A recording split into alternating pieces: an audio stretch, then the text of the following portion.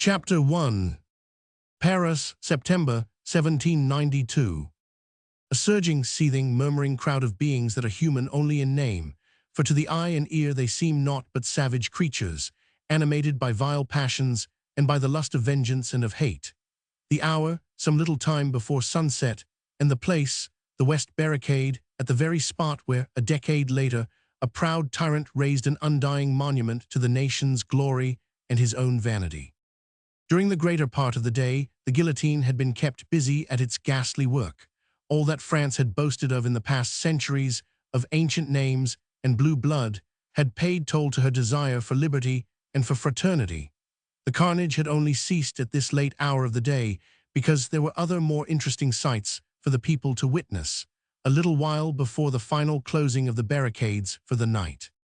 And so the crowd rushed away from the Place de la Grève and made for the various barricades in order to watch this interesting and amusing sight. It was to be seen every day, for those aristos were such fools. They were traitors to the people, of course, all of them, men, women, and children, who happened to be descendants of the great men who since the Crusades had made the glory of France, her old noblesse. Their ancestors had oppressed the people, had crushed them under the scarlet heels of their dainty buckled shoes, and now the people had become the rulers of France and crushed their former masters, not beneath their heel, for they went shoeless mostly in these days, but beneath a more effectual weight, the knife of the guillotine. And daily, hourly, the hideous instrument of torture claimed its many victims, old men, young women, tiny children, even until the day when it would finally demand the head of a king and of a beautiful young queen. But this was as it should be. Were not the people now the rulers of France? Every aristocrat was a traitor, as his ancestors had been before him. For 200 years now the people had sweated and toiled and starved to keep a lustful court in lavish extravagance. Now the descendants of those who had helped to make those courts brilliant had to hide for their lives, to fly if they wished to avoid the tardy vengeance of the people. And they did try to hide and tried to fly. That was just the fun of the whole thing. Every afternoon before the gates closed and the market carts went out in procession by the various barricades, some fool of an aristo endeavored to evade the clutches of the Committee of Public Safety. In various disguises, under various pretexts, they tried to slip through the barriers which were so well guarded by citizen soldiers of the Republic. Men in women's clothes, women in male attire, children disguised in beggars' rags. There were some of all sorts. Ci-devant counts, marquises, even dukes, who wanted to fly from France, reach England or some other equally accursed country, and there try to rouse foreign feeling against the glorious revolution, or to raise an army in order to liberate the wretched prisoners in the Temple, who had once called themselves sovereigns of France. But they were nearly always caught at the barricades. Sergeant Bibat, especially at the West Gate, had a wonderful nose for scenting an aristo in the most perfect disguise. Then, of course, the fun began. Bibat would look at his prey as a cat looks upon the mouse, play with him, sometimes for quite a quarter of an hour, pretend to be hoodwinked by the disguise, by the wigs and other bits of theatrical makeup, which hid the identity of a ci-devant noble marquise or count. Oh, Bibat had a keen sense of humor, and it was well worth hanging round that West Barricade, in order to see him catch an aristo in the very act of trying to flee from the vengeance of the people. Sometimes Bibat would let his prey actually out by the gates, allowing him to think for the space of 2 minutes at least that he really had escaped out of Paris, and might even manage to reach the coast of England in safety, but Bibat would let the unfortunate wretch walk about 10 meters towards the open country. Then he would send 2 men after him and bring him back, stripped of his disguise. Oh, that was extremely funny, for as often as not the fugitive would prove to be a woman, some proud marchioness, who looked terribly comical when she found herself in Bibat's clutches after all, and knew that a summary trial would await her the next day, and after that, the fond embrace of Madame la Guillotine. No wonder that on this fine afternoon in September, the crowd round Bibat's gate was eager and excited.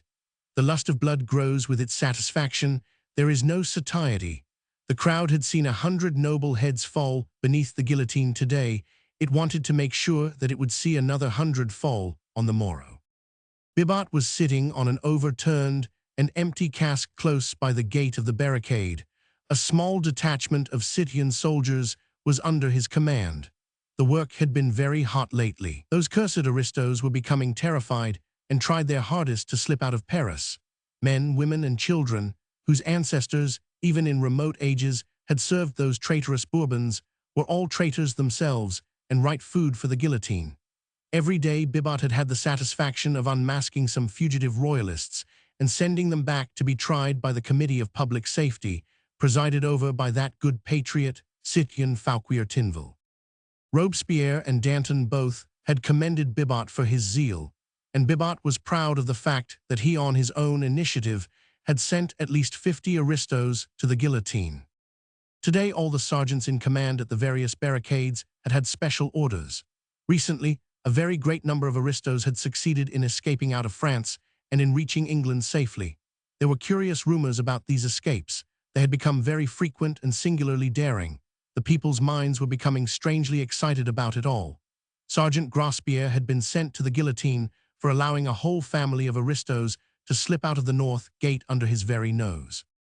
It was asserted that these escapes were organized by a band of Englishmen whose daring seemed to be unparalleled, and who, from sheer desire to meddle in what did not concern them, spent their spare time in snatching away lawful victims destined for Madame la Guillotine. These rumors soon grew in extravagance. There was no doubt that this band of meddlesome Englishmen did exist. Moreover, they seemed to be under the leadership of a man whose pluck and audacity were almost fabulous. Strange stories were afloat of how he and those aristos whom he rescued became suddenly invisible as they reached the barricades and escaped out of the gates by sheer supernatural agency. No one had seen these mysterious Englishmen. As for their leader, he was never spoken of, save with a superstitious shudder. Citoyen Fouquier Tinville would in the course of the day receive a scrap of paper from some mysterious source.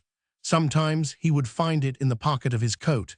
At others, it would be handed to him by someone in the crowd, whilst he was on his way to the sitting of the Committee of Public Safety. The paper always contained a brief notice that the band of meddlesome Englishmen were at work, and it was always signed with a device drawn in red, a little star-shaped flower, which we in England call the Scarlet Pimpernel.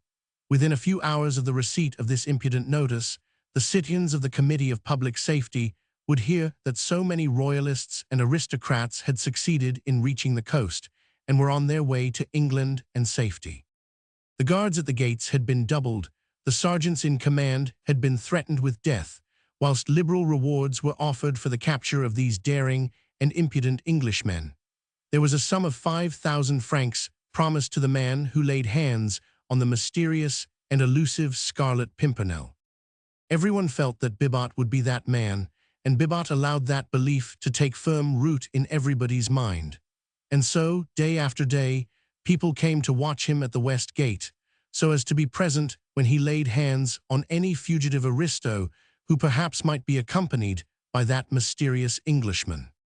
"Bah," he said to his trusted corporal, "Citoyen Grospierre was a fool. Had it been me now at that North Gate last week." Citoyen Bibat spat on the ground to express his contempt for his comrade's stupidity. "How did it happen, Citoyen?" asked the corporal.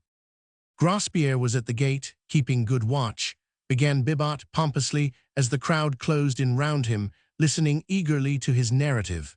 "We've all heard of this meddlesome Englishman, this accursed Scarlet Pimpernel. He won't get through my gate, morbleu, unless he be the devil himself. But Grospierre was a fool. The market carts were going through the gates.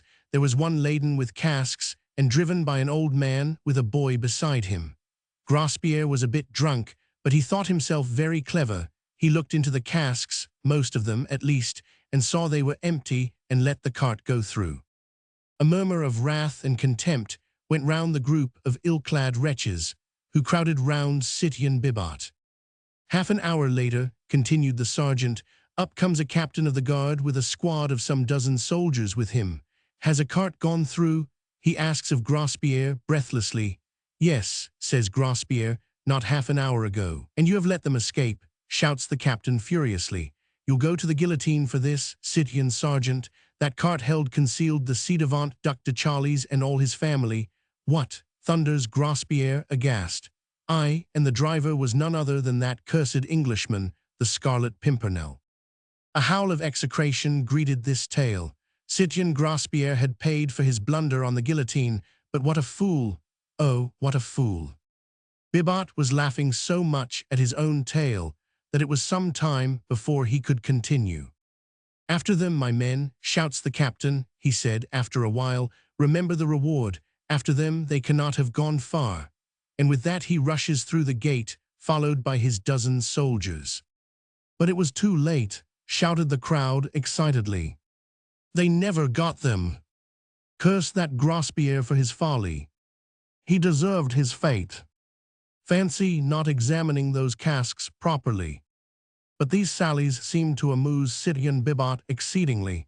He laughed until his sides ached, and the tears streamed down his cheeks. "Nay, nay," he said at last, "those aristos weren't in the cart. The driver was not the Scarlet Pimpernel." "What?" "No, the captain of the guard was that damned Englishman in disguise, and every one of his soldiers aristos." The crowd this time said nothing. The story certainly savored of the supernatural, and though the Republic had abolished God, it had not quite succeeded in killing the fear of the supernatural in the hearts of the people. Truly, that Englishman must be the devil himself. The sun was sinking low down in the west. Bibat prepared himself to close the gates. "En avant the carts," he said. Some dozen covered carts were drawn up in a row, ready to leave town, in order to fetch the produce from the country close by, for market the next morning. They were mostly well known to Bibat, as they went through his gate twice every day on their way to and from the town. He spoke to one or two of their drivers, mostly women, and was at great pains to examine the inside of the carts. "You never know," he would say, "and I'm not going to be caught like that fool Grospierre." The women who drove the carts usually spent their day on the Place de la Grève, beneath the platform of the guillotine, knitting and gossiping, whilst they watched the rows of tumbrils arriving with the victims the reign of terror claimed every day. It was great fun to see the aristos arriving for the reception of Madame la Guillotine, and the places close by the platform were very much sought after. Bibat, during the day, had been on duty on the place. He recognized most of the old hags, tricoteuses, as they were called, who sat there and knitted, whilst head after head fell beneath the knife, and they themselves got quite bespattered with the blood of those cursed aristos. "He, la mire," said Bibat to one of these horrible hags, "what have you got there?" He had seen her earlier in the day, with her knitting and the whip of her cart close beside her. Now she had fastened a row of curly locks to the whip handle, all colors, from gold to silver, fair to dark, and she stroked them with her huge, bony fingers as she laughed at Bibat. "I made friends with Madame Guillotine's lover," she said with a coarse laugh. "He cut these off for me from the heads as they rolled down. He has promised me some more tomorrow, but I don't know if I shall be at my usual place." "Ah, how is that, la mire?" asked Bibat, who, hardened soldier though he was, could not help shuddering at the awful loathsomeness of this semblance of a woman, with her ghastly trophy on the handle of her whip. "My grandson has got the smallpox," she said, with a jerk of her thumb towards the inside of her cart. "Some say it's the plague. If it is, I shan't be allowed to come into Paris tomorrow." At the first mention of the word smallpox, Bibat had stepped hastily backwards, and when the old hag spoke of the plague, he retreated from her as fast as he could. "Curse you," he muttered, whilst the whole crowd hastily avoided the cart, leaving it standing all alone in the midst of the place. The old hag laughed. "Curse you, citoyen, for being a coward," she said. "Bah, what a man to be afraid of sickness. Morbleu, the plague." Everyone was awestruck and silent, filled with horror for the loathsome malady, the one thing which still had the power to arouse terror and disgust in these savage, brutalized creatures. "Get out with you and with your plague-stricken brood," shouted Bibat hoarsely. And with another rough laugh and coarse jest, the old hag whipped up her lean nag and drove her cart out of the gate. This incident had spoilt the afternoon. The people were terrified of these two horrible curses, the two maladies which nothing could cure, and which were the precursors of an awful and lonely death. They hung about the barricades, silent and sullen for a while, eyeing one another suspiciously, avoiding each other as if by instinct, lest the plague lurked already in their midst. Presently, as in the case of Grospierre, a captain of the guard appeared suddenly, but he was known to Bibat, and there was no fear of his turning out to be a sly Englishman in disguise. "A cart," he shouted breathlessly, even before he had reached the gates. "What cart?" asked Bibat roughly. "Driven by an old hag, a covered cart." There were a dozen. An old hag who said her son had the plague. "Yes." "You have not let them go." "Morbleu," said Bibat, whose purple cheeks had suddenly become white with fear. The cart contained the ci-devant Comtesse de Tournay and her 2 children, all of them traitors and condemned to death.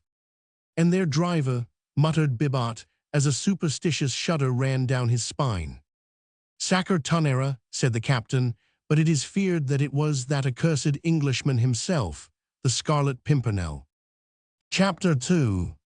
The Fisherman's Rest. In the kitchen Sally was extremely busy. Saucepans and frying pans were standing in rows on the gigantic hearth. The huge stock-pot stood in a corner, and the jack turned with slow deliberation and presented alternately to the glow every side of a noble sirloin of beef. The 2 little kitchen maids bustled around, eager to help, hot and panting, with cotton sleeves well tucked up above the dimpled elbows, and giggling over some private jokes of their own whenever Miss Sally's back was turned for a moment. And old Jemima, stolid in temper and solid in bulk, kept up a long and subdued grumble while she stirred the stock-pot methodically over the fire. "What ho, Sally!" came in cheerful, if none too melodious accents from the coffee-room close by. "Lud bless my soul!" exclaimed Sally with a good-humored laugh. "What be they all wanting now, I wonder?" "Beer, of course," grumbled Jemima.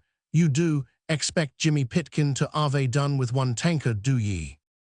"Mr. Arai, he looked uncommon thirsty too," simpered Martha, one of the little kitchen maids, and her beady black eyes twinkled as they met those of her companion, whereupon both started on a round of short and suppressed giggles. Sally looked cross for a moment and thoughtfully rubbed her hands against her shapely hips. Her palms were itching, evidently, to come in contact with Martha's rosy cheeks, but inherent good humor prevailed, and with a pout and a shrug of the shoulders, she turned her attention to the fried potatoes. "What ho, Sally, hey, Sally!" And a chorus of pewter mugs, tapped with impatient hands against the oak tables of the coffee-room, accompanied the shouts for mine host's buxom daughter. "Sally," shouted a more persistent voice, "are ye going to be all night with that there beer?" "I do think father might get the beer for them," muttered Sally, as Jemima, stolidly and without further comment, took a couple of foam-crowned jugs from the shelf and began filling a number of pewter tankards with some of that home-brewed ale for which the Fisherman's Rest had been famous since the days of King Charles. "He knows how busy we are in air." "Your father is too busy discussing politics with Mr. M'Seed to worry hisself about you and the kitchen," grumbled Jemima under her breath. Sally had gone to the small mirror which hung in a corner of the kitchen and was hastily smoothing her hair and setting her frilled cap at its most becoming angle over her dark curls. Then she took up the tankards by their handles, 3 in each strong, brown hand, and laughing, grumbling, blushing, carried them through into the coffee-room. There was certainly no sign of that bustle and activity which kept 4 women busy and hot in the glowing kitchen beyond. The coffee-room of the Fisherman's Rest is a show place now at the beginning of the 20th century. At the end of the 18th, in the year of grace, 1792, it had not yet gained that notoriety and importance which 100 additional years and the craze of the age have since bestowed upon it. Yet it was an old place, even then, for the oak rafters and beams were already black with age, as were the paneled seats, with their tall backs, and the long polished tables between, on which innumerable pewter tankards had left fantastic patterns of many-sized rings. In the leaded window, high up, a row of pots of scarlet geraniums and blue larkspur gave the bright note of color against the dull background of the oak. That Mr. Jellyband, landlord of the Fisherman's Rest at Dover, was a prosperous man, was of course clear to the most casual observer. The pewter on the fine old dressers, the brass above the gigantic hearth, shone like silver and gold. The red-tiled floor was as brilliant as the scarlet geranium on the window-sill. This meant that his servants were good and plentiful, that the custom was constant, and of that order which necessitated the keeping up of the coffee-room to a high standard of elegance and order. As Sally came in, laughing through her frowns, and displaying a row of dazzling white teeth, she was greeted with shouts and chorus of applause. "Why, here's Sally! What ho, Sally! Hurrah for pretty Sally!" "I thought you'd grown deaf in that kitchen of yours," muttered Jimmy Pitkin as he passed the back of his hand across his very dry lips. All right," laughed Sally as she deposited the freshly filled tankards upon the tables. "Why, what a hurry, to be sure! And is your grandmother a-dyin', and you wantin' to see the poor soul afore she'm gone? I never seed such a mighty Russian." A chorus of good-humored laughter greeted this witticism, which gave the company their present food for many jokes, for some considerable time. Sally now seemed in less of a hurry to get back to her pots and pans. A young man with fair curly hair and eager, bright blue eyes was engaging most of her attention and the whole of her time, whilst broad witticisms anent Jimmy Pitkin's fictitious grandmother flew from mouth to mouth, mixed with heavy puffs of pungent tobacco smoke. Facing the hearth, his legs wide apart, a long clay pipe in his mouth, stood mine host himself, worthy Mr. Jellyband, landlord of the Fisherman's Rest. As his father had been before him, aye, and his grandfather and great-grandfather too, for that matter. Portly in build, jovial in countenance, and somewhat bald of pate, Mr. Jellyband was indeed a typical rural John Bull of those days. The days when our prejudiced insularity was at its height, when to an Englishman, be he lord, yeoman, or peasant, the whole of the continent of Europe was a den of immorality, and the rest of the world an unexploited land of savages and cannibals.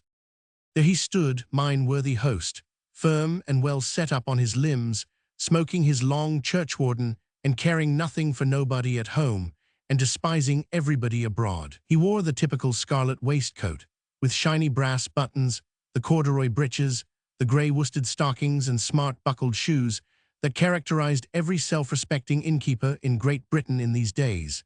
And while pretty motherless Sally had need of 4 pairs of brown hands to do all the work that fell on her shapely shoulders, worthy Jellyband discussed the affairs of nations with his most privileged guests.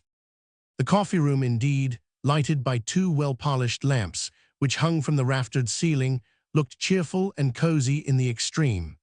Through the dense clouds of tobacco smoke that hung about in every corner, the faces of Mr. Jellyband's customers appeared red and pleasant to look at, and on good terms with themselves, their host, and all the world. From every side of the room loud guffaws accompanied pleasant, if not highly intellectual, conversation, while Sally's repeated giggles testified to the good use Mr. Harry Waite was making of the short time she seemed inclined to spare him. They were mostly fisher folk who patronized Mr. Jellyband's coffee-room, but fishermen are known to be very thirsty people. The salt which they breathe in when they are on the sea accounts for their parched throats when on shore. But the Fisherman's Rest was something more than a rendezvous for these humble folk.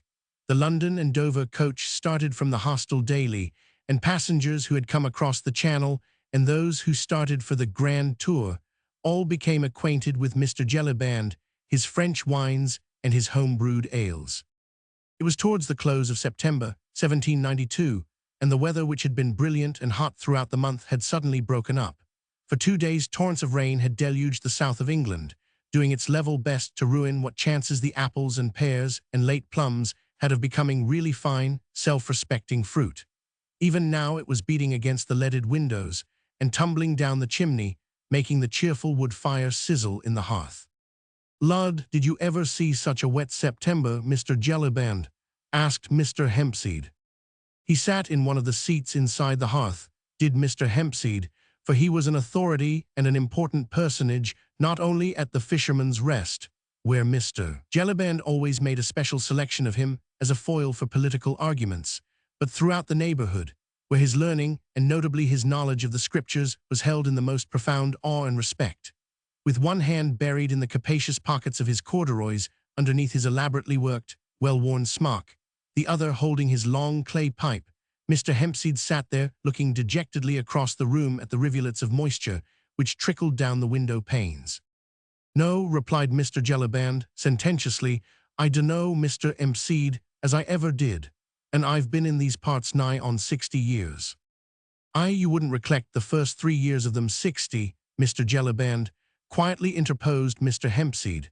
"I dunno as I ever seed an infant take much note of the weather, leastways not in these parts, and I've lived ere nigh on 75 years, Mr. Jellyband." The superiority of this wisdom was so incontestable that for the moment Mr. Jellyband was not ready with his usual flow of argument. "It do seem more like April than September, don't it?" continued Mr. Hempseed dolefully, as a shower of raindrops fell with a sizzle upon the fire. "Aye, that it do," assented the worthy host. "But then what can you expect, Mr. Hempseed, I says, with sich a government as we've got?" Mr. Hempseed shook his head with an infinity of wisdom, tempered by deeply rooted mistrust of the British climate and the British government. "I do expect nothing, Mr. Jellyband," he said. "Poor folks like us is of no account up there in Lunnon, I knows that, and it's not often as I do complain. But when it comes to sich wet weather in September, and all me fruit a-rotten and a-dyin' like the guption mother's firstborn, and doin' no more good than they did, poor dears, save to a lot of Jews, peddlers and sich, with their oranges and sich like foreign ungodly fruit, which nobody'd buy if English apples and pears was nicely swelled, as the scriptures say." "That's quite right, Mr. Hempseed," retorted Jellyband, "and as I says, what can you expect? There's all them Frenchy devils over the channel yonder a-murderin' their king and nobility, and Mr. Pitt and Mr. Fox and Mr. Burke a-fightin' and a-wranglin' between them, if we Englishmen should low them to go on in their ungodly way. 'Let 'em murder,' says Mr. Pitt. 'Stop 'em,' says Mr. Burke. "'And let 'em murder,' says I, 'and be demmed to 'em,' said Mr. Hempseed emphatically, for he had but little liking for his friend Jellyband's political arguments, wherein he always got out of his depth, and had but little chance for displaying those pearls of wisdom which had earned for him so high a reputation in the neighborhood and so many free tankards of ale at the Fisherman's Rest. "Let 'em murder," he repeated again, "but don't let's ave sich rain in September, for that is agin the law and the scriptures which says." "Lud, Mr. O'Rye, 'ow you made me jump." It was unfortunate for Sally and her flirtation that this remark of hers should have occurred at the precise moment when Mr. Hempseed was collecting his breath, in order to deliver himself of one of those scriptural utterances which had made him famous, for it brought down upon her pretty head the full flood of her father's wrath. "Now then, Sally, me girl, now then," he said, trying to force a frown upon his good-humored face, "stop that fooling with them young jackanapes and get on with the work." "The work's gettin' on all right, father." But Mr. Jellyband was peremptory. He had other views for his buxom daughter, his only child, who would in God's good time become the owner of the Fisherman's Rest, than to see her married to one of these young fellows who earned but a precarious livelihood with their net. "Did ye hear me speak, me girl?" he said in that quiet tone which no one inside the inn dared to disobey. "Get on with my Lord Tony's supper, for if it ain't the best we can do, and not satisfied, see what you'll get, that's all." Reluctantly, Sally obeyed. "Is you expecting special guests then tonight, Mr. Jellyband?" asked Jimmy Pitkin, in a loyal attempt to divert his host's attention from the circumstances connected with Sally's exit from the room. "Aye, that I be," replied Jellyband, "friends of my Lord Tony hisself, dukes and duchesses from over the water yonder, whom the young lord and his friend, Sir Andrew F. Fawkes, and other young noblemen have helped out of the clutches of them murderin' devils." But this was too much for Mr. Hempseed's querulous philosophy. "Lud," he said, "what they do that for, I wonder. I do old not with interferin' in other folks' ways, as the scriptures say." "Maybe, Mr. Hempseed," interrupted Jellyband with biting sarcasm, "as you're a personal friend of Mr. Pitt, and as you says along with Mr. Fox, 'Let 'em murder,' says you." "Pardon me, Mr. Jellyband," feebly protested Mr. Hempseed. I dunno as I ever did. But Mr. Jellyband had at last succeeded in getting upon his favorite hobby horse, and had no intention of dismounting in any hurry. Or maybe you've made friends with some of them French chaps, who they do say have come over here o' purpose to make us Englishmen agree with their murderin' ways. I dunno what you mean, Mr. Jellyband, suggested Mr. Hempseed. All I know is, loudly asserted mine host, that there was my friend Peppercorn, who owns the blue-faced boar, and as true and loyal an Englishman as you'd see in the land. And now look at 'im, he made friends with some o' them frog-eaters, obnobbed with them just as if they was Englishmen, and not just a lot of immoral, god-forsaking furrin spies. Well, and what happened? Peppercorn now ups and talks of revolutions and liberty and down with the aristocrats, just like Mr. Hempseed over air. Pardon me, Mr. Jellyband, again interposed Mr. Hempseed feebly, I dunno as I ever did. Mr. Jellyband had appealed to the company in general, who were listening awestruck and open-mouthed at the recital of Mr. Peppercorn's defalcations. At one table 2 customers, gentlemen apparently by their clothes, had pushed aside their half-finished game of dominoes and had been listening for some time, and evidently with much amusement at Mr. Jellyband's international opinions. One of them now, with a quiet, sarcastic smile still lurking round the corners of his mobile mouth, turned towards the center of the room where Mr. Jellyband was standing. You seem to think, mine honest friend, he said quietly, that these Frenchmen, spies I think you called them, are mighty clever fellows to have made mincemeat so to speak of your friend Mr. Peppercorn's opinions. How did they accomplish that now, think you? Lud, sir, I suppose they talked I am over. Those Frenchies, I've eared it said, they got the gift of gab, and Mr. Hempseed will tell you how it is that they just twist some people round their little finger like. Indeed, and is that so, Mr. Hempseed? Inquired the stranger politely.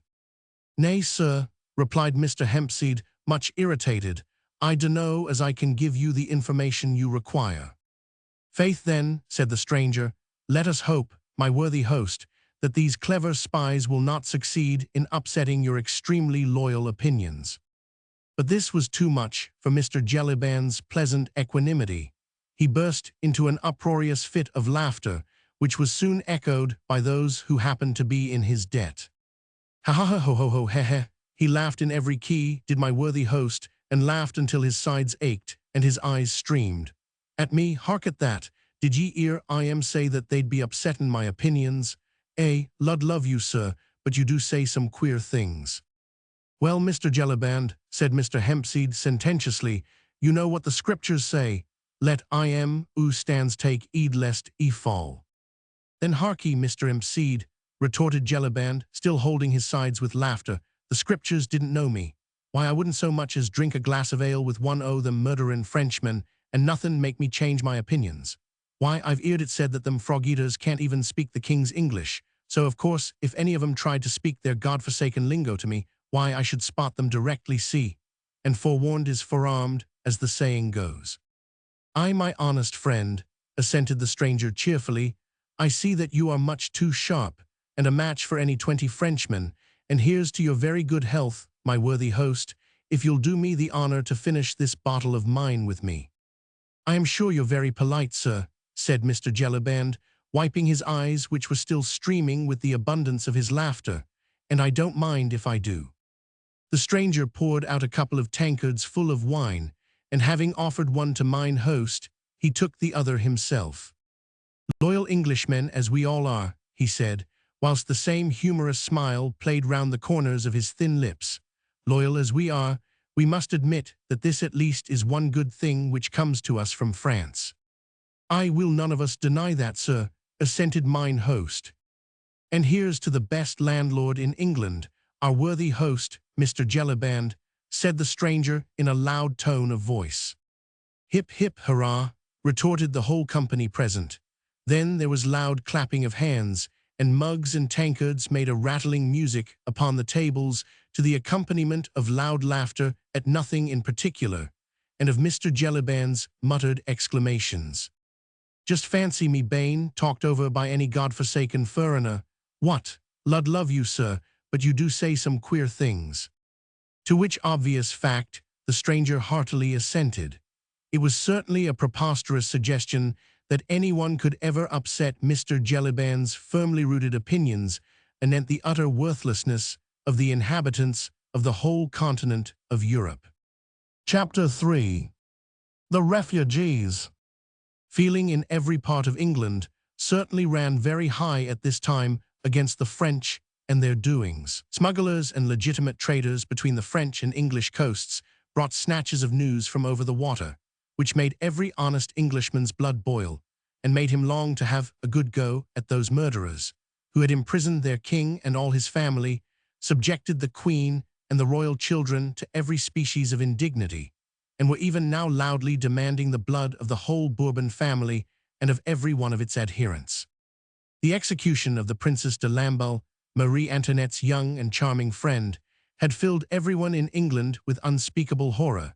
The daily execution of scores of royalists of good family, whose only sin was their aristocratic name, seemed to cry for vengeance to the whole of civilized Europe.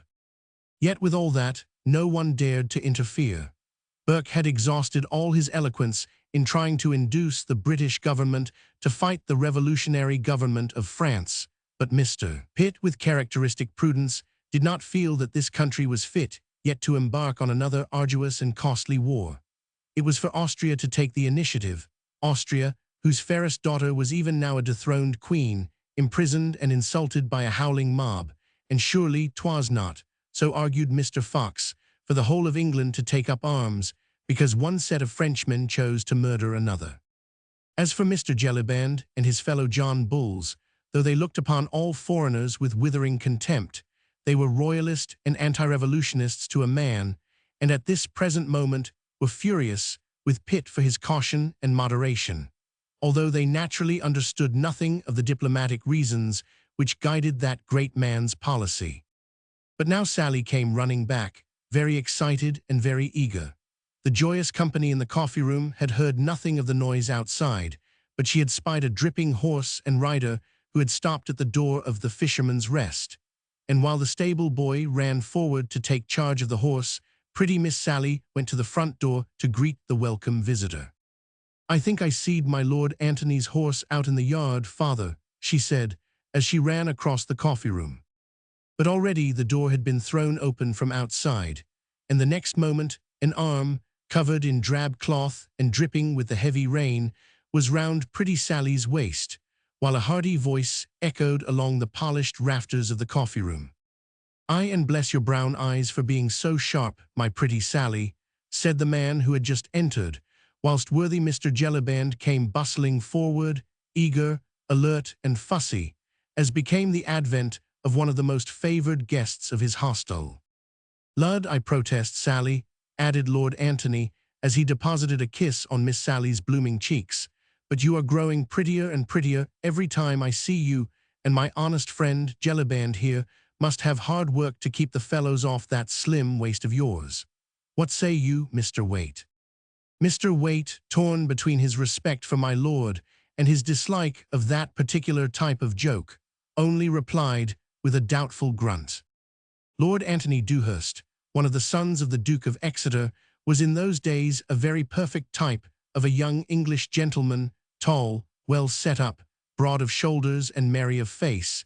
His laughter rang loudly wherever he went. A good sportsman, a lively companion, a courteous, well-bred man of the world, with not too much brains to spoil his temper, he was a universal favourite in London drawing-rooms or in the coffee-rooms of village inns. At the Fisherman's Rest, everyone knew him, for he was fond of a trip across to France, and always spent a night under worthy Mr. Jellyband's roof on his way there or back. He nodded to Waite, Pitkin, and the others as he at last released Sally's waist, and crossed over to the hearth to warm and dry himself. As he did so, he cast a quick, somewhat suspicious glance at the two strangers, who had quietly resumed their game of dominoes, and for a moment a look of deep earnestness, even of anxiety, clouded his jovial young face. But only for a moment.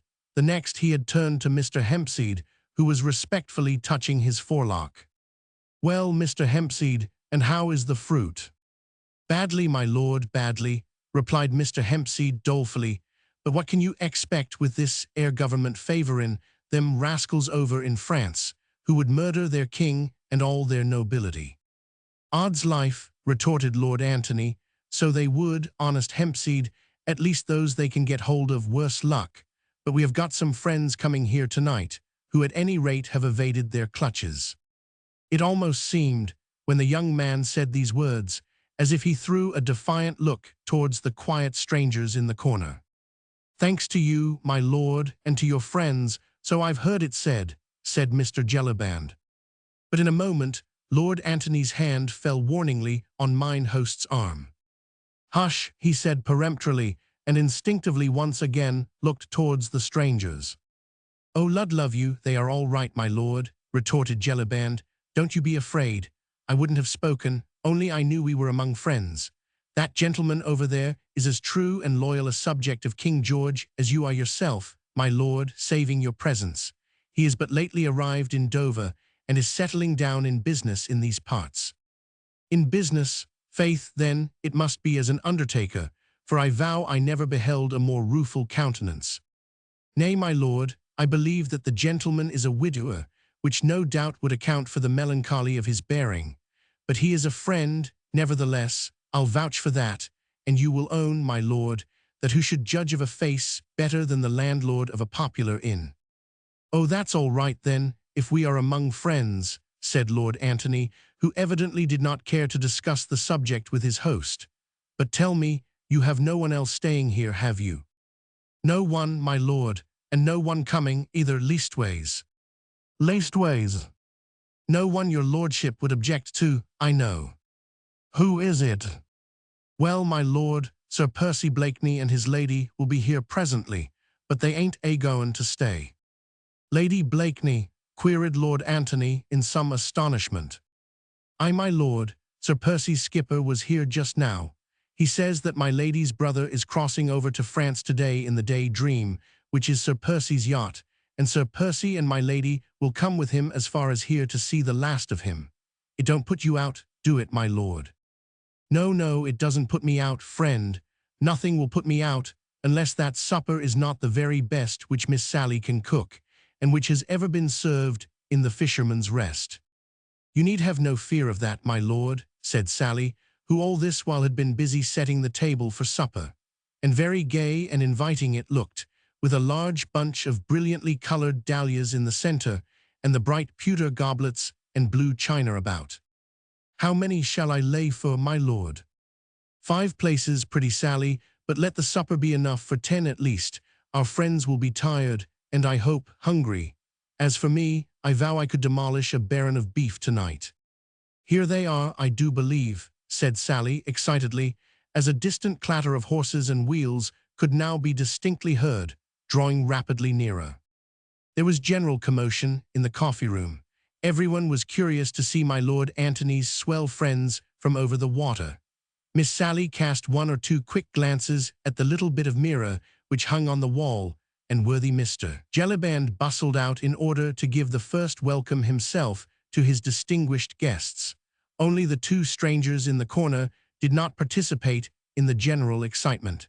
They were calmly finishing their game of dominoes and did not even look once towards the door. Straight ahead, Comtesse, the door on your right, said a pleasant voice outside. Aye, there they are, all right enough, said Lord Antony joyfully.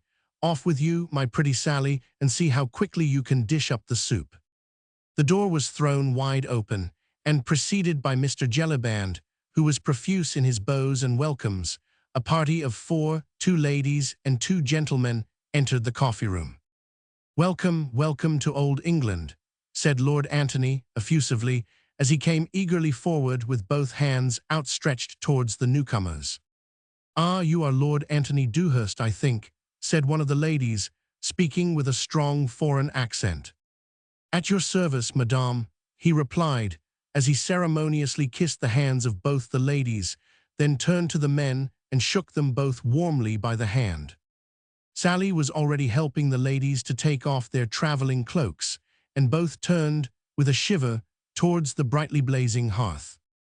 There was a general movement among the company in the coffee-room.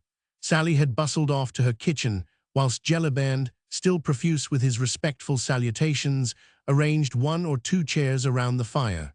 Mr. Hempseed, touching his forelock, was quietly vacating the seat in the hearth. Everyone was staring curiously, yet deferentially, at the foreigners. "Ah, messieurs, what can I say?" said the elder of the 2 ladies, as she stretched a pair of fine, aristocratic hands to the warmth of the blaze, and looked with unspeakable gratitude first at Lord Antony, then at one of the young men who had accompanied her party, and who was busy divesting himself of his heavy, caped coat. "Only that you are glad to be in England, Comtesse," replied Lord Antony, "and that you have not suffered too much from your trying voyage." "Indeed, indeed, we are glad to be in England," she said, while her eyes filled with tears, "and we have already forgotten all that we have suffered." Her voice was musical and low, and there was a great deal of calm dignity and of many sufferings nobly endured marked in the handsome, aristocratic face, with its wealth of snow-white hair dressed high above the forehead, after the fashion of the times. "I hope my friend, Sir Andrew F. Ffoulkes, proved an entertaining travelling companion, madame." "Ah, indeed, Sir Andrew was kindness itself.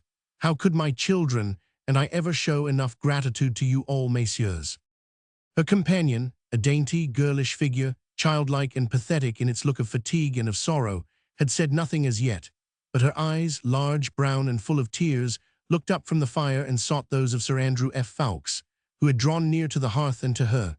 Then, as they met his, which were fixed with unconcealed admiration upon the sweet face before him, a thought of warmer colour rushed up to her pale cheeks. "So this is England," she said, as she looked round with childlike curiosity at the great open hearth, the oak rafters, and the yokels with their elaborate smocks and jovial, rubicund, British countenances. "A bit of it, mademoiselle," replied Sir Andrew, smiling, "but all of it at your service." The young girl blushed again, but this time a bright smile, fleet and sweet, illumined her dainty face. She said nothing, and Sir Andrew too was silent, yet those 2 young people understood one another, as young people have a way of doing all the world over, and have done since the world began. "But I say supper," here broke in Lord Antony's jovial voice. "Supper, honest Jellyband, where is that pretty wench of yours and the dish of soup? Zooks, man, while you stand there gaping at the ladies, they will faint with hunger." One moment, my lord," said Jellyband, as he threw open the door that led to the kitchen and shouted lustily, "Sally, hey Sally there, are ye ready, my girl?" Sally was ready, and the next moment she appeared in the doorway carrying a gigantic tureen, from which rose a cloud of steam and an abundance of savory odor. "Odds my life, supper at last," ejaculated Lord Antony merrily as he gallantly offered his arm to the Comtesse. "May I have the honor?" he added ceremoniously as he led her towards the supper table. There was general bustle in the coffee-room. Mr. Hempseed and most of the yokels and fisherfolk had gone to make way for the quality, and to finish smoking their pipes elsewhere. Only the 2 strangers stayed on, quietly and unconcernedly playing their game of dominoes and sipping their wine, whilst at another table Harry Waite, who was fast losing his temper, watched pretty Sally bustling round the table. She looked a very dainty picture of English rural life, and no wonder that the susceptible young Frenchman could scarce take his eyes off her pretty face. The Vicomte de Tournay was scarce 19, a beardless boy, on whom the terrible tragedies which were being enacted in his own country had made but little impression. He was elegantly and even foppishly dressed, and once safely landed in England, he was evidently ready to forget the horrors of the Revolution in the delights of English life. "Pardy, if this is England," he said, as he continued to ogle Sally with marked satisfaction, "I am of it satisfied." It would be impossible at this point to record the exact exclamation which escaped through Mr. Harry Waite's clenched teeth. Only respect for the quality, and notably for my Lord Antony, kept his marked disapproval of the young foreigner in check. "Nay, but this is England, you abandoned young reprobate," interposed Lord Antony with a laugh, "and do not, I pray, bring your loose foreign ways into this most moral country." Lord Antony had already sat down at the head of the table with the Comtesse on his right. Jellyband was bustling round, filling glasses and putting chairs straight. Sally waited, ready to hand round the soup. Mr. Herrywaite's friends had at last succeeded in taking him out of the room, for his temper was growing more and more violent under the Vicomte's obvious admiration for Sally. Suzanne came in stern, commanding accents from the rigid Comtesse. Suzanne blushed again. She had lost count of time and of place whilst she had stood beside the fire, allowing the handsome young Englishman's eyes to dwell upon her sweet face, and his hand, as if unconsciously, to rest upon hers. Her mother's voice brought her back to reality once more, and with a submissive, "Yes, Mamma," she too took her place at the supper table. Chapter 4. The League of the Scarlet Pimpernel. They all looked a merry, even a happy party, as they sat round the table.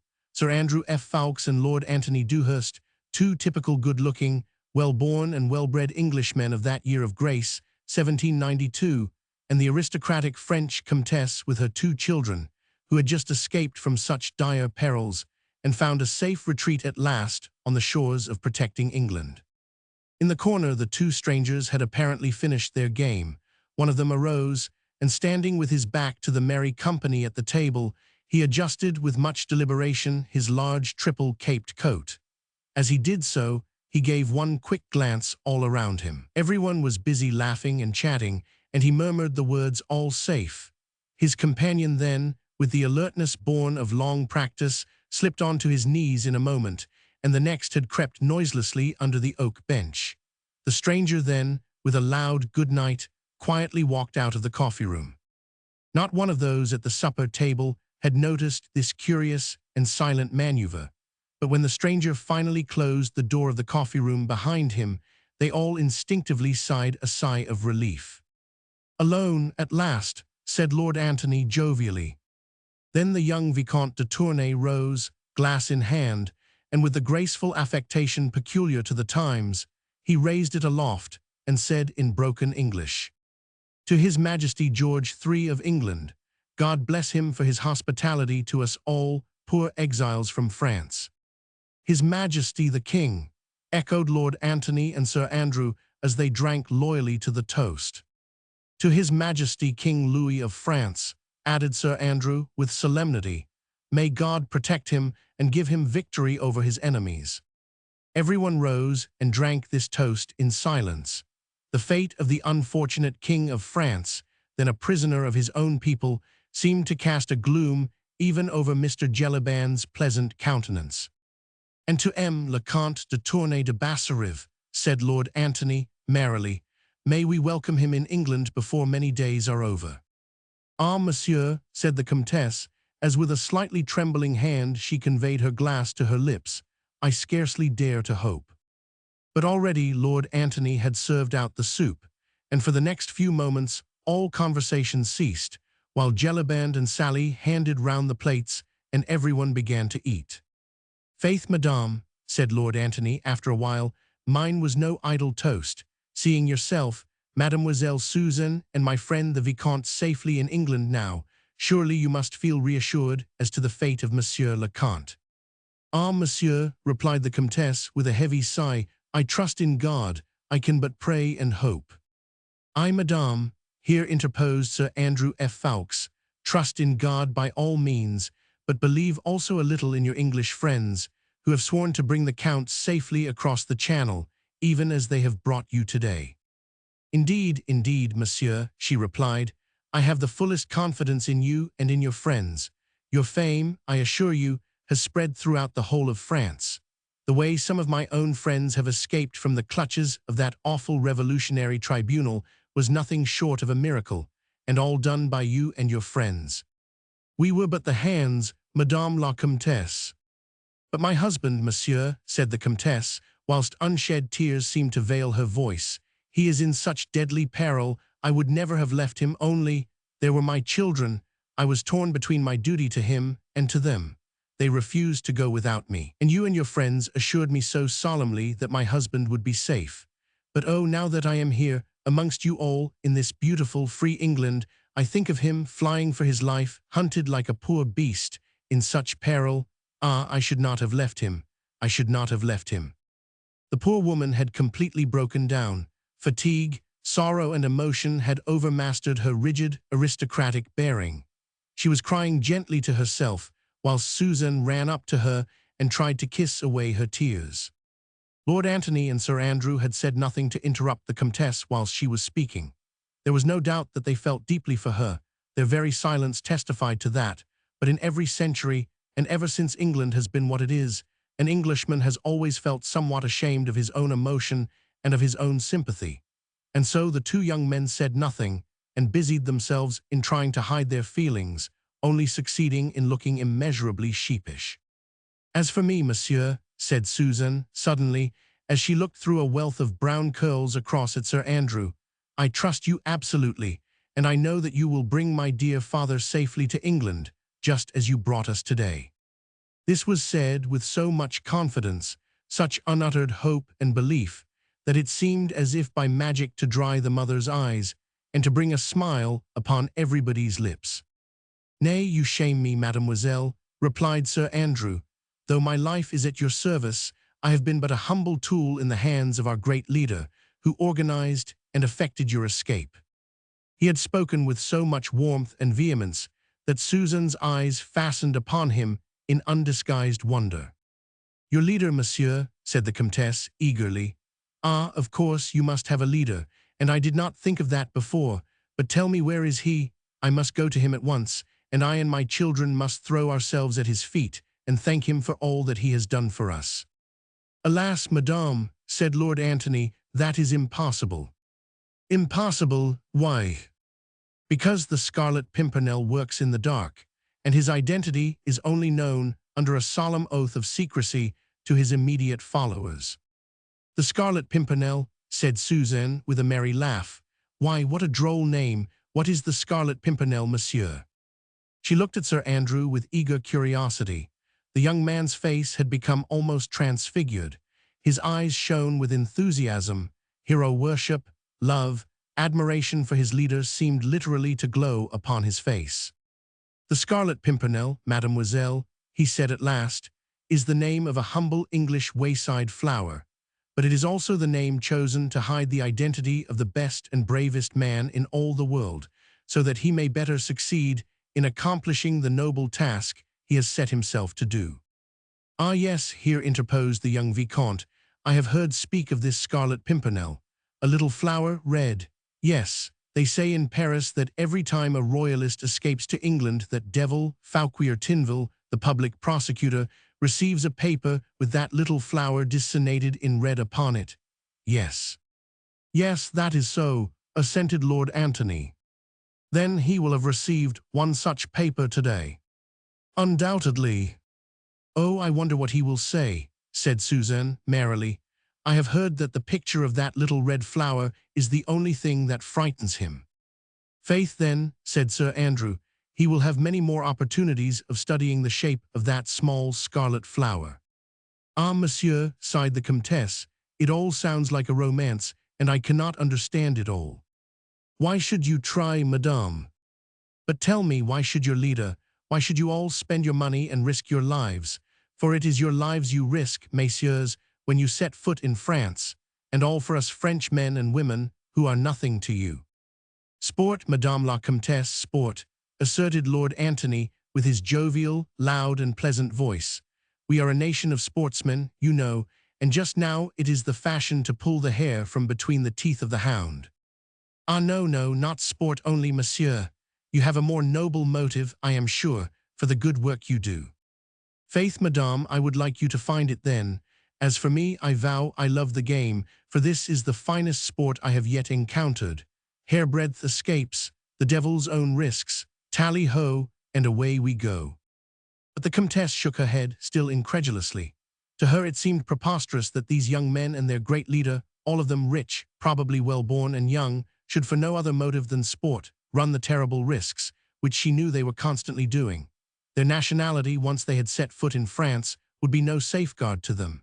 Anyone found harboring or assisting suspected royalists would be ruthlessly condemned and summarily executed, whatever his nationality might be. And this band of young Englishmen had, to her own knowledge, bearded the implacable and bloodthirsty tribunal of the Revolution within the very walls of Paris itself, and had snatched away condemned victims almost from the very foot of the guillotine. With a shudder, she recalled the events of the last few days, her escape from Paris with her 2 children, all 3 of them hidden beneath the hood of a rickety cart, and lying amidst a heap of turnips and cabbages, not daring to breathe, whilst the mob howled a la lanterne les aristos at that awful West Barricade. It had all occurred in such a miraculous way. She and her husband had understood that they had been placed on the list of suspected persons, which meant that their trial and death were but a matter of days, of hours, perhaps. Then came the hope of salvation, the mysterious epistle signed with the enigmatical scarlet device, the clear, peremptory directions, the parting from the Comte de Tournay, which had torn the poor wife's heart in 2, the hope of reunion, the flight with her 2 children, the covered cart, that awful hag driving it, who looked like some horrible evil demon with the ghastly trophy on her whip handle. The Comtesse looked round at the quaint, old-fashioned English inn, the peace of this land of civil and religious liberty, and she closed her eyes to shut out the haunting vision of that West Barricade and of the mob retreating panic-stricken when the old hag spoke of the plague. Every moment under that cart she expected recognition, arrest, herself and her children tried and condemned, and these young Englishmen, under the guidance of their brave and mysterious leader, had risked their lives to save them all, as they had already saved scores of other innocent people. And all only for sport. Impossible.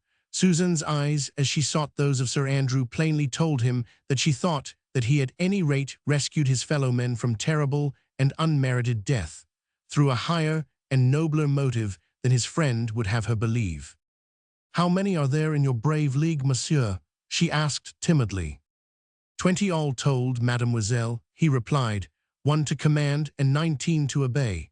All of us Englishmen, and all pledged to the same cause, to obey our leader and to rescue the innocent." "May God protect you all, messieurs," said the Comtesse fervently.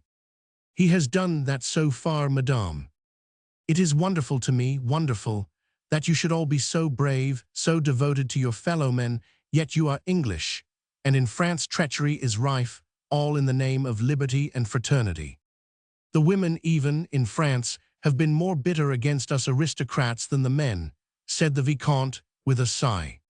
"Ah, yes," added the Comtesse, whilst a look of haughty disdain and intense bitterness shot through her melancholy eyes. "There was that woman, Marguerite Saint-Just, for instance. She denounced the Marquis de Saint-Cyr and all his family to the awful tribunal of the Terror." "Marguerite Saint-Just," said Lord Antony, as he shot a quick and apprehensive glance across at Sir Andrew. "Marguerite Saint-Just, surely." "Yes," replied the Comtesse, "surely you know her. She was a leading actress of the Comédie Française, and she married an Englishman lately. You must know her." "Know her," said Lord Antony. "Know Lady Blakeney, the most fashionable woman in London, the wife of the richest man in England. Of course, we all know Lady Blakeney." "She was a schoolfellow of mine at the convent in Paris," interposed Suzanne, "and we came over to England together to learn your language. I was very fond of Marguerite, and I cannot believe that she ever did anything so wicked." "It certainly seems incredible," said Sir Andrew. "You say that she actually denounced the Marquis de Saint-Cyr. Why should she have done such a thing? Surely there must be some mistake." "No mistake is possible, monsieur," rejoined the Comtesse coldly. "Marguerite Saint-Just's brother is a noted Republican. There was some talk of a family feud between him and my cousin, the Marquis de Saint-Cyr. The Saint-Justs are quite plebeian, and the Republican government employs many spies. I assure you there is no mistake. You had not heard this story." "Faith, madame, I did hear some vague rumors of it, but in England no one would credit it. Sir Percy Blakeney, her husband, is a very wealthy man, of high social position, the intimate friend of the Prince of Wales, and Lady Blakeney leads both fashion and society in London."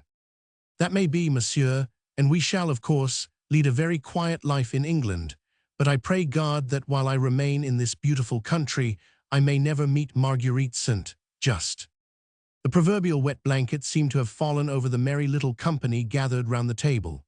Susan looked sad and silent. Sir Andrew fidgeted uneasily with his fork, whilst the Comtesse, encased in the plate armor of her aristocratic prejudices, sat, rigid and unbending, in her straight-backed chair. As for Lord Antony, he looked extremely uncomfortable and glanced once or twice apprehensively towards Jellyband, who looked just as uncomfortable as himself. "At what time do you expect Sir Percy and Lady Blakeney?" he contrived to whisper unobserved to mine host. "Any moment, my lord," whispered Jellyband in reply. Even as he spoke, a distant clatter was heard of an approaching coach. Louder and louder it grew, one or two shouts became distinguishable, then the rattle of horses' hoofs on the uneven cobble-stones, and the next moment a stable boy had thrown open the coffee-room door and rushed in excitedly. "Sir Percy Blakeney and my lady," he shouted at the top of his voice, "they're just arriving." And with more shouting, jingling of harness and iron hoofs upon the stones, a magnificent coach, drawn by 4 superb bays, had halted outside the porch of the Fisherman's Rest. Chapter 5. Marguerite. In a moment the pleasant, oak-raftered coffee-room of the inn became the scene of hopeless confusion and discomfort. At the first announcement made by the stable boy, Lord Antony, with a fashionable oath, had jumped up from his seat and was now giving many and confused directions to poor bewildered Jellyband, who seemed at his wits' end what to do. "For goodness' sake, man," admonished his lordship, "try to keep Lady Blakeney talking outside for a moment while the ladies withdraw. Zounds," he added, with another more emphatic oath, "this is most unfortunate." "Quick, Sally, the candles!" shouted Jellyband, as hopping about from one leg to another, he ran hither and thither, adding to the general discomfort of everybody. The Comtesse, too, had risen to her feet. Rigid and erect, trying to hide her excitement beneath more becoming sang-froid, she repeated mechanically, "I will not see her, I will not see her." Outside, the excitement attendant upon the arrival of very important guests grew apace. "Good day, Sir Percy. Good day to your ladyship. Your servant, Sir Percy," was heard in one long, continued chorus, with alternate more feeble tones of "Remember the poor blind man," of "Your charity, lady and gentleman." Then suddenly, a singularly sweet voice was heard through all the din. "Let the poor man be, and give him some supper at my expense." The voice was low and musical, with a slight sing-song in it, and a faint soupçon of foreign intonation in the pronunciation of the consonants. Everyone in the coffee-room heard it and paused, instinctively listening to it for a moment. Sally was holding the candles by the opposite door, which led to the bedrooms upstairs, and the Comtesse was in the act of beating a hasty retreat before that enemy who owned such a sweet musical voice. Susan reluctantly was preparing to follow her mother, whilst casting regretful glances towards the door, where she hoped still to see her dearly beloved, erstwhile schoolfellow. Then Jellyband threw open the door, still stupidly and blindly hoping to avert the catastrophe which he felt was in the air, and the same low, musical voice said, with a merry laugh and mock consternation, "Brrrr, I am as wet as a herring. Dear, has anyone ever seen such a contemptible climate?" "Suzanne, come with me at once, I wish it," said the Comtesse peremptorily. "Oh, mamma," pleaded Suzanne. "My lady, my lady," came in feeble accents from Jellyband, who stood clumsily trying to bar the way. "Pardieu, my good man," said Lady Blakeney, with some impatience, "what are you standing in my way for, dancing about like a turkey with a sore foot? Let me get to the fire, I am perished with the cold." And the next moment, Lady Blakeney, gently pushing mine host on one side, had swept into the coffee-room. There are many portraits and miniatures extant of Marguerite St. just Lady Blakeney as she was then, but it is doubtful if any of these really do her singular beauty justice. Tall, above the average, with magnificent presence and regal figure, it is small wonder that even the Comtesse paused for a moment in involuntary admiration before turning her back on so fascinating an apparition.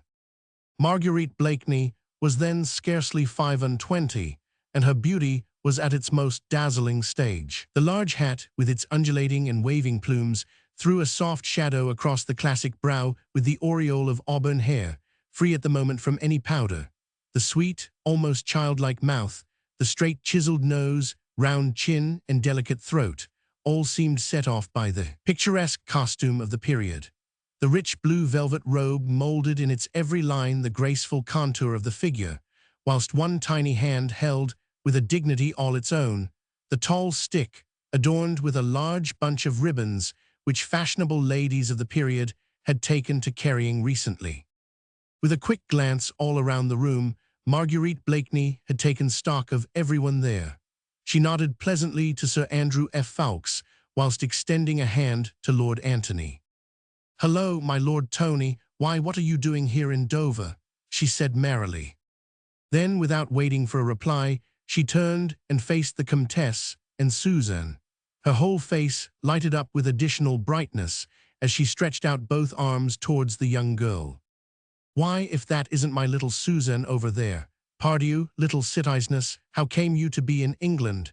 And Madame too?" She went up effusively to them both, with not a single touch of embarrassment in her manner or in her smile.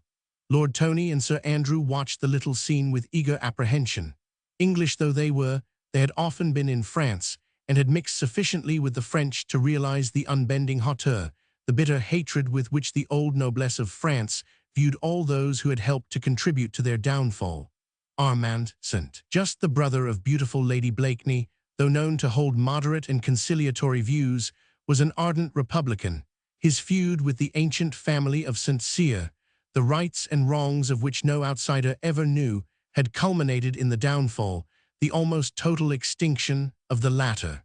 In France, St. Just and his party had triumphed, and here in England, face to face with these three refugees driven from their country, flying for their lives, bereft of all which centuries of luxury had given them, there stood a fair scion of those same republican families which had hurled down a throne, and uprooted an aristocracy whose origin was lost in the dim and distant vista of bygone centuries. She stood there before them, in all the unconscious insolence of beauty, and stretched out her dainty hand to them, as if she would, by that one act, bridge over the conflict and bloodshed of the past decade. "Suzanne, I forbid you to speak to that woman," said the Comtesse, sternly, as she placed a restraining hand upon her daughter's arm. She had spoken in English, so that all might hear and understand, the two young English gentlemen as well as the common innkeeper and his daughter. The latter literally gasped with horror at this foreign insolence, this impudence before her ladyship, who was English, now that she was Sir Percy's wife, and a friend of the Princess of Wales to boot. As for Lord Antony and Sir Andrew F. Ffoulkes, their very hearts seemed to stand still with horror at this gratuitous insult. One of them uttered an exclamation of appeal, the other one of warning, and instinctively both glanced hurriedly towards the door, whence a slow, drawly, not unpleasant voice had already been heard. Alone among those present, Marguerite Blakeney and the Comtesse de Tournay had remained seemingly unmoved.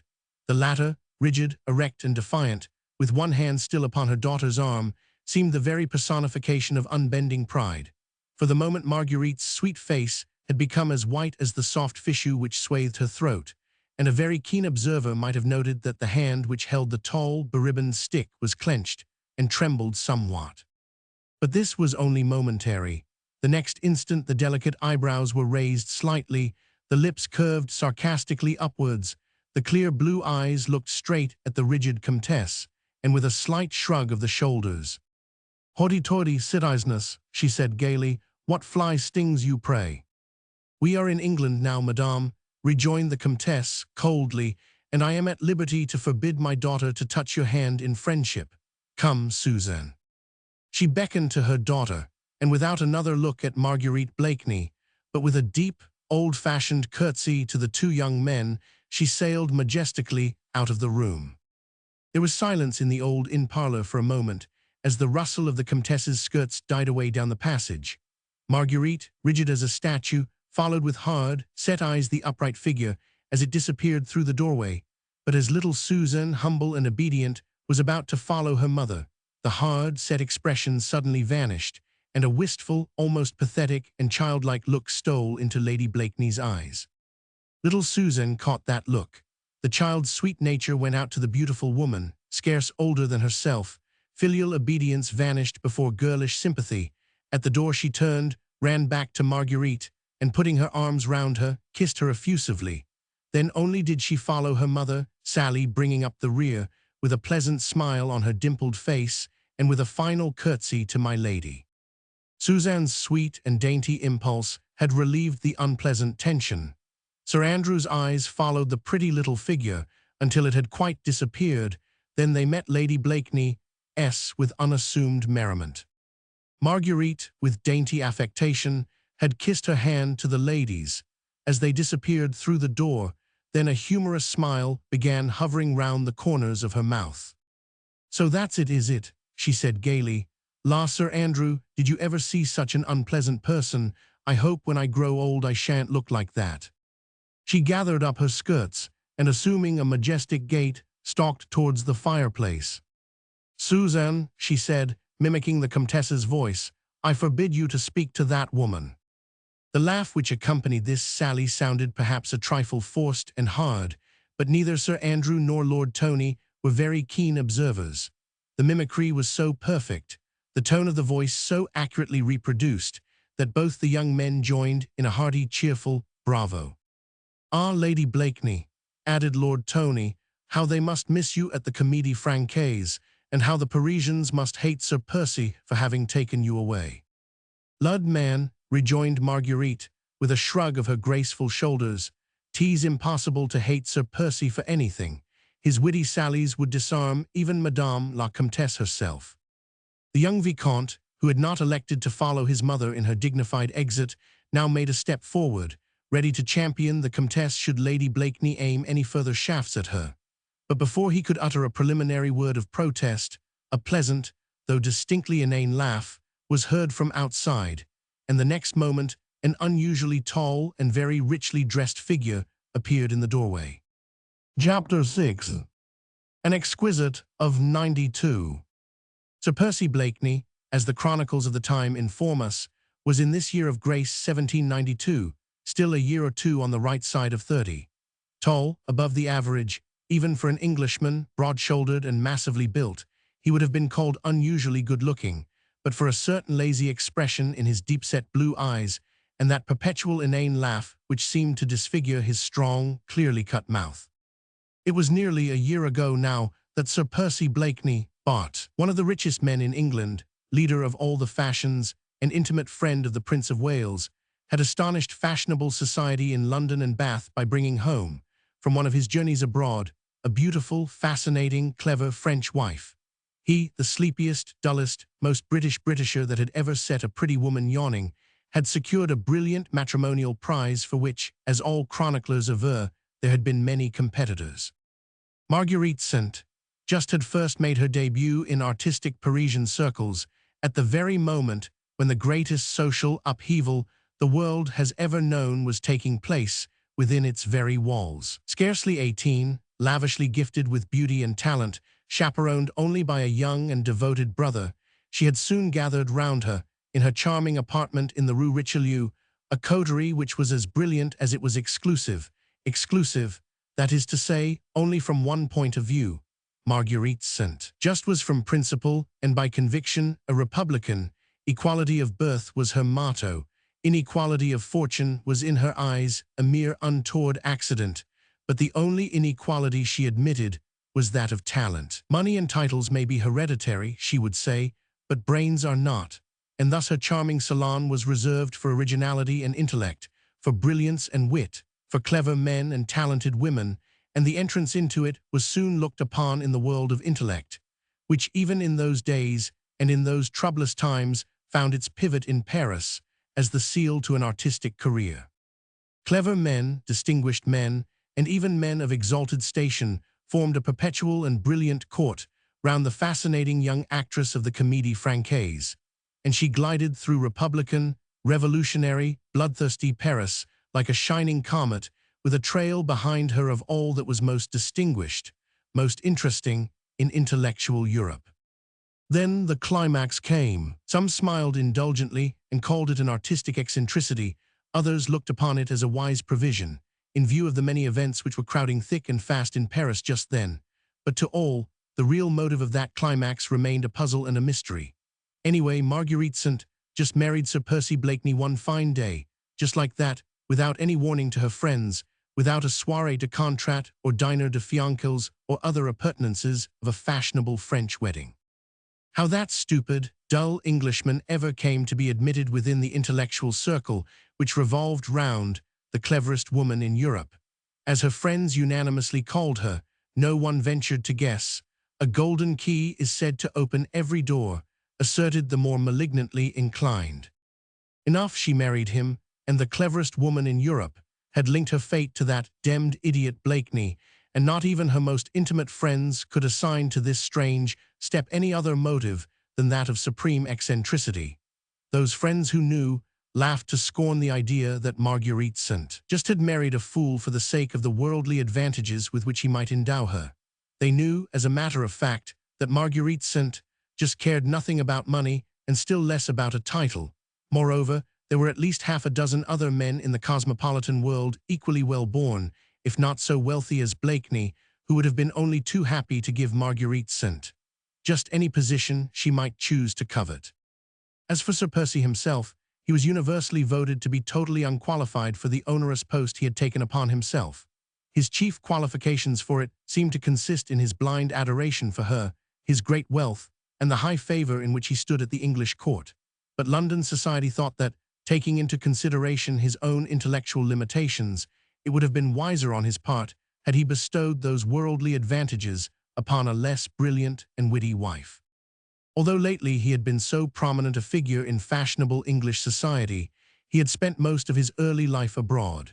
His father, the late Sir Algernon Blakeney, had had the terrible misfortune of seeing an idolized young wife become hopelessly insane after 2 years of happy married life. Percy had just been born when the late Lady Blakeney fell a prey to the terrible malady which in those days was looked upon as hopelessly incurable, and nothing short of a curse of God upon the entire family. Sir Algernon took his afflicted young wife abroad, and there presumably Percy was educated and grew up between an imbecile mother and a distracted father, until he attained his majority.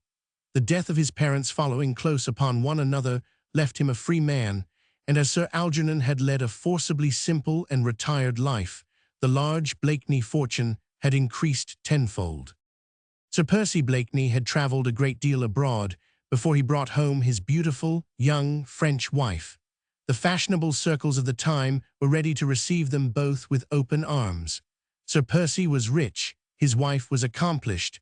The Prince of Wales took a very great liking to them both. Within 6 months, they were the acknowledged leaders of fashion and of style. Sir Percy's coats were the talk of the town, his inanities were quoted, his foolish laugh copied by the gilded youth at Almack's or the Mall. Everyone knew that he was hopelessly stupid, but then that was scarcely to be wondered at, seeing that all the Blakeneys, for generations, had been notoriously dull, and that his mother had died an imbecile. Thus society accepted him, petted him, made much of him, since his horses were the finest in the country, his fetes and wines the most sought after. As for his marriage with the cleverest woman in Europe, well, the inevitable came with sure and rapid footsteps. No one pitied him, since his fate was of his own making. There were plenty of young ladies in England, of high birth and good looks, who would have been quite willing to help him to spend the Blakeney fortune, whilst smiling indulgently at his inanities and his good-humoured foolishness. Moreover, Sir Percy got no pity, because he seemed to require none. He seemed very proud of his clever wife, and to care little that she took no pains to disguise that good-natured contempt which she evidently felt for him, and that she even amused herself by sharpening her ready wits at his expense. But then Blakeney was really too stupid to notice the ridicule with which his clever wife covered him, and if his matrimonial relations with the fascinating Parisienne had not turned out all that his hopes and his dog-like devotion for her had pictured, society could never do more than vaguely guess at it. In his beautiful house at Richmond, he played second fiddle to his clever wife with imperturbable bonhomie. He lavished jewels and luxuries of all kinds upon her, which she took with inimitable grace, dispensing the hospitality of his superb mansion with the same graciousness with which she had welcomed the intellectual coterie of Paris. Physically, Sir Percy Blakeney was undeniably handsome, always accepting the lazy, bored look which was habitual to him. He was always irreproachably dressed, and wore the exaggerated, incroyable fashions which had just crept across from Paris to England, with the perfect good taste innate in an English gentleman. On this special afternoon in September, in spite of the long journey by coach, in spite of rain and mud, his coat set irreproachably across his fine shoulders, his hands looked almost femininely white as they emerged through billowy frills of finest Mechlin lace. The extravagantly short-waisted satin coat, wide-lapelled waistcoat, and tight-fitting striped breeches set off his massive figure to perfection, and in repose one might have admired so fine a specimen of English manhood, until the foppish ways, the affected movements, the perpetual inane laugh brought one's admiration of Sir Percy Blakeney to an abrupt close. He had lolled into the old-fashioned inn parlour, shaking the wet off his fine overcoat. Then putting up a gold-rimmed eyeglass to his lazy blue eye, he surveyed the company, upon whom an embarrassed silence had suddenly fallen.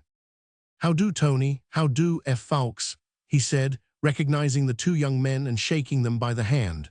"Zounds, my dear fellow," he added, smothering a slight yawn, "did you ever see such a beastly day? Demmed climate this." With a quaint little laugh, half of embarrassment and half of sarcasm, Marguerite had turned towards her husband and was surveying him from head to foot, with an amused little twinkle in her merry blue eyes. "La," said Sir Percy, after a moment or two's silence, as no one offered any comment, "how sheepish you all look. What's up?" "Oh, nothing, Sir Percy," replied Marguerite, with a certain amount of gaiety, which, however, sounded somewhat forced. "Nothing to disturb your equanimity, only an insult to your wife." The laugh which accompanied this remark was evidently intended to reassure Sir Percy as to the gravity of the incident. It apparently succeeded in that, for, echoing the laugh, he rejoined placidly, "La, dear, you don't say so. Begad, who was the bold man who dared to tackle you, eh?" Lord Tony tried to interpose, but had no time to do so, for the young Vicomte had already quickly stepped forward. "Monsieur," he said, prefixing his little speech with an elaborate bow and speaking in broken English, "my mother, the Comtesse de Tournay de Basserive, has offensed Madame, who, I see, is your wife.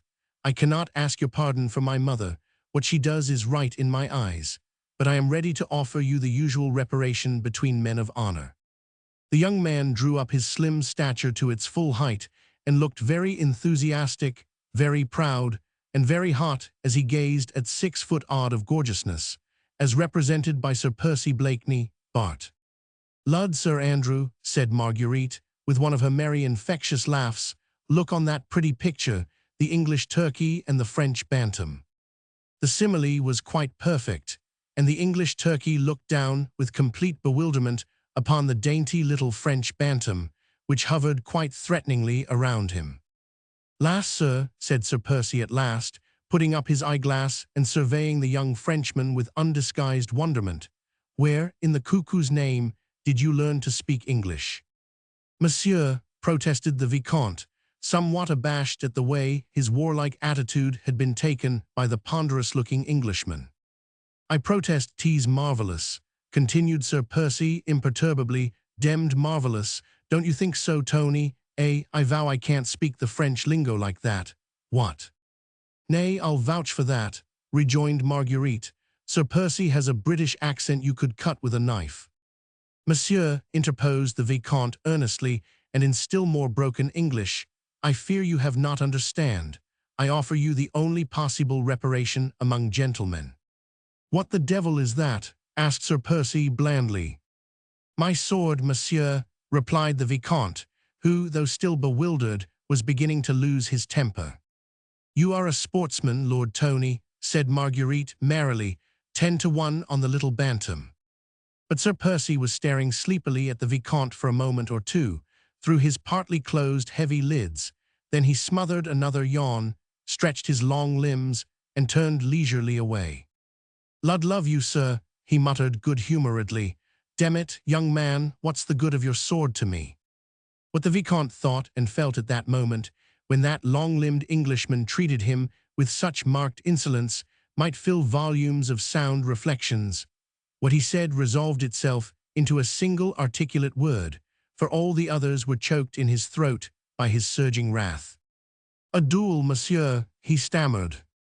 Once more Blakeney turned, and from his high altitude looked down on the choleric little man before him, but not even for a second did he seem to lose his own imperturbable good humor. He laughed his own pleasant and inane laugh, and burying his slender, long hands into the capacious pockets of his overcoat, he said leisurely, "A duel, la, is that what he meant? Odds fish, you are a bloodthirsty young ruffian. Do you want to make a hole in a law-abiding man? As for me, sir, I never fight duels," he added, as he placidly sat down and stretched his long, lazy legs out before him. "Demmed uncomfortable things, duels, ain't they, Tony?" Now the Vicomte had no doubt vaguely heard that in England the fashion of dueling amongst gentlemen had been suppressed by the law with a very stern hand. Still to him, a Frenchman, whose notions of bravery and honor were based upon a code that had centuries of tradition to back it, the spectacle of a gentleman actually refusing to fight a duel was little short of an enormity. In his mind, he vaguely pondered whether he should strike that long-legged Englishman in the face and call him a coward, or whether such conduct in a lady's presence might be deemed ungentlemanly, when Marguerite happily interposed. "I pray you, Lord Tony," she said in that gentle, sweet, musical voice of hers, "I pray you play the peacemaker. The child is bursting with rage," and she added with a soupçon of dry sarcasm, "might do Sir Percy an injury." She laughed a mocking little laugh, which, however, did not in the least disturb her husband's placid equanimity. "The British turkey has had the day," she said. "Sir Percy would provoke all the saints in the calendar and keep his temper the while." But already Blakeney, good-humored as ever, had joined in the laugh against himself. "Demmed smart that now, wasn't it?" he said, turning pleasantly to the Vicomte. "Clever woman, my wife, sir. You will find that out if you live long enough in England." "Sir Percy is in the right, Vicomte," here interposed Lord Antony, laying a friendly hand on the young Frenchman's shoulder. "It would hardly be fitting that you should commence your career in England by provoking him to a duel." For a moment longer, the Vicomte hesitated, then with a slight shrug of the shoulders directed against the extraordinary code of honor prevailing in this fog-ridden island, he said, with becoming dignity, "Ah well, if monsieur is satisfied, I have no griefs. You, Miller, are our protector. If I have done wrong, I withdraw myself." "I do," rejoined Blakeney with a long sigh of satisfaction. "Withdraw yourself over there. Demmed excitable little puppy," he added under his breath. "Faith, F. Fawkes, if that's a specimen of the goods you and your friends bring over from France, my advice to you is, drop 'em mid-channel, my friend, or I shall have to see old Pitt about it, get him to clap on a prohibitive tariff, and put you in the stocks and you smuggle." "La, Sir Percy, your chivalry misguides you," said Marguerite coquettishly. "You forget that you yourself have imported one bundle of goods from France." Blakeney slowly rose to his feet, and making a deep and elaborate bow before his wife, he said with consummate gallantry, "I had the pick of the market, madame, and my taste is unerring." "More so than your chivalry, I fear," she retorted sarcastically. "Odds life, dear, be reasonable. Do you think I am going to allow my body to be made a pincushion of by every little frog-eater who don't like the shape of your nose?" "Lud, Sir Percy," laughed Lady Blakeney as she bobbed him a quaint and pretty curtsy, "you need not be afraid. 'Tis not the men who dislike the shape of my nose." "Afraid be demmed. Do you impugn my bravery, madame? I don't patronize the ring for nothing, do I, Tony? I've put up the fists with Red Sam before now, and he didn't get it all his own way either." "'Faith, Sir Percy," said Marguerite, with a long and merry laugh that went echoing along the old oak rafters of the parlor, "I would I had seen you then. Ha, ha, ha, ha, you must have looked a pretty picture, and to be afraid of a little French boy. Ha, ha, ha, ha." "Ha, ha, ha, he, echoed Sir Percy good-humoredly. "La, madame, you honor me. Zooks, F. Fawkes, mark ye that, I have made my wife laugh. The cleverest woman in Europe. Odds fish, we must have a bowl on that." And he tapped vigorously on the table near him. "Hey, jelly, quick man, here, jelly." Harmony was once more restored. Mr. Jellyband, with a mighty effort, recovered himself from the many emotions he had experienced within the last half-hour. "A bowl of punch, jelly, hot and strong, eh?" said Sir Percy. "The wits that have just made a clever woman laugh must be whetted. Ha, ha, ha, hasten my good jelly." "Nay, there is no time, Sir Percy," interposed Marguerite. "The skipper will be here directly, and my brother must get on board, or the Daydream will miss the tide." "Time, dear. There is plenty of time for any gentleman to get drunk and get on board before the turn of the tide." "I think, your ladyship," said Jellyband respectfully, "that the young gentleman is coming along now with Sir Percy's skipper." "That's right," said Blakeney. "Then Armand can join us in the merry bowl. Think you, Tony," he added, turning towards the Vicomte, that jackanapes of yours will join us in a glass? Tell him that we drink in token of reconciliation." "In fact, you are all such merry company," said Marguerite, "that I trust you will forgive me if I bid my brother goodbye in another room." It would have been bad form to protest. Both Lord Antony and Sir Andrew felt that Lady Blakeney could not altogether be in tune with them at that moment. Her love for her brother, Armand St. Just, was deep and touching in the extreme. He had just spent a few weeks with her in her English home, and was going back to serve his country at a moment when death was the usual reward for the most enduring devotion. Sir Percy also made no attempt to detain his wife. With that perfect, somewhat affected gallantry which characterized his every movement, he opened the coffee-room door for her and made her the most approved and elaborate bow, which the fashion of the time dictated, as she sailed out of the room without bestowing on him more than a passing, slightly contemptuous glance. Only Sir Andrew F. Ffoulkes, whose every thought since he had met Susan de Tournay seemed keener, more gentle, more innately sympathetic, noted the curious look of intense longing, of deep and hopeless passion, with which the inane and flippant Sir Percy followed the retreating figure of his brilliant wife. Chapter 7. The Secret Orchard. Once outside the noisy coffee-room, alone in the dimly lighted passage, Marguerite Blakeney seemed to breathe more freely.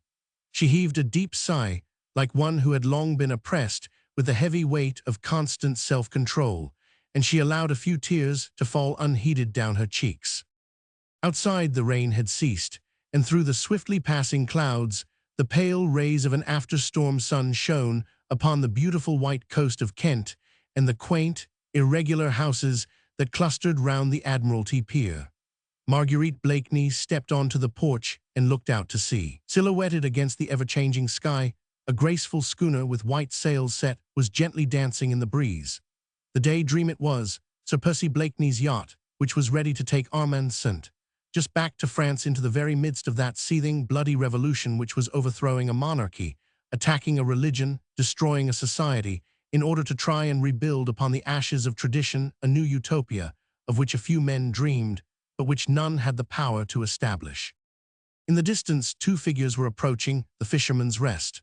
One, an oldish man, with a curious fringe of grey hairs round a rotund and massive chin, and who walked with that peculiar rolling gait which invariably betrays the seafaring man. The other, a young, slight figure, neatly and becomingly dressed in a dark, many-caped overcoat. He was clean-shaved, and his dark hair was taken well back over a clear and noble forehead. "Armand," said Marguerite Blakeney, as soon as she saw him approaching from the distance, and a happy smile shone on her sweet face, even through the tears. A minute or two later, brother and sister were locked in each other's arms, while the old skipper stood respectfully on one side. "How much time have we got, Briggs?" asked Lady Blakeney, "before St. Just need go on board?" "We ought to weigh anchor before half an hour, your ladyship," replied the old man, pulling at his grey forelock. Linking her arm in his, Marguerite led her brother towards the cliffs. "Half an hour," she said, looking wistfully out to sea. "Half an hour more and you'll be far from me, Armand. Oh, I can't believe that you are going, dear. These last few days, whilst Percy has been away and I've had you all to myself, have slipped by like a dream." "I am not going far, sweet one," said the young man gently. "A narrow channel to cross, a few miles of road, I can soon come back." "Nay, 'tis not the distance, Armand, but that awful Paris, just now." They had reached the edge of the cliff. The gentle sea breeze blew Marguerite's hair about her face and sent the ends of her soft lace fichu waving round her, like a white and supple snake.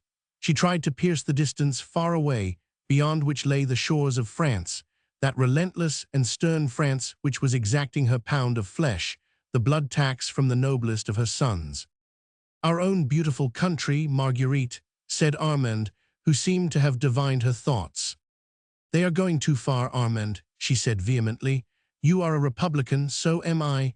We have the same thoughts, the same enthusiasm for liberty and equality, but even you must think that they are going too far."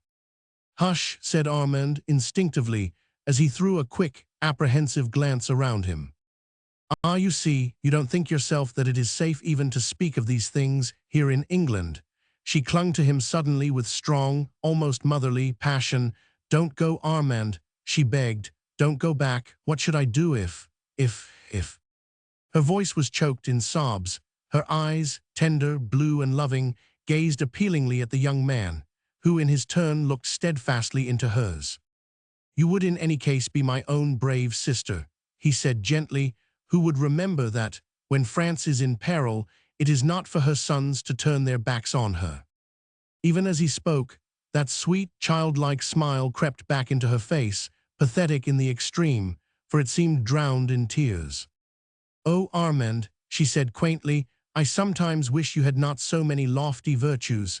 I assure you little sins are far less dangerous and uncomfortable, but you will be prudent," she added earnestly. "As far as possible, I promise you. Remember, dear, I have only you to care for me."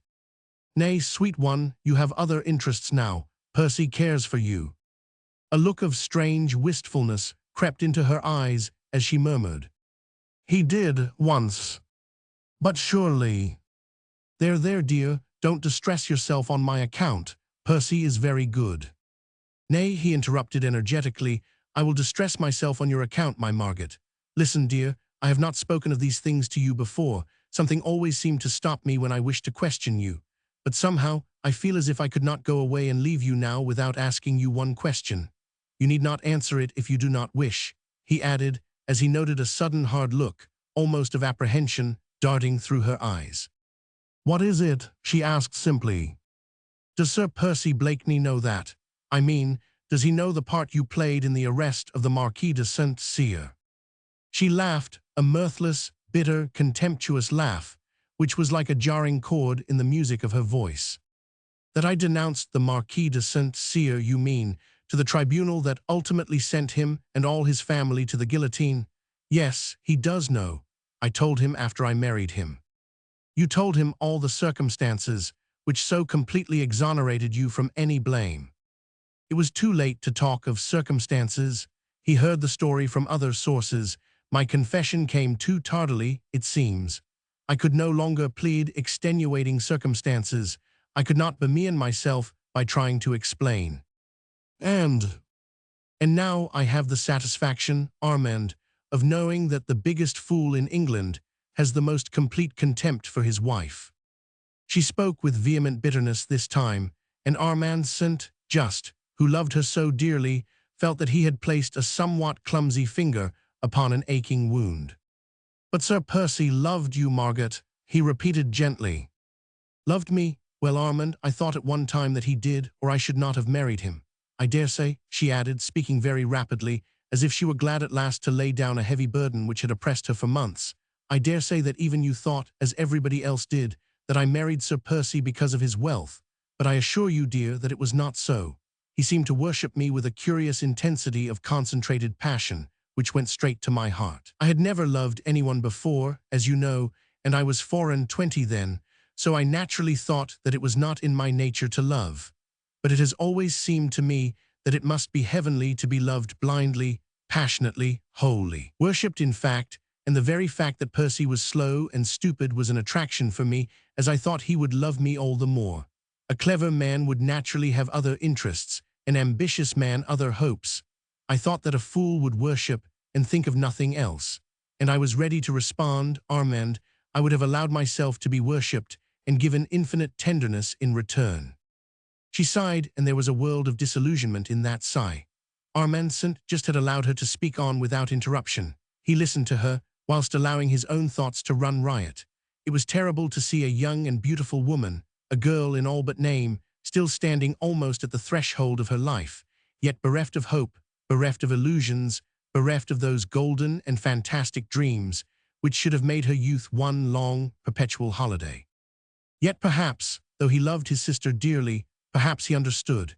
He had studied men in many countries, men of all ages, men of every grade of social and intellectual status, and inwardly he understood what Marguerite had left unsaid.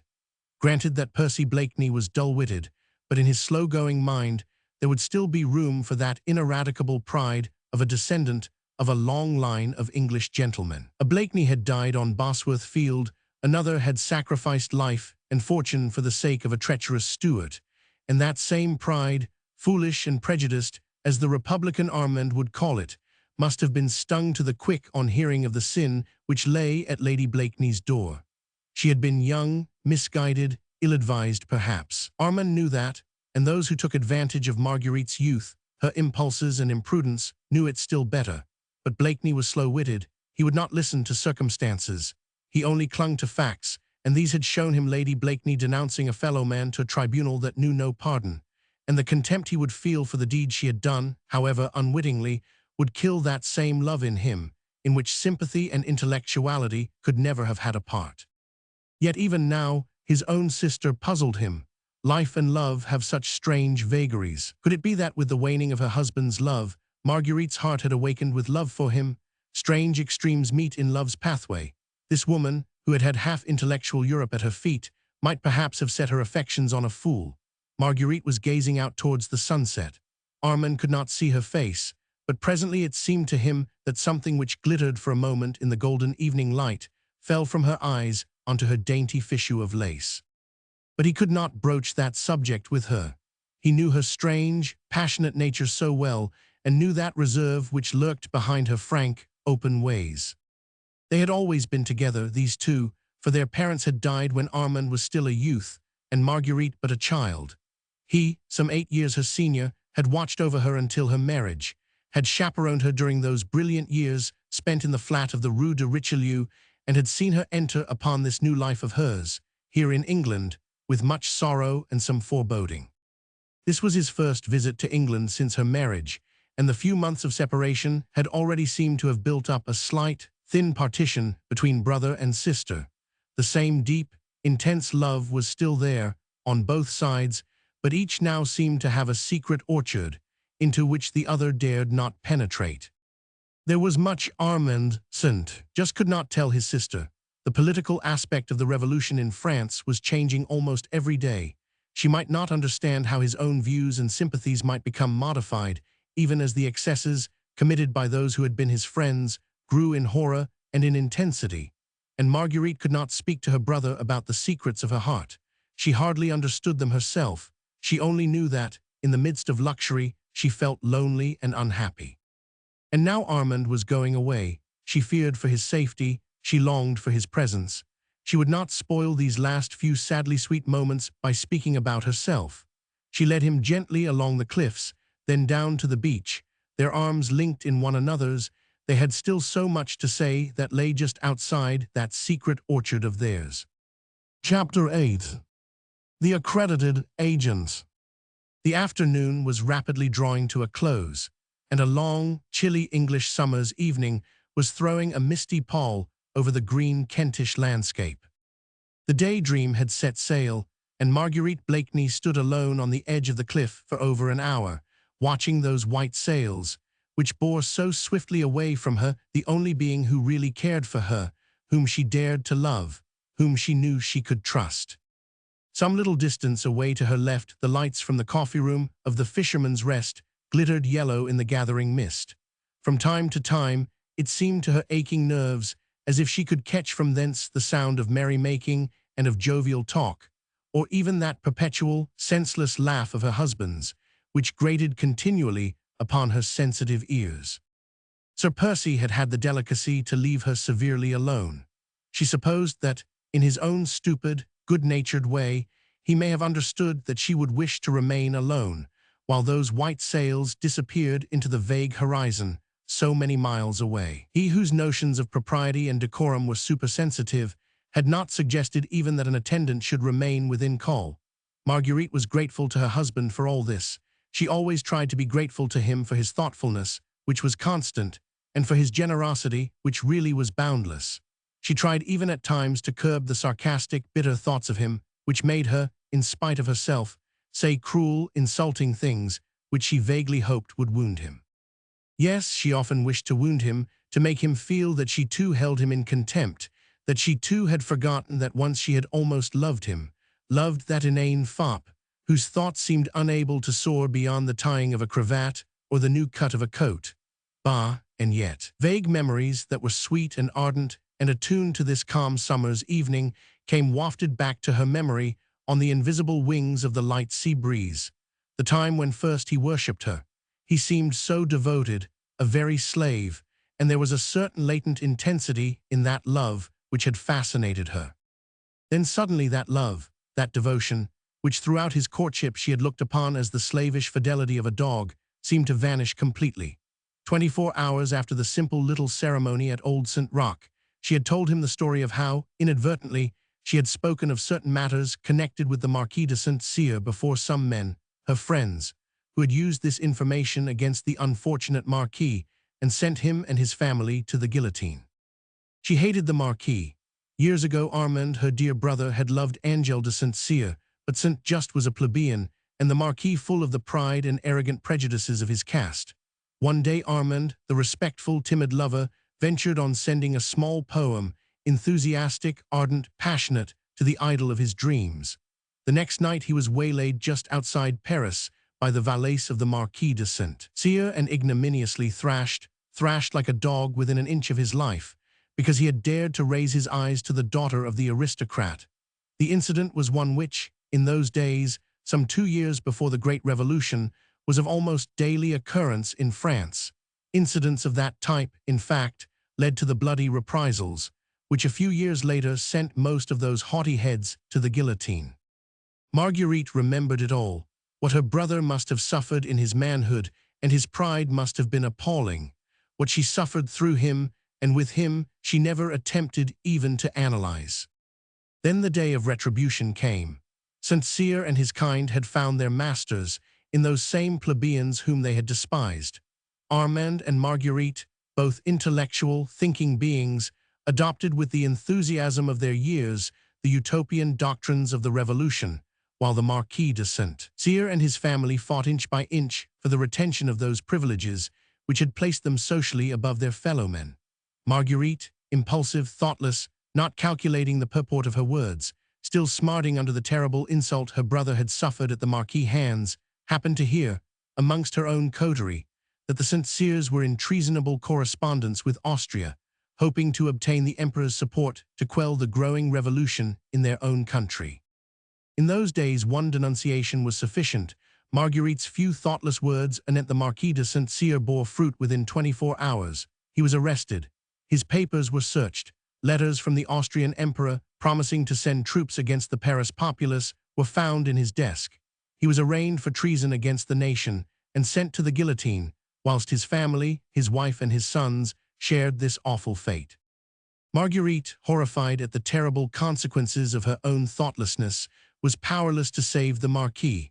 Her own coterie, the leaders of the revolutionary movement, all proclaimed her as a heroine, and when she married Sir Percy Blakeney, she did not perhaps altogether realize how severely he would look upon the sin which she had so inadvertently committed and which still lay heavily upon her soul.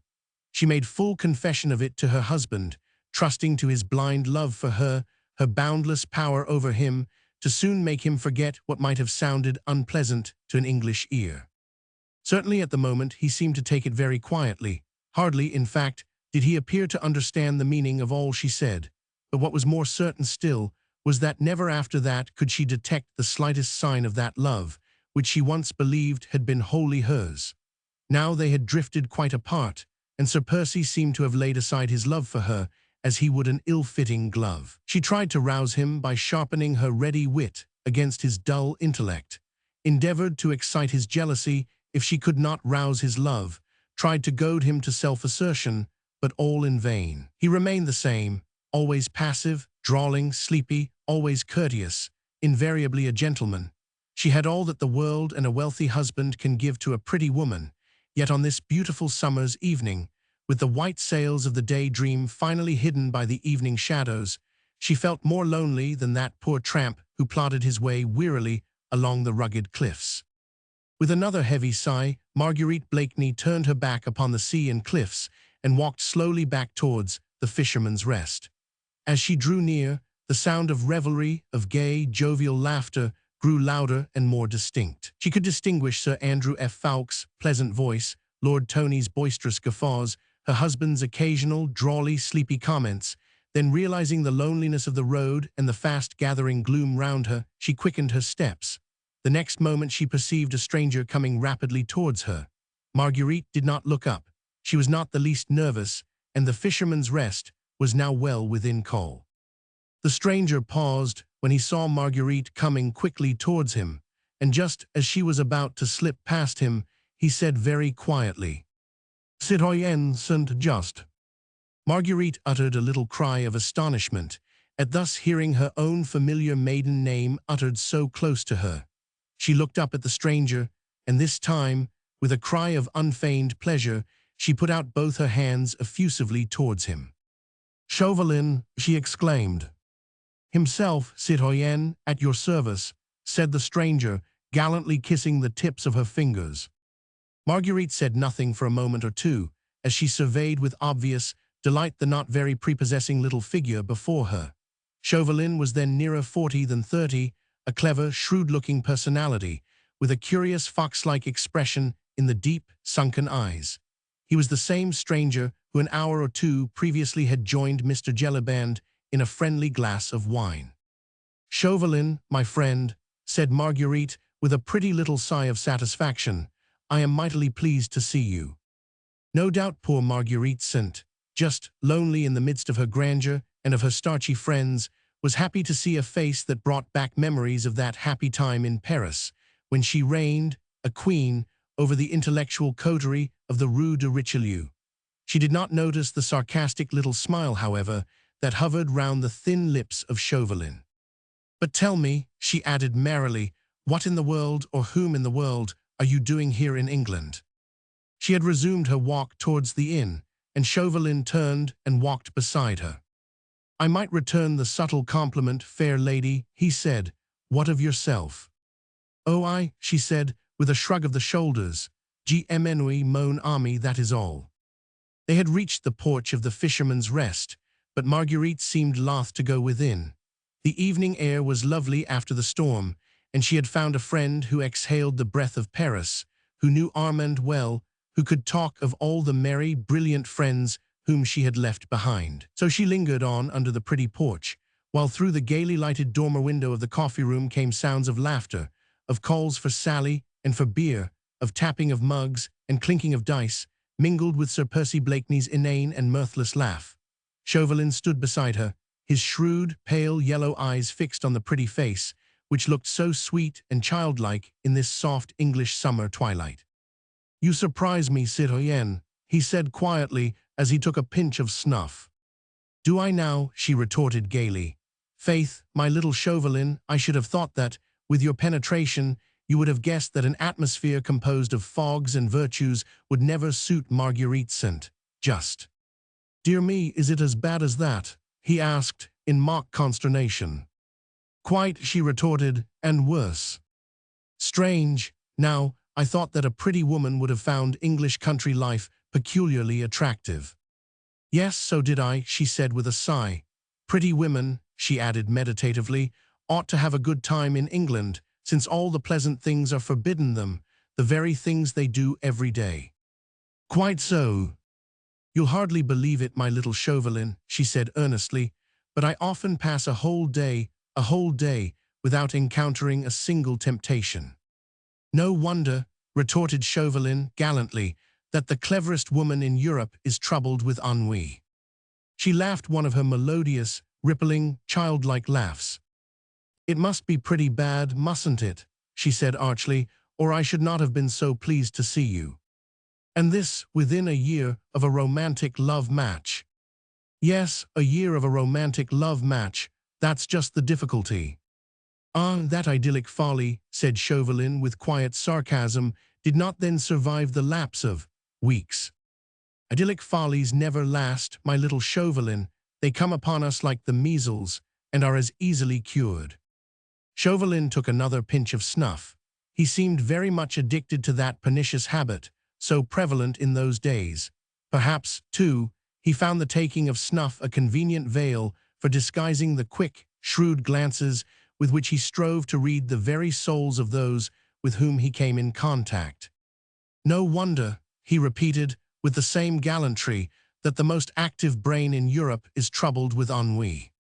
I was in hopes that you had a prescription against the malady, my little Chauvelin.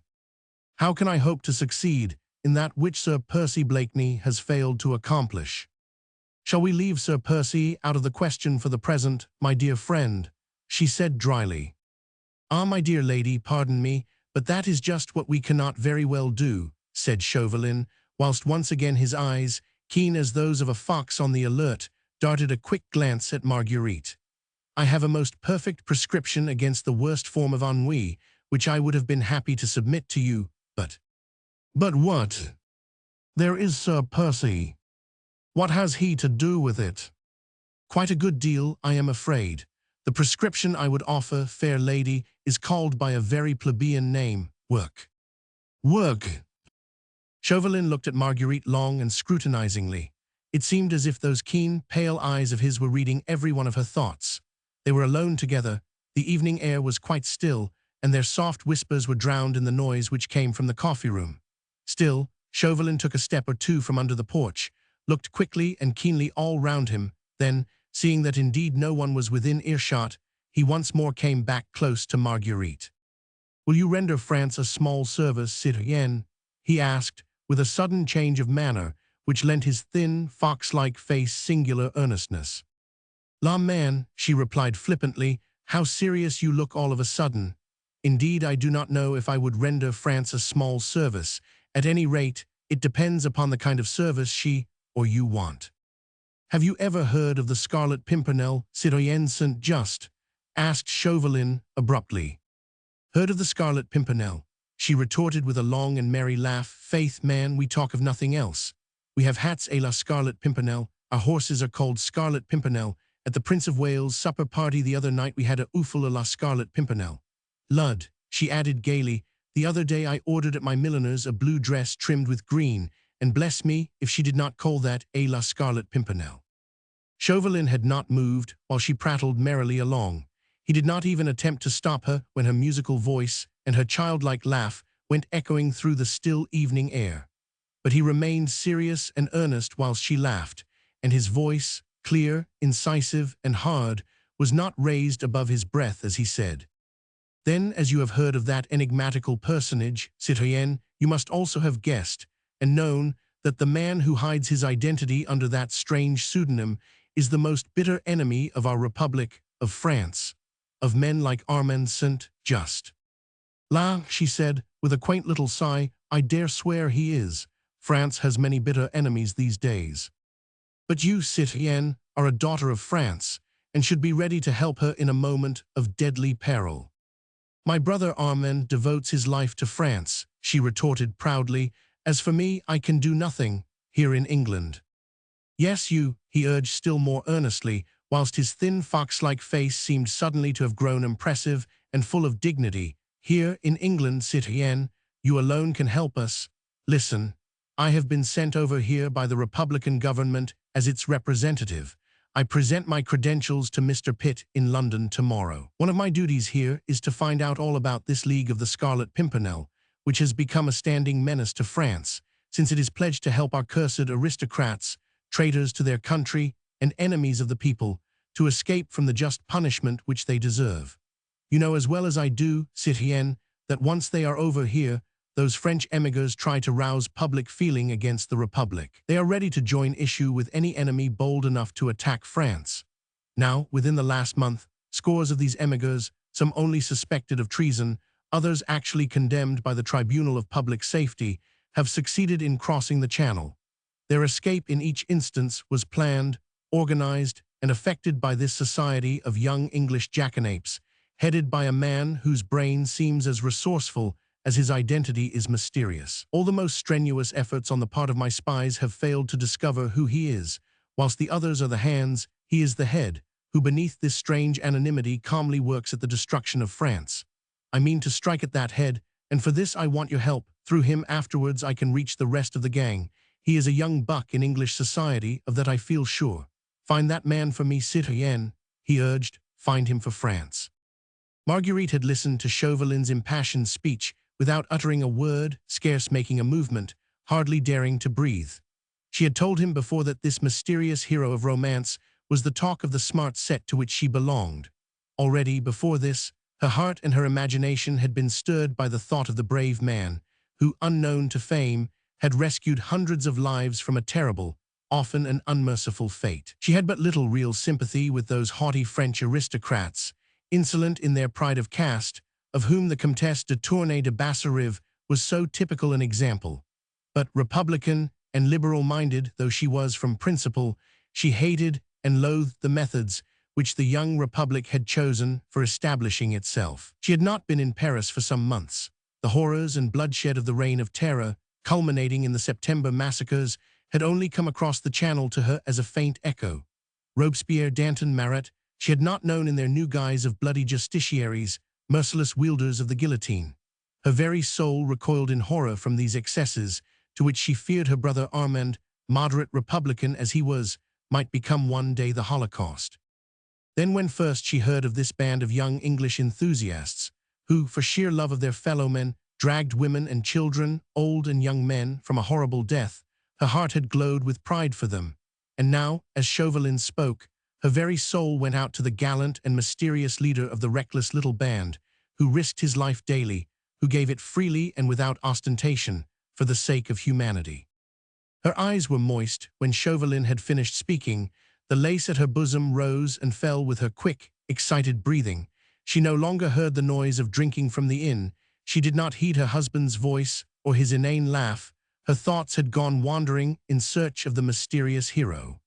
Ah, there was a man she might have loved, had he come her way. Everything in him appealed to her romantic imagination. His personality, his strength, his bravery, the loyalty of those who served under him in the same noble cause, and above all, that anonymity which crowned him as if with a halo of romantic glory. Find him for France, citoyenne. Chauvelin's voice close to her ear roused her from her dreams. The mysterious hero had vanished, and not 20 yards away from her, a man was drinking and laughing, to whom she had sworn faith and loyalty. "La man," she said with a return of her assumed flippancy, "you are astonishing. Where in the world am I to look for him?" "You go everywhere, citoyenne," whispered Chauvelin insinuatingly. "Lady Blakeney is the pivot of social London, so I am told. You see everything, you hear everything." "Easy, my friend," retorted Marguerite, drawing herself up to her full height and looking down, with a slight thought of contempt on the small, thin figure before her. "Easy? You seem to forget that there are 6 feet of Sir Percy Blakeney and a long line of ancestors to stand between Lady Blakeney and such a thing as you propose." "For the sake of France, citoyenne," reiterated Chauvelin earnestly. "Tush, man, you talk nonsense anyway, for even if you did know who this Scarlet Pimpernel is, you could do nothing to him, an Englishman." "I'd take my chance of that," said Chauvelin, with a dry, rasping little laugh. "At any rate, we could send him to the guillotine first to cool his ardor. Then, when there is a diplomatic fuss about it, we can apologize, humbly, to the British government, and, if necessary, pay compensation to the bereaved family." "What you propose is horrible, Chauvelin," she said, drawing away from him as from some noisome insect. "Whoever the man may be, he is brave and noble, and never, do you hear me, never would I lend a hand to such villainy. You prefer to be insulted by every French aristocrat who comes to this country." Chauvelin had taken sure aim when he shot this tiny shaft. Marguerite's fresh young cheeks became a thought more pale, and she bit her under lip, for she would not let him see that the shaft had struck home. "That is beside the question," she said at last with indifference. "I can defend myself, but I refuse to do any dirty work for you or for France. You have other means at your disposal, You must use them, my friend." And without another look at Chauvelin, Marguerite Blakeney turned her back on him and walked straight into the inn. "That is not your last word, citoyenne," said Chauvelin, as a flood of light from the passage illumined her elegant, richly clad figure. "We meet in London, I hope." "We meet in London," she said, speaking over her shoulder at him, "but that is my last word." She threw open the coffee-room door and disappeared from his view, but he remained under the porch for a moment or two, taking a pinch of snuff. He had received a rebuke and a snub, but his shrewd, fox-like face looked neither abashed nor disappointed. On the contrary, a curious smile, half sarcastic and wholly satisfied, played around the corners of his thin lips. Chapter 9. The Outrage. A beautiful starlit night had followed on the day of incessant rain. A cool, balmy, late summer's night, essentially English in its suggestion of moisture and scent of wet earth and dripping leaves.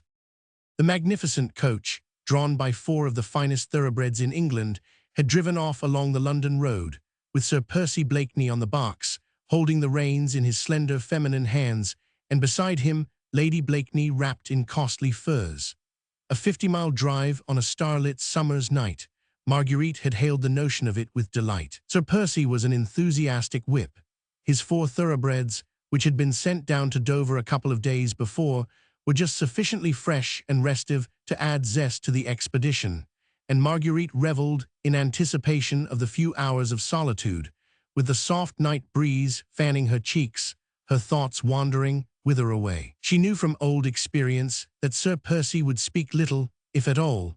He had often driven her on his beautiful coach for hours at night, from point to point, without making more than 1 or 2 casual remarks upon the weather or the state of the roads. He was very fond of driving by night, and she had very quickly adopted his fancy.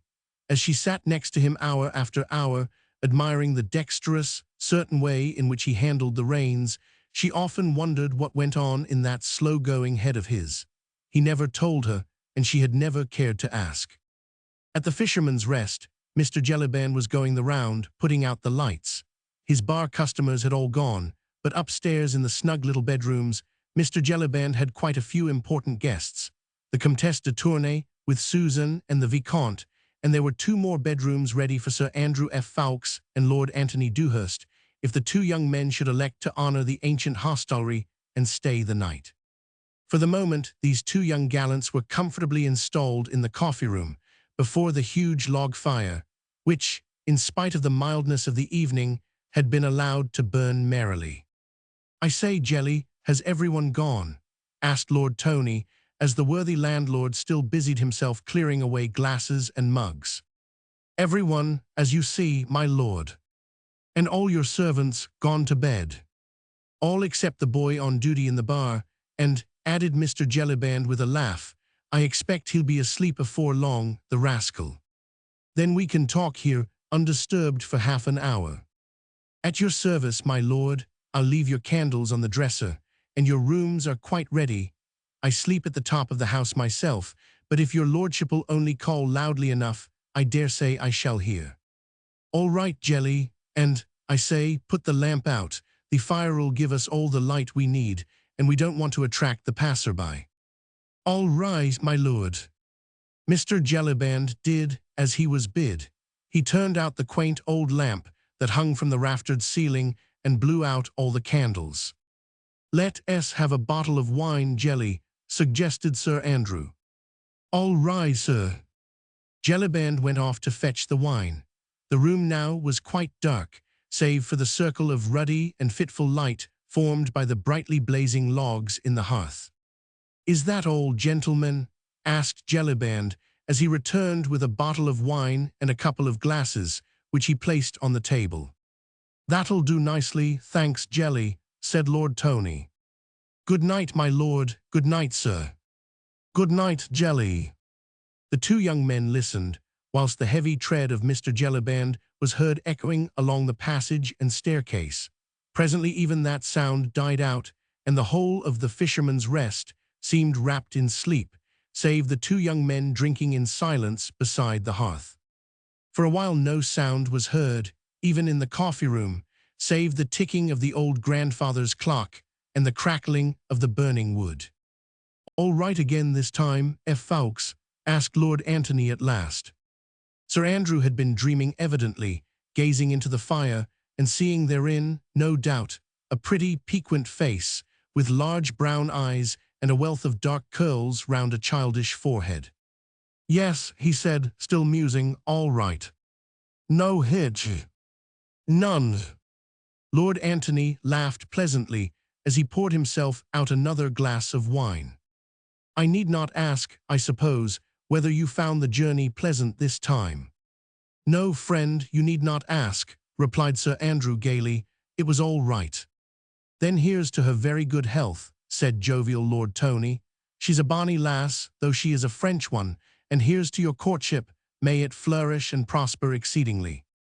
He drained his glass to the last drop, then joined his friend beside the hearth.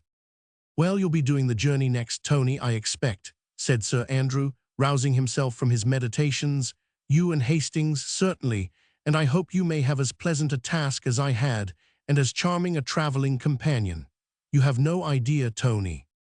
"No, I haven't," interrupted his friend pleasantly, "but I'll take your word for it. And now," he added, whilst a sudden earnestness crept over his jovial young face, "how about business?"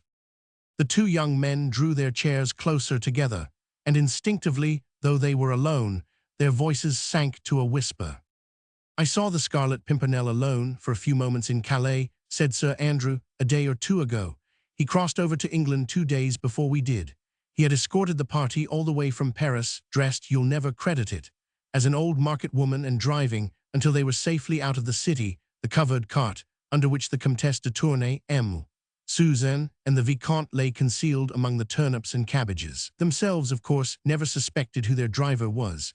He drove them right through a line of soldiery and a yelling mob, who were screaming, 'A bas les aristos!' But the market cart got through along with some others, and the Scarlet Pimpernel in shawl, petticoat, and hood yelled 'A bas les aristos!' louder than anybody. Faith," added the young man as his eyes glowed with enthusiasm for the beloved leader, "that man's a marvel. His cheek is preposterous, I vow, and that's what carries him through." Lord Antony, whose vocabulary was more limited than that of his friend, could only find an oath or two with which to show his admiration for his leader. "He wants you and Hastings to meet him at Calais," said Sir Andrew more quietly, "on the 2nd of next month. Let me see, that will be next Wednesday." "Yes." "It is, of course, the case of the Comte de Tournay this time, a dangerous task, for the Comte, whose escape from his chateau, after he had been declared a suspect by the Committee of Public Safety, was a masterpiece of the Scarlet Pimpernel's ingenuity, is now under sentence of death. It will be rare sport to get him out of France, and you will have a narrow escape if you get through at all.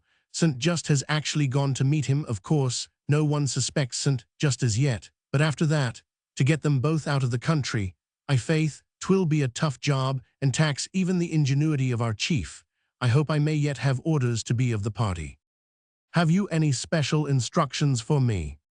"Yes, rather more precise ones than usual. It appears that the Republican government have sent an accredited agent over to England, a man named Chauvelin, who is said to be terribly bitter against our league, and determined to discover the identity of our leader, so that he may have him kidnapped the next time he attempts to set foot in France. This Chauvelin has brought a whole army of spies with him, and until the chief has sampled the lot, he thinks we should meet as seldom as possible on the business of the League, and on no account should talk to each other in public places for a time.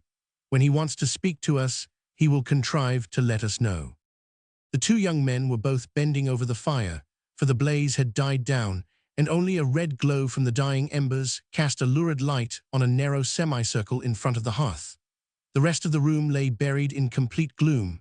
Sir Andrew had taken a pocketbook from his pocket and drawn therefrom a paper, which he unfolded, and together they tried to read it by the dim red firelight. So intent were they upon this, so wrapped up in the cause, the business they had so much at heart, so precious was this document which came from the very hand of their adored leader, that they had eyes and ears only for that. They lost count of the sounds around them, of the dropping of crisp ash from the grate, of the monotonous ticking of the clock, of the soft, almost imperceptible rustle of something on the floor close beside them.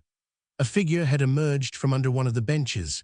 With snake-like, noiseless movements, it crept closer and closer to the two young men, not breathing, only gliding along the floor in the inky blackness of the room. "You are to read these instructions and commit them to memory," said Sir Andrew, "then destroy them." He was about to replace the letter case into his pocket when a tiny slip of paper fluttered from it and fell onto the floor. Lord Antony stooped and picked it up. "What's that?" he asked. "I don't know," replied Sir Andrew.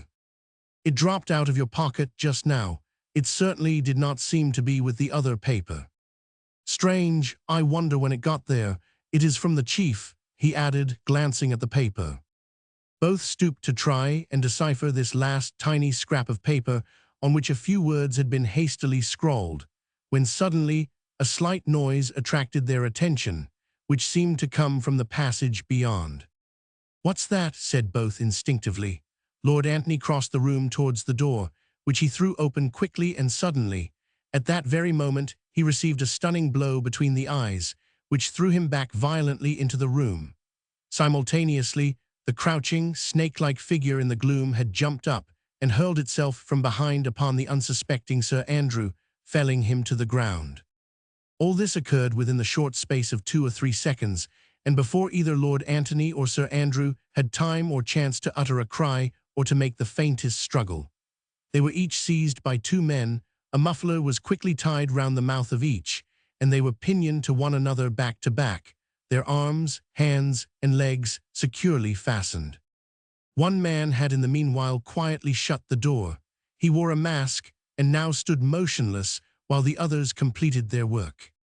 "All safe, citoyen," said one of the men, as he took a final survey of the bonds which secured the 2 young men. "Good," replied the man at the door. "Now search their pockets and give me all the papers you find." This was promptly and quietly done. The masked man, having taken possession of all the papers, listened for a moment or two if there were any sound within the Fisherman's Rest. Evidently satisfied that this dastardly outrage had remained unheard, he once more opened the door and pointed peremptorily down the passage. The 4 men lifted Sir Andrew and Lord Antony from the ground, and as quietly, as noiselessly as they had come, they bore the 2 pinioned young gallants out of the inn and along the Dover road into the gloom beyond. In the coffee-room, the masked leader of this daring attempt was quickly glancing through the stolen papers. "Not a bad day's work on the whole," he muttered, as he quietly took off his mask, and his pale, fox-like eyes glittered in the red glow of the fire. "Not a bad day's work." He opened 1 or 2 more letters from Sir Andrew F. Ffoulkes' pocketbook, noted the tiny scrap of paper which the 2 young men had only just had time to read, but one letter specially, signed Armand St. Just, seemed to give him strange satisfaction. "Armand St. Just a traitor after all," he murmured. "Now, fair Marguerite Blakeney," he added viciously between his clenched teeth, "I think that you will help me to find the Scarlet Pimpernel." Chapter 10. In the Opera Box. It was one of the gala nights at Covent Garden Theatre, the first of the autumn season in this memorable year of grace, 1792. The house was packed, both in the smart orchestra boxes and the pit, as well as in the more plebeian balconies and galleries above. Gluck's Orpheus made a strong appeal to the more intellectual portions of the house, whilst the fashionable women, the gaily dressed and brilliant throng, spoke to the eye of those who cared but little for this latest importation from Germany. Selina Storace had been duly applauded after her grand aria by her numerous admirers. Benjamin Incledon, the acknowledged favorite of the ladies, had received special gracious recognition from the royal box. And now the curtain came down after the glorious finale to the 2nd act, and the audience, which had hung spellbound on the magic strains of the great maestro, seemed collectively to breathe a long sigh of satisfaction, previous to letting loose its hundreds of waggish and frivolous tongues. In the smart orchestra boxes, many well-known faces were to be seen. Mr. Pitt, overweighted with cares of state, was finding brief relaxation in tonight's musical treat. The Prince of Wales, jovial, rotund, somewhat coarse and commonplace in appearance, moved about from box to box, spending brief quarters of an hour with those of his more intimate friends. In Lord Grenville's box, too, a curious, interesting personality attracted everyone's attention. A thin, small figure with shrewd, sarcastic face and deep-set eyes, attentive to the music, keenly critical of the audience, dressed in immaculate black, with dark hair free from any powder. Lord Grenville, Foreign Secretary of State, paid him marked, though frigid deference. Here and there, dotted about among distinctly English types of beauty, one or two foreign faces stood out in marked contrast. The haughty aristocratic cast of countenance of the many French royalist emigrants who, persecuted by the relentless, revolutionary faction of their country, had found a peaceful refuge in England. On these faces sorrow and care were deeply writ. The women especially paid but little heed, either to the music or to the brilliant audience. No doubt their thoughts were far away with husband, brother, son maybe, still in peril, or lately succumbed to a cruel fate. Among these the Comtesse de Tournay de Basserive, but lately arrived from France, was a most conspicuous figure, dressed in deep, heavy black silk, with only a white lace kerchief to relieve the aspect of mourning about her person. She sat beside Lady Portals, who was vainly trying by witty sallies and somewhat broad jokes to bring a smile to the Comtesse's sad mouth. Behind her sat little Susan and the Vicomte, both silent and somewhat shy among so many strangers. Susan's eyes seemed wistful. When she first entered the crowded house, she had looked eagerly all around, scanned every face, scrutinized every box. Evidently the one face she wished to see was not there, for she settled herself down quietly behind her mother, listened apathetically to the music, and took no further interest in the audience itself. "Ah, Lord Grenville," said Lady Portals, as following a discreet knock, the clever, interesting head of the Secretary of State appeared in the doorway of the box. "You could not arrive more apropos.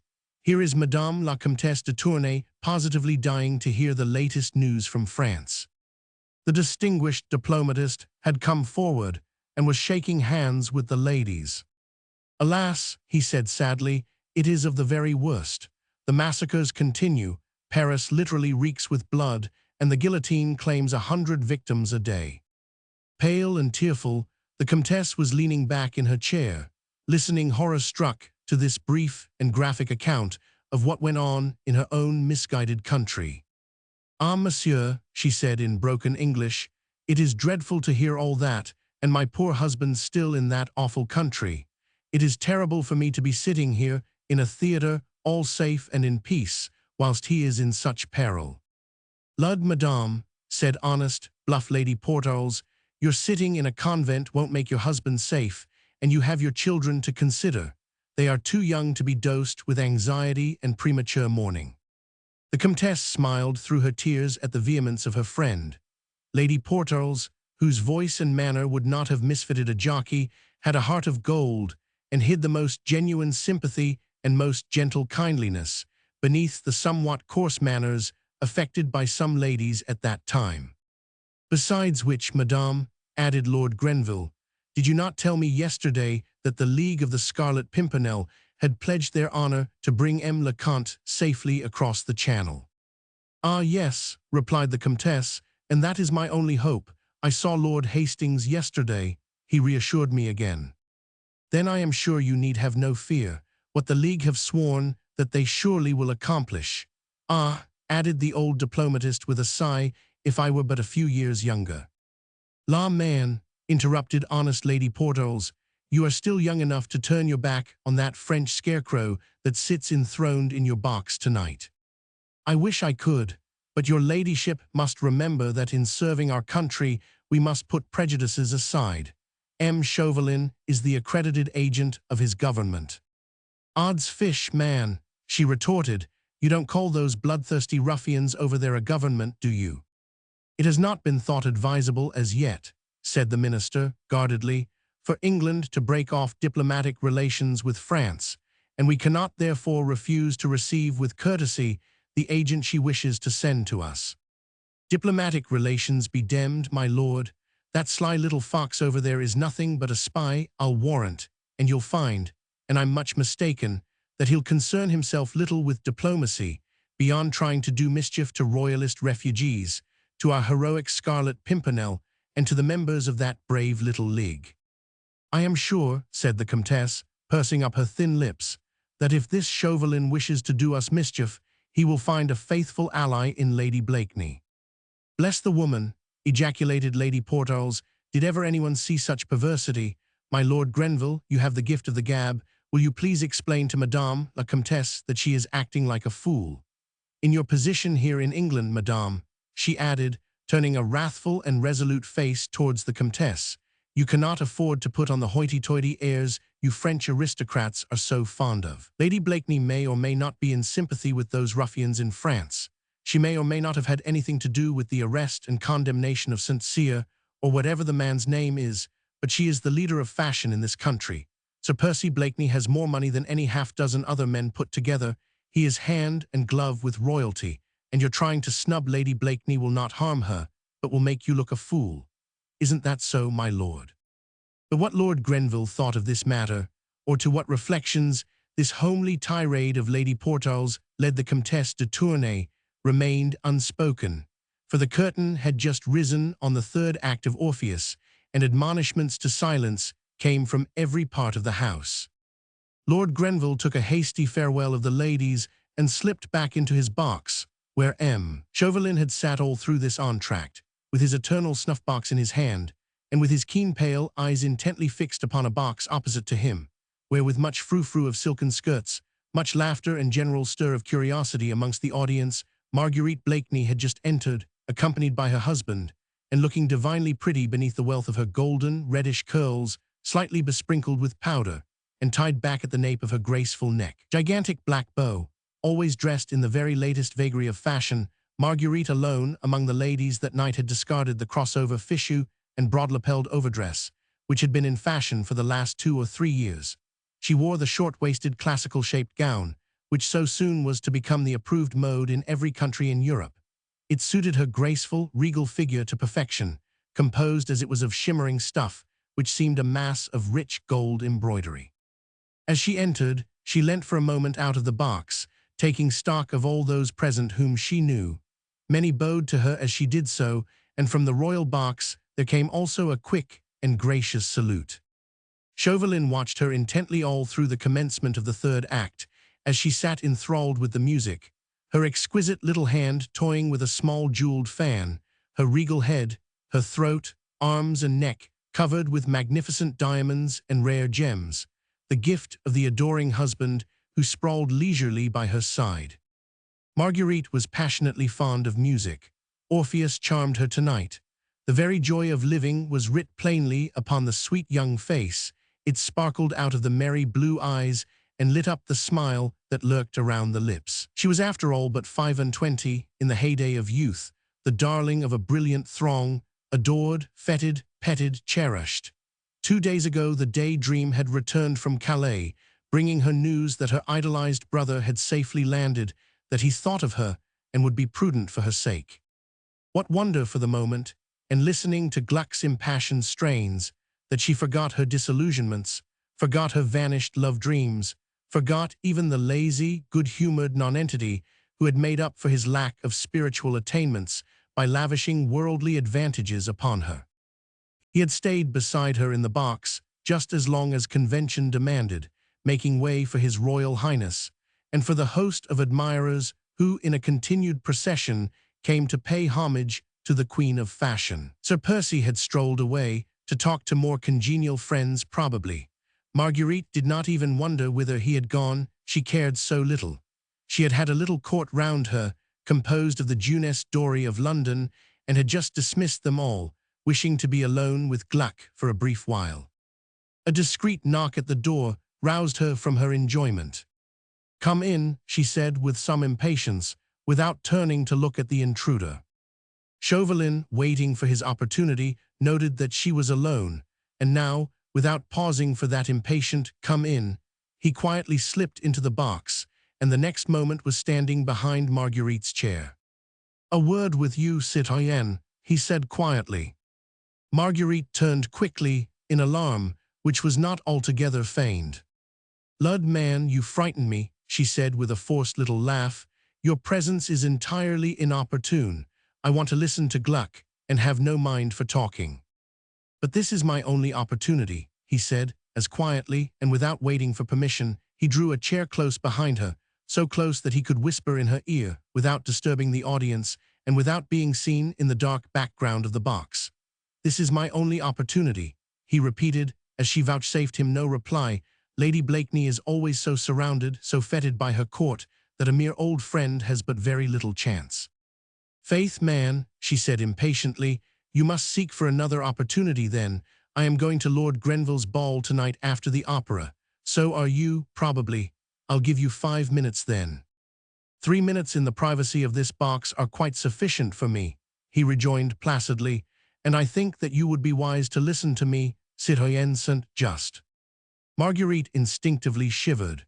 Chauvelin had not raised his voice above a whisper. He was now quietly taking a pinch of snuff, yet there was something in his attitude, something in those pale, foxy eyes, which seemed to freeze the blood in her veins, as would the sight of some deadly hitherto unguessed peril. Is that a threat, citoyen? She asked at last. Nay, fair lady, he said gallantly, only an arrow shot into the air. He paused a moment, like a cat which sees a mouse running heedlessly by, ready to spring, yet waiting with that feline sense of enjoyment of mischief about to be done. Then he said quietly, Your brother Saint-Just is in peril. Not a muscle moved in the beautiful face before him. He could only see it in profile, for Marguerite seemed to be watching the stage intently, but Chauvelin was a keen observer. He noticed the sudden rigidity of the eyes, the hardening of the mouth, the sharp, almost paralyzed tension of the beautiful, graceful figure. Lud, then, she said, with affected merriment, since 'tis one of your imaginary plots, you'd best go back to your own seat and leave me to enjoy the music. And with her hand, she began to beat time nervously against the cushion of the box. Selina Stores was singing the chief pharaoh to an audience that hung spellbound upon the prima donna's lips. Chauvelin did not move from his seat. He quietly watched that tiny nervous hand, the only indication that his shaft had indeed struck home. Well, she said suddenly and irrelevantly, and with the same feigned unconcern. Well, citoyen, he rejoined placidly.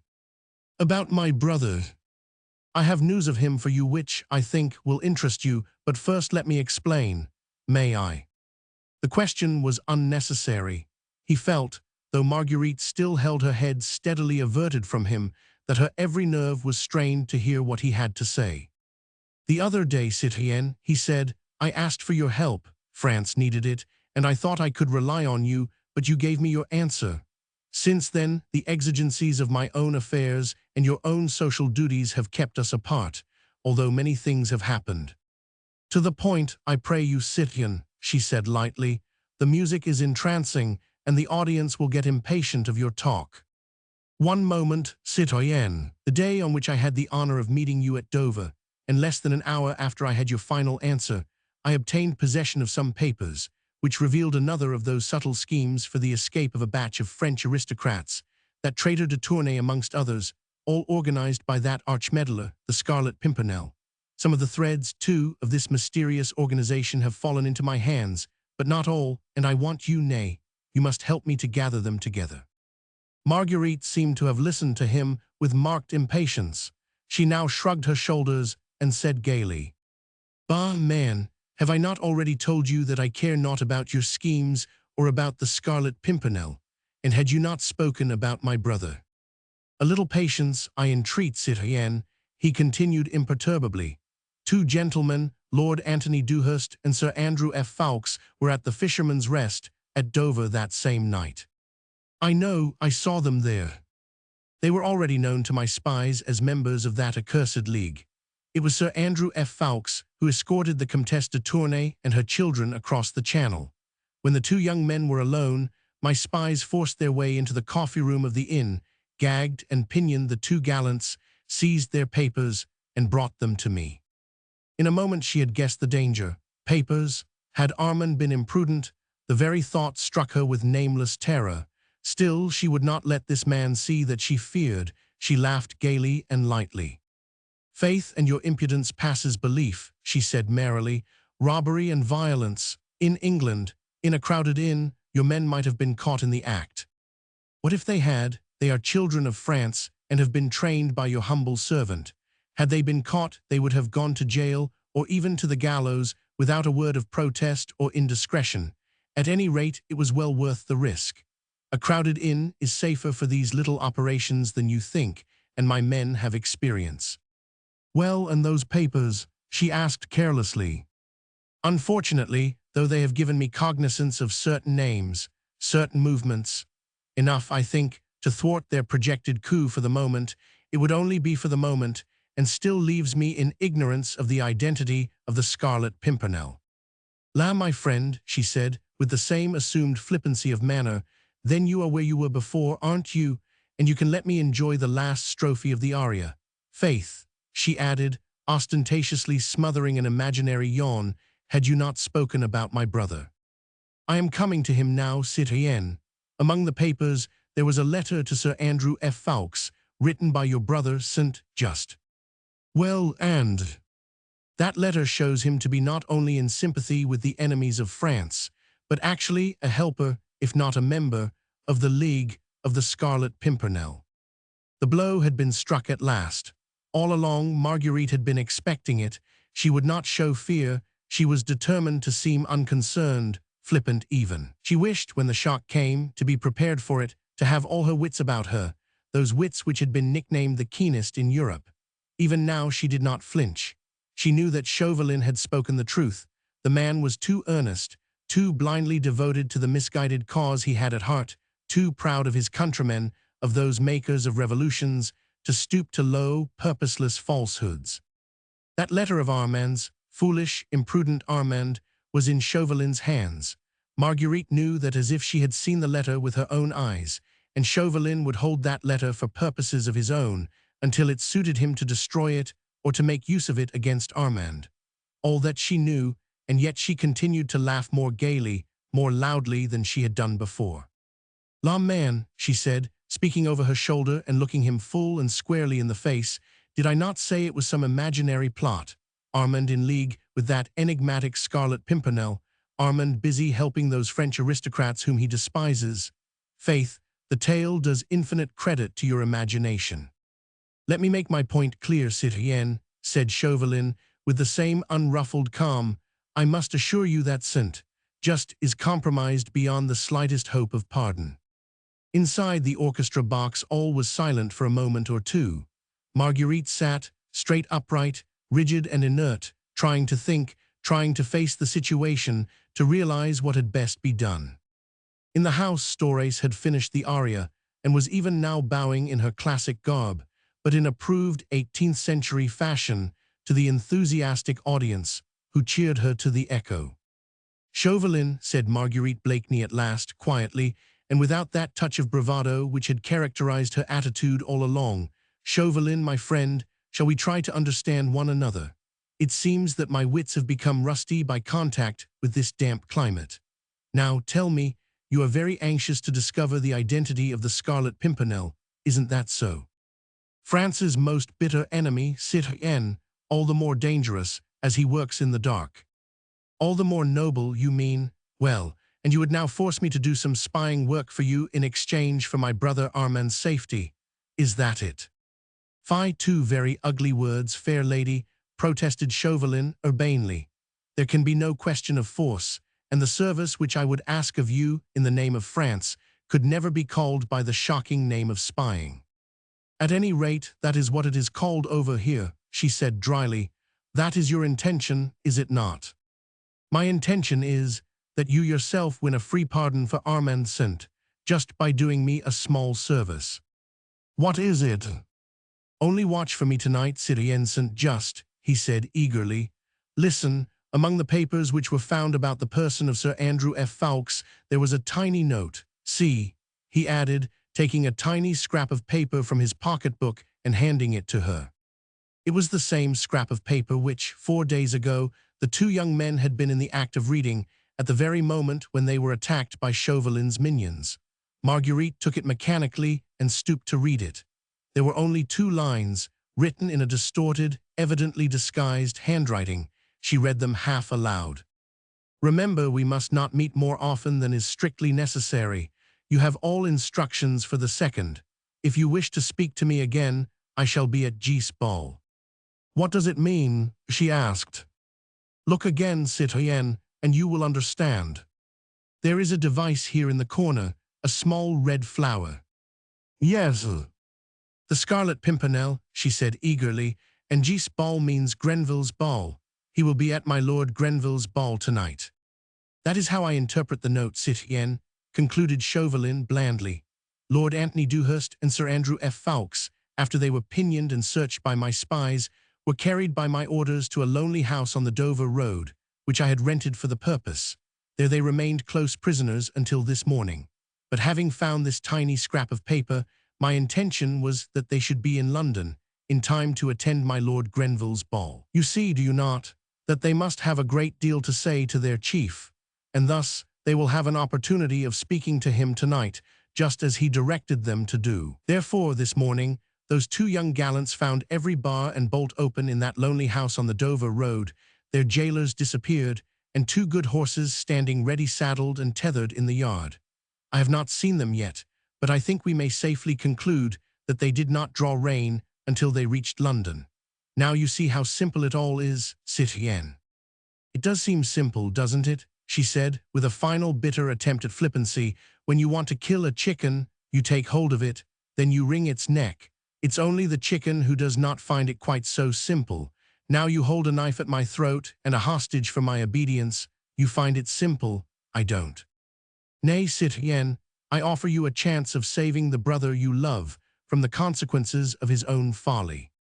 Marguerite's face softened, her eyes at last grew moist, as she murmured half to herself, "The only being in the world who has loved me truly and constantly.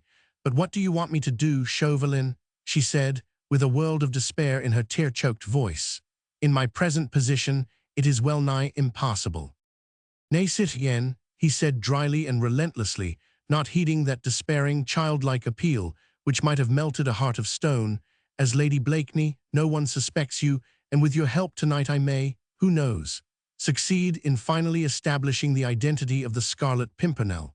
You are going to the ball anon. Watch for me there, citoyenne, watch and listen. You can tell me if you hear a chance word or whisper. You can note everyone to whom Sir Andrew F. Ffoulkes or Lord Anthony Dewhurst will speak. You are absolutely beyond suspicion now. The Scarlet Pimpernel will be at Lord Grenville's ball tonight. Find out who he is, and I will pledge the word of France that your brother shall be safe." Chauvelin was putting the knife to her throat. Marguerite felt herself entangled in one of those webs from which she could hope for no escape. A precious hostage was being held for her obedience, for she knew that this man would never make an empty threat. No doubt Armand was already signaled to the Committee of Public Safety as one of the suspect. He would not be allowed to leave France again and would be ruthlessly struck if she refused to obey Chauvelin. For a moment, womanlike, she still hoped to temporize. She held out her hand to this man, whom she now feared and hated. "If I promise to help you in this matter, Chauvelin," she said pleasantly, "will you give me that letter of St. Just's?" "If you render me useful assistance tonight, citoyenne," he replied with a sarcastic smile, "I will give you that letter tomorrow." "You do not trust me."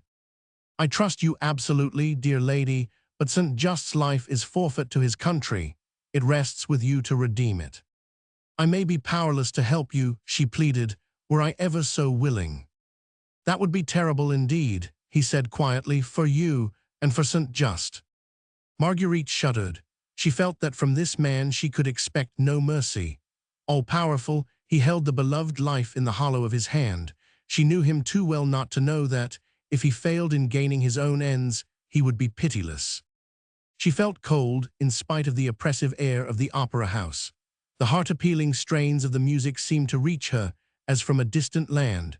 She drew her costly lace scarf up around her shoulders and sat silently watching the brilliant scene, as if in a dream. For a moment her thoughts wandered away from the loved one who was in danger, to that other man who also had a claim on her confidence and her affection. She felt lonely, frightened for Armand's sake. She longed to seek comfort and advice from someone who would know how to help and console. Sir Percy Blakeney had loved her once. He was her husband, Why should she stand alone through this terrible ordeal? He had very little brains, it is true, but he had plenty of muscle. Surely, if she provided the thought, and he the manly energy and pluck, together they could outwit the astute diplomatist and save the hostage from his vengeful hands without imperiling the life of the noble leader of that gallant little band of heroes. Sir Percy knew just well, he seemed attached to him, she was sure that he could help. Chauvelin was taking no further heed of her. He had said his cruel either or and left her to decide. He, in his turn now, appeared to be absorbed in the soul-stirring melodies of Orpheus and was beating time to the music with his sharp, ferret-like head. A discreet rap at the door roused Marguerite from her thoughts. It was Sir Percy Blakeney, tall, sleepy, good-humored, and wearing that half-shy, half-inane smile, which just now seemed to irritate her every nerve. Your chair is outside, dear," he said, with his most exasperating drawl. "I suppose you will want to go to that demmed ball."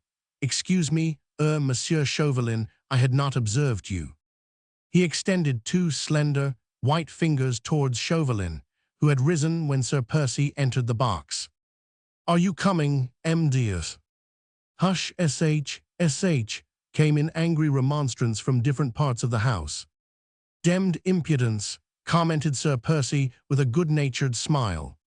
Marguerite sighed impatiently. Her last hope seemed suddenly to have vanished away. She wrapped her cloak round her, and without looking at her husband. "I am ready to go," she said, taking his arm. At the door of the box, she turned and looked straight at Chauvelin, who, with his chapeau bras under his arm and a curious smile round his thin lips, was preparing to follow the strangely ill-assorted couple. "It is only au revoir, Chauvelin," she said pleasantly. "We shall meet at my Lord Grenville's ball anon."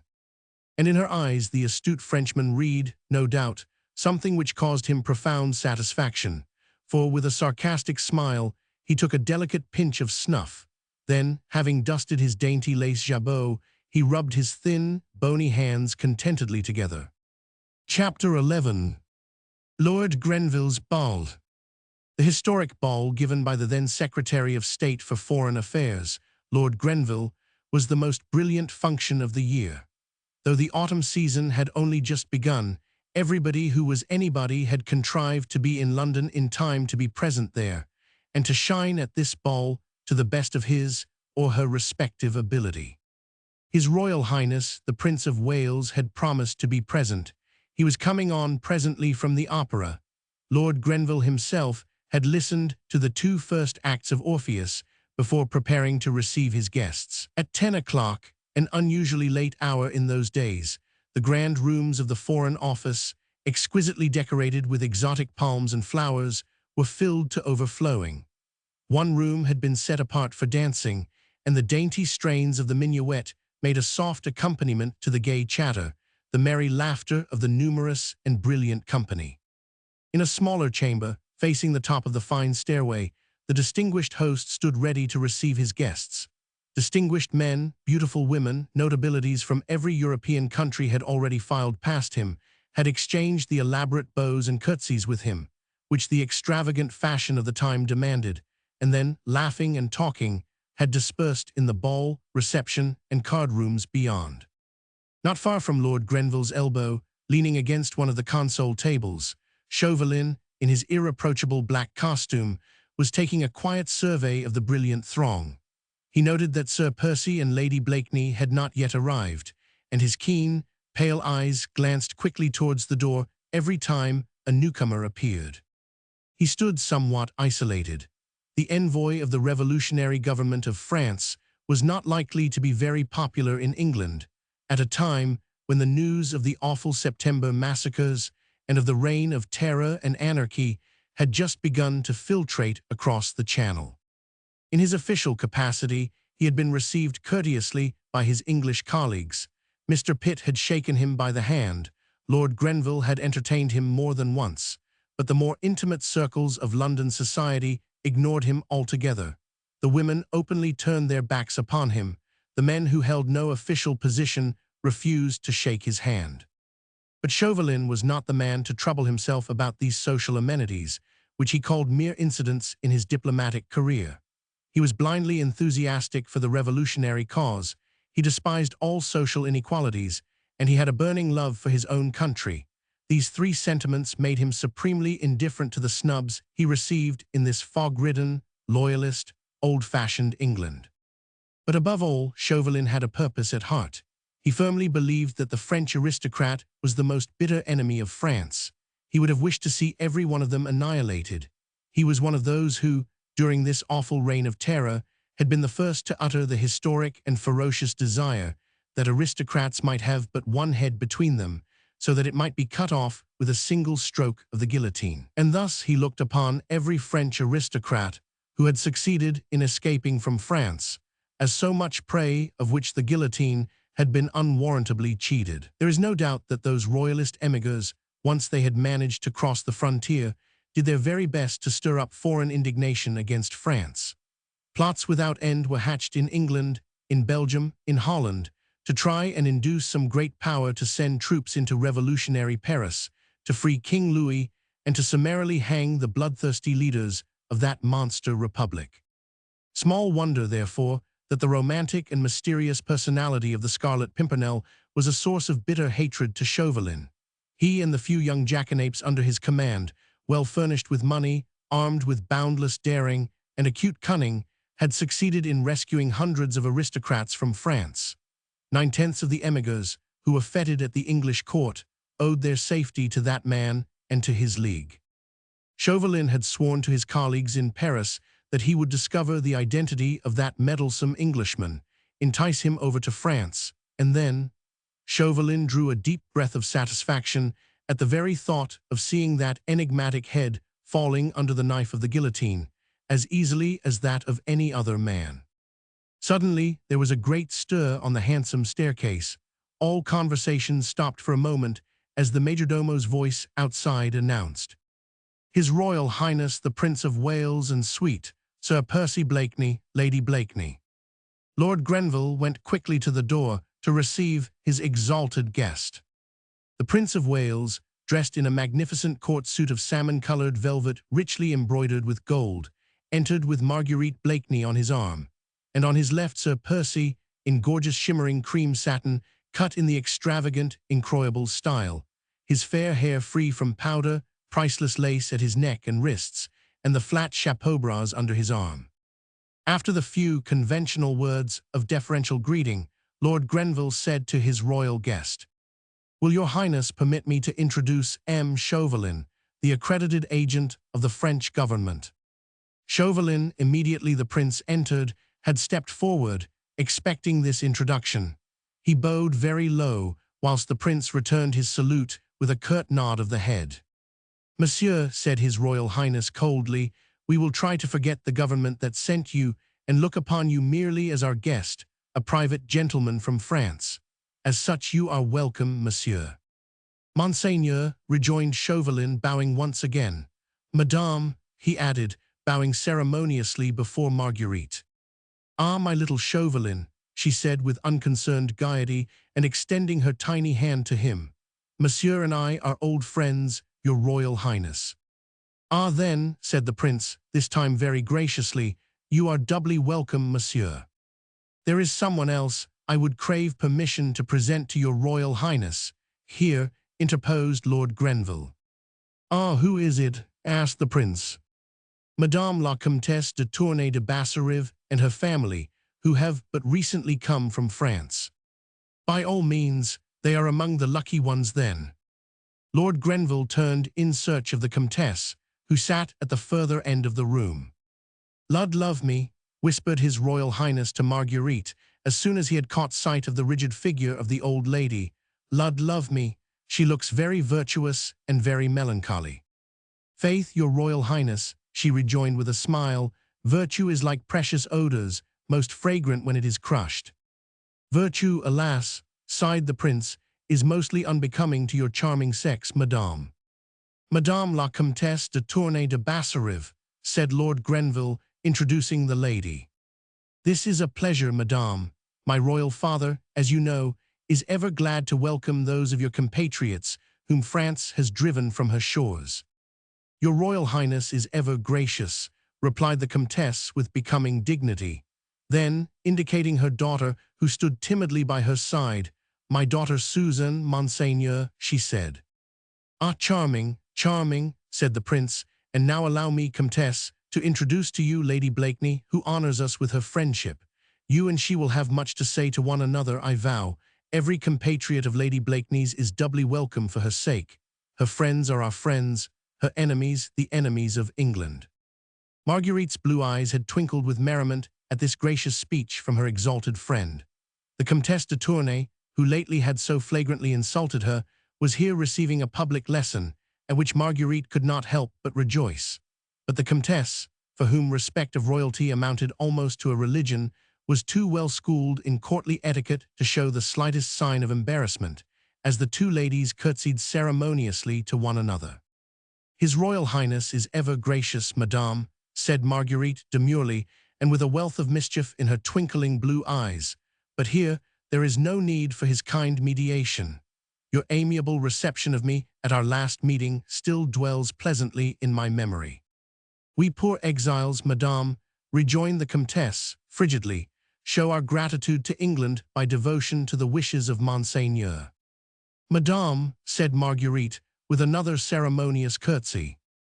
"Madame," responded the Comtesse, with equal dignity. The prince, in the meanwhile, was saying a few gracious words to the young Vicomte. "I am happy to know you, Monsieur le Vicomte," he said. "I knew your father well when he was ambassador in London." "Ah, Monseigneur," replied the Vicomte, "I was a little boy then, and now I owe the honor of this meeting to our protector, the Scarlet Pimpernel."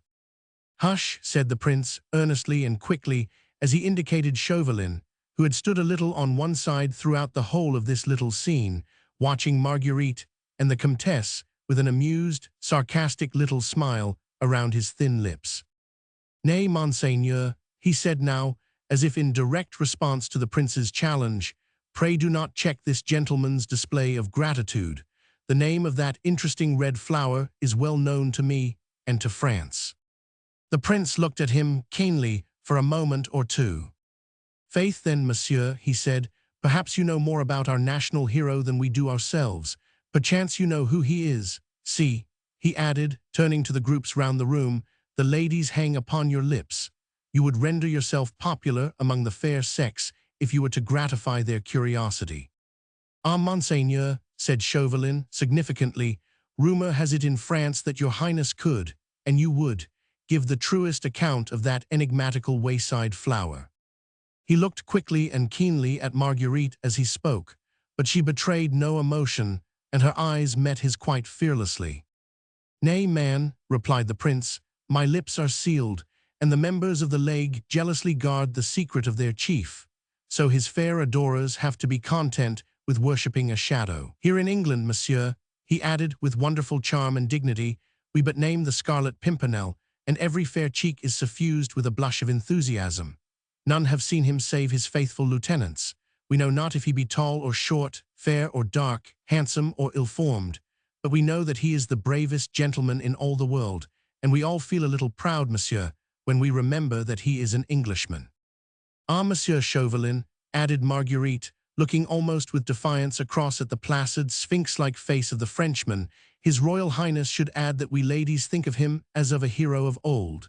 We worship him, we wear his badge, we tremble for him when he is in danger, and exult with him in the hour of his victory." Chauvelin did no more than bow placidly both to the prince and to Marguerite. He felt that both speeches were intended, each in their way, to convey contempt or defiance. The pleasure-loving, idle prince he despised, the beautiful woman, who in her golden hair wore a spray of small red flowers composed of rubies and diamonds, her he held in the hollow of his hand. He could afford to remain silent and to await events. A long, jovial, inane laugh broke the sudden silence which had fallen over everyone.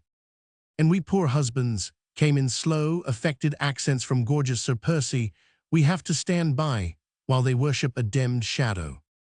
Everyone laughed, the prince more loudly than anyone. The tension of subdued excitement was relieved, and the next moment everyone was laughing and chatting merrily as the gay crowd broke up and dispersed in the adjoining rooms. Chapter 12. The scrap of paper. Marguerite suffered intensely. Though she laughed and chatted, though she was more admired, more surrounded, more feted than any woman there, she felt like one condemned to death, living her last day upon this earth. Her nerves were in a state of painful tension, which had increased 100-fold during that brief hour which she had spent in her husband's company between the opera and the ball. The short ray of hope that she might find in this good-natured, lazy individual a valuable friend and adviser had vanished as quickly as it had come the moment she found herself alone with him. The same feeling of good-humored contempt which one feels for an animal or a faithful servant made her turn away with a smile from the man who should have been her moral support in this heart-rending crisis through which she was passing. Who should have been her cool-headed adviser when feminine sympathy and sentiment tossed her hither and thither between her love for her brother, who was far away and in mortal peril, and horror of the awful service which Chauvelin had exacted from her in exchange for Armand's safety. There he stood, the moral support, the cool-headed adviser, surrounded by a crowd of brainless, empty-headed young fops who were even now repeating from mouth to mouth, and with every sign of the keenest enjoyment, a doggerel quatrain which he had just given forth. Everywhere the absurd, silly words met her. People seemed to have little else to speak about. Even the prince had asked her, with a laugh, whether she appreciated her husband's latest poetic efforts. All done in the tying of a cravat, Sir Percy had declared to his clique of admirers. "We seek him here, we seek him there. Those Frenchies seek him everywhere. Is he in heaven, is he in hell? That demmed, elusive Pimpernel."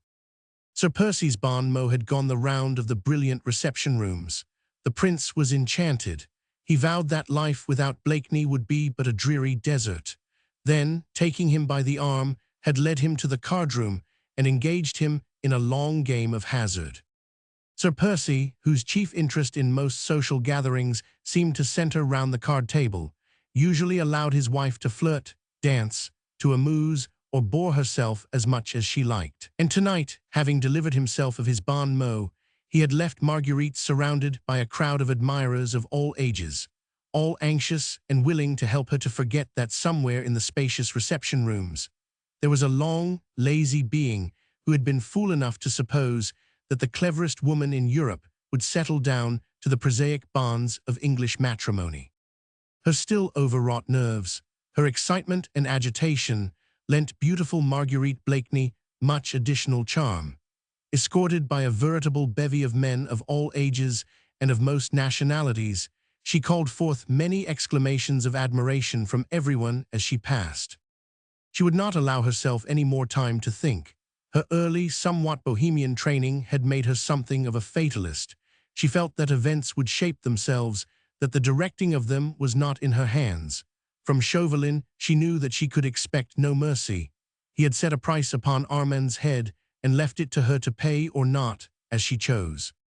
Later on in the evening, she caught sight of Sir Andrew F. Ffoulkes and Lord Anthony Dewhurst, who seemingly had just arrived.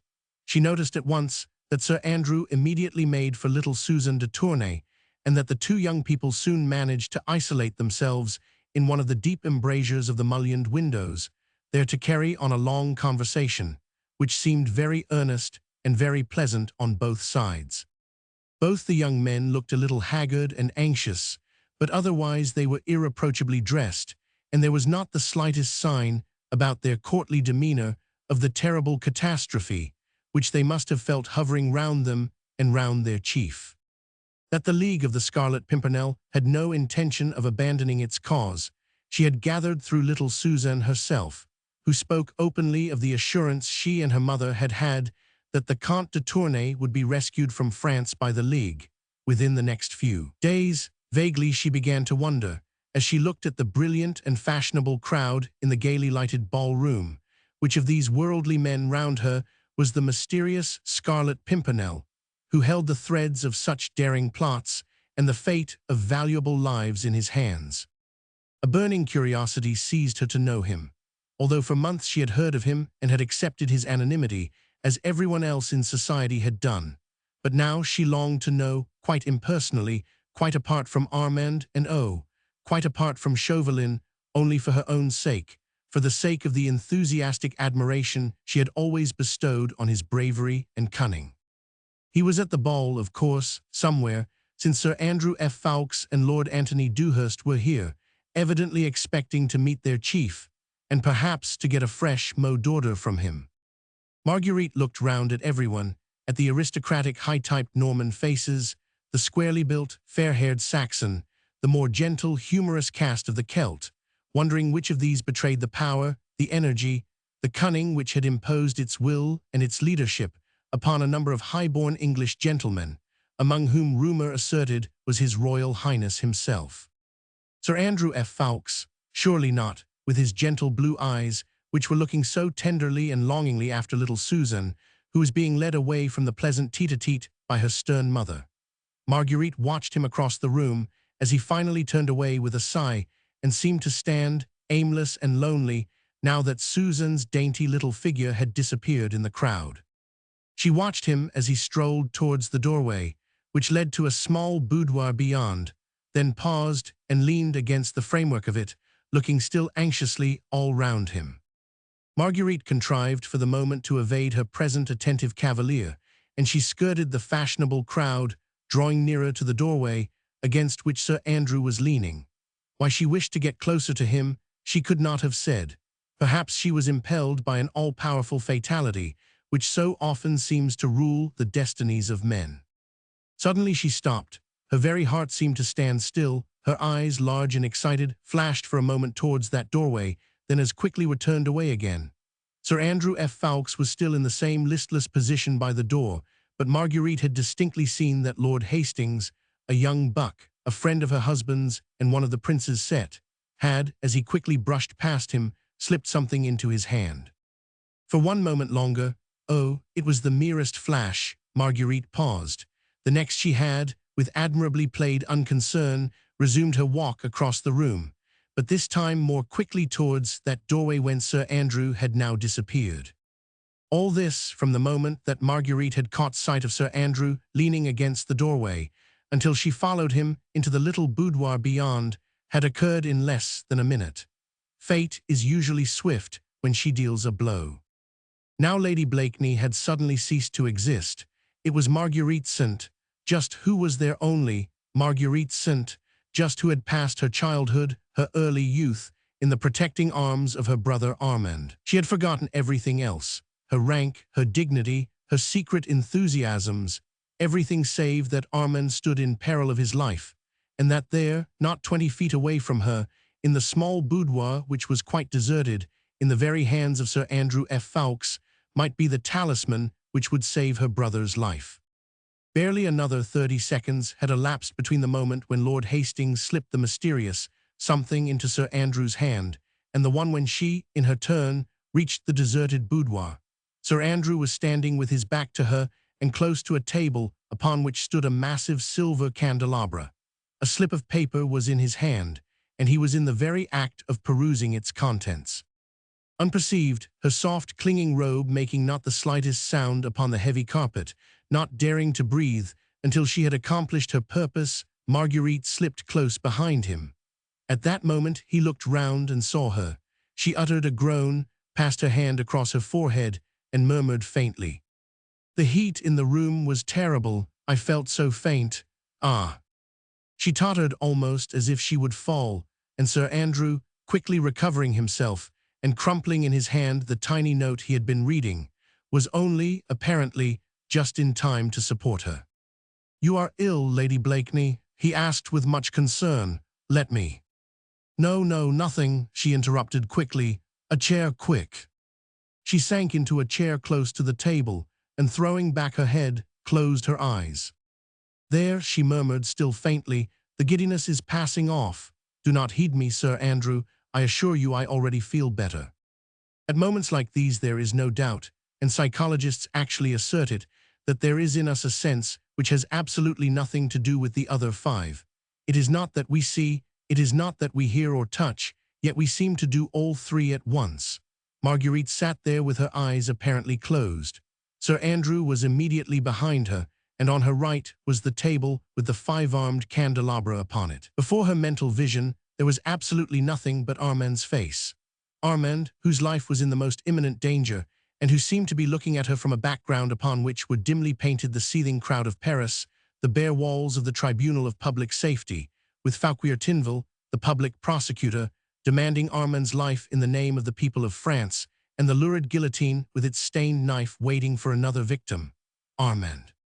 For one moment there was dead silence in the little boudoir. Beyond, from the brilliant ballroom, the sweet notes of the gavotte, the frou-frou of rich dresses, the talk and laughter of a large and merry crowd came as a strange, weird accompaniment to the drama which was being enacted here. Sir Andrew had not uttered another word. Then it was that extra sense became potent in Marguerite Blakeney. She could not see, for her eyes were closed. She could not hear, for the noise from the ballroom drowned the soft rustle of that momentous scrap of paper. Nevertheless, she knew, as if she had both seen and heard, that Sir Andrew was even now holding the paper to the flame of one of the candles.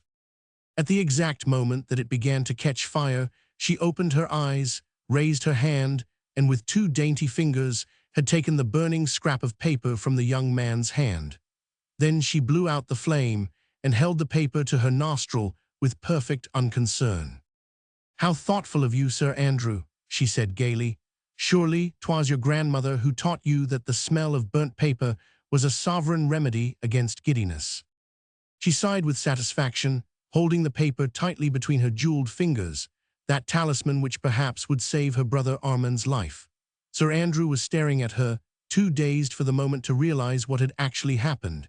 He had been taken so completely by surprise that he seemed quite unable to grasp the fact that the slip of paper, which she held in her dainty hand, was one perhaps on which the life of his comrade might depend. Marguerite burst into a long, merry peal of laughter. "Why do you stare at me like that?" she said playfully. "I assure you I feel much better. Your remedy has proved most effectual. This room is most delightfully cool," she added, with the same perfect composure, "and the sound of the gavotte from the ballroom is fascinating and soothing." She was prattling on in the most unconcerned and pleasant way, while Sir Andrew, in an agony of mind, was racking his brains as to the quickest method he could employ to get that bit of paper out of that beautiful woman's hand. Instinctively, vague and tumultuous thoughts rushed through his mind. He suddenly remembered her nationality and, worst of all, recollected that horrible tale anent the Marquis de St. Cyr, which in England no one had credited, for the sake of Sir Percy as well as for her own. "What, still dreaming and staring?" she said, with a merry laugh. "You are most ungallant, Sir Andrew, and now I come to think of it, you seemed more startled than pleased when you saw me just now. I do believe, after all, that it was not concern for my health, nor yet a remedy taught you by your grandmother, that caused you to burn this tiny scrap of paper. I vow it must have been your lady love's last cruel epistle you were trying to destroy. Now confess," she added, playfully holding up the scrap of paper, "does this contain her final conge, or a last appeal to kiss and make friends?" "Whichever it is, Lady Blakeney," said Sir Andrew, who was gradually recovering his self-possession, "this little note is undoubtedly mine, and—" Not caring whether his action was one that would be styled ill-bred towards a lady, the young man had made a bold dash for the note, but Marguerite's thoughts flew quicker than his own. Her actions, under pressure of this intense excitement, were swifter and more sure. She was tall and strong. She took a quick step backwards and knocked over the small Sheraton table, which was already top-heavy, and which fell down with a crash, together with the massive candelabra upon it. She gave a quick cry of alarm. "The candles, Sir Andrew, quick!" There was not much damage done. One or two of the candles had blown out as the candelabra fell. Others had merely sent some grease upon the valuable carpet. One had ignited the paper shade over it. Sir Andrew quickly and dexterously put out the flames and replaced the candelabra upon the table. But this had taken him a few seconds to do, and those seconds had been all that Marguerite needed to cast a quick glance at the paper, and to note its contents, a dozen words in the same distorted handwriting she had seen before, and bearing the same device, a star-shaped flower drawn in red ink. When Sir Andrew once more looked at her, he only saw on her face alarm at the untoward accident and relief at its happy issue, whilst the tiny and momentous note had apparently fluttered to the ground. Eagerly, the young man picked it up, and his face looked much relieved as his fingers closed tightly over it. "For shame, Sir Andrew," she said, shaking her head with a playful sigh, "making havoc in the heart of some impressionable duchess, whilst conquering the affections of my sweet little Susan. Well, well, I do believe it was Cupid himself who stood by you and threatened the entire Foreign Office with destruction by fire, just on purpose to make me drop love's message, before it had been polluted by my indiscreet eyes. To think that, a moment longer, and I might have known the secrets of an erring duchess." "You will forgive me, Lady Blakeney," said Sir Andrew, now as calm as she was herself, "if I resume the interesting occupation which you had interrupted." "By all means, Sir Andrew. How should I venture to thwart the love god again? Perhaps he would mete out some terrible chastisement against my presumption. Burn your love token, by all means." Sir Andrew had already twisted the paper into a long spill, and was once again holding it to the flame of the candle, which had remained alight. He did not notice the strange smile on the face of his fair vis-a-vis, so intent was he on the work of destruction. Perhaps, had he done so, the look of relief would have faded from his face. He watched the fateful note as it curled under the flame. Soon the last fragment fell on the floor, and he placed his heel upon the ashes. "And now, Sir Andrew," said Marguerite Blakeney, with the pretty nonchalance peculiar to herself, and with the most winning of smiles, "will you venture to excite the jealousy of your fair lady by asking me to dance the minuet?" Chapter 13. Either or. The few words which Marguerite Blakeney had managed to read on the half-scorched piece of paper seemed literally to be the words of fate. "Start myself tomorrow." This she had read quite distinctly. Then came a blur caused by the smoke of the candle, which obliterated the next few words. But right at the bottom there was another sentence, which was now standing clearly and distinctly, like letters of fire, before her mental vision. "If you wish to speak to me again, I shall be in the supper-room at 1 o'clock precisely." The whole was signed with the hastily scrawled little device, a tiny star-shaped flower, which had become so familiar to her. 1 o'clock precisely. It was now close upon 11. The last minuet was being danced, with Sir Andrew F. Ffoulkes and beautiful Lady Blakeney leading the couples through its delicate and intricate figures. Close upon 11, the hands of the handsome Louis Roman 15 clock upon its ormolu bracket seemed to move along with maddening rapidity. 2 hours more, and her fate and that of Armand would be sealed. In 2 hours she must make up her mind whether she will keep the knowledge so cunningly gained to herself and leave her brother to his fate, or whether she will willfully betray a brave man whose life was devoted to his fellowmen, who was noble, generous, and above all, unsuspecting. It seemed a horrible thing to do. But then there was Armand. Armand, too, was noble and brave. Armand, too, was unsuspecting. And Armand loved her, would have willingly trusted his life in her hands, and now, when she could save him from death, she hesitated. Oh, it was monstrous. Her brother's kind, gentle face, so full of love for her, seemed to be looking reproachfully at her. "You might have saved me, Margaret," he seemed to say to her, "and you chose the life of a stranger, a man you do not know, whom you have never seen, and preferred that he should be safe, whilst you sent me to the guillotine." All these conflicting thoughts raged through Marguerite's brain, while with a smile upon her lips, she glided through the graceful mazes of the minuet. She noted, with that acute sense of hers, that she had succeeded in completely allaying Sir Andrew's fears. Her self-control had been absolutely perfect. She was a finer actress at this moment, and throughout the whole of this minuet, than she had ever been upon the boards of the Comédie Française. But then, a beloved brother's life had not depended upon her histrionic powers. She was too clever to overdo her part, and made no further allusions to the supposed billet doux, which had caused Sir Andrew F. Ffoulkes such an agonizing 5 minutes. She watched his anxiety melting away under her sunny smile, and soon perceived that, whatever doubt may have crossed his mind at the moment, she had, by the time the last bars of the minuet had been played, succeeded in completely dispelling it.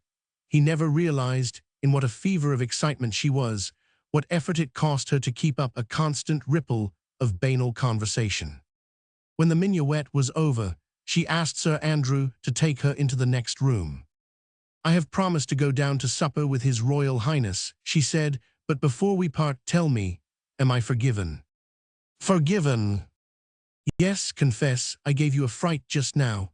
But remember, I am not an Englishwoman, and I do not look upon the exchanging of billet doux as a crime, and I vow I'll not tell my little Suzanne. But now, tell me, shall I welcome you at my water party on Wednesday? I am not sure, Lady Blakeney, he replied evasively. I may have to leave London tomorrow. I would not do that, if I were you, she said earnestly. Then seeing the anxious look once more reappearing in his eyes, she added gaily, No one can throw a ball better than you can, Sir Andrew. We should so miss you on the bowling green. He had led her across the room to one beyond, where already His Royal Highness was waiting for the beautiful Lady Blakeney. Madame, supper awaits us, said the prince, offering his arm to Marguerite, and I am full of hope. The goddess Fortune has frowned so persistently on me at hazard that I look with confidence for the smiles of the goddess of beauty. Your Highness has been unfortunate at the card tables, asked Marguerite as she took the prince's arm. I'm most unfortunate. Blakeney, not content with being the richest among my father's subjects, has also the most outrageous luck. By the way, where is that inimitable wit? I vow, madam, that this life would be but a dreary desert without your smiles and his sallies. Chapter 14. 1 o'clock precisely. Supper had been extremely gay. All those present declared that never had Lady Blakeney been more adorable, nor that demmed idiot Sir Percy more amusing.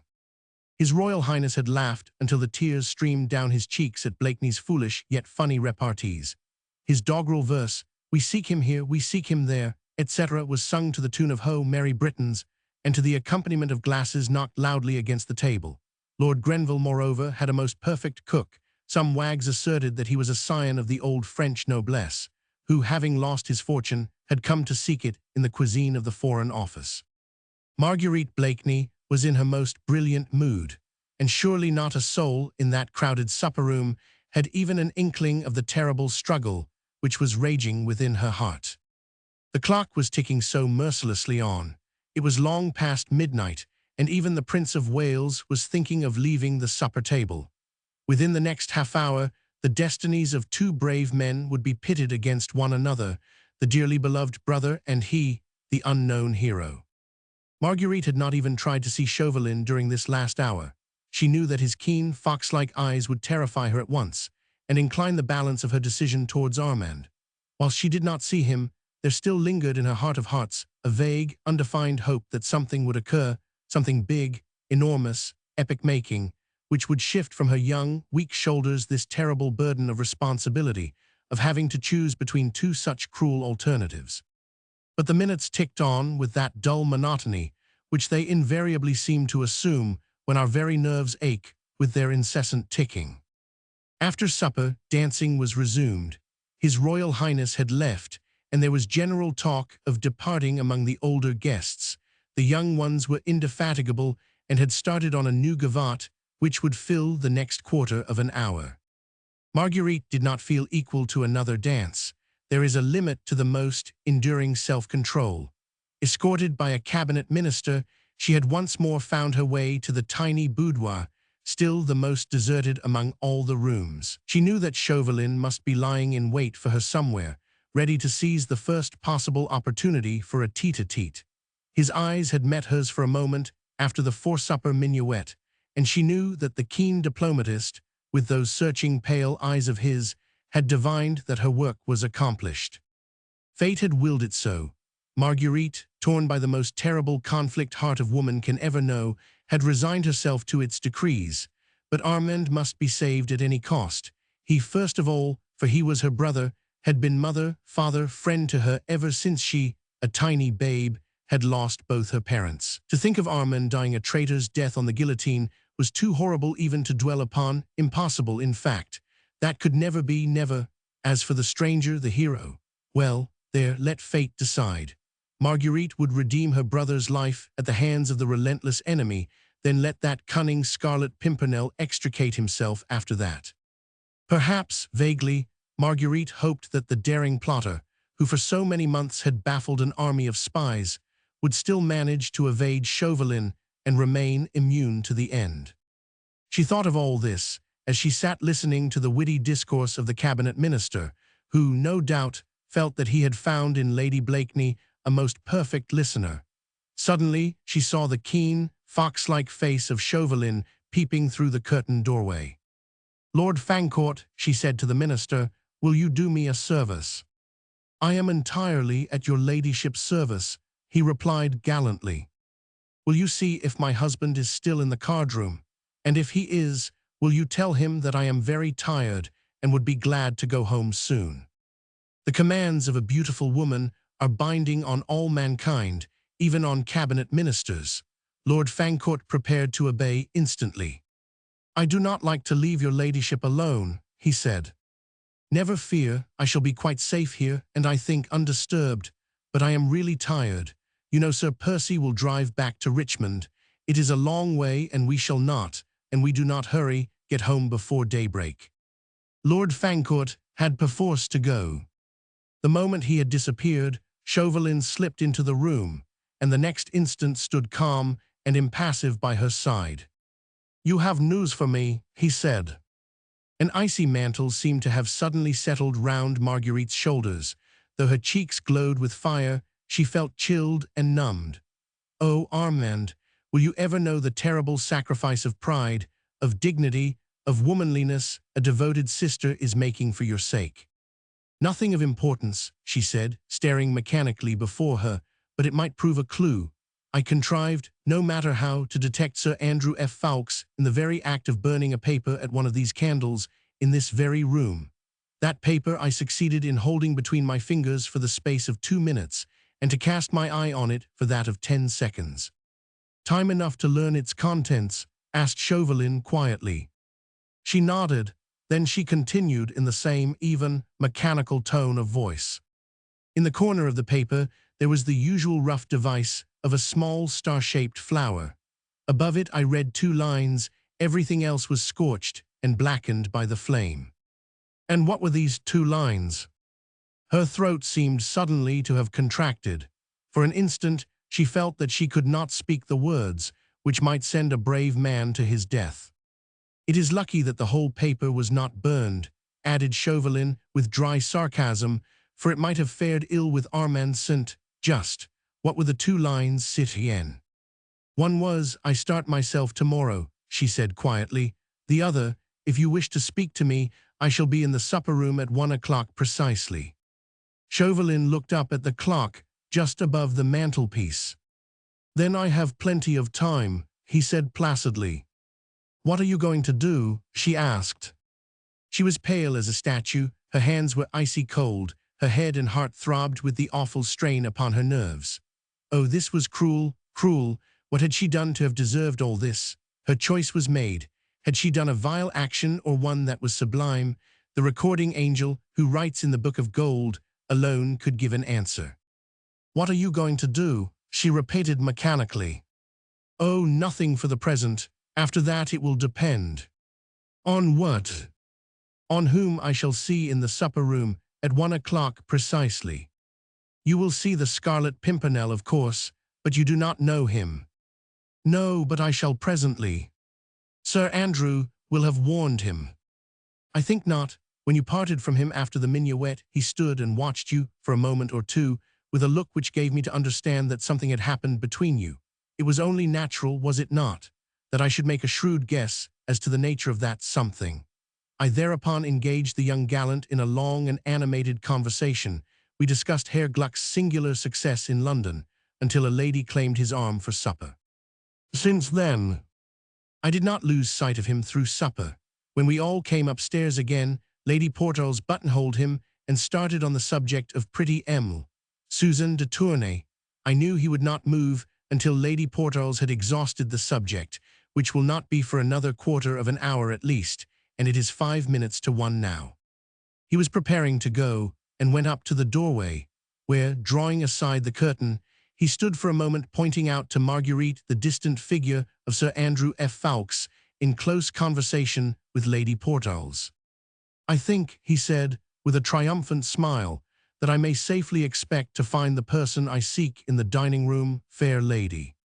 There may be more than one." Whoever is there, as the clock strikes 1, will be shadowed by one of my men. Of these, 1, or perhaps 2, or even 3, will leave for France tomorrow. One of these will be the Scarlet Pimpernel. Yes, and I also, fair lady, will leave for France tomorrow. The papers found at Dover upon the person of Sir Andrew F. Ffoulkes speak of the neighbourhood of Calais, of an inn which I know well, called Le Chat Gris, of a lonely place somewhere on the coast, the Peer Blanchard's hut, which I must endeavour to find. All these places are given as the point where this meddlesome Englishman has bidden the traitor de Tournay and others to meet his emissaries. But it seems that he has decided not to send his emissaries, that he will start himself tomorrow. Now one of those persons whom I shall see anon in the supper-room will be journeying to Calais, and I shall follow that person, until I have tracked him to where those fugitive aristocrats await him. For that person, fair lady, will be the man whom I have sought for nearly a year, the man whose energy has outdone me, whose ingenuity has baffled me, whose audacity has set me wondering, yes, me, who have seen a trick or two in my time, the mysterious and elusive Scarlet Pimpernel. And Armand, she pleaded, have I ever broken my word? I promise you that the day the Scarlet Pimpernel and I start for France, I will send you that imprudent letter of his by special courier. More than that, I will pledge you the word of France, that the day I lay hands on that meddlesome Englishman, St. Just will be here in England, safe in the arms of his charming sister. And with a deep and elaborate bow and another look at the clock, Chauvelin glided out of the room.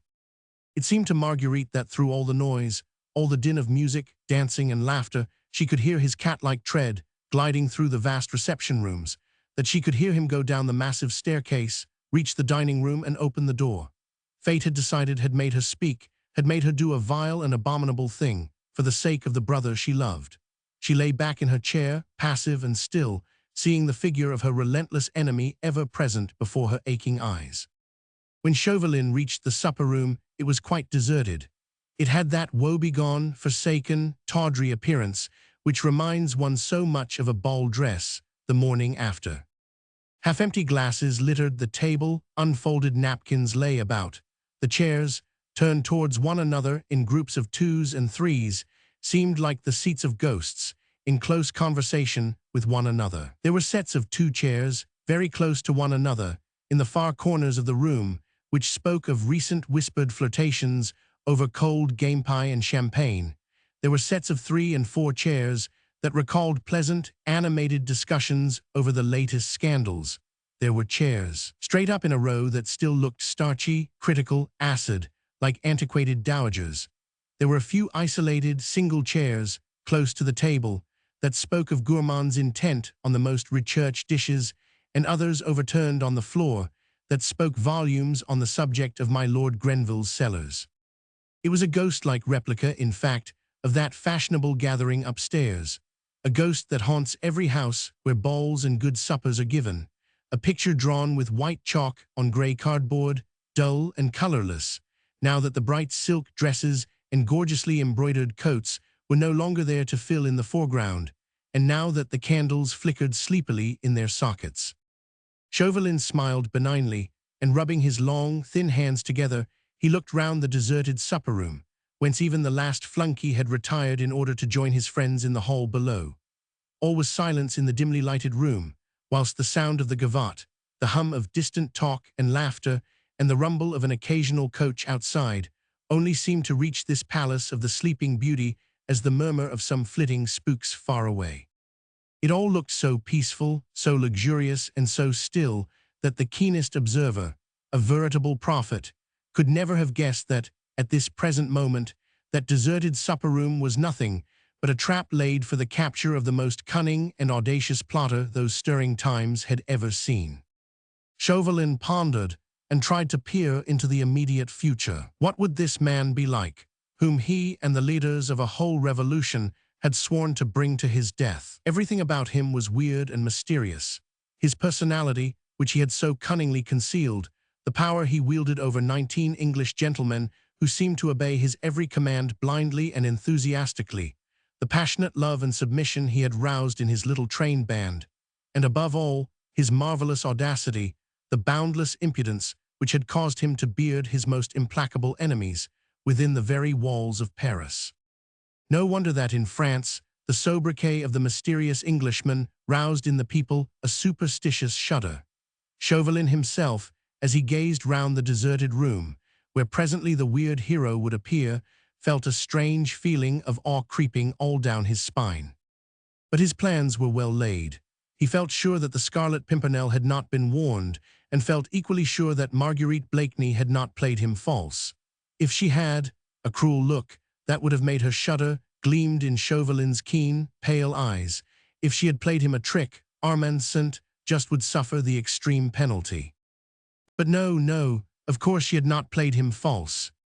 Fortunately, the supper-room was deserted. This would make Chauvelin's task all the easier, when presently that unsuspecting enigma would enter it alone. No one was here now save Chauvelin himself. Stay, as he surveyed with a satisfied smile the solitude of the room, the cunning agent of the French government became aware of the peaceful, monotonous breathing of some one of my Lord Grenville's guests, who, no doubt, had supped both wisely and well, and was enjoying a quiet sleep, away from the din of the dancing above. Chauvelin looked round once more, and there in the corner of a sofa, in the dark angle of the room, his mouth open, his eyes shut, the sweet sounds of peaceful slumbers proceeding from his nostrils, reclined the gorgeously apparelled, long-limbed husband of the cleverest woman in Europe. Chauvelin looked at him as he lay there, placid, unconscious, at peace with all the world and himself, after the best of suppers, and a smile that was almost one of pity softened for a moment the hard lines of the Frenchman's face and the sarcastic twinkle of his pale eyes. Evidently the slumberer, deep in dreamless sleep, would not interfere with Chauvelin's trap for catching that cunning Scarlet Pimpernel.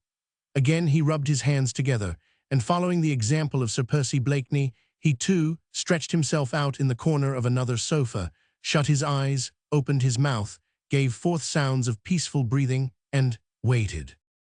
Chapter 15. Doubt. Marguerite Blakeney had watched the slight sable-clad figure of Chauvelin as he worked his way through the ballroom.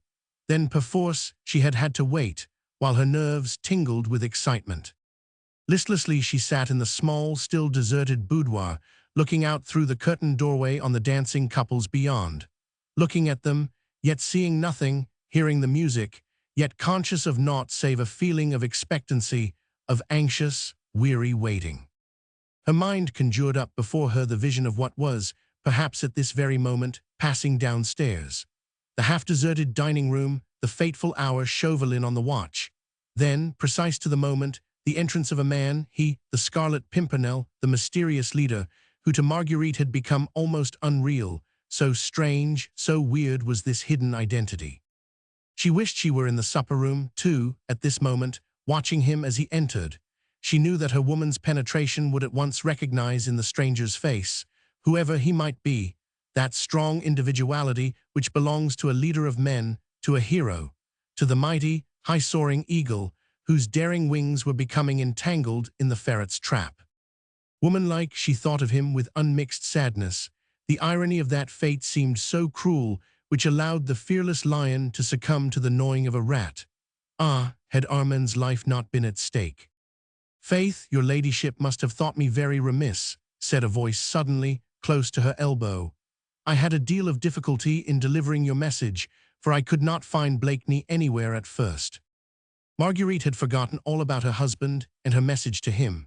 His very name, as spoken by Lord Fancourt, sounded strange and unfamiliar to her.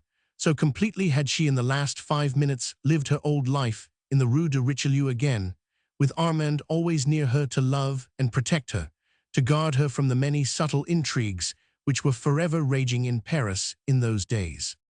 "I did find him at last," continued Lord Fancourt, "and gave him your message. He said that he would give orders at once for the horses to be put to." "Ah," she said, still very absently, "you found my husband and gave him my message." "Yes, he was in the dining-room fast asleep. I could not manage to wake him up at first." "Thank you very much," she said mechanically, trying to collect her thoughts. "Will your ladyship honor me with the contradance until your coach is ready?" asked Lord Fancourt. "No, I thank you, my lord, but, and you will forgive me, I really am too tired. and the heat in the ballroom has become oppressive. The conservatory is deliciously cool. Let me take you there and then get you something. You seem ailing, Lady Blakeney. I am only very tired, she repeated wearily as she allowed Lord Fancourt to lead her, where subdued lights and green plants lent coolness to the air. He got her a chair, into which she sank. This long interval of waiting was intolerable. Why did not Chauvelin come and tell her the result of his watch? Lord Fancourt was very attentive. She scarcely heard what he said and suddenly startled him by asking abruptly, "Lord Fancourt, did you perceive who was in the dining room just now beside Sir Percy Blakeney?" "Only the agent of the French government, M. Chauvelin, equally fast asleep in another corner," he said. "Why does your ladyship ask?" "I know not. Did you notice the time when you were there?" "It must have been about 5 or 10 minutes past 1. I wonder what your ladyship is thinking about," he added, for evidently the fair lady's thoughts were very far away, and she had not been listening to his intellectual conversation. But indeed her thoughts were not very far away. Only one story below, in the same house, in the dining room where sat Chauvelin still on the watch. Had he failed?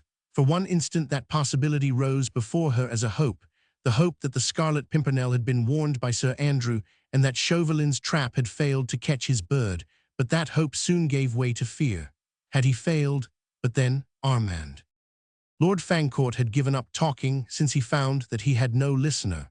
He wanted an opportunity for slipping away, for sitting opposite to a lady, however fair, who is evidently not heeding the most vigorous efforts made for her entertainment, is not exhilarating even to a cabinet minister. "Shall I find out if your ladyship's coach is ready?" he said at last, tentatively.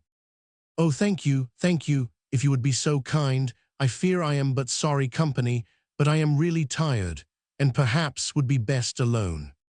She had been longing to be rid of him, for she hoped that, like the fox he so resembled, Chauvelin would be prowling round, thinking to find her alone.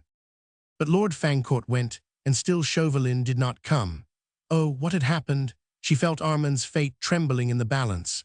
She feared, now with a deadly fear, that Chauvelin had failed and that the mysterious Scarlet Pimpernel had proved elusive once more. Then she knew that she need hope for no pity, no mercy from him. He had pronounced his either or, and nothing less would content him. He was very spiteful and would affect the belief that she had willfully misled him, and having failed to trap the eagle once again, his revengeful mind would be content with the humble prey, Armand. Yet she had done her best, had strained every nerve for Armand's sake. She could not bear to think that all had failed. She could not sit still. She wanted to go and hear the worst at once.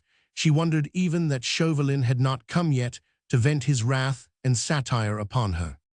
Lord Grenville himself came presently to tell her that her coach was ready, and that Sir Percy was already waiting for her, ribbons in hand. Marguerite said farewell to her distinguished host.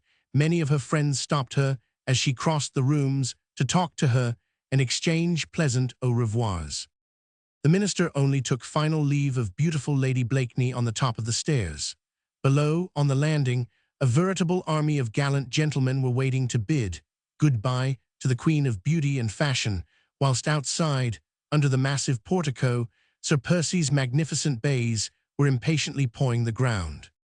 At the top of the stairs, just after she had taken final leave of her host, she suddenly saw Chauvelin. He was coming up the stairs slowly and rubbing his thin hands very softly together.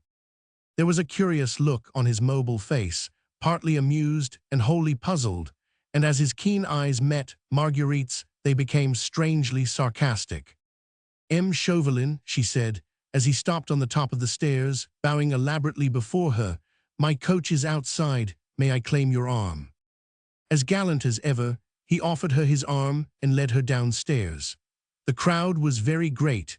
Some of the minister's guests were departing. Others were leaning against the banisters watching the throng as it filed up and down the wide staircase. "Chauvelin," she said at last desperately, "I must know what has happened."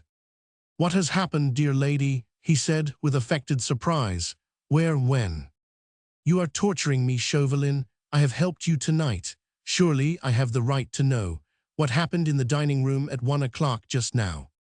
She spoke in a whisper, trusting that in the general hubbub of the crowd her words would remain unheeded by all, save the man at her side. "Quiet and peace reigned supreme, fair lady. At that hour I was asleep in the corner of one sofa and Sir Percy Blakeney in another. Nobody came into the room at all. Nobody. Then we have failed, you and I." "Yes, we have failed, perhaps." "But Armand," she pleaded.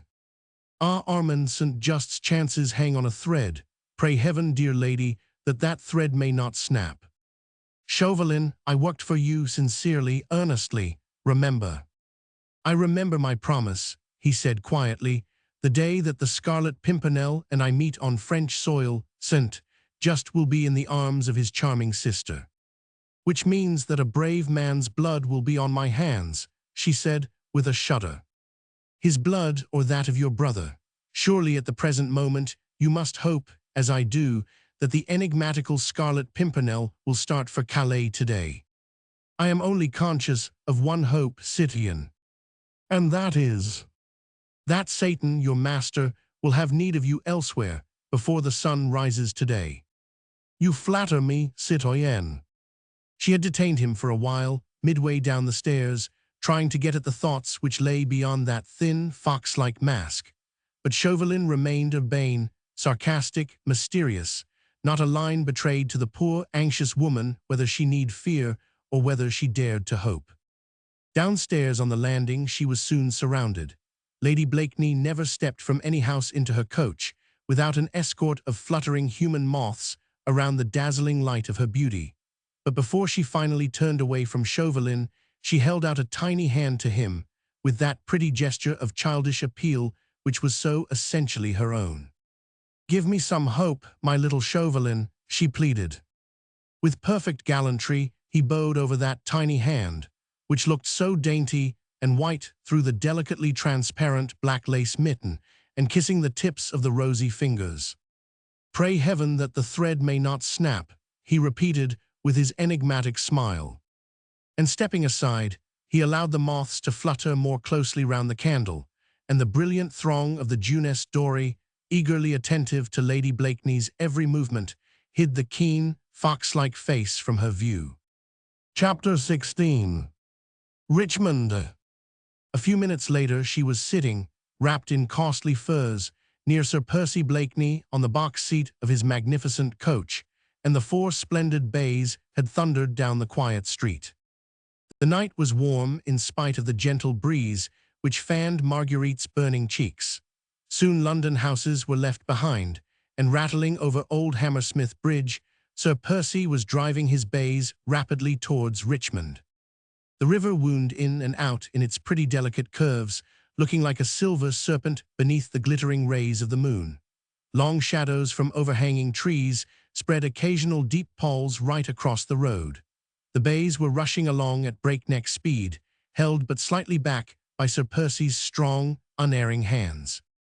These nightly drives after balls and suppers in London were a source of perpetual delight to Marguerite, and she appreciated her husband's eccentricity keenly, which caused him to adopt this mode of taking her home every night, to their beautiful home by the river, instead of living in a stuffy London house. He loved driving his spirited horses along the lonely, moonlit roads, and she loved to sit on the box seat, with the soft air of an English late summer's night fanning her face after the hot atmosphere of a ball or supper party. The drive was not a long one, less than an hour sometimes, when the bays were very fresh, and Sir Percy gave them full rein. Tonight he seemed to have a very devil in his fingers, and the coach seemed to fly along the road beside the river.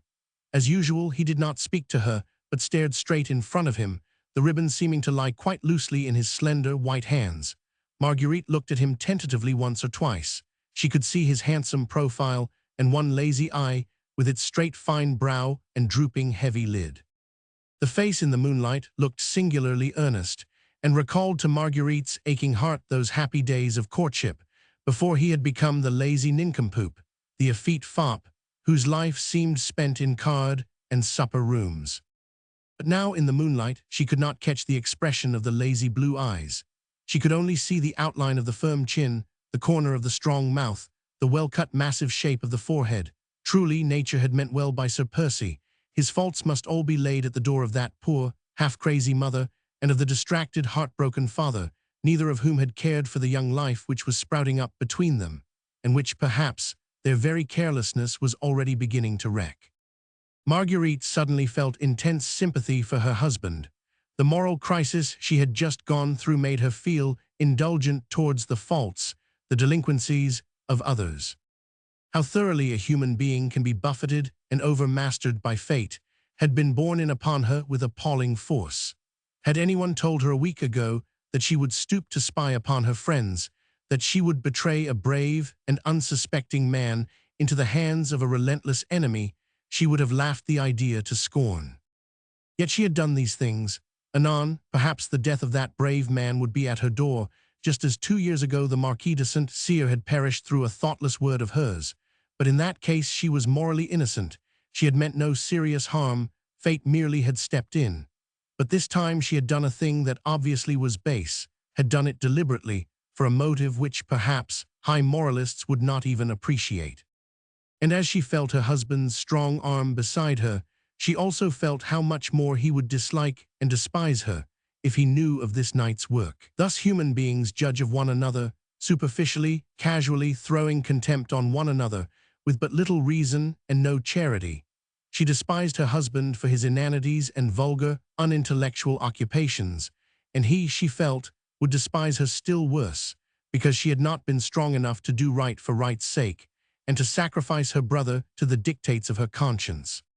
Buried in her thoughts, Marguerite had found this hour in the breezy summer night all too brief, and it was with a feeling of keen disappointment that she suddenly realized that the bays had turned into the massive gates of her beautiful English home.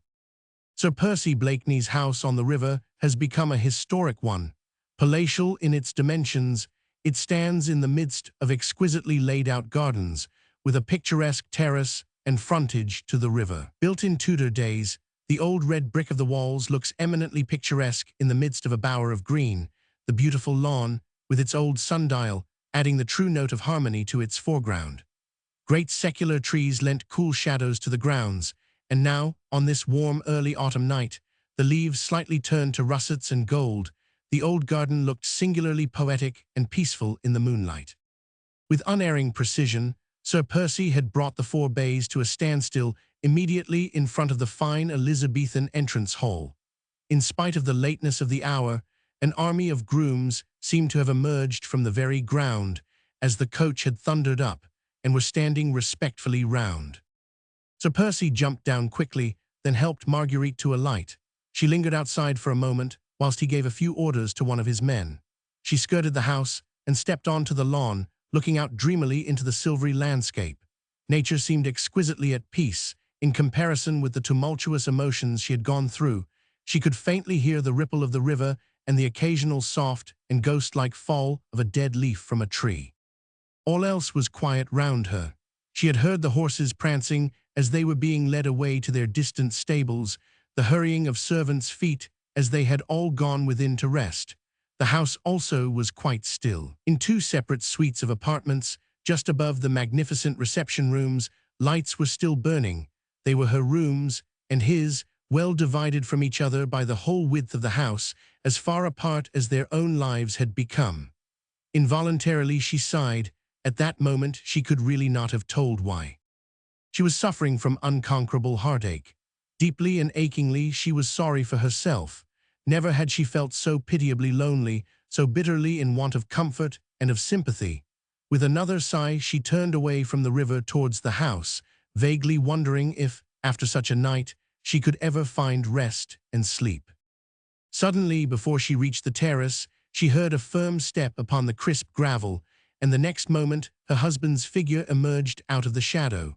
He, too, had skirted the house and was wandering along the lawn towards the river. He still wore his heavy driving coat with the numerous lapels and collars he himself had set in fashion, but he had thrown it well back, burying his hands, as was his wont, in the deep pockets of his satin breeches.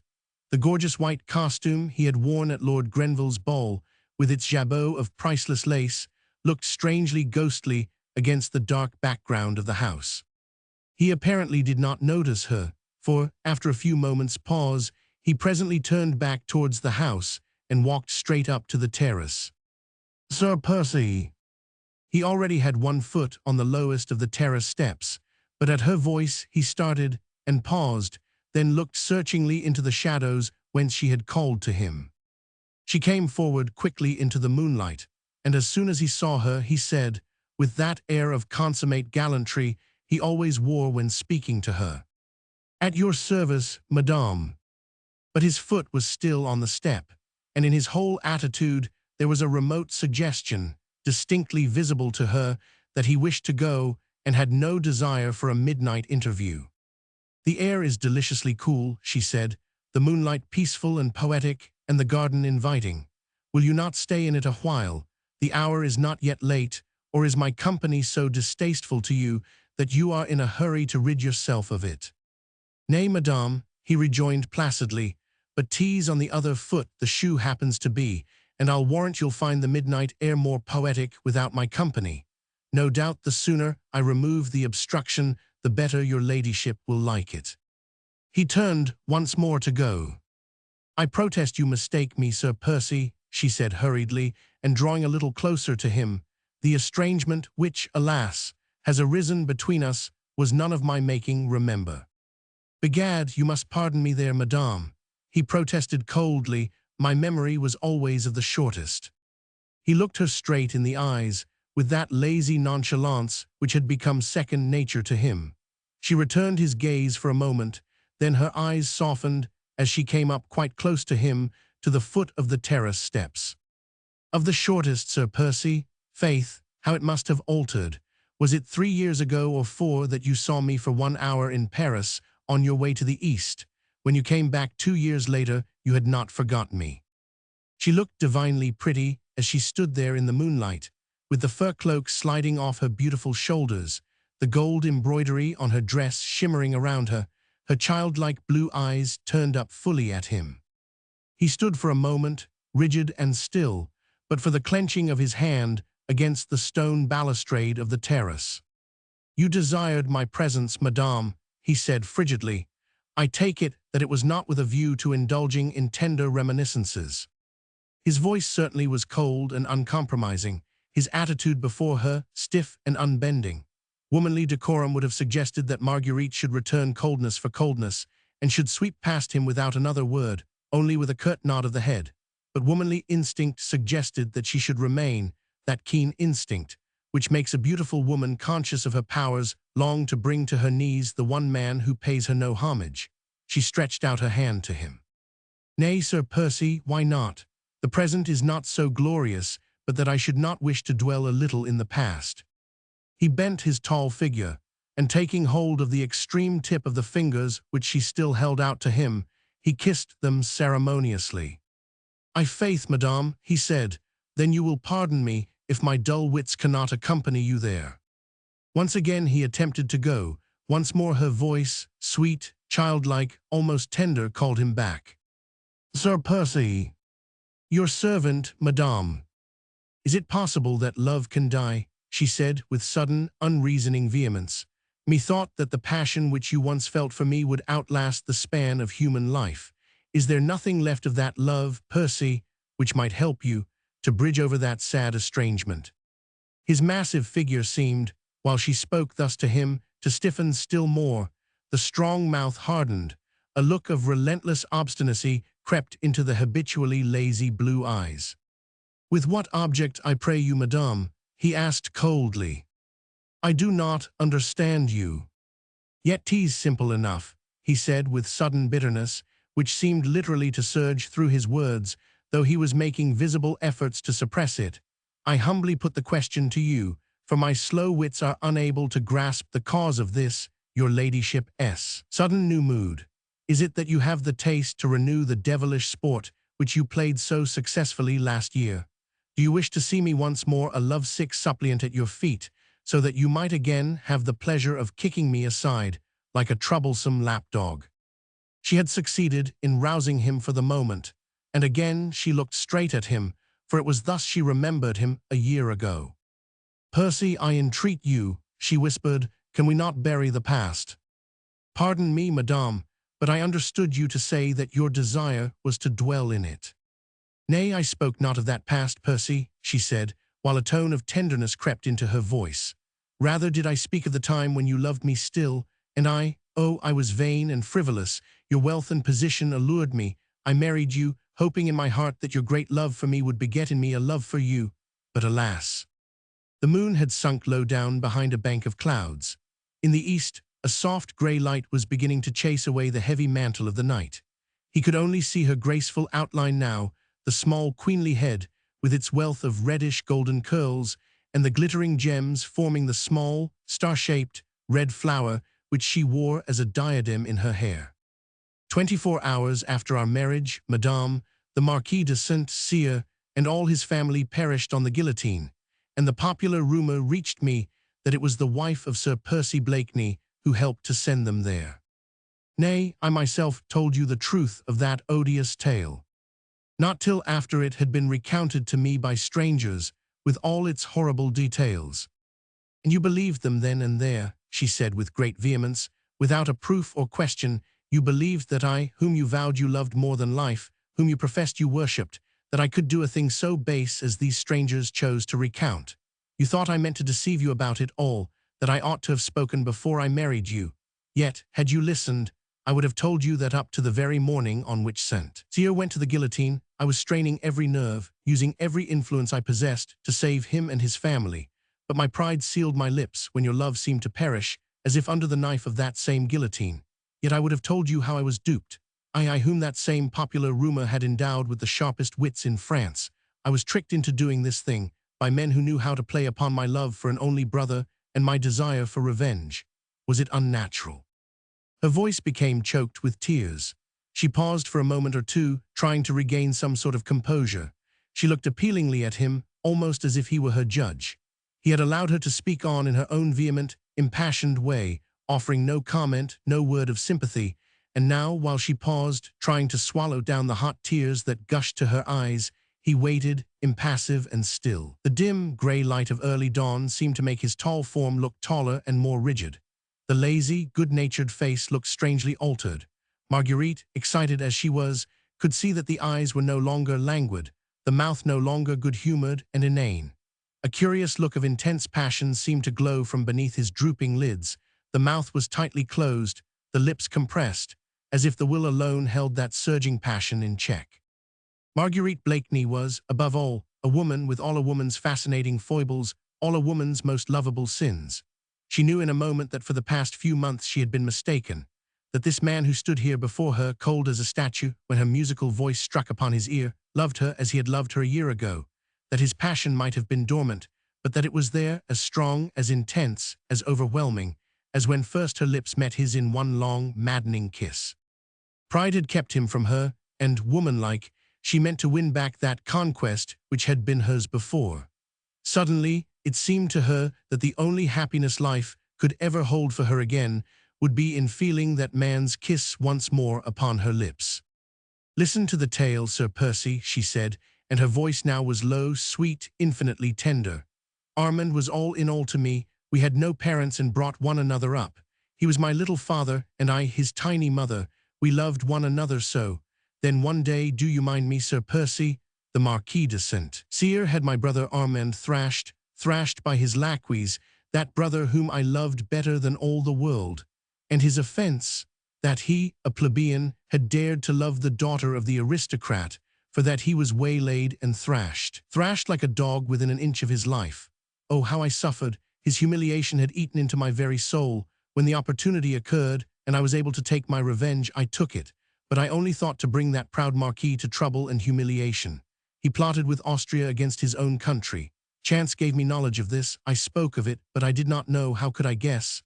They trapped and duped me. When I realized what I had done, it was too late." "It is perhaps a little difficult, madame," said Sir Percy, after a moment of silence between them, "to go back over the past. I have confessed to you that my memory is short, but the thought certainly lingered in my mind that, at the time of the Marquis' death, I entreated you for an explanation of those same noisome popular rumors.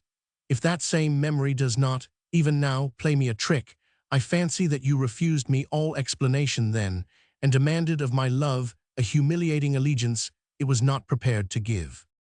I wished to test your love for me, and it did not bear the test.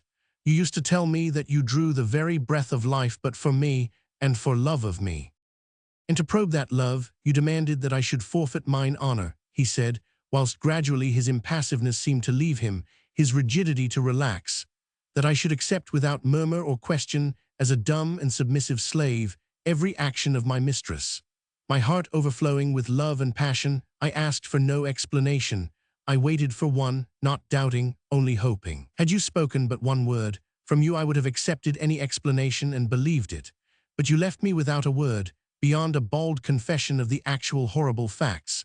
Proudly you returned to your brother's house and left me alone, for weeks, not knowing now in whom to believe, since the shrine, which contained my one illusion, lay shattered to earth at my feet. She need not complain now that he was cold and impassive. His very voice shook with an intensity of passion, which he was making superhuman efforts to keep in check. "I, the madness of my pride," she said sadly.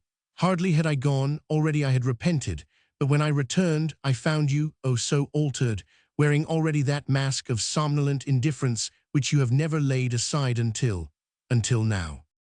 She was so close to him that her soft, loose hair was wafted against his cheek. Her eyes, glowing with tears, maddened him. The music in her voice sent fire through his veins.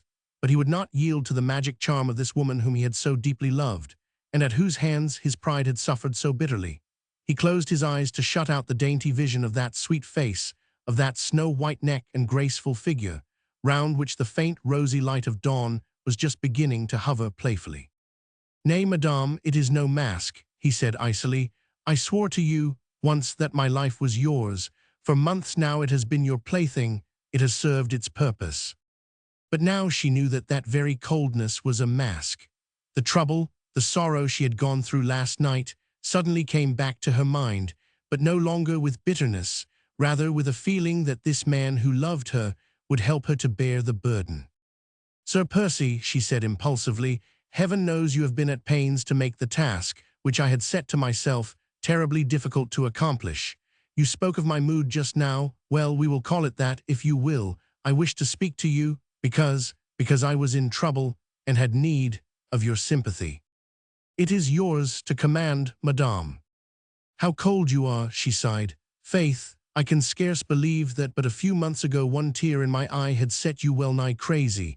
Now I come to you with a half-broken heart, and I pray you, madame," he said, whilst his voice shook almost as much as hers, "in what way can I serve you?" "Percy Armand is in deadly danger. A letter of his, rash, impetuous, as were all his actions, and written to Sir Andrew F. Ffoulkes, has fallen into the hands of a fanatic. Armand is hopelessly compromised. Tomorrow perhaps he will be arrested. After that the guillotine, unless, oh, it is horrible," she said, with a sudden wail of anguish, as all the events of the past night came rushing back to her mind. "Horrible, and you do not understand, you cannot, and I have no one to whom I can turn for help or even for sympathy." Tears now refused to be held back. All her trouble, her struggles, the awful uncertainty of Armand's fate overwhelmed her. She tottered, ready to fall, and leaning against the stone balustrade, she buried her face in her hands and sobbed bitterly. At first mention of Armand St. Just's name and of the peril in which he stood, Sir Percy's face had become a shade more pale, and the look of determination and obstinacy appeared more marked than ever between his eyes. However, he said nothing for the moment, but watched her, as her delicate frame was shaken with sobs, watched her until unconsciously his face softened, and what looked almost like tears seemed to glisten in his eyes. "And so," he said with bitter sarcasm, "the murderous dog of the Revolution is turning upon the very hands that fed it. Begad, madame," he added very gently, as Marguerite continued to sob hysterically, "will you dry your tears? I never could bear to see a pretty woman cry, and I." Instinctively, with sudden, overmastering passion, at sight of her helplessness and of her grief, he stretched out his arms, and the next would have seized her and held her to him, protected from every evil with his very life, his very heart's blood. But pride had the better of it in this struggle once again. He restrained himself with a tremendous effort of will and said coldly, though still very gently, "Will you not turn to me, madame, and tell me in what way I may have the honor to serve you?" She made a violent effort to control herself, and turning her tear-stained face to him, she once more held out her hand, which he kissed with the same punctilious gallantry. But Marguerite's fingers, this time, lingered in his hand for a second or two longer than was absolutely necessary, and this was because she had felt that his hand trembled perceptibly and was burning hot, whilst his lips felt as cold as marble. "Can you do aught for Armand?" she said sweetly and simply. "You have so much influence at court, so many friends." "Nay, madame, should you not rather seek the influence of your French friend, Chauvelin? His extends, if I mistake not, even as far as the Republican government of France."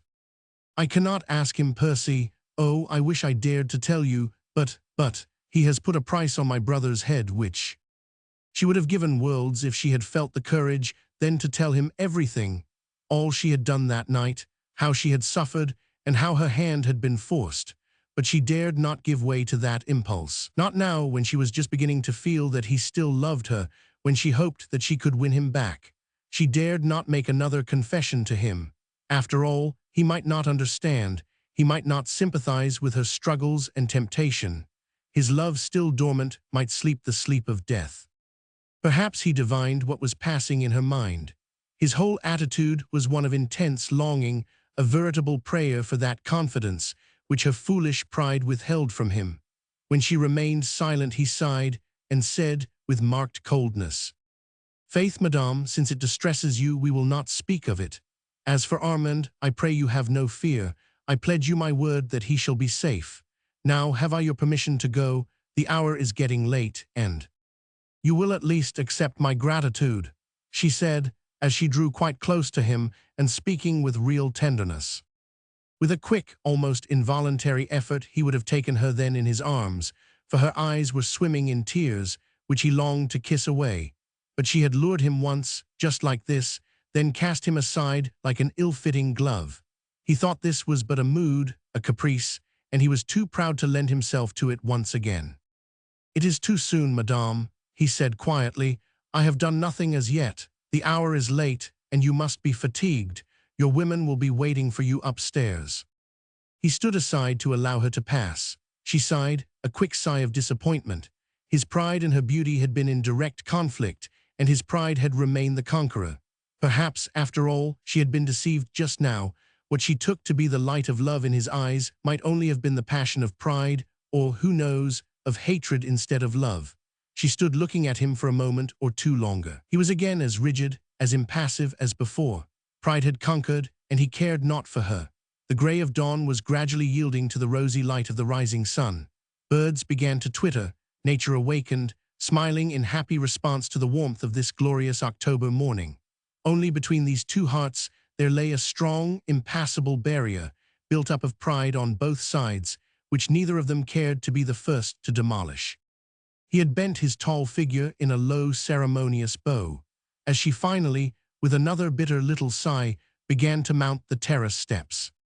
The long train of her gold-embroidered gown swept the dead leaves off the steps, making a faint harmonious sh, sh, sh as she glided up, with one hand resting on the balustrade, the rosy light of dawn making an aureole of gold round her hair and causing the rubies on her head and arms to sparkle. She reached the tall glass doors which led into the house.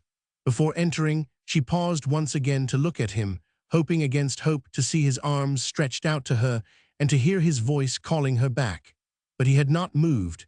His massive figure looked the very personification of unbending pride, of fierce obstinacy. Hot tears again surged to her eyes, and as she would not let him see them, she turned quickly within and ran as fast as she could up to her own rooms. Had she but turned back then and looked out once more on to the rose-lit garden, she would have seen that which would have made her own sufferings seem but light and easy to bear, a strong man, overwhelmed with his own passion and his own despair. Pride had given way at last, obstinacy was gone, the will was powerless. He was but a man madly, blindly, passionately in love, and as soon as her light footsteps had died away within the house, he knelt down upon the terrace steps, and in the very madness of his love, he kissed one by one the places where her small foot had trodden, and the stone balustrade there, where her tiny hand had rested last. Chapter 17. Farewell. When Marguerite reached her room, she found her maid terribly anxious about her. "Your ladyship will be so tired," said the poor woman, whose own eyes were half closed with sleep. "It is past 5 o'clock." "Ah yes, Louise, I dare say I shall be tired presently," said Marguerite kindly, "but you are very tired now, so go to bed at once. I'll get into bed alone." "But, my lady—" "Now don't argue, Louise, but go to bed. Give me a wrap and leave me alone." Louise was only too glad to obey. She took off her mistress's gorgeous ball dress and wrapped her up in a soft, billowy gown. "Does your ladyship wish for anything else?" she asked when that was done. "No, nothing more. Put out the lights as you go out." "Yes, my lady. Good night, my lady." "Good night, Louise." When the maid was gone, Marguerite drew aside the curtains and threw open the windows. The garden and the river beyond were flooded with rosy light. Far away to the east, the rays of the rising sun had changed the rose into vivid gold. The lawn was deserted now, and Marguerite looked down upon the terrace where she had stood a few moments ago, trying vainly to win back a man's love, which once had been so wholly hers. It was strange that through all her troubles, all her anxiety for Armand, she was mostly conscious at the present moment of a keen and bitter heartache. Her very limbs seemed to ache with longing for the love of a man who had spurned her, who had resisted her tenderness, remained cold to her appeals, and had not responded to the glow of passion, which had caused her to feel and hope that those happy olden days in Paris were not all dead and forgotten.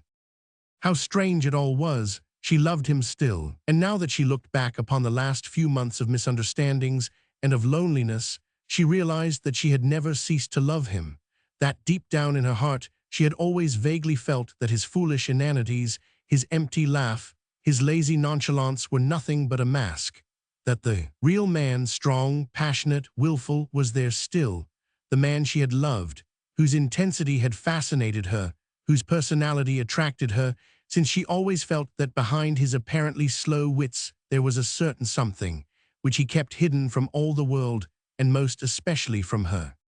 A woman's heart is such a complex problem. The owner thereof is often most incompetent to find the solution of this puzzle. Did Marguerite Blakeney, the cleverest woman in Europe, really love a fool? Was it love that she had felt for him a year ago when she married him? Was it love she felt for him now that she realized that he still loved her, but that he would not become her slave, her passionate, ardent lover once again? Nay, Marguerite herself could not have told that. Not at this moment at any rate. Perhaps her pride had sealed her mind against a better understanding of her own heart. But this she did know, that she meant to capture that obstinate heart back again, that she would conquer once more, and then that she would never lose him. She would keep him, keep his love, deserve it, and cherish it. For this much was certain, that there was no longer any happiness possible for her without that one man's love. Thus the most contradictory thoughts and emotions rushed madly through her mind. Absorbed in them, she had allowed time to slip by. Perhaps, tired out with long excitement, she had actually closed her eyes and sunk into a troubled sleep, wherein quickly fleeting dreams seemed but the continuation of her anxious thoughts, when suddenly she was roused, from dream or meditation, by the noise of footsteps outside her door. Nervously she jumped up and listened. The house itself was as still as ever. The footsteps had retreated. Through her wide-open windows, the brilliant rays of the morning sun were flooding her room with light. She looked up at the clock. It was 6:30, too early for any of the household to be already astir. She certainly must have dropped asleep, quite unconsciously. The noise of the footsteps, also of hushed, subdued voices, had awakened her. What could they be? Gently, on tiptoe, she crossed the room and opened the door to listen. Not a sound. That peculiar stillness of the early morning when sleep with all mankind is at its heaviest. But the noise had made her nervous, and when, suddenly at her feet, on the very doorstep, she saw something white lying there, a letter evidently, she hardly dared touch it. It seemed so ghost-like. It certainly was not there when she came upstairs. Had Louise dropped it, or was some tantalizing spook at play, showing her fairy letters where none existed? At last she stooped to pick it up, and amazed, puzzled beyond measure, she saw that the letter was addressed to herself in her husband's large, businesslike-looking hand. What could he have to say to her in the middle of the night, which could not be put off until the morning? She tore open the envelope and read, "A most unforeseen circumstance forces me to leave for the north immediately, so I beg your ladyship's pardon if I do not avail myself of the honor of bidding you goodbye. My business may keep me employed for about a week, so I shall not have the privilege of being present at your ladyship's water party on Wednesday. I remain your ladyship's most humble and most obedient servant, Percy Blakeney." Marguerite must suddenly have been imbued with her husband's slowness of intellect, for she had perforce to read the few simple lines over and over again before she could fully grasp their meaning. She stood on the landing, turning over and over in her hand this curt and mysterious epistle, her mind a blank, her nerves strained with agitation, and a presentiment she could not very well have explained. Sir Percy owned considerable property in the north, certainly, and he had often before gone there alone and stayed away a week at a time. But it seemed so very strange that circumstances should have arisen between 5 and 6 o'clock in the morning that compelled him to start in this extreme hurry. Vainly she tried to shake off an unaccustomed feeling of nervousness. She was trembling from head to foot. A wild, unconquerable desire seized her to see her husband again, at once, if only he had not already started. Forgetting the fact that she was only very lightly clad in a morning wrap, and that her hair lay loosely about her shoulders, she flew down the stairs, right through the hall towards the front door. It was as usual barred and bolted, for the indoor servants were not yet up, but her keen ears had detected the sound of voices and the pawing of a horse's hoof against the flagstones. With nervous, trembling fingers, Marguerite undid the bolts one by one, bruising her hands, hurting her nails, for the locks were heavy and stiff. But she did not care. Her whole frame shook with anxiety at the very thought that she might be too late, that he might have gone without her seeing him and bidding him Godspeed. At last she had turned the key and thrown open the door. Her ears had not deceived her. A groom was standing close by holding a couple of horses. One of these was Sultan, Sir Percy's favorite and swiftest horse, saddled ready for a journey. The next moment Sir Percy himself appeared round the further corner of the house and came quickly towards the horses. He had changed his gorgeous ball costume, but was as usual irreproachably and richly apparelled in a suit of fine cloth, with lace jabot and ruffles, high top boots, and riding breeches. Marguerite went forward a few steps. He looked up and saw her. A slight frown appeared between his eyes. "You are going," she said quickly and feverishly. "Whither?" "As I have had the honor of informing your ladyship, urgent, most unexpected business calls me to the north this morning," he said, in his usual cold, drawly manner. "But your guests tomorrow?" "I have prayed your ladyship to offer my humble excuses to His Royal Highness. You are such a perfect hostess, I do not think that I shall be missed." "But surely you might have waited for your journey until after our water party," she said, still speaking quickly and nervously. "Surely the business is not so urgent, and you said nothing about it just now." "My business, as I had the honor to tell you, madame, is as unexpected as it is urgent. May I therefore crave your permission to go? Can I do aught for you in town, on my way back?" "No, no, thanks, nothing, but you will be back soon." "Very soon. Before the end of the week." "I cannot say." He was evidently trying to get away, whilst she was straining every nerve to keep him back for a moment or two. "Percy," she said, "will you not tell me why you go today? Surely I, as your wife, have the right to know. You have not been called away to the north, I know it. There were no letters, no couriers from there before we left for the opera last night, and nothing was waiting for you when we returned from the ball. You are not going to the north, I feel convinced. There is some mystery, and—" "Nay, there is no mystery, madame," he replied with a slight tone of impatience.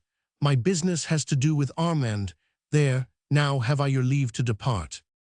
"With Armand?" but you will run no danger. Danger I? Nay, madame, your solicitude does me honor. As you say, I have some influence. My intention is to exert it before it be too late. Will you allow me to thank you at least? Nay, madame, he said coldly, there is no need for that. My life is at your service, and I am already more than repaid. And mine will be at yours, Sir Percy, if you will but accept it, in exchange for what you do for Armand, she said, as impulsively she stretched out both her hands to him. There, I will not detain you. My thoughts go with you. Farewell. How lovely she looked in this morning sunlight, with her ardent hair streaming around her shoulders. He bowed very low and kissed her hand. She felt the burning kiss, and her heart thrilled with joy and hope. You will come back, she said tenderly. Very soon, he replied, looking longingly into her blue eyes. And you will remember, she asked as her eyes, in response to his look, gave him an infinity of promise. I will always remember, madame, that you have honored me by commanding my services. The words were cold and formal, but they did not chill her this time. Her woman's heart had read his, beneath the impassive mask his pride still forced him to wear. He bowed to her again, then begged her leave to depart. She stood on one side whilst he jumped onto Sultan's back. Then, as he galloped out of the gates, she waved him a final adieu. A bend in the road soon hid him from view. His confidential groom had some difficulty in keeping pace with him, for Sultan flew along in response to his master's excited mood. Marguerite, with a sigh that was almost a happy one, turned and went within. She went back to her room, for suddenly, like a tired child, she felt quite sleepy. Her heart seemed all at once to be in complete peace, and though it still ached with undefined longing, a vague and delicious hope soothed it as with a balm. She felt no longer anxious about Armand. The man who had just ridden away, bent on helping her brother, inspired her with complete confidence in his strength and in his power. She marveled at herself for having ever looked upon him as an inane fool. Of course, that was a mask worn to hide the bitter wound she had dealt to his faith and to his love. His passion would have overmastered him, and he would not let her see how much he still cared and how deeply he suffered. But now all would be well. She would crush her own pride, humble it before him, tell him everything, trust him in everything, and those happy days would come back, when they used to wander off together in the forests of Fontainebleau, when they spoke little, for he was always a silent man.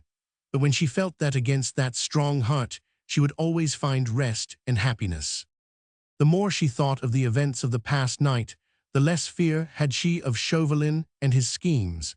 He had failed to discover the identity of the Scarlet Pimpernel, of that she felt sure. Both Lord Fancourt and Chauvelin himself had assured her that no one had been in the dining room at 1 o'clock, except the Frenchman himself and Percy.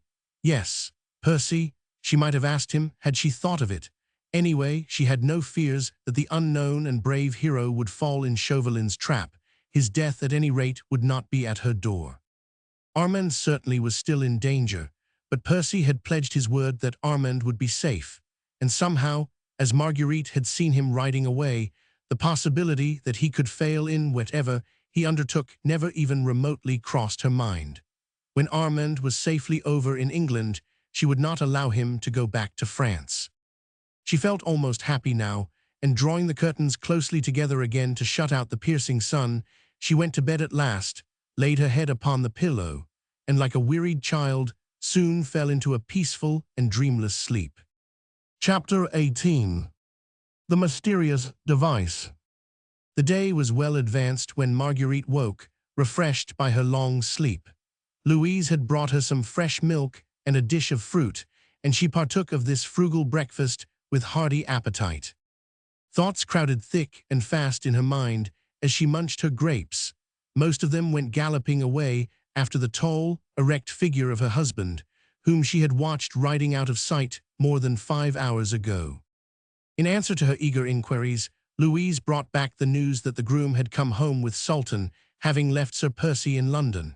The groom thought that his master was about to get on board his schooner, which was lying off just below London Bridge. Sir Percy had ridden thus far, had then met Briggs, the skipper of the Day Dream, and had sent the groom back to Richmond with Sultan and the empty saddle. This news puzzled Marguerite more than ever. Where could Sir Percy be going just now in the daydream? On Armand's behalf he had said, well, Sir Percy had influential friends everywhere. Perhaps he was going to Greenwich, but Marguerite ceased to conjecture.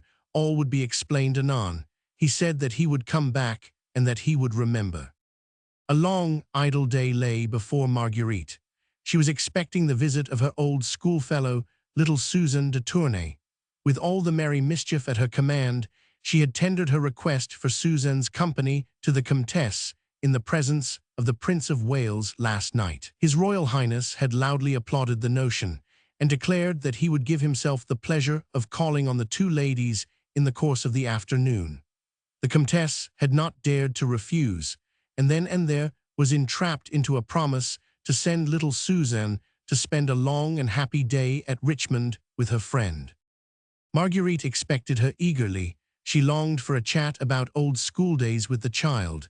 She felt that she would prefer Suzanne's company to that of anyone else, and together they would roam through the fine old garden and rich deer park, or stroll along the river. But Susan had not come yet, and Marguerite, being dressed, prepared to go downstairs. She looked quite a girl this morning in her simple muslin frock, with a broad blue sash round her slim waist, and the dainty crossover fichu into which, at her bosom, she had fastened a few late crimson roses. She crossed the landing outside her own suite of apartments, and stood still for a moment at the head of the fine oak staircase which led to the lower floor. On her left were her husband's apartments, a suite of rooms which she practically never entered. They consisted of bedroom, dressing and reception room, and at the extreme end of the landing of a small study which, when Sir Percy did not use it, was always kept locked. His own special and confidential valet, Frank, had charge of this room. No one was ever allowed to go inside. My lady had never cared to do so, and the other servants had, of course, not dared to break this hard and fast rule. Marguerite had often, with that good-natured contempt which she had recently adopted towards her husband, chaffed him about this secrecy which surrounded his private study. Laughingly, she had always declared that he strictly excluded all prying eyes from his sanctum for fear they should detect how very little study went on within its four walls. A comfortable armchair for Sir Percy's sweet slumbers was, no doubt, its most conspicuous piece of furniture. Marguerite thought of all this on this bright October morning as she glanced along the corridor. Frank was evidently busy with his master's rooms, for most of the doors stood open, that of the study amongst the others. A sudden, burning, childish curiosity seized her to have a peep at Sir Percy's sanctum. The restriction, of course, did not apply to her, and Frank would, of course, not dare to oppose her. Still, she hoped that the valet would be busy in one of the other rooms, that she might have that one quick peep in secret and unmolested. Gently on tiptoe, she crossed the landing, and like Bluebeard's wife, trembling half with excitement and wonder, she paused a moment on the threshold, strangely perturbed and irresolute. The door was ajar, and she could not see anything within. She pushed it open tentatively. There was no sound. Frank was evidently not there, and she walked boldly in. At once she was struck by the severe simplicity of everything around her. The dark and heavy hangings, the massive oak furniture, the one or two maps on the wall, in no way recalled to her mind the lazy man about town, the lover of racecourses, the dandified leader of fashion, that was the outward representation of Sir Percy Blakeney. There was no sign here, at any rate, of hurried departure. Everything was in its place, not a scrap of paper littered the floor, not a cupboard or drawer was left open. The curtains were drawn aside, and through the open window the fresh morning air was streaming in. Facing the window, and well into the center of the room, stood a ponderous businesslike desk, which looked as if it had seen much service. On the wall to the left of the desk, reaching almost from floor to ceiling, was a large full-length portrait of a woman, magnificently framed, exquisitely painted, and signed with the name of Boucher. It was Percy's mother. Marguerite knew very little about her, except that she had died abroad, ailing in body as well as in mind, when Percy was still a lad. She must have been a very beautiful woman once, when Boucher painted her, and as Marguerite looked at the portrait, she could not but be struck by the extraordinary resemblance which must have existed between mother and son. There was the same low, square forehead, crowned with thick, fair hair, smooth and heavy, the same deep-set, somewhat lazy blue eyes beneath firmly marked, straight brows, and in those eyes there was the same intensity behind that apparent laziness, the same latent passion which used to light up Percy's face in the olden days before his marriage, and which Marguerite had again noted last night at dawn, when she had come quite close to him, and had allowed a note of tenderness to creep into her voice. Marguerite studied the portrait, for it interested her. After that she turned and looked again at the ponderous desk. It was covered with a mass of papers, all neatly tied and docketed, which looked like accounts and receipts arrayed with perfect method. It had never before struck Marguerite, nor had she, alas, found it worthwhile to inquire as to how Sir Percy, whom all the world had credited with a total lack of brains, administered the vast fortune which his father had left him. Since she had entered this neat, orderly room, she had been taken so much by surprise that this obvious proof of her husband's strong business capacities did not cause her more than a passing thought of wonder.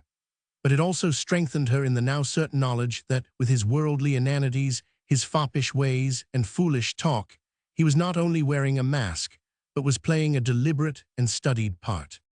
Marguerite wondered again. Why should he take all this trouble? Why should he, who was obviously a serious, earnest man, wish to appear before his fellow men as an empty-headed nincompoop?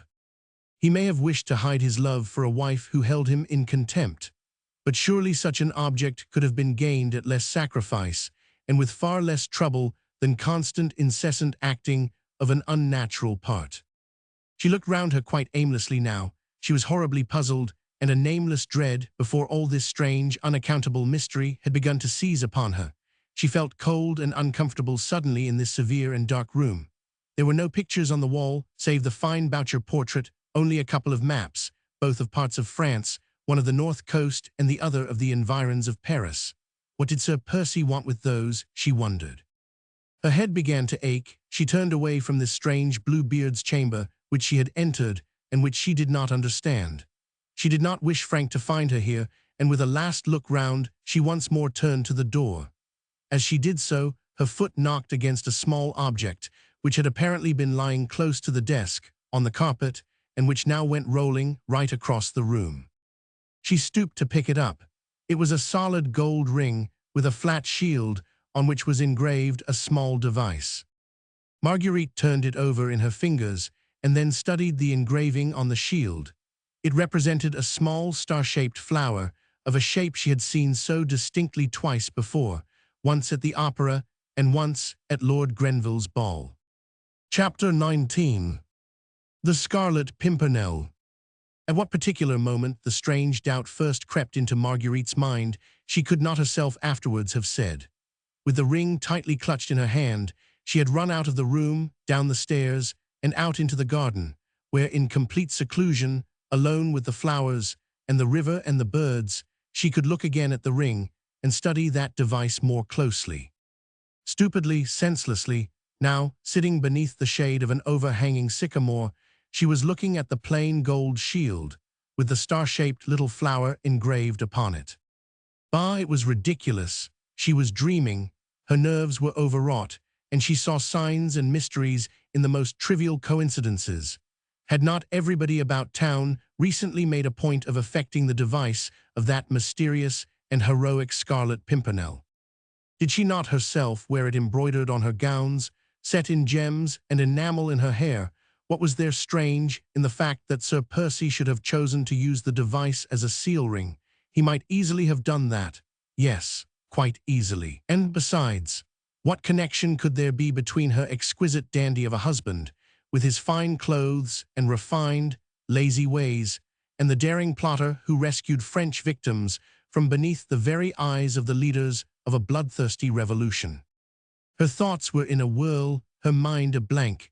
She did not see anything that was going on around her, and was quite startled when a fresh young voice called to her across the garden. "Chérie, chérie, where are you?"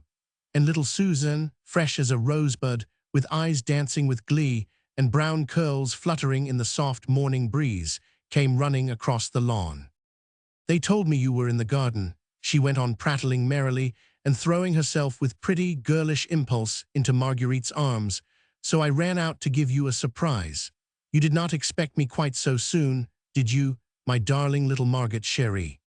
Marguerite, who had hastily concealed the ring in the folds of her kerchief, tried to respond gaily and unconcernedly to the young girl's impulsiveness.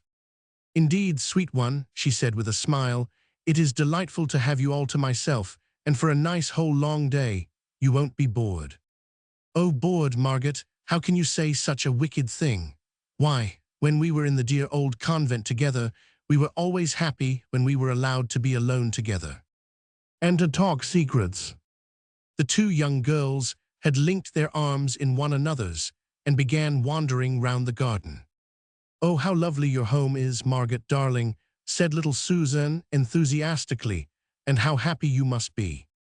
Indeed, I ought to be happy, oughtn't I, sweet one?" said Marguerite with a wistful little sigh. "How sadly you say it, chérie. Ah, well, I suppose now that you are a married woman you won't care to talk secrets with me any longer. Oh, what lots and lots of secrets we used to have at school. Do you remember? Some we did not even confide to Sister Teresa of the Holy Angels, though she was such a dear." "And now you have one all-important secret, little one," said Marguerite merrily, "which you are forthwith going to confide to me. Nay, you need not blush, chérie," she added, as she saw Susan's pretty little face crimson with blushes. "Faith, there's naught to be ashamed of. He is a noble and true man, and one to be proud of as a lover and as a husband." "Indeed, chérie, I am not ashamed," rejoined Susan softly, "and it makes me very, very proud to hear you speak so well of him. I think Mammon will consent," she added thoughtfully, "and I shall be, oh, so happy, but of course nothing is to be thought of until Papa is safe." Marguerite started. Susan's father, the Comte de Tournay, one of those whose life would be jeopardized if Chauvelin succeeded in establishing the identity of the Scarlet Pimpernel. She had understood all along from the Comtesse, and also from one or two of the members of the League, that their mysterious leader had pledged his honor to bring the fugitive Comte de Tournay safely out of France. Whilst little Susan, unconscious of all, save her own all-important little secret, went prattling on, Marguerite's thoughts went back to the events of the past night. Armand's peril, Chauvelin's threat, his cruel either, or which she had accepted. And then her own work in the matter, which should have culminated at 1 o'clock in Lord Grenville's dining room, when the relentless agent of the French government would finally learn who was this mysterious Scarlet Pimpernel, who so openly defied an army of spies and placed himself so boldly, and for mere sport, on the side of the enemies of France. Since then she had heard nothing from Chauvelin. She had concluded that he had failed, and yet she had not felt anxious about Armand, because her husband had promised her that Armand would be safe. But now suddenly, as Susan prattled merrily along, an awful horror came upon her for what she had done. Chauvelin had told her nothing, it was true, but she remembered how sarcastic and evil he looked when she took final leave of him after the ball. Had he discovered something then? Had he already laid his plans for catching the daring plotter, red-handed, in France, and sending him to the guillotine without compunction or delay? Marguerite turned sick with horror, and her hand convulsively clutched the ring in her dress. "You are not listening, chérie," said Suzanne reproachfully, as she paused in her long, highly interesting narrative. "Yes, yes, darling, indeed I am," said Marguerite with an effort, forcing herself to smile. "I love to hear you talking, and your happiness makes me so very glad. Have no fear, we will manage to propitiate Mammon. Sir Andrew F. Ffoulkes is a noble English gentleman. He has money and position. The Comtesse will not refuse her consent. But now, little one, tell me, what is the latest news about your father?" "Oh," said Susan, with mad glee, "the best we could possibly hear.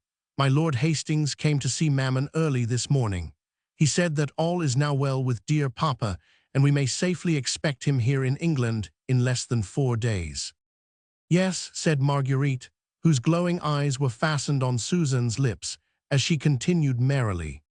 "Oh, we have no fear now. You don't know, chérie, that great and noble Scarlet Pimpernel himself has gone to save Papa.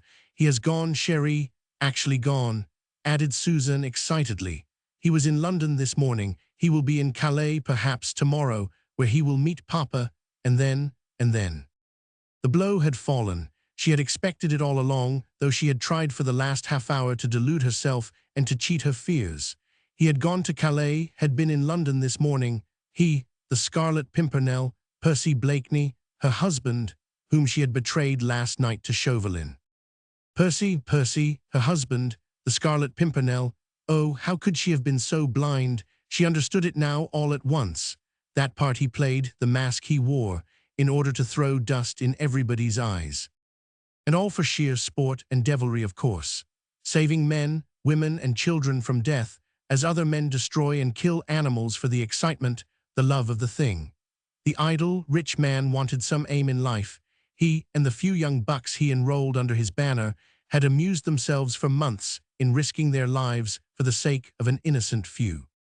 Perhaps he had meant to tell her when they were first married, and then the story of the Marquis de Saint-Cyr had come to his ears, and he had suddenly turned from her, thinking, no doubt, that she might some day betray him and his comrades, who had sworn to follow him. And so he had tricked her, as he tricked all others, whilst hundreds now owed their lives to him, and many families owed him both life and happiness. The mask of the inane fop had been a good one, and the part consummately well played. No wonder that Chauvelin's spies had failed to detect, in the apparently brainless nincompoop, the man whose reckless daring and resourceful ingenuity had baffled the keenest French spies, both in France and in England. Even last night, when Chauvelin went to Lord Grenville's dining room to seek that daring Scarlet Pimpernel, he only saw that inane Sir Percy Blakeney fast asleep in a corner of the sofa. Had his astute mind guessed the secret then, here lay the whole awful, horrible, amazing puzzle. In betraying a nameless stranger to his fate in order to save her brother, had Marguerite Blakeney sent her husband to his death. No, no, no, 1,000 times no. Surely fate could not deal a blow like that. Nature itself would rise in revolt. Her hand, when it held that tiny scrap of paper last night, would surely have been struck numb ere it committed a deed so appalling and so terrible. "But what is it, chérie?" said little Suzanne, now genuinely alarmed, for Marguerite's color had become dull and ashen. "Are you ill, Marguerite? What is it?" "Nothing, nothing, child," she murmured, as in a dream. "Wait a moment, let me think. Think, you said, the Scarlet Pimpernel had gone today." "Marguerite, chérie, what is it? You frighten me." "It is nothing, child, I tell you, nothing. I must be alone a minute, and dear one, I may have to curtail our time together today. I may have to go away, you'll understand." "I understand that something has happened, chérie, and that you want to be alone. I won't be a hindrance to you, don't think of me. My maid, Lucille, has not yet gone. We will go back together, don't think of me." She threw her arms impulsively round Marguerite. Child as she was, she felt the poignancy of her friend's grief, and with the infinite tact of her girlish tenderness, she did not try to pry into it, but was ready to efface herself. She kissed Marguerite again and again, then walked sadly back across the lawn. Marguerite did not move, she remained there, thinking, wondering what was to be done. Just as little Suzanne was about to mount the terrace steps, a groom came running round the house towards his mistress. He carried a sealed letter in his hand. Suzanne instinctively turned back. Her heart told her that here perhaps was further ill news for her friend, and she felt that her poor Margaret was not in a fit state to bear any more. The groom stood respectfully beside his mistress, then he handed her the sealed letter. "What is that?" asked Marguerite. "Just come by runner, my lady." Marguerite took the letter mechanically and turned it over in her trembling fingers. "Who sent it?" she said. "The runner said, my lady," replied the groom, "that his orders were to deliver this, and that your ladyship would understand from whom it came." Marguerite tore open the envelope. Already her instinct had told her what it contained, and her eyes only glanced at it mechanically. It was a letter written by Armand St. just to Sir Andrew F. Ffoulkes, the letter which Chauvelin's spies had stolen at the Fisherman's Rest, and which Chauvelin had held as a rod over her to enforce her obedience. Now he had kept his word, he had sent her back St. Just's compromising letter, for he was on the track of the Scarlet Pimpernel. Marguerite's senses reeled, her very soul seemed to be leaving her body. She tottered, and would have fallen but for Suzanne's arm round her waist. With superhuman effort, she regained control over herself. There was yet much to be done. "Bring that runner here to me," she said to the servant with much calm. "He has not gone." "No, my lady." The groom went, and Marguerite turned to Suzanne. "And you, child, run within. Tell Lucille to get ready. I fear I must send you home, child. And stay, tell one of the maids to prepare a traveling dress and cloak for me." Suzanne made no reply. She kissed Marguerite tenderly and obeyed without a word.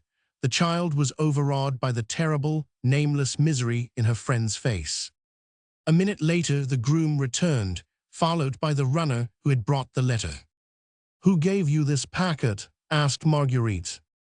"A gentleman, my lady," replied the man, "at the Rose and Thistle in opposite Charing Cross. He said you would understand." "At the Rose and Thistle, what was he doing?" "He was waiting for the coach, your ladyship, which he had ordered." "The coach?" "Yes, my lady, a special coach he had ordered. I understood from his man that he was posting straight to Dover." "That's enough, you may go." Then she turned to the groom. "My coach and the 4 swiftest horses in the stables to be ready at once." The groom and runner both went quickly off to obey. Marguerite remained standing for a moment on the lawn quite alone. Her graceful figure was as rigid as a statue, her eyes were fixed, her hands were tightly clasped across her breast, her lips moved as they murmured with pathetic heartbreaking persistence. "What's to be done? What's to be done? Where to find him? Oh God, grant me light." But this was not the moment for remorse and despair. She had done unwittingly an awful and terrible thing, the very worst crime in her eyes that woman ever committed. She saw it in all its horror. Her very blindness in not having guessed her husband's secret seemed now to her another deadly sin. She ought to have known, she ought to have known. How could she imagine that a man who could love with so much intensity as Percy Blakeney had loved her from the first, how could such a man be the brainless idiot he chose to appear? She, at least, ought to have known that he was wearing a mask, and having found that out, she should have torn it from his face whenever they were alone together.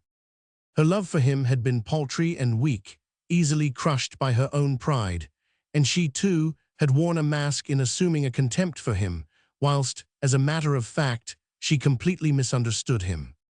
But there was no time now to go over the past. By her own blindness she had sinned.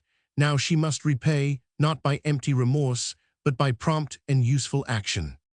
Percy had started for Calais, utterly unconscious of the fact that his most relentless enemy was on his heels. He had set sail early that morning from London Bridge. Provided he had a favorable wind, he would no doubt be in France within 24 hours. No doubt he had reckoned on the wind and chosen this route. Chauvelin, on the other hand, would post to Dover, charter a vessel there, and undoubtedly reach Calais much about the same time. Once in Calais, Percy would meet all those who were eagerly waiting for the noble and brave Scarlet Pimpernel, who had come to rescue them from horrible and unmerited death. With Chauvelin's eyes now fixed upon his every movement, Percy would thus not only be endangering his own life, but that of Suzanne's father, the old Comte de Tournay, and of those other fugitives who were waiting for him and trusting in him. There was also Armand, who had gone to meet de Tournay, secure in the knowledge that the Scarlet Pimpernel was watching over his safety. All these lives, and that of her husband, lay in Marguerite's hands. These she must save, if human pluck and ingenuity were equal to the task. Unfortunately, she could not do all this quite alone. Once in Calais, she would not know where to find her husband, whilst Chauvelin, in stealing the papers at Dover, had obtained the whole itinerary. Above everything, she wished to warn Percy. She knew enough about him by now to understand that he would never abandon those who trusted in him, that he would not turn back from danger and leave the Comte de Tournay to fall into the bloodthirsty hands that knew of no mercy. But if he were warned, he might form new plans, be more wary, more prudent. Unconsciously, he might fall into a cunning trap, but once warned, he might yet succeed.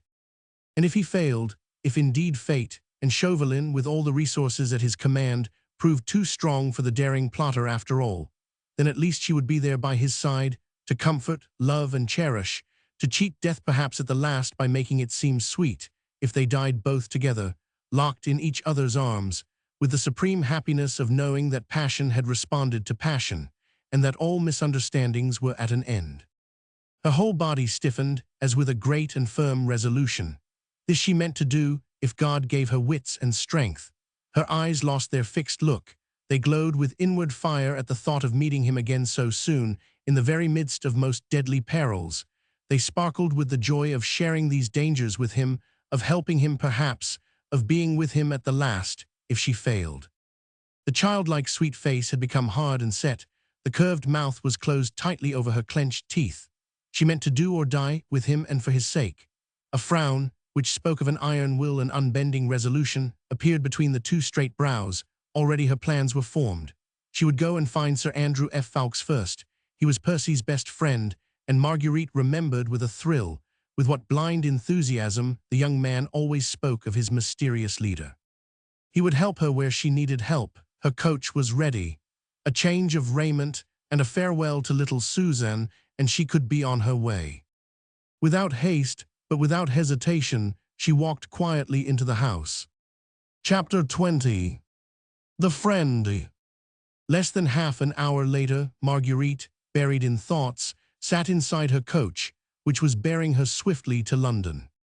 She had taken an affectionate farewell of little Suzanne, and seen the child safely started with her maid, and in her own coach, back to town. She had sent one courier with a respectful letter of excuse to His Royal Highness, begging for a postponement of the august visit on account of pressing and urgent business, and another on ahead to bespeak a fresh relay of horses at Faversham.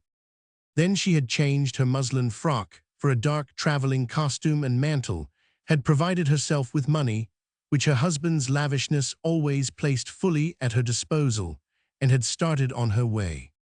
She did not attempt to delude herself with any vain and futile hopes.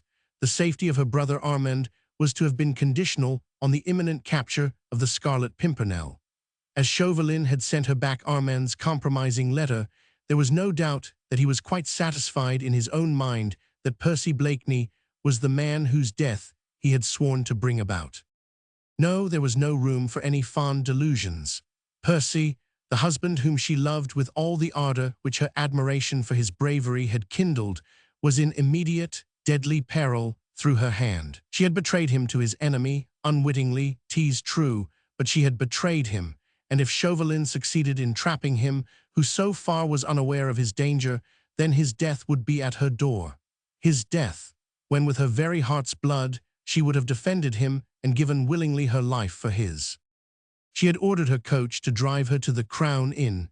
Once there, she told her coachman to give the horses food and rest.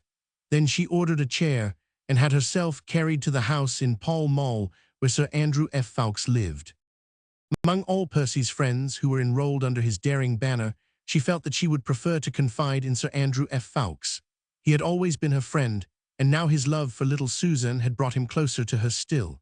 Had he been away from home, gone on the mad errand with Percy, perhaps, then she would have called on Lord Hastings or Lord Tony, for she wanted the help of one of these young men, or she would be indeed powerless to save her husband.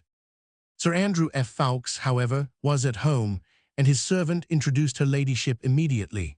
She went upstairs to the young man's comfortable bachelor's chambers, and was shown into a small, though luxuriously furnished, dining room. A moment or two later Sir Andrew himself appeared. He had evidently been much startled when he heard who his lady visitor was, for he looked anxiously, even suspiciously, at Marguerite, whilst performing the elaborate bows before her, which the rigid etiquette of the time demanded. Marguerite had laid aside every vestige of nervousness. She was perfectly calm, and having returned the young man's elaborate salute, she began very calmly. "Sir Andrew, I have no desire to waste valuable time in much talk. You must take certain things I am going to tell you for granted. These will be of no importance. What is important is that your leader and comrade, the Scarlet Pimpernel, my husband, Percy Blakeney, is in deadly peril." Had she had the remotest doubt of the correctness of her deductions, she would have had them confirmed now, for Sir Andrew, completely taken by surprise, had grown very pale, and was quite incapable of making the slightest attempt at clever parrying. No matter how I know this, Sir Andrew, she continued quietly, thank God that I do, and that perhaps it is not too late to save him. Unfortunately, I cannot do this quite alone, and therefore have come to you for help. Lady Blakeney, said the young man, trying to recover himself, Will you hear me first? She interrupted. This is how the matter stands. When the agent of the French government stole your papers that night in Dover, he found amongst them certain plans, which you or your leader meant to carry out for the rescue of the Comte de Tournay and others. The Scarlet Pimpernel, Percy, my husband, has gone on this errand himself today. Chauvelin knows that the Scarlet Pimpernel and Percy Blakeney are one and the same person. He will follow him to Calais, and they will lay hands on him. You know as well as I do the fate that awaits him at the hands of the revolutionary government of France. No interference from England, from King George himself, would save him. Robespierre and his gang would see to it that the interference came too late. But not only that, the much-trusted leader will also have been unconsciously the means of revealing the hiding place of the Comte de Tournay and of all those who, even now, are placing their hopes in him. She had spoken quietly, dispassionately, and with firm, unbending resolution. Her purpose was to make that young man trust and help her, for she could do nothing without him. I do not understand, he repeated, trying to gain time to think what was best to be done. But I think you do, Sir Andrew. You must know that I am speaking the truth. Look these facts straight in the face. Percy has sailed for Calais, I presume for some lonely part of the coast, and Chauvelin is on his track. He has posted for Dover and will cross the Channel probably tonight. What do you think will happen? The young man was silent. Percy will arrive at his destination. Unconscious of being followed, he will seek out de Tournay and the others. Among these is Armand St. Just, my brother, he will seek them out, one after another, probably, not knowing that the sharpest eyes in the world are watching his every movement. When he has thus unconsciously betrayed those who blindly trust in him, when nothing can be gained from him, and he is ready to come back to England, with those whom he has gone so bravely to save, the doors of the trap will close upon him, and he will be sent to end his noble life upon the guillotine. Still Sir Andrew was silent. You do not trust me, she said passionately. Oh God, cannot you see that I am in deadly earnest? Man, she added, while with her tiny hands she seized the young man suddenly by the shoulders, forcing him to look straight at her. Tell me, do I look like that vilest thing on earth, a woman who would betray her own husband? God forbid, Lady Blakeney, said the young man at last, that I should attribute such evil motives to you, but what, tell me, quick man, the very seconds are precious. Will you tell me, he asked resolutely, and looking searchingly into her blue eyes, whose hand helped to guide Chauvelin to the knowledge which you say he possesses. Mine, she said quietly, I own it, I will not lie to you, for I wish you to trust me absolutely, but I had no idea, how could I have, of the identity of the Scarlet Pimpernel, and my brother's safety was to be my prize if I succeeded in helping Chauvelin to track the Scarlet Pimpernel. She nodded.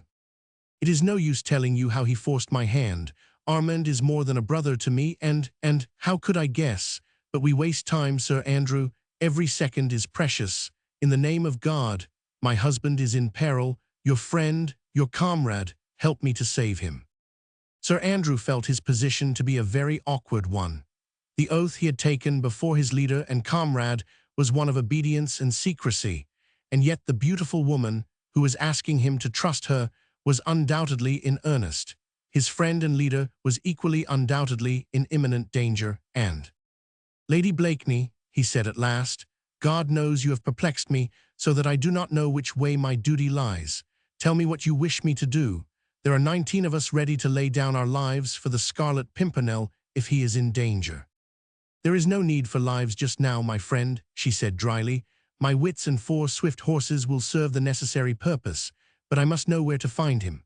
See, she added, while her eyes filled with tears, I have humbled myself before you, I have owned my fault to you. Shall I also confess my weakness?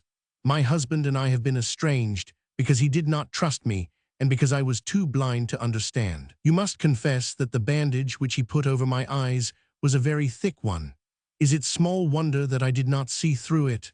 But last night, after I led him unwittingly into such deadly peril, it suddenly fell from my eyes. If you will not help me, Sir Andrew, I would still strive to save my husband.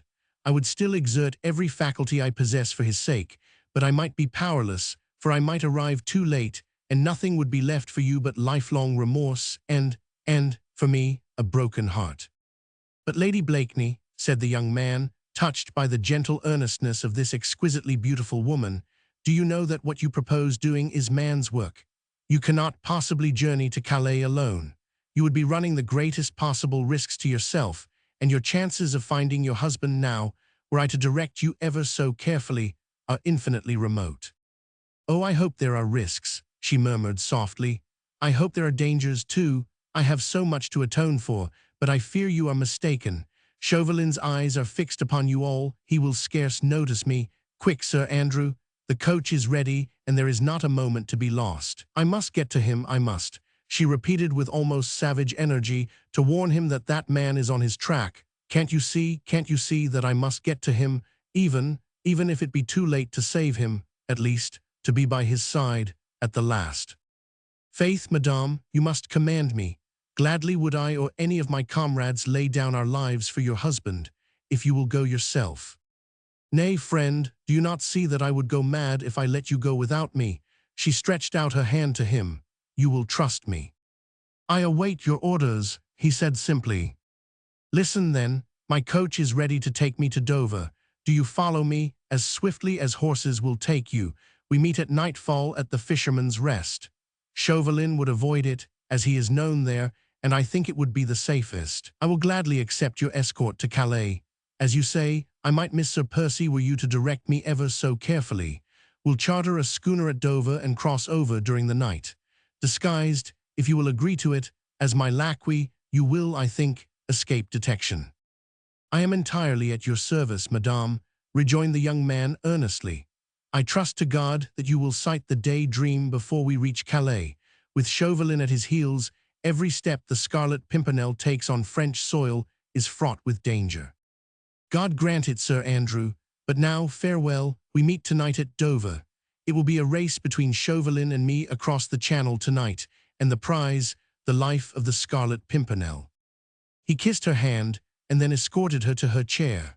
A quarter of an hour later, she was back at the Crown Inn, where her coach and horses were ready and waiting for her. The next moment, they thundered along the London streets, and then straight on to the Dover road at maddening speed. She had no time for despair now. She was up and doing, and had no leisure to think. With Sir Andrew F. Ffoulkes as her companion and ally, hope had once again revived in her heart. God would be merciful. He would not allow so appalling a crime to be committed as the death of a brave man through the hand of a woman who loved him and worshipped him and who would gladly have died for his sake. Marguerite's thoughts flew back to him, the mysterious hero whom she had always unconsciously loved, when his identity was still unknown to her. Laughingly, in the olden days, she used to call him the shadowy king of her heart, and now she had suddenly found that this enigmatic personality whom she had worshipped and the man who loved her so passionately were one and the same. What wonder that one or two happier visions began to force their way before her mind. She vaguely wondered what she would say to him when first they would stand face to face. She had had so many anxieties, so much excitement during the past few hours, that she allowed herself the luxury of nursing these few more hopeful, brighter thoughts. Gradually, the rumble of the coach wheels, with its incessant monotony, acted soothingly on her nerves. Her eyes, aching with fatigue and many shed and unshed tears, closed involuntarily, and she fell into a troubled sleep. Chapter 21. Suspense. It was late into the night when she at last reached the Fisherman's Rest. She had done the whole journey in less than 8 hours, thanks to innumerable changes of horses at the various coaching stations, for which she always paid lavishly, thus obtaining the very best and swiftest that could be had. Her coachman, too, had been indefatigable.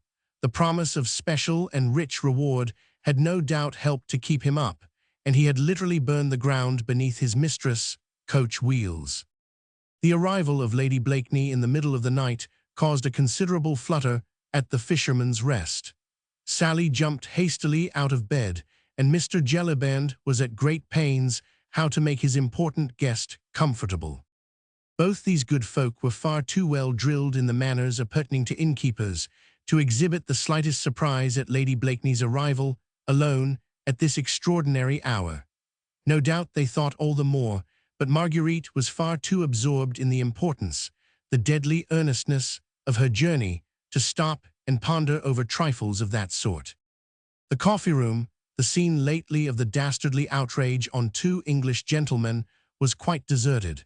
Mr. Jellyband hastily relit the lamp, rekindled a cheerful bit of fire in the great hearth, and then wheeled a comfortable chair by it, into which Marguerite gratefully sank. "Will your ladyship stay the night?" asked pretty Miss Sally, who was already busy laying a snow-white cloth on the table, preparatory to providing a simple supper for her ladyship. "No, not the whole night," replied Marguerite. "At any rate, I shall not want any room but this, if I can have it to myself for an hour or 2. "It is at your ladyship's service," said honest Jellyband, whose rubicund face was set in its tightest folds, lest it should betray before the quality that boundless astonishment which the worthy fellow had begun to feel. "I shall be crossing over at the first turn of the tide," said Marguerite, "and in the first schooner I can get. But my coachman and men will stay the night, and probably several days longer, so I hope you will make them comfortable." "Yes, my lady, I'll look after them. Shall Sally bring your ladyship some supper?"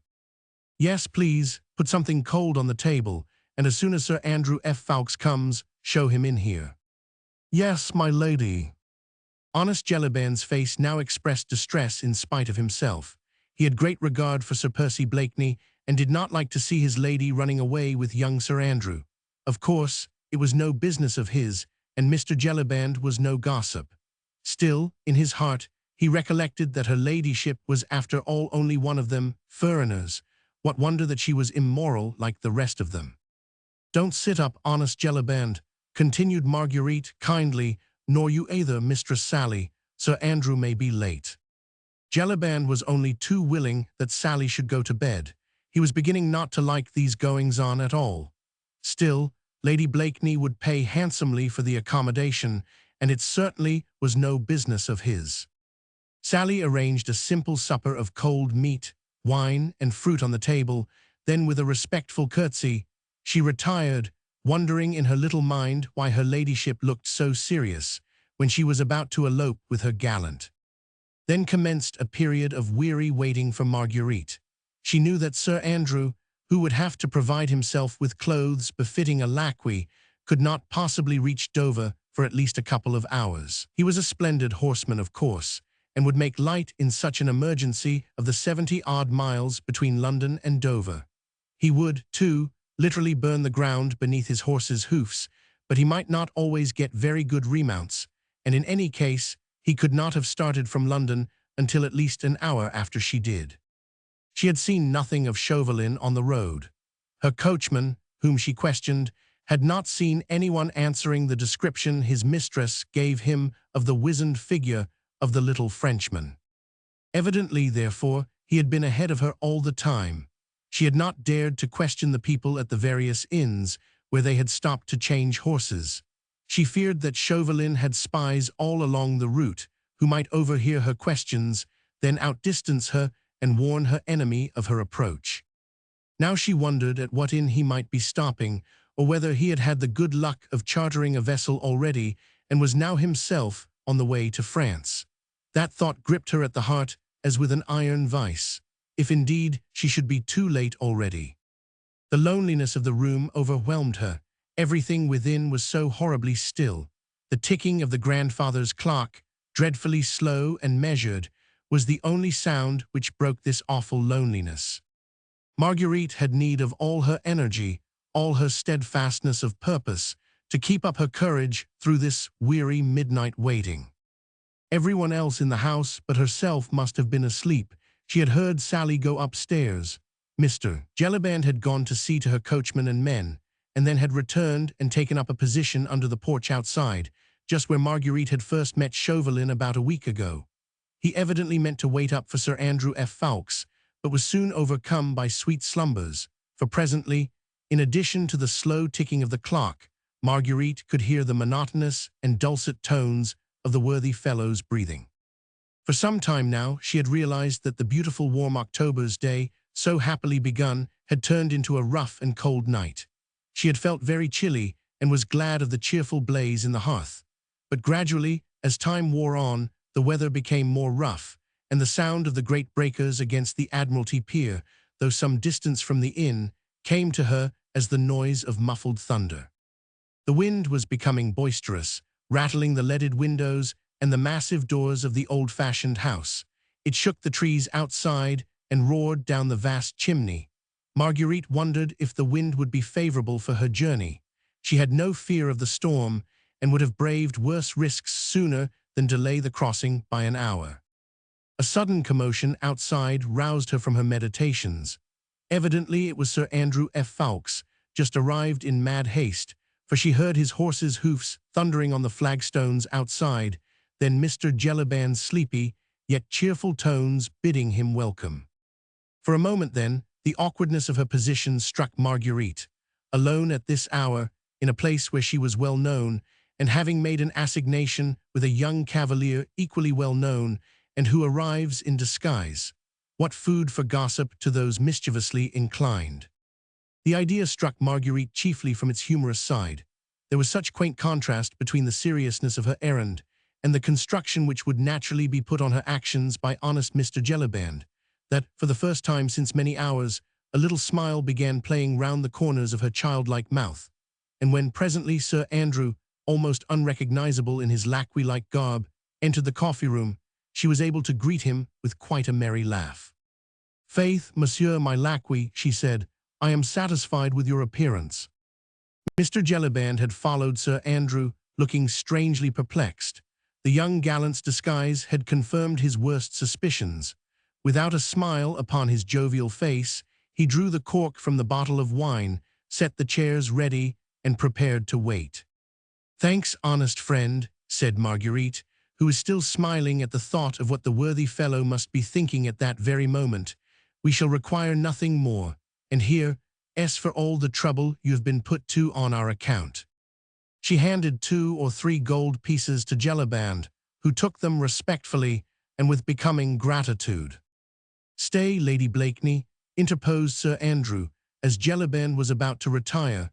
"I am afraid we shall require something more of my friend Jelly's hospitality. I am sorry to say we cannot cross over tonight." "Not cross over tonight," she repeated in amazement. "But we must, Sir Andrew, we must. There can be no question of cannot, and whatever it may cost, we must get a vessel tonight." But the young man shook his head sadly. "I am afraid it is not a question of cost, Lady Blakeney. There is a nasty storm blowing from France. The wind is dead against us. We cannot possibly sail until it has changed." Marguerite became deadly pale. She had not foreseen this. Nature herself was playing her a horrible, cruel trick. Percy was in danger, and she could not go to him because the wind happened to blow from the coast of France. "But we must go, we must," she repeated with strange, persistent energy. "You know we must go. Can't you find a way?" "I have been down to the shore already," he said, "and had a talk to 1 or 2 skippers. It is quite impossible to set sail tonight, so every sailor assured me. No one," he added, looking significantly at Marguerite, "no one could possibly put out of Dover tonight." Marguerite at once understood what he meant. No one included Chauvelin as well as herself. She nodded pleasantly to Jellyband. "Well then, I must resign myself," she said to him. "Have you a room for me?" "Oh yes, your ladyship. A nice, bright, airy room. I'll see to it at once. And there is another one for Sir Andrew, both quite ready." "It's brave now, mine honest Jelly," said Sir Andrew gaily and clapping his worthy host vigorously on the back. "You unlock both those rooms and leave our candles here on the dresser. I vow you are dead with sleep, and her ladyship must have some supper before she retires. There, have no fear, friend of the rueful countenance. Her ladyship's visit, though at this unusual hour, is a great honour to thy house, and Sir Percy Blakeney will reward thee doubly if thou seest well to her privacy and comfort." Sir Andrew had no doubt guessed the many conflicting doubts and fears which raged in honest Jellyband's head, and as he was a gallant gentleman, he tried by this brave hint to allay some of the worthy innkeeper's suspicions. he had the satisfaction of seeing that he had partially succeeded. Jellyband's rubicund countenance brightened somewhat at mention of Sir Percy's name. "I'll go and see to it at once, sir," he said with alacrity and with less frigidity in his manner. "Has her ladyship everything she wants for supper?" "Everything, thanks, honest friend, and as I am famished and dead with fatigue, I pray you see to the rooms." "Now tell me," she said eagerly, as soon as Jellyband had gone from the room, "tell me all your news." "There is nothing else much to tell you, Lady Blakeney," replied the young man. "The storm makes it quite impossible for any vessel to put out of Dover this tide, but what seemed to you at first a terrible calamity is really a blessing in disguise. If we cannot cross over to France tonight, Chauvelin is in the same quandary. He may have left before the storm broke out." "God grant he may," said Sir Andrew merrily, "for very likely then he'll have been driven out of his course. Who knows? He may now even be lying at the bottom of the sea, for there is a furious storm raging, and it will fare ill with all small craft which happen to be out. But I fear me we cannot build our hopes upon the shipwreck of that cunning devil and of all his murderous plans. The sailors I spoke to all assured me that no schooner had put out of Dover for several hours.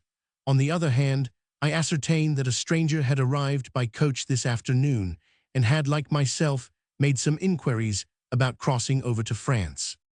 "Then Chauvelin is still in Dover?"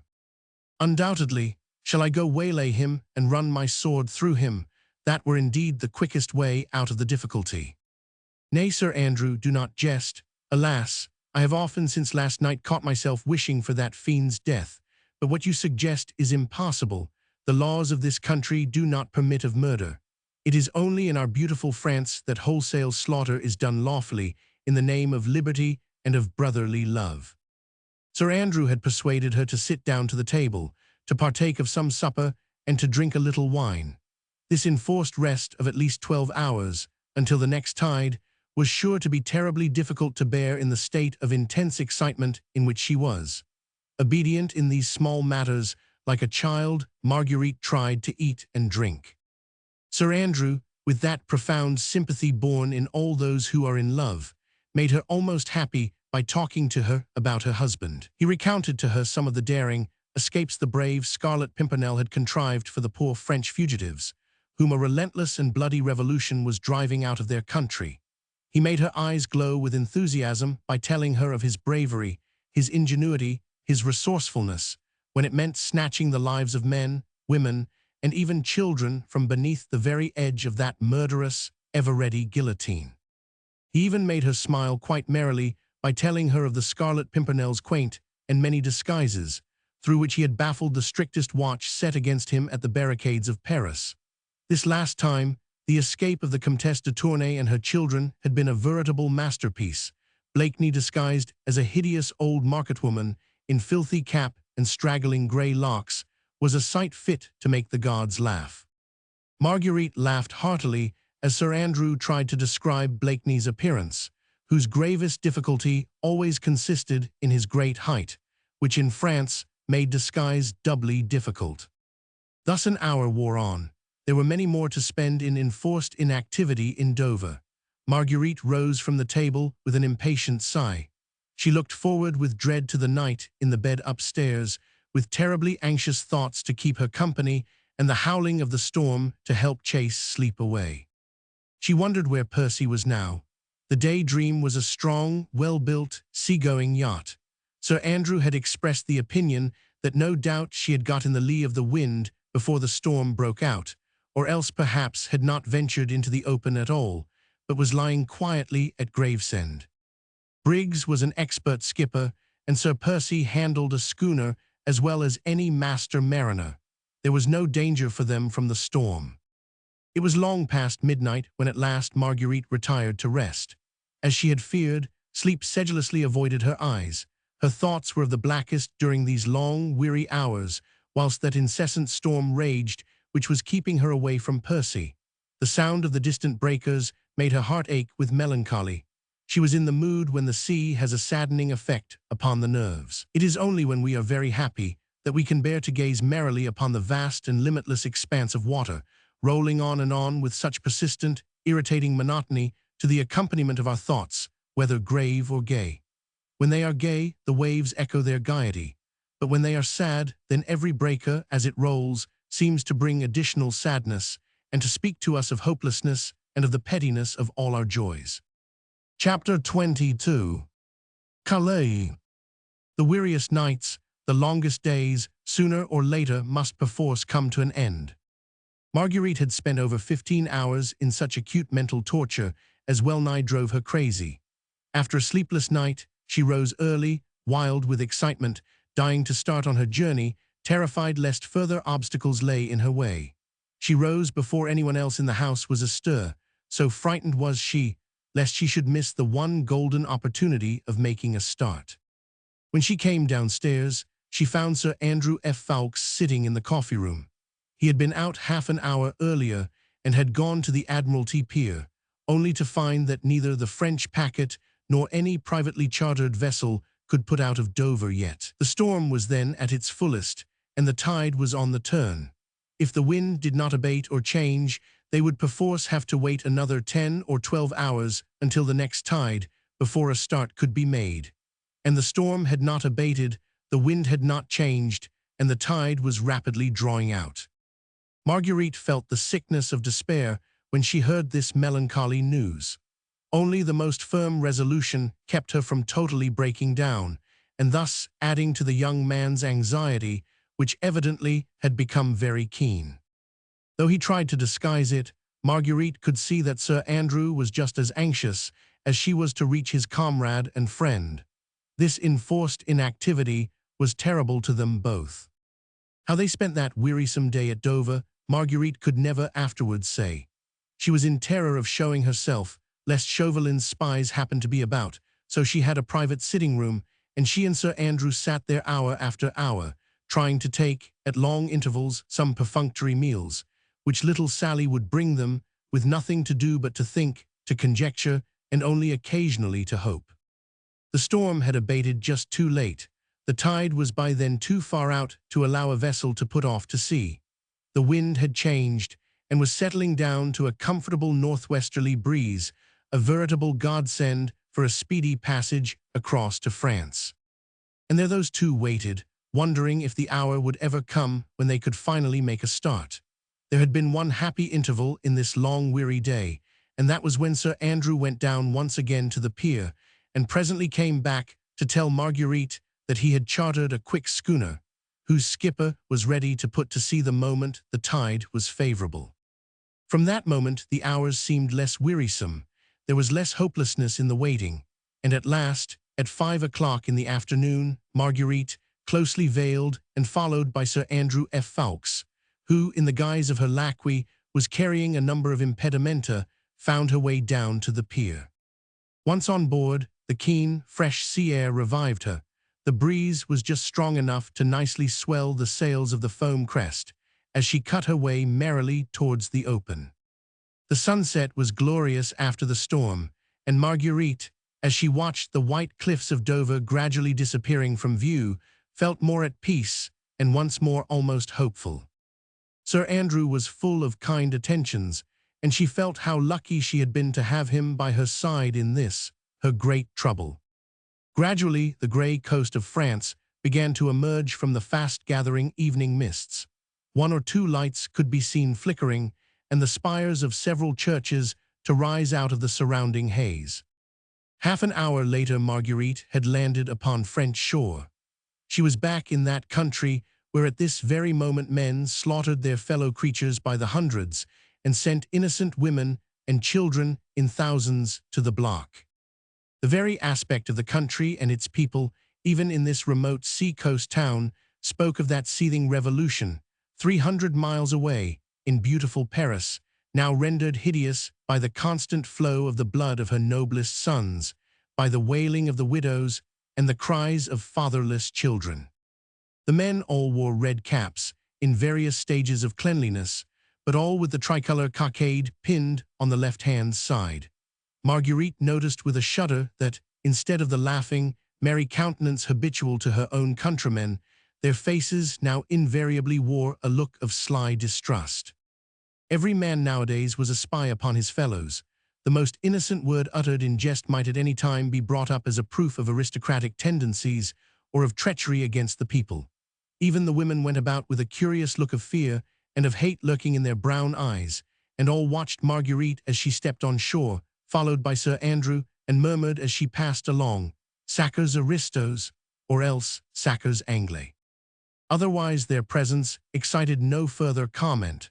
Calais, even in those days, was in constant business communication with England, and English merchants were often to be seen on this coast. It was well known that in view of the heavy duties in England, a vast deal of French wines and brandies were smuggled across. This pleased the French bourgeois immensely. He liked to see the English government and the English king, both of whom he hated, cheated out of their revenues, and an English smuggler was always a welcome guest at the tumble-down taverns of Calais and Boulogne. So perhaps, as Sir Andrew gradually directed Marguerite through the tortuous streets of Calais, many of the population, who turned with an oath to look at the strangers clad in the English fashion, thought that they were bent on purchasing dutiable articles for their own fog-ridden country, and gave them no more than a passing thought. Marguerite, however, wondered how her husband's tall, massive figure could have passed through Calais unobserved. She marveled what disguise he assumed to do his noble work without exciting too much attention. Without exchanging more than a few words, Sir Andrew was leading her right across the town, to the other side from that where they had landed, and on the way towards Cap Gris-Nez. The streets were narrow, tortuous, and mostly evil-smelling, with a mixture of stale fish and damp cellar odors. There had been heavy rain here during the storm last night, and sometimes Marguerite sank ankle-deep in the mud, for the roads were not lighted save by the occasional glimmer from a lamp inside a house. But she did not heed any of these petty discomforts. "We may meet Blakeney at the Chat Gris," Sir Andrew had said when they landed, and she was walking as if on a carpet of rose leaves, for she was going to meet him almost at once. At last they reached their destination. Sir Andrew evidently knew the road, for he had walked unerringly in the dark, and had not asked his way from anyone. It was too dark then for Marguerite to notice the outside aspect of this house. The Chat Gris, as Sir Andrew had called it, was evidently a small wayside inn on the outskirts of Calais and on the way to Gris-Nez. It lay some little distance from the coast, for the sound of the sea seemed to come from afar. Sir Andrew knocked at the door with the knob of his cane, and from within Marguerite heard a sort of grunt and the muttering of a number of oaths. Sir Andrew knocked again, this time more peremptorily. More oaths were heard, and then shuffling steps seemed to draw near the door. Presently this was thrown open, and Marguerite found herself on the threshold of the most dilapidated, most squalid room she had ever seen in all her life. The paper, such as it was hanging from the walls in strips. There did not seem to be a single piece of furniture in the room that could, by the wildest stretch of imagination, be called whole. Most of the chairs had broken backs, others had no seats to them.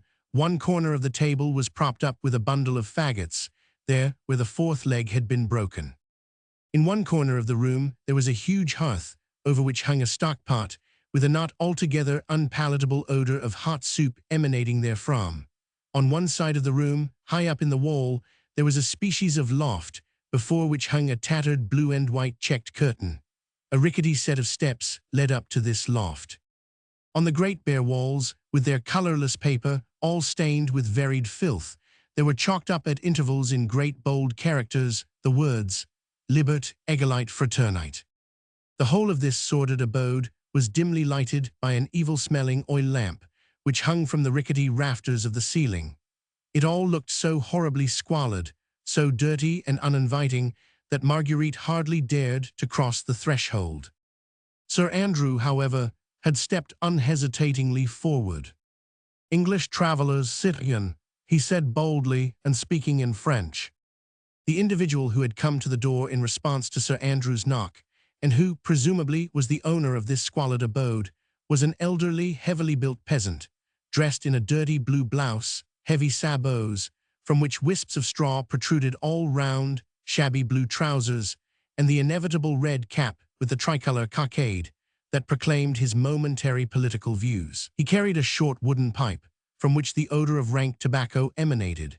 He looked with some suspicion and a great deal of contempt at the two travelers, muttered "Sacres anglais," and spat upon the ground to further show his independence of spirit, but nevertheless he stood aside to let them enter, no doubt well aware that these same sacres anglais always had well-filled purses.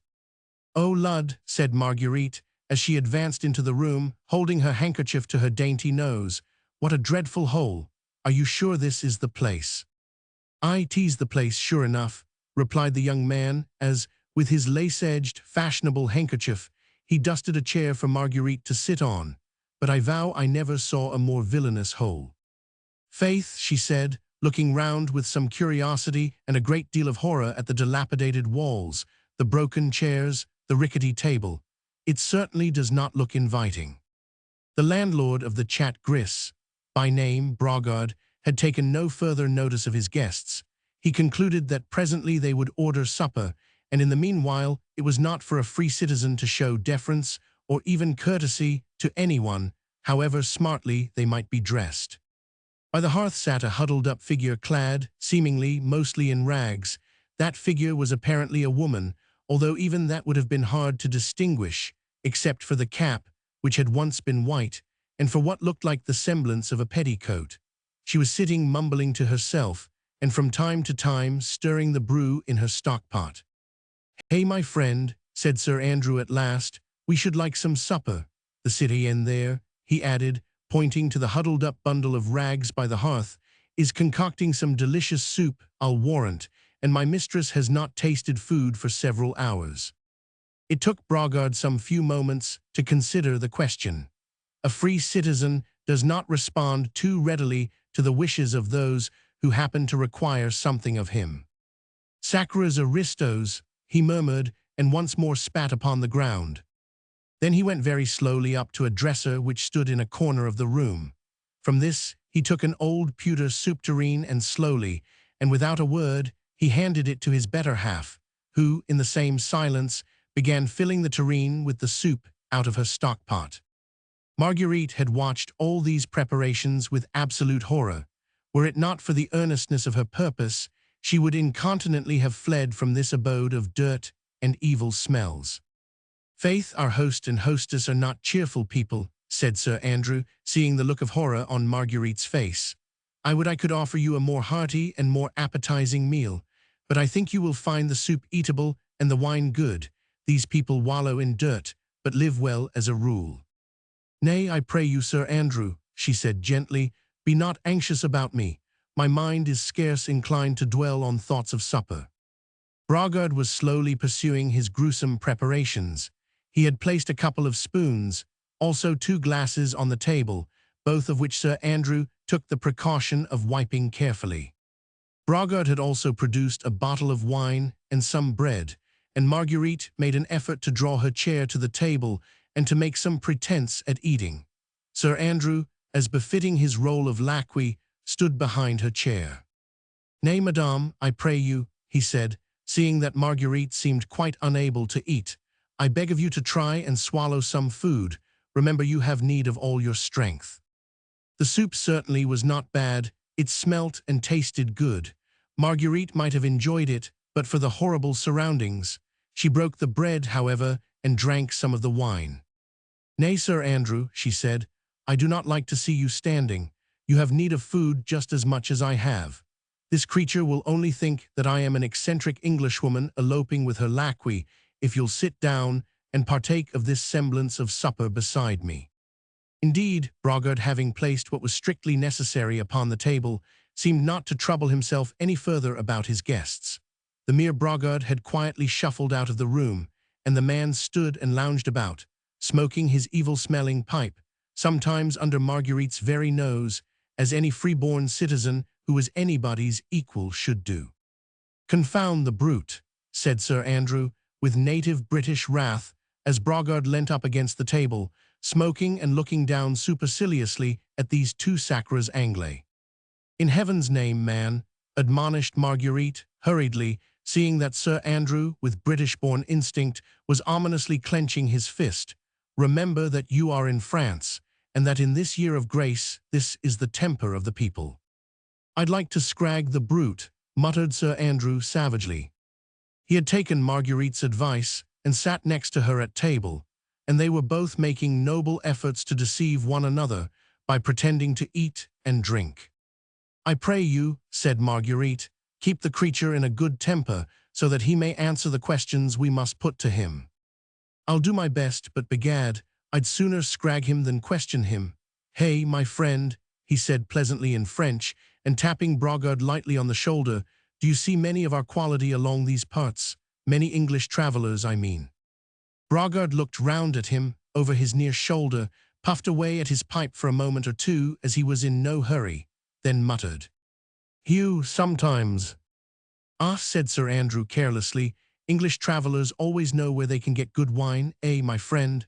Now tell me, my lady was desiring to know if by any chance you happen to have seen a great friend of hers, an English gentleman, who often comes to Calais on business.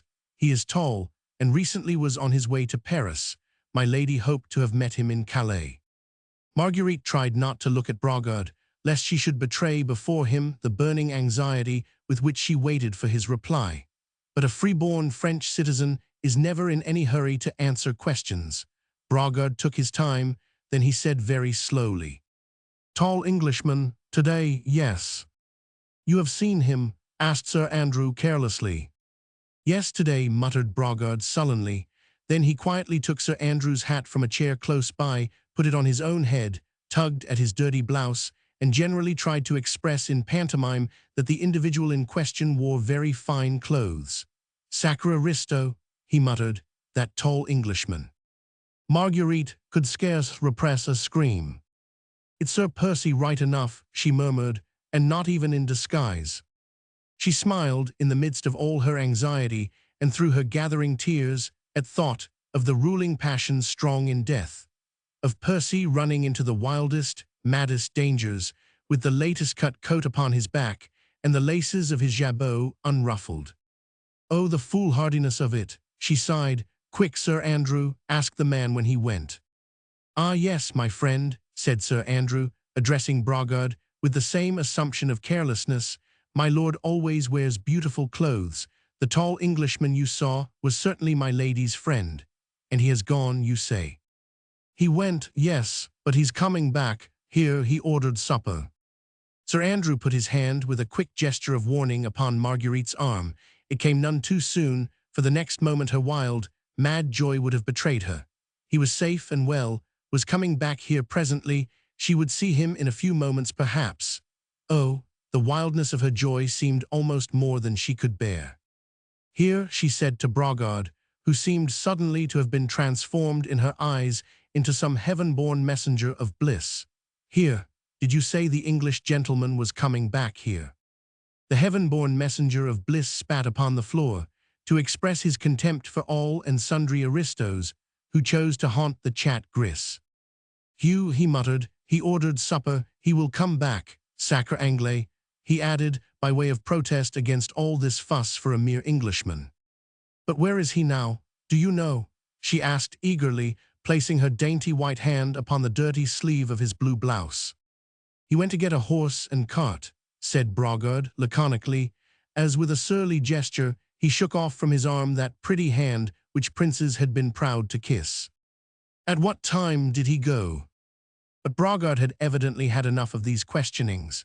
He did not think that it was fitting for a citizen, who was the equal of anybody, to be thus catechized by these sacres aristos, even though they were rich English ones. It was distinctly more fitting to his newborn dignity to be as rude as possible. It was a sure sign of servility to meekly reply to civil questions. "I don't know," he said surlily. "I have said enough, voyons, les aristos. He came today, he ordered supper, he went out. He'll come back, voila." And with this parting assertion of his rights as a citizen and a free man, to be as rude as he well pleased, Brogard shuffled out of the room, banging the door after him. Chapter 23. Hope. "Faith, madame," said Sir Andrew, seeing that Marguerite seemed desirous to call her surly host back again, "I think we'd better leave him alone. We shall not get anything more out of him, and we might arouse his suspicions. One never knows what spies may be lurking around these God-forsaken places." "What care I?" she replied lightly. "Now I know that my husband is safe, and that I shall see him almost directly." "Hush," he said in genuine alarm, for she had talked quite loudly in the fullness of her glee. "The very walls have ears in France these days." He rose quickly from the table and walked round the bare, squalid room, listening attentively at the door, through which Brogard had just disappeared, and whence only muttered oaths and shuffling footsteps could be heard. He also ran up the rickety steps that led to the attic, to assure himself that there were no spies of Chauvelin's about the place. "Are we alone, monsieur my laquais?" said Marguerite gaily, as the young man once more sat down beside her. "May we talk?" As cautiously as possible, he entreated. "Faith, man, but you wear a glum face. As for me, I could dance with joy. Surely there is no longer any cause for fear.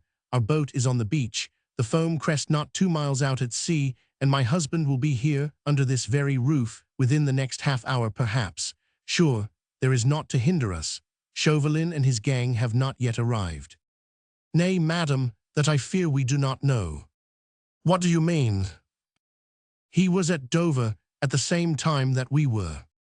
Held up by the same storm, which kept us from starting." "Exactly, but I did not speak of it before, for I feared to alarm you. I saw him on the beach not 5 minutes before we embarked. At least, I swore to myself at the time that it was himself.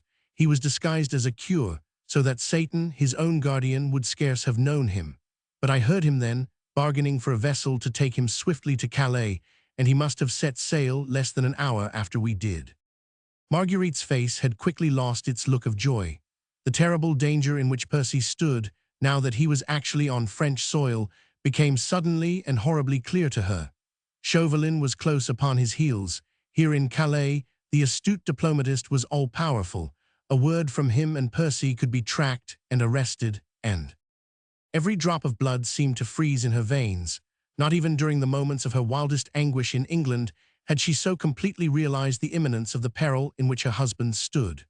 Chauvelin had sworn to bring the Scarlet Pimpernel to the guillotine, and now the daring plotter, whose anonymity hitherto had been his safeguard, stood revealed through her own hand to his most bitter, most relentless enemy. Chauvelin, when he waylaid Lord Tony and Sir Andrew F. Ffoulkes in the coffee-room of the Fisherman's Rest, had obtained possession of all the plans of this latest expedition. Armand St. Just, the Comte de Tournay and other fugitive royalists were to have met the Scarlet Pimpernel, or rather, as it had been originally arranged, 2 of his emissaries, on this day, the 2nd of October, at a place evidently known to the League, and vaguely alluded to as the Pierre Blanchard's hut. Armand, whose connection with the Scarlet Pimpernel and disavowal of the brutal policy of the Reign of Terror was still unknown to his countrymen, had left England a little more than a week ago, carrying with him the necessary instructions which would enable him to meet the other fugitives and to convey them to this place of safety. This much Marguerite had fully understood from the first, and Sir Andrew F. Ffoulkes had confirmed her surmises.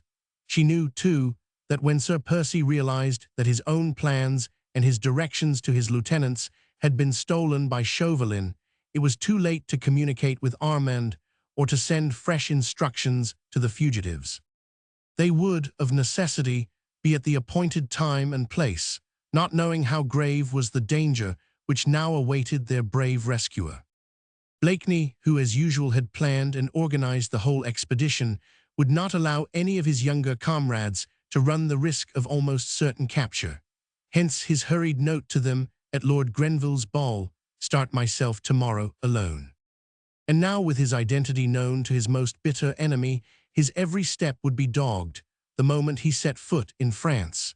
He would be tracked by Chauvelin's emissaries, followed until he reached that mysterious hut where the fugitives were waiting for him, and there the trap would be closed on him and on them.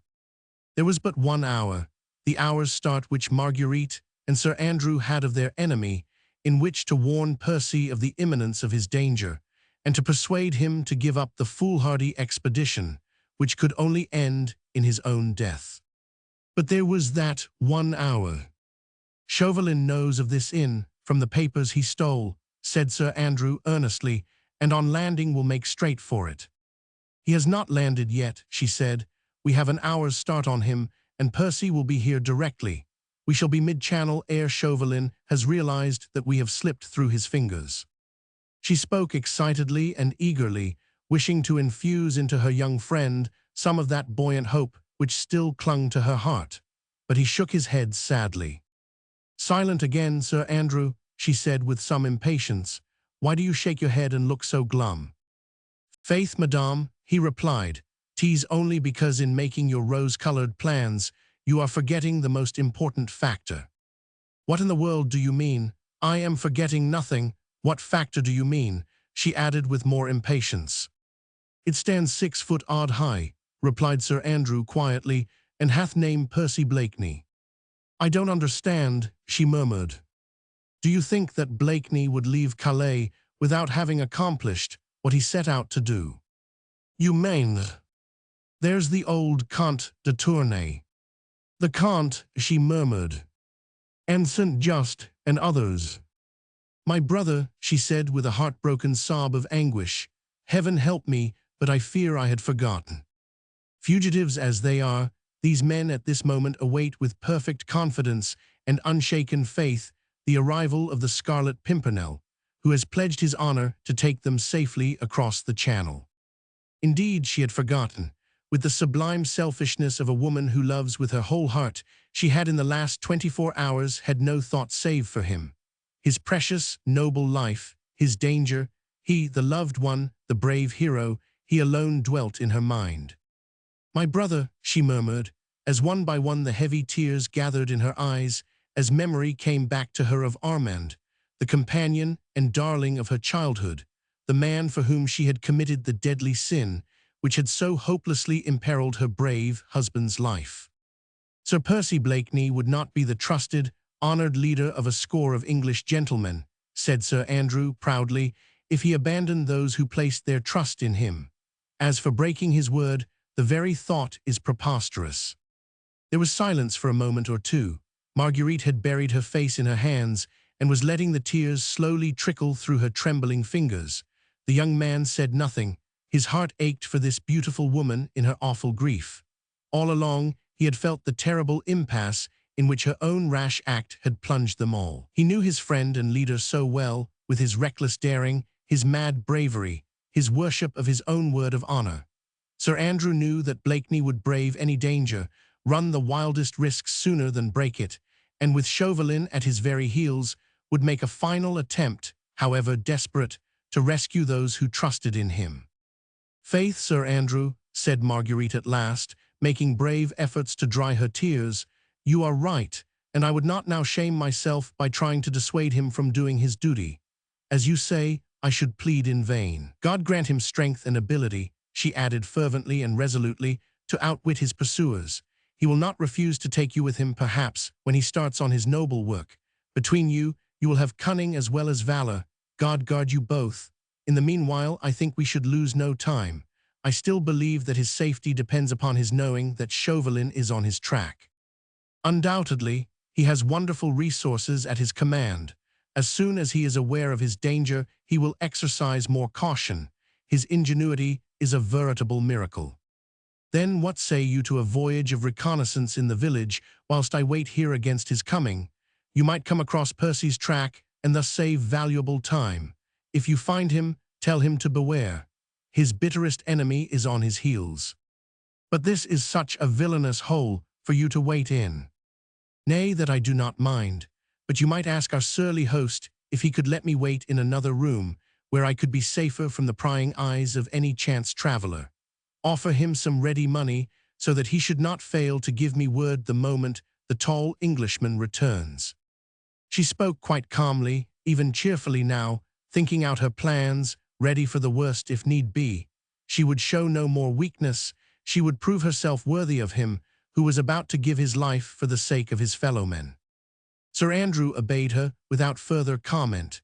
Instinctively, he felt that hers now was the stronger mind. He was willing to give himself over to her guidance, to become the hand, while she was the directing head. He went to the door of the inner room, through which Bragard and his wife had disappeared before, and knocked. As usual, he was answered by a salvo of muttered oaths. "Hey, friend Bragard," said the young man peremptorily, "my lady would wish to rest here a while. Could you give her the use of another room? She would wish to be alone." He took some money out of his pocket, and allowed it to jingle significantly in his hand. Brogard had opened the door and listened, with his usual surly apathy, to the young man's request. At sight of the gold, however, his lazy attitude relaxed slightly. He took his pipe from his mouth and shuffled into the room. He then pointed over his shoulder at the attic up in the wall. "She can wait up there," he said with a grunt. "It's comfortable, and I have no other room." "Nothing could be better," said Marguerite in English. She at once realized the advantages such a position hidden from view would give her. "Give him the money, Sir Andrew. I shall be quite happy up there, and can see everything without being seen." She nodded to Brogard, who condescended to go up to the attic and to shake up the straw that lay on the floor. "May I entreat you, madam, to do nothing rash," said Sir Andrew, as Marguerite prepared in her turn to ascend the rickety flight of steps. "Remember, this place is infested with spies. Do not, I beg of you, reveal yourself to Sir Percy unless you are absolutely certain that you are alone with him." Even as he spoke, he felt how unnecessary was this caution. Marguerite was as calm, as clear-headed as any man. There was no fear of her doing anything that was rash. "Nay," she said with a slight attempt at cheerfulness, "that can I faithfully promise you. I would not jeopardize my husband's life, nor yet his plans, by speaking to him before strangers. Have no fear, I will watch my opportunity, and serve him in the manner I think he needs it most." Brogard had come down the steps again, and Marguerite was ready to go up to her safe retreat. "I dare not kiss your hand, madam," said Sir Andrew, as she began to mount the steps, "since I am your laquais, but I pray you be of good cheer. If I do not come across Blakeney in half an hour, I shall return, expecting to find him here." "Yes, that will be best. We can afford to wait for half an hour. Chauvelin cannot possibly be here before that. God grant that either you or I may have seen Percy by then. Good luck to you, friend. Have no fear for me." Lightly she mounted the rickety wooden steps that led to the attic. Brogard was taking no further heed of her. She could make herself comfortable there or not as she chose. Sir Andrew watched her until she had reached the loft and sat down upon the straw. She pulled the tattered curtains across, and the young man noted that she was singularly well placed there, for seeing and hearing, whilst remaining unobserved. He had paid Brogard well. The surly old innkeeper would have no object in betraying her. Then Sir Andrew prepared to go. At the door he turned once again and looked up at the loft. Through the ragged curtains Marguerite's sweet face was peeping down at him, and the young man rejoiced to see that it looked serene and even gently smiling. With a final nod of farewell to her, he walked out into the night. Chapter 24. The Death Trap. The next quarter of an hour went by swiftly and noiselessly. In the room downstairs, Brogard had for a while busied himself with clearing the table and rearranging it for another guest. It was because she watched these preparations that Marguerite found the time slipping by more pleasantly. It was for Percy that this semblance of supper was being got ready. Evidently, Brogard had a certain amount of respect for the tall Englishman, as he seemed to take some trouble in making the place look a trifle less uninviting than it had done before. He even produced, from some hidden recess in the old dresser, what actually looked like a tablecloth, and when he spread it out and saw it was full of holes, he shook his head dubiously for a while, then was at much pains so to spread it over the table as to hide most of its blemishes. Then he got out a serviette, also old and ragged, but possessing some measure of cleanliness, and with this he carefully wiped the glasses, spoons, and plates which he put on the table. Marguerite could not help smiling to herself as she watched all these preparations, which Brogard accomplished to an accompaniment of muttered oaths. Clearly the great height and bulk of the Englishman, or perhaps the weight of his fist, had overawed this free-born citizen of France, or he would never have been at such trouble for any sacre aristo. When the table was set, such as it was, Brogard surveyed it with evident satisfaction. He then dusted one of the chairs with the corner of his blouse, gave a stir to the stock-pot, threw a fresh bundle of faggots onto the fire, and slouched out of the room. Marguerite was left alone with her reflections. She had spread her traveling cloak over the straw and was sitting fairly comfortably, as the straw was fresh, and the evil odors from below came up to her only in a modified form. But momentarily she was almost happy. Happy because, when she peeped through the tattered curtains, she could see a rickety chair, a torn tablecloth, a glass, a plate and a spoon. That was all. But those mute and ugly things seemed to say to her that they were waiting for Percy, that soon, very soon, he would be here, that the squalid room being still empty, they would be alone together. That thought was so heavenly that Marguerite closed her eyes in order to shut out everything but that. In a few minutes she would be alone with him. She would run down the ladder and let him see her. Then he would take her in his arms, and she would let him see that, after that, she would gladly die for him, and with him, for earth could hold no greater happiness than that. And then what would happen? She could not even remotely conjecture. She knew, of course, that Sir Andrew was right, that Percy would do everything he had set out to accomplish, that she, now she was here, could do nothing beyond warning him to be cautious, since Chauvelin himself was on his track. After having cautioned him, she would perforce have to see him go off upon his terrible and daring mission. She could not even with a word or look attempt to keep him back. She would have to obey whatever he told her to do, even perhaps have to efface herself and wait in indescribable agony whilst he, perhaps, went to his death. But even that seemed less terrible to bear than the thought that he should never know how much she loved him, that at any rate would be spared her. The squalid room itself, which seemed to be waiting for him, told her that he would be here soon. Suddenly her oversensitive ears caught the sound of distant footsteps drawing near. Her heart gave a wild leap of joy. Was it Percy at last? No, the step did not seem quite as long nor quite as firm as his. She also thought that she could hear two distinct sets of footsteps. Yes, that was it. Two men were coming this way. Two strangers perhaps, to get a drink, or... But she had not time to conjecture, for presently there was a peremptory call at the door, and the next moment it was violently thrown open from the outside, whilst a rough, commanding voice shouted, "Hey, citoyen Bragard, hola!" Marguerite could not see the newcomers, but through a hole in one of the curtains she could observe one portion of the room below. She heard Bragard's shuffling footsteps as he came out of the inner room, muttering his usual string of oaths. On seeing the strangers, however, he paused in the middle of the room, well within range of Marguerite's vision, looked at them with even more withering contempt than he had bestowed upon his former guests, and muttered, "Sacré Sultan."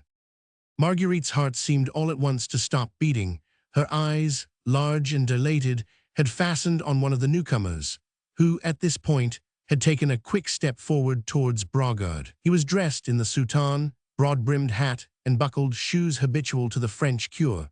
But as he stood opposite the innkeeper, he threw open his soutane for a moment, displaying the tricolour scarf of officialism, which sight immediately had the effect of transforming Bragard's attitude of contempt into one of cringing obsequiousness.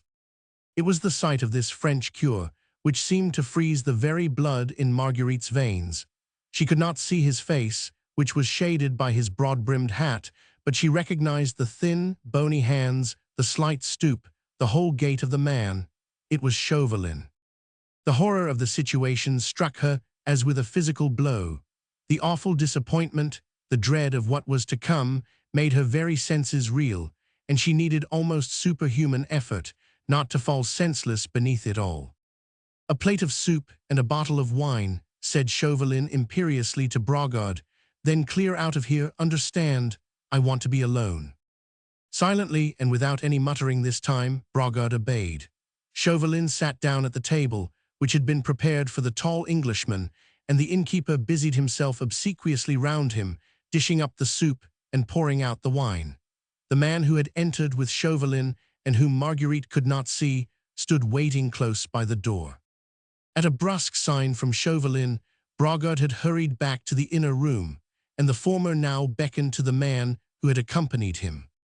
In him Marguerite at once recognized Descaz, Chauvelin's secretary and confidential factotum, whom she had often seen in Paris in the days gone by. He crossed the room, and for a moment or two listened attentively at the Bragard's door. "Not listening?" asked Chauvelin curtly. "No, citoyen." For a second Marguerite dreaded lest Chauvelin should order Descaz to search the place, What would happen if she were to be discovered, she hardly dared to imagine. Fortunately, however, Chauvelin seemed more impatient to talk to his secretary than afraid of spies, for he called Desgas quickly back to his side. "The English schooner?" he asked. "She was lost sight of at sundown, citoyen," replied Desgas, but was then making west, towards Cap Gris-Nez. "Ah, good," muttered Chauvelin, "and now about Captain Jutley, what did he say?" "He assured me that all the orders you sent him last week have been implicitly obeyed. All the roads which converge to this place have been patrolled night and day ever since, and the beach and cliffs have been most rigorously searched and guarded." "Does he know where this Pierre Blanchard's hut is?" "No, citoyen, nobody seems to know of it by that name. There are any amount of fishermen's huts all along the coast, of course, but—" "That'll do, now about tonight," interrupted Chauvelin impatiently. "The roads and the beach are patrolled as usual, citoyen, and Captain Jutley awaits further orders. Go back to him at once then. Tell him to send reinforcements to the various patrols, and especially to those along the beach, you understand." Chauvelin spoke curtly and to the point, and every word he uttered struck at Marguerite's heart like the death knell of her fondest hopes. "The men," he continued, "are to keep the sharpest possible lookout for any stranger who may be walking, riding, or driving along the road or the beach, more especially for a tall stranger, whom I need not describe further, as probably he will be disguised. But he cannot very well conceal his height, except by stooping. You understand?" "Perfectly, citoyen," replied Desgas. "As soon as any of the men have sighted a stranger, 2 of them are to keep him in view. The man who loses sight of the tall stranger after he is once seen will pay for his negligence with his life, but 1 man is to ride straight back here and report to me. Is that clear?" "Absolutely clear, citoyen." "Very well then, go and see Jutley at once. See the reinforcements start off for the patrol duty, then ask the captain to let you have half a dozen more men and bring them here with you. You can be back in 10 minutes. Go." Desgas saluted and went to the door. As Marguerite, sick with horror, listened to Chauvelin's directions to his underling, the whole of the plan for the capture of the Scarlet Pimpernel became appallingly clear to her. Chauvelin wished that the fugitives should be left in false security, waiting in their hidden retreat until Percy joined them. Then the daring plotter was to be surrounded and caught red-handed in the very act of aiding and abetting royalists who were traitors to the Republic. Thus, if his capture were noised abroad, even the British government could not legally protest in his favor. Having plotted with the enemies of the French government, France had the right to put him to death. Escape for him and them would be impossible. All the roads patrolled and watched, the trap well set, the net wide at present, but drawing together tighter and tighter, until it closed upon the daring plotter, whose superhuman cunning even could not rescue him from its meshes now. Desgas was about to go, but Chauvelin once more called him back. Marguerite vaguely wondered what further devilish plans he could have formed in order to entrap 1 brave man, alone, against 20 of others. She looked at him as he turned to speak to Desgas. She could just see his face beneath the broad-brimmed cure's hat.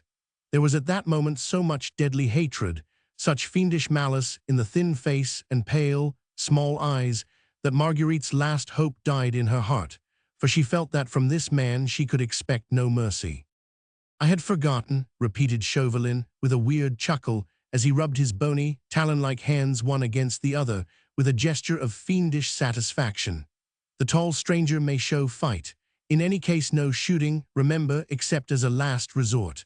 I want that tall stranger alive, if possible." He laughed, as Dante has told us that the devils laugh at sight of the torture of the damned. Marguerite had thought that by now she had lived through the whole gamut of horror and anguish that human heart could bear. Yet now, when Desgas left the house, and she remained alone in this lonely, squalid room, with that fiend for company, she felt as if all that she had suffered was nothing compared with this. He continued to laugh and chuckle to himself for a while, rubbing his hands together in anticipation of his triumph. His plans were well laid, and he might well triumph. Not a loophole was left through which the bravest, the most cunning man might escape. Every road guarded, every corner watched, and in that lonely hut somewhere on the coast, a small band of fugitives waiting for their rescuer and leading him to his death, nay, to worse than death. That fiend there, in a holy man's garb, was too much of a devil to allow a brave man to die the quick, sudden death of a soldier at the post of duty. He, above all, longed to have the cunning enemy who had so long baffled him, helpless in his power. He wished to gloat over him, to enjoy his downfall, to inflict upon him what moral and mental torture a deadly hatred alone can devise. The brave eagle, captured, and with noble wings clipped, was doomed to endure the gnawing of the rat. And she, his wife, who loved him and who had brought him to this, could do nothing to help him. Nothing save to hope for death by his side, and for one brief moment in which to tell him that her love, whole, true, and passionate, was entirely his. Chauvelin was now sitting close to the table. He had taken off his hat, and Marguerite could just see the outline of his thin profile and pointed chin as he bent over his meager supper. He was evidently quite contented and awaited events with perfect calm. He even seemed to enjoy Braggard's unsavory fare. Marguerite wondered how so much hatred could lurk in one human being against another. Suddenly, as she watched Chauvelin, a sound caught her ear, which turned her very heart to stone. And yet that sound was not calculated to inspire anyone with horror, for it was merely the cheerful sound of a gay, fresh voice singing lustily, "God Save the King." Chapter 25. The Eagle and the Fox. Marguerite's breath stopped short. She seemed to feel her very life standing still momentarily whilst she listened to that voice and to that song. In the singer she had recognized her husband. Chauvelin, too, had heard it, for he darted a quick glance towards the door, then hurriedly took up his broad-brimmed hat and clapped it over his head. The voice drew nearer. For one brief second the wild desire seized Marguerite to rush down the steps and fly across the room, to stop that song at any cost, to beg the cheerful singer to fly for his life, before it be too late. She checked the impulse just in time. Chauvelin would stop her before she reached the door, and moreover, she had no idea if he had any soldiers posted within his call. Her impetuous act might prove the death signal of the man she would have died to save. "Long to reign over us. God save the king," sang the voice more lustily than ever. The next moment, the door was thrown open, and there was dead silence for a second or so. Marguerite could not see the door. She held her breath, trying to imagine what was happening. Percy Blakeney, on entering, had, of course, at once caught sight of the curé at the table. His hesitation lasted less than 5 seconds. The next moment Marguerite saw his tall figure crossing the room, whilst he called in a loud, cheerful voice, "Hello there, no one about. Where's that fool Braggard?" He wore the magnificent coat and riding suit which he had on when Marguerite last saw him at Richmond, so many hours ago. As usual, his get-up was absolutely irreproachable. The fine Mechlin lace at his neck and wrists was immaculate in its gossamer daintiness. His hands looked slender and white. His fair hair was carefully brushed, and he carried his eyeglass with his usual affected gesture. In fact, at this moment, Sir Percy Blakeney, Bart, might have been on his way to a garden party at the Prince of Wales, instead of deliberately, cold-bloodedly running his head in a trap set for him by his deadliest enemy. He stood for a moment in the middle of the room, whilst Marguerite, absolutely paralyzed with horror, seemed unable even to breathe. Every moment she expected that Chauvelin would give a signal, that the place would fill with soldiers, that she would rush down and help Percy to sell his life dearly. As he stood there, suavely unconscious, she very nearly screamed out to him, "Fly, Percy, 'tis your deadly enemy, fly before it be too late." But she had not time even to do that, for the next moment Blakeney quietly walked to the table, and jovially clapping the curé on the back, said in his own drawly, affected way, "Odds fish, Chauvelin, I vow I never thought of meeting you here." Chauvelin, who had been in the very act of conveying soup to his mouth, fairly choked. His thin face became absolutely purple, and a violent fit of coughing saved this cunning representative of France from betraying the most boundless surprise he had ever experienced. There was no doubt that this bold move on the part of the enemy had been wholly unexpected, as far as he was concerned, and the daring impudence of it completely nonplussed him for the moment. Obviously, he had not taken the precaution of having the inn surrounded with soldiers. Blakeney had evidently guessed that much, and no doubt his resourceful brain had already formed some plan by which he could turn this unexpected interview to account. Marguerite up in the loft had not moved. She had made a solemn promise to Sir Andrew not to speak to her husband before strangers, and she had sufficient self-control not to throw herself unreasoningly and impulsively across his plans. To sit still and watch these two men together was a terrible trial of fortitude. Marguerite had heard Chauvelin give the orders for the patrolling of all the roads. She knew that if Percy now left the Chat Gris, in whichever direction he happened to go, he could not go far without being sighted by some of Captain Jutley's men on patrol. On the other hand, if he stayed, then Desgas would have time to come back with the half-dozen men Chauvelin had specially ordered. The trap was closing in, and Marguerite could do nothing but watch and wonder. The two men looked such a strange contrast, and of the two it was Chauvelin who exhibited a slight touch of fear.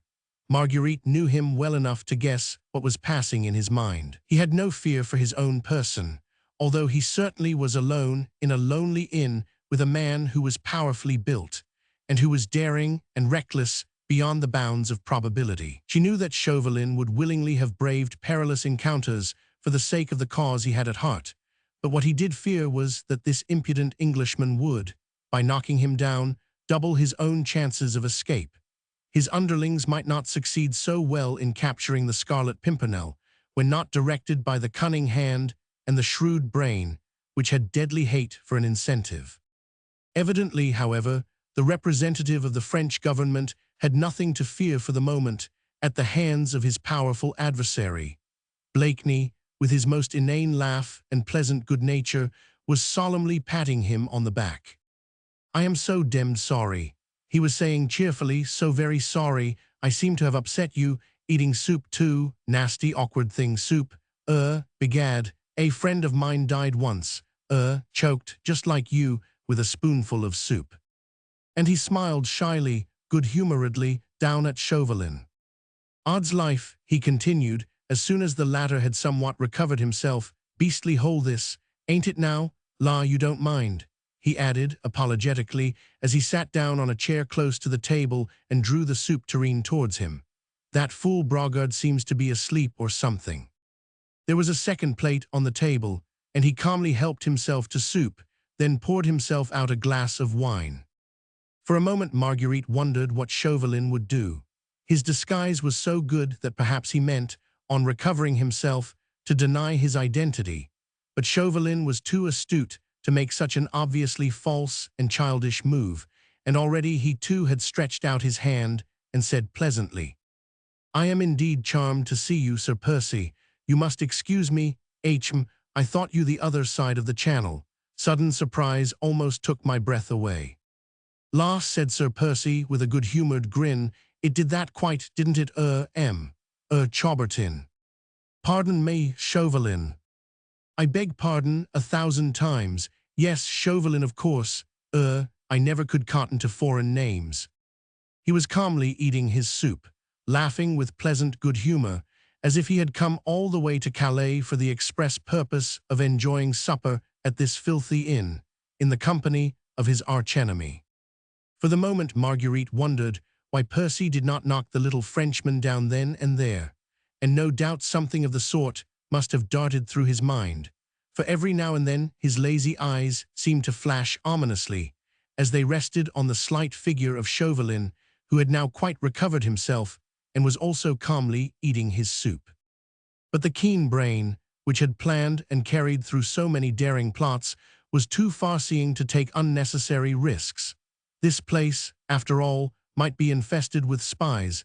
The innkeeper might be in Chauvelin's pay. One call on Chauvelin's part might bring 20 men about Blakeney's ears for aught he knew, and he might be caught and trapped before he could help, or, at least, warn the fugitives. This he would not risk. He meant to help the others, to get them safely away, for he had pledged his word to them, and his word he would keep.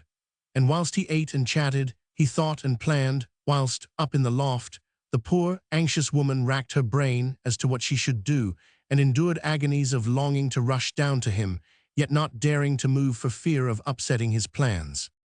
"I didn't know," Blakeney was saying jovially, "that you, were in holy orders." Stammered Chauvelin. The calm impudence of his antagonist had evidently thrown him off his usual balance. But I should have known you anywhere, continued Sir Percy placidly as he poured himself out another glass of wine, although the wig and hat have changed you a bit. Do you think so? Lud, they alter a man so, but, begad, I hope you don't mind my having made the remark, demmed bad form making remarks, I hope you don't mind. No, not at all, I hope Lady Blakeney is well, said Chauvelin, hurriedly changing the topic of conversation. Blakeney, with much deliberation, finished his plate of soup, drank his glass of wine, and momentarily, it seemed to Marguerite as if he glanced quickly all round the room. Quite well, thank you, he said at last, dryly.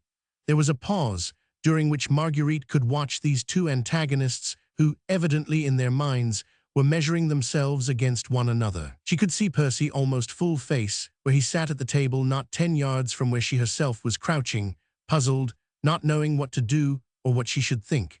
She had quite controlled her impulse by now of rushing down and disclosing herself to her husband. A man capable of acting a part in the way he was doing at the present moment did not need a woman's word to warn him to be cautious. Marguerite indulged in the luxury, dear to every tender woman's heart, of looking at the man she loved. She looked through the tattered curtain, across at the handsome face of her husband, in whose lazy blue eyes, and behind whose inane smile, she could now so plainly see the strength, energy, and resourcefulness which had caused the Scarlet Pimpernel to be reverenced and trusted by his followers. There are 19 of us ready to lay down our lives for your husband, Lady Blakeney, Sir Andrew had said to her, and as she looked at the forehead, low but square and broad, the eyes, blue yet deep-set and intense, the whole aspect of the man, of indomitable energy, hiding, behind a perfectly acted comedy, his almost superhuman strength of will and marvelous ingenuity, she understood the fascination which he exercised over his followers, for had he not also cast his spells over her heart and her imagination? Chauvelin, who was trying to conceal his impatience beneath his usual urbane manner, took a quick look at his watch. Disguise should not be long, another 2 or 3 minutes, and this impudent Englishman would be secure in the keeping of half a dozen of Captain Jutley's most trusted men. You are on your way to Paris, Sir Percy? He asked carelessly. Odds life, no, replied Blakeney with a laugh. Only as far as Lille, not Paris for me. Beastly uncomfortable place Paris just now. Monsieur Chaubertin, beg pardon, Chauvelin. Not for an English gentleman like yourself, Sir Percy, rejoined Chauvelin sarcastically, who takes no interest in the conflict that is raging there.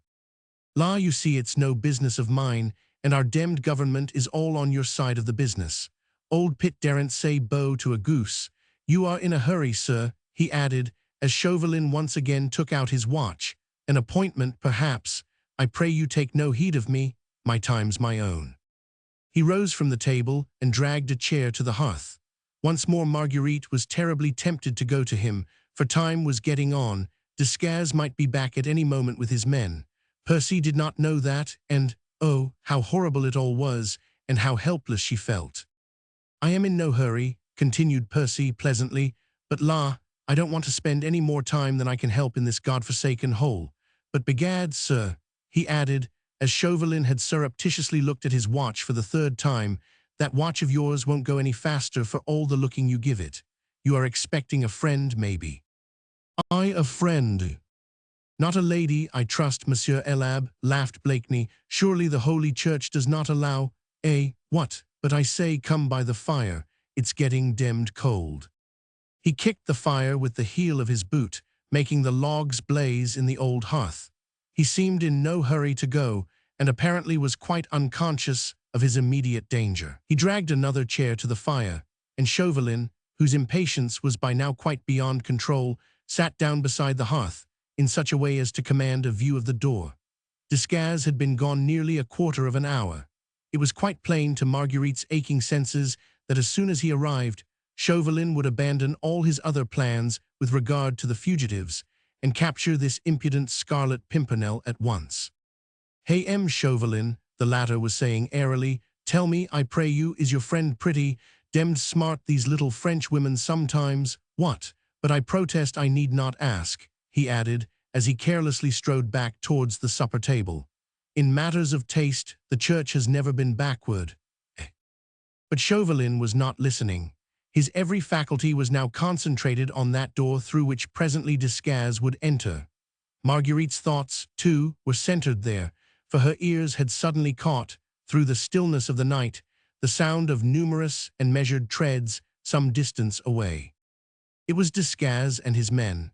Another 3 minutes and they would be here. Another 3 minutes and the awful thing would have occurred. The brave eagle would have fallen in the ferret's trap. She would have moved now and screamed, but she dared not.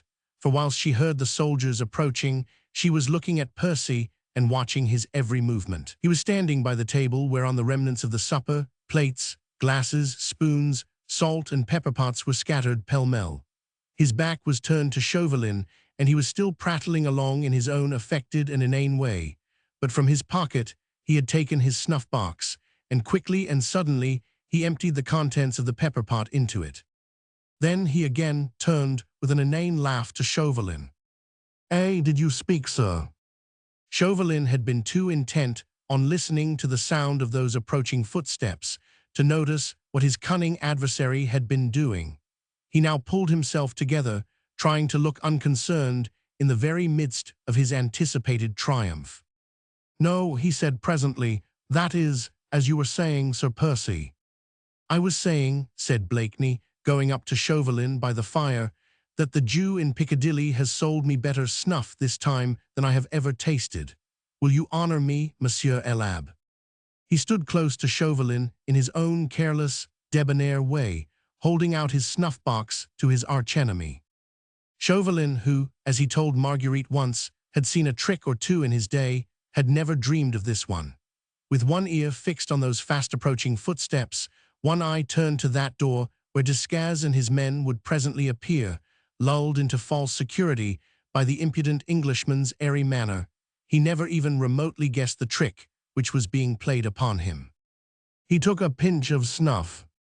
Only he who has ever by accident sniffed vigorously a dose of pepper can have the faintest conception of the hopeless condition in which such a sniff would reduce any human being. Chauvelin felt as if his head would burst. Sneeze after sneeze seemed nearly to choke him. He was blind, deaf, and dumb for the moment, and during that moment Blakeney quietly, without the slightest haste, took up his hat, took some money out of his pocket, which he left on the table, then calmly stalked out of the room. Chapter 26. The Jew. It took Marguerite some time to collect her scattered senses. The whole of this last short episode had taken place in less than a minute, and Desgas and the soldiers were still about 200 yards away from the Chat Gris. When she realized what had happened, a curious mixture of joy and wonder filled her heart. It all was so neat, so ingenious. Chauvelin was still absolutely helpless, far more so than he could even have been under a blow from the fist, for now he could neither see, nor hear, nor speak, whilst his cunning adversary had quietly slipped through his fingers. Blakeney was gone, obviously to try and join the fugitives at the Peer Blanchard's hut. For the moment, true, Chauvelin was helpless. For the moment, the daring Scarlet Pimpernel had not been caught by Desgas and his men. But all the roads and the beach were patrolled. Every place was watched, and every stranger kept in sight. How far could Percy go, thus arrayed in his gorgeous clothes, without being sighted and followed? Now she blamed herself terribly for not having gone down to him sooner, and given him that word of warning and of love which, perhaps, after all, he needed. He could not know of the orders which Chauvelin had given for his capture, and even now, perhaps. But before all these horrible thoughts had taken concrete form in her brain, she heard the grounding of arms outside, close to the door, and Desgas' voice shouting, "Halt!" to his men. Chauvelin had partially recovered. His sneezing had become less violent, and he had struggled to his feet. He managed to reach the door just as Desgas' knock was heard on the outside. Chauvelin threw open the door, and before his secretary could say a word, he had managed to stammer between two sneezes.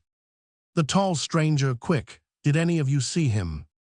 "Where's Citoyen?" asked Desgas in surprise. Here man's through that door, not 5 minutes ago.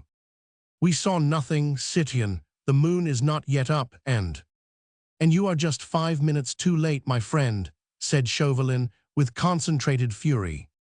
Citoyen, You did what I ordered you to do, said Chauvelin with impatience. I know that, but you were a precious long time about it. Fortunately, there's not much harm done, or it had fared ill with you, citoyen Desgas. Desgas turned a little pale. There was so much rage and hatred in his superior's whole attitude. The tall stranger, citoyen, he stammered, was here in this room 5 minutes ago, having supper at that table. Damn his impudence. For obvious reasons, I dared not tackle him alone. Braggart is too big a fool, and that cursed Englishman appears to have the strength of a bullock, and so he slipped away under your very nose. He cannot go far without being sighted, citoyen. Oh. Captain Jutley sent 40 men as reinforcements for the patrol duty. 20 went down to the beach. He again assured me that the watch has been constant all day, and that no stranger could possibly get to the beach or reach a boat without being sighted. That's good. Do the men know their work? They have had very clear orders, citoyen, and I myself spoke to those who were about to start. They are to shadow, as secretly as possible, any stranger they may see, especially if he be tall or stoop, as if he would disguise his height. In no case to detain such a person, of course, said Chauvelin, eagerly. That impudent Scarlet Pimpernel would slip through clumsy fingers. We must let him get to the Peer Blanchard's hut now, there surround and capture him. The men understand that, citoyen, and also that, as soon as a tall stranger has been sighted, he must be shadowed, whilst one man is to turn straight back and report to you. That is right, said Chauvelin, rubbing his hands, well pleased. I have further news for you, citoyen. What is it? A tall Englishman had a long conversation about 3/4 of an hour ago with a Jew, Reuben by name, who lives not 10 paces from here. Yes, and, queried Chauvelin impatiently. The conversation was all about a horse and cart, which the tall Englishman wished to hire, and which was to have been ready for him by 11 o'clock. It is past that now. Where does that Reuben live? A few minutes' walk from this door. Send one of the men to find out if the stranger has driven off in Reuben's cart. Yes, citoyen. Desgas went to give the necessary orders to one of the men. Not a word of this conversation between him and Chauvelin had escaped Marguerite, and every word they had spoken seemed to strike at her heart with terrible hopelessness and dark foreboding. She had come all this way, and with such high hopes and firm determination to help her husband, and so far she had been able to do nothing but to watch, with a heart breaking with anguish, the meshes of the deadly net closing round the daring Scarlet Pimpernel. He could not now advance many steps without spying eyes to track and denounce him. Her own helplessness struck her with the terrible sense of utter disappointment. The possibility of being of the slightest use to her husband had become almost nil, and her only hope rested in being allowed to share his fate, whatever it might ultimately be.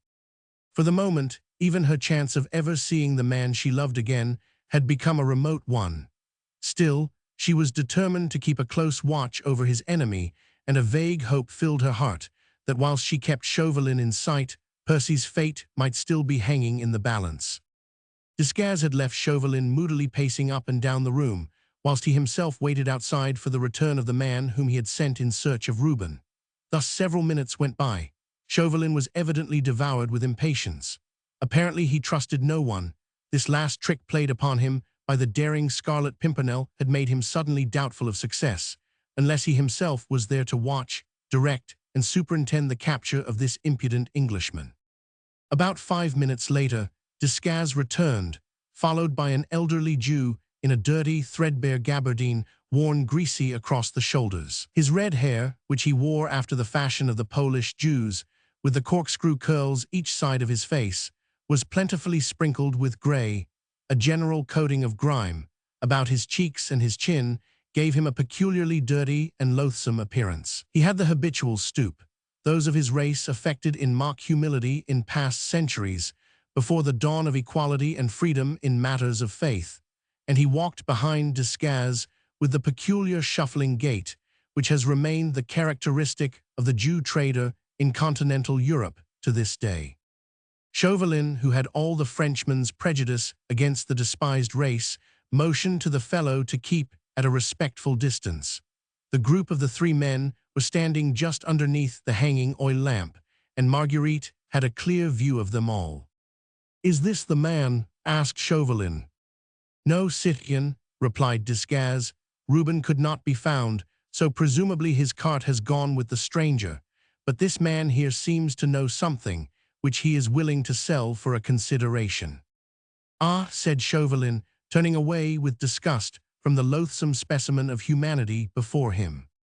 The Jew, with characteristic patience, stood humbly on one side, leaning on a thick knotted staff, his greasy, broad-brimmed hat casting a deep shadow over his grimy face, waiting for the noble excellency to deign to put some questions to him.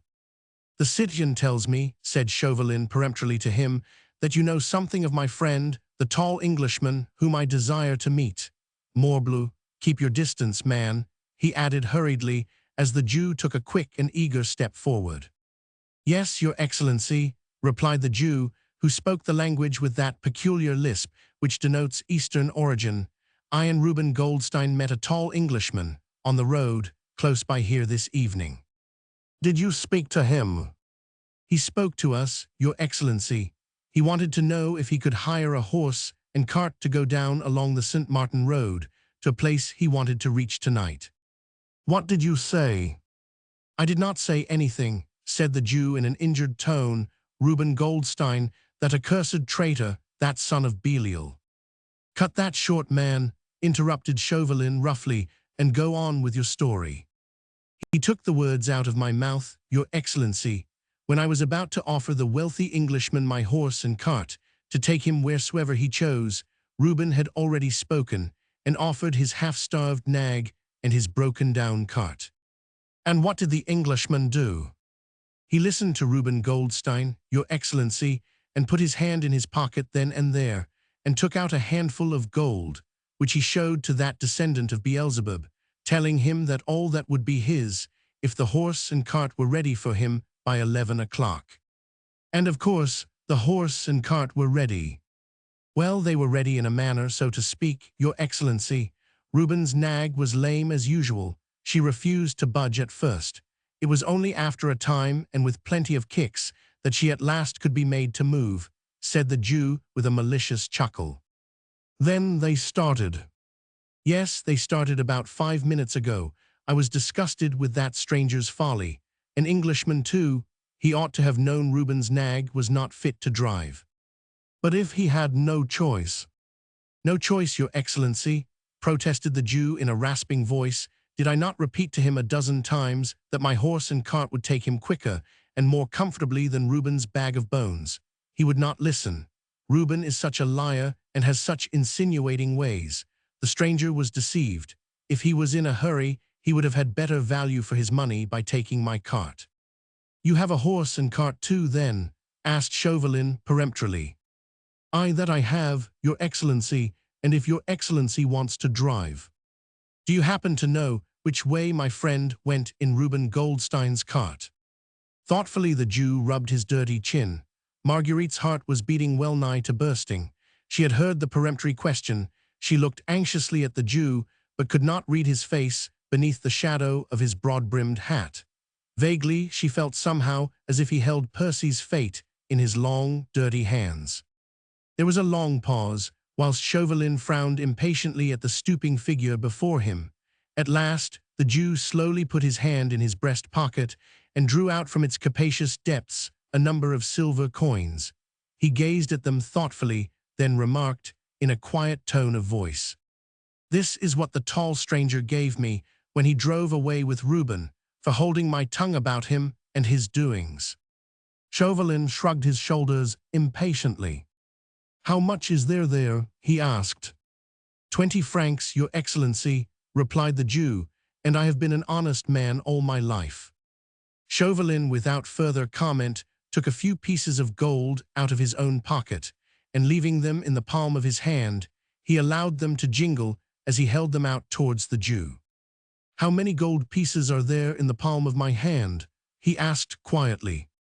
Evidently he had no desire to terrorize the man, but to conciliate him for his own purposes, for his manner was pleasant and suave.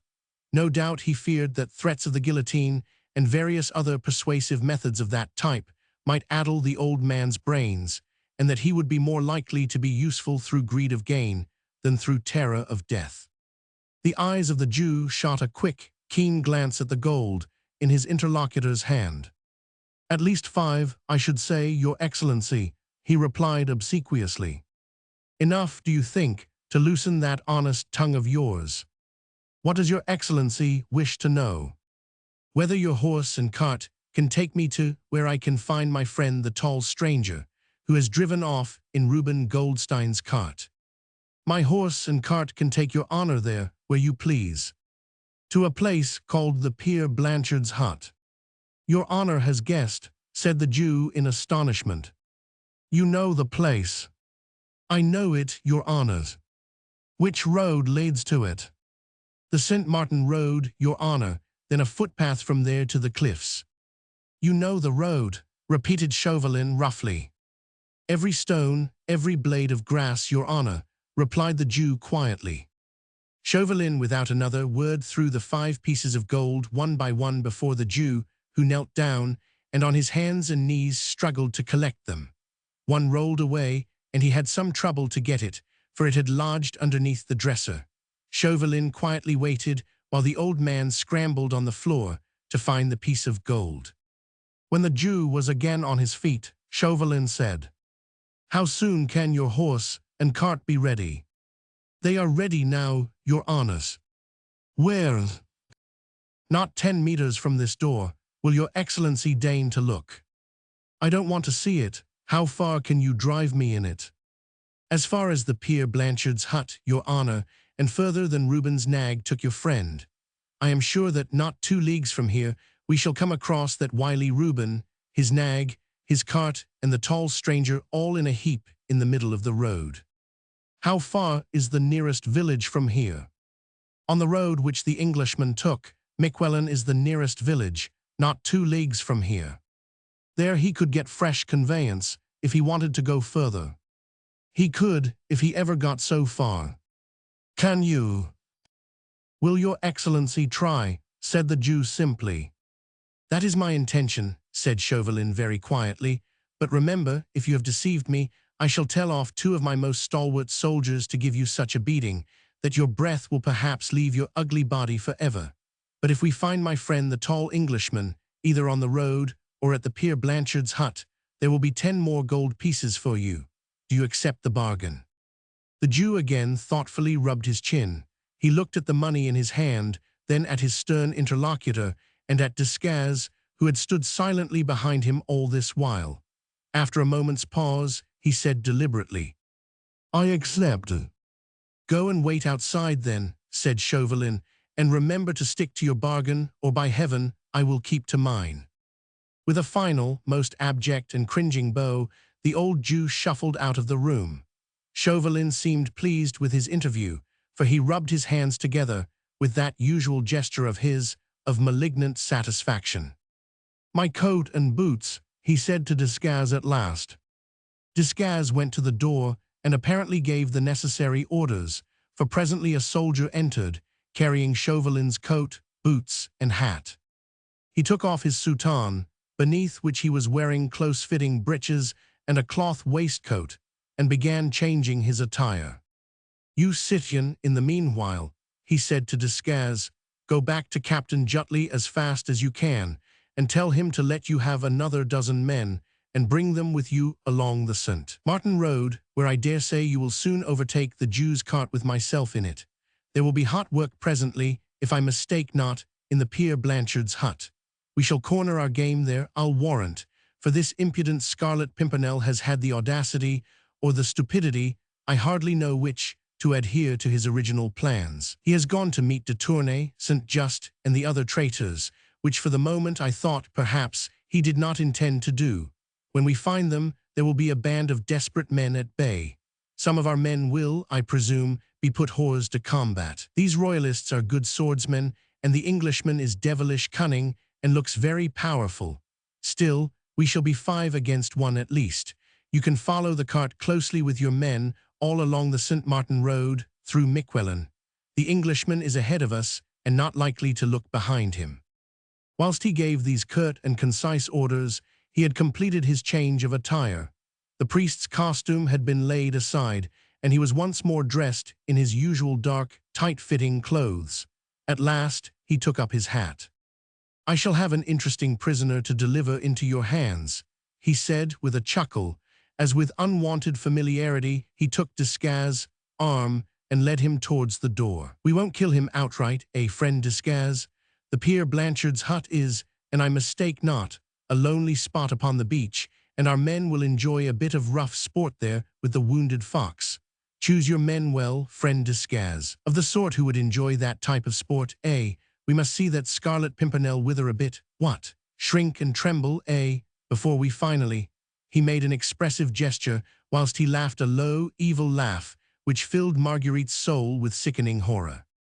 "Choose your men well, citoyen Desgas," he said once more, as he led his secretary finally out of the room. Chapter 27. On the track. Never for a moment did Marguerite Blakeney hesitate. The last sounds outside the Chat Gris had died away in the night. She had heard Desgas giving orders to his men, and then starting off towards the fort to get a reinforcement of a dozen more men. 6 were not thought sufficient to capture the cunning Englishman, whose resourceful brain was even more dangerous than his valor and his strength. Then a few minutes later, she heard the Jew's husky voice again, evidently shouting to his nag, then the rumble of wheels and noise of a rickety cart bumping over the rough road. Inside the inn, everything was still. Brogard and his wife, terrified of Chauvelin, had given no sign of life. They hoped to be forgotten, and at any rate to remain unperceived. Marguerite could not even hear their usual volleys of muttered oaths.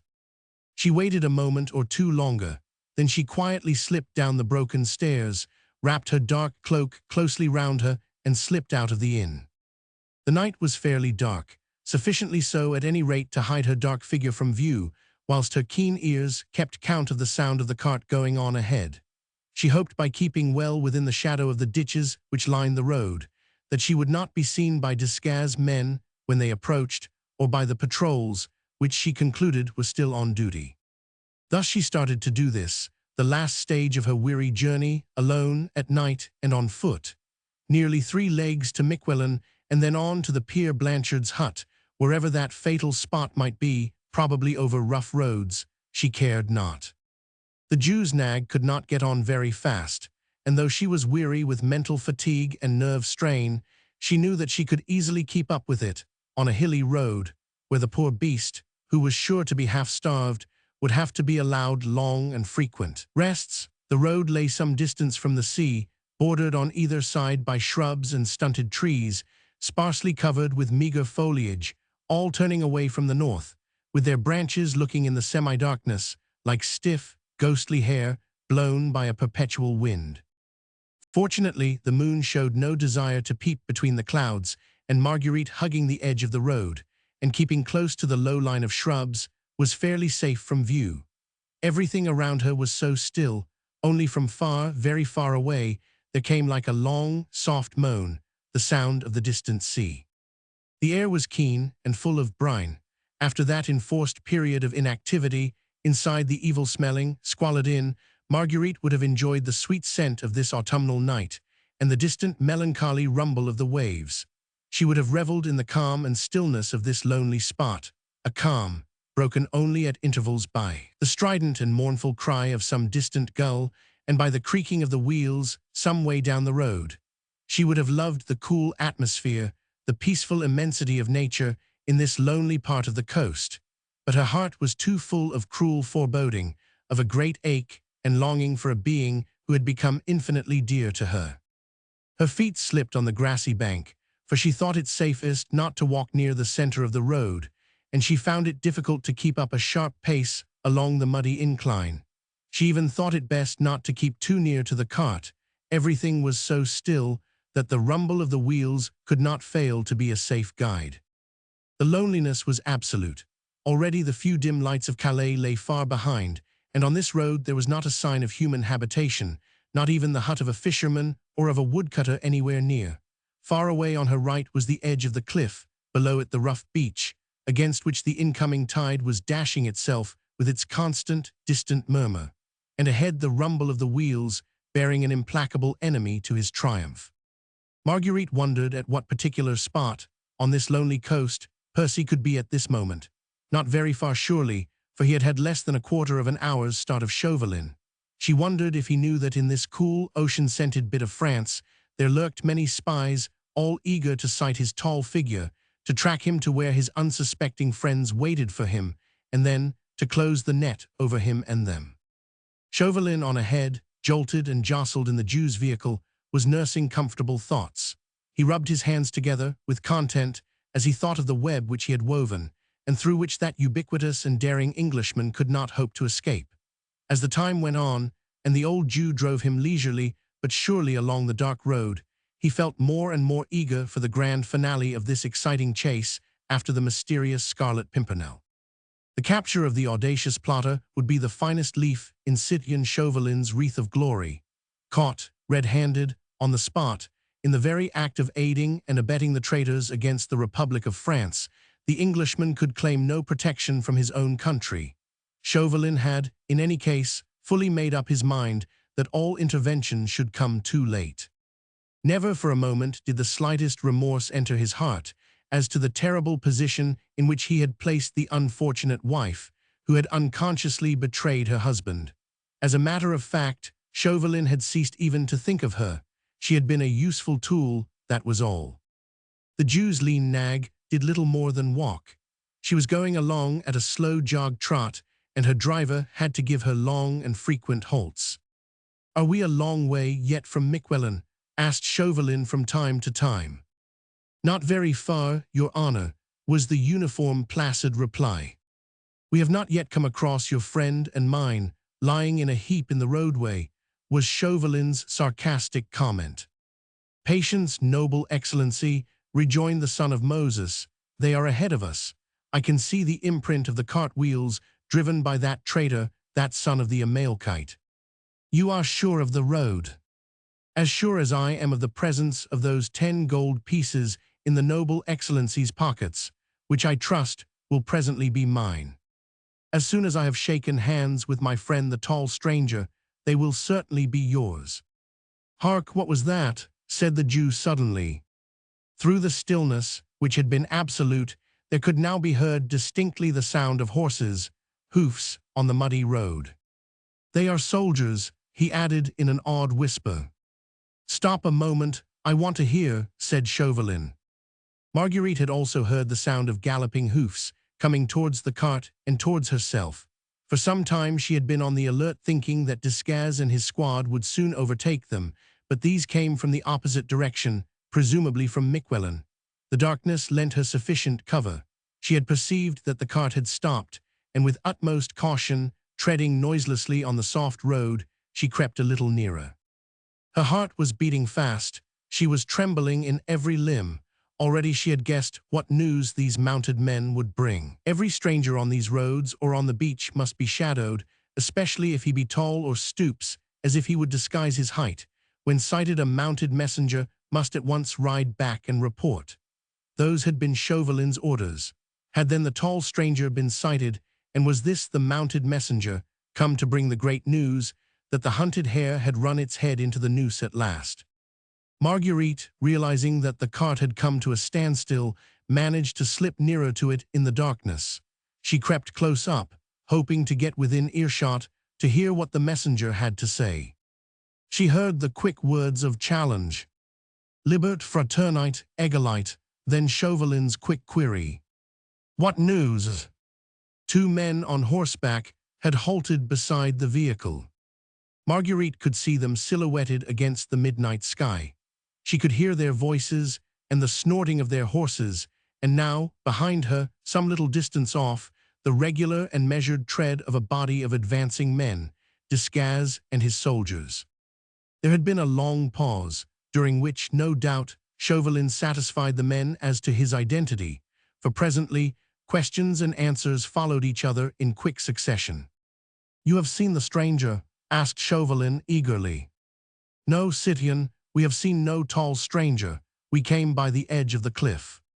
"Then, less than a quarter of a league beyond Miquelon, we came across a rough construction of wood, which looked like the hut of a fisherman, where he might keep his tools and nets. When we first sighted it, it seemed to be empty, and at first we thought that there was nothing suspicious about it, until we saw some smoke issuing through an aperture at the side.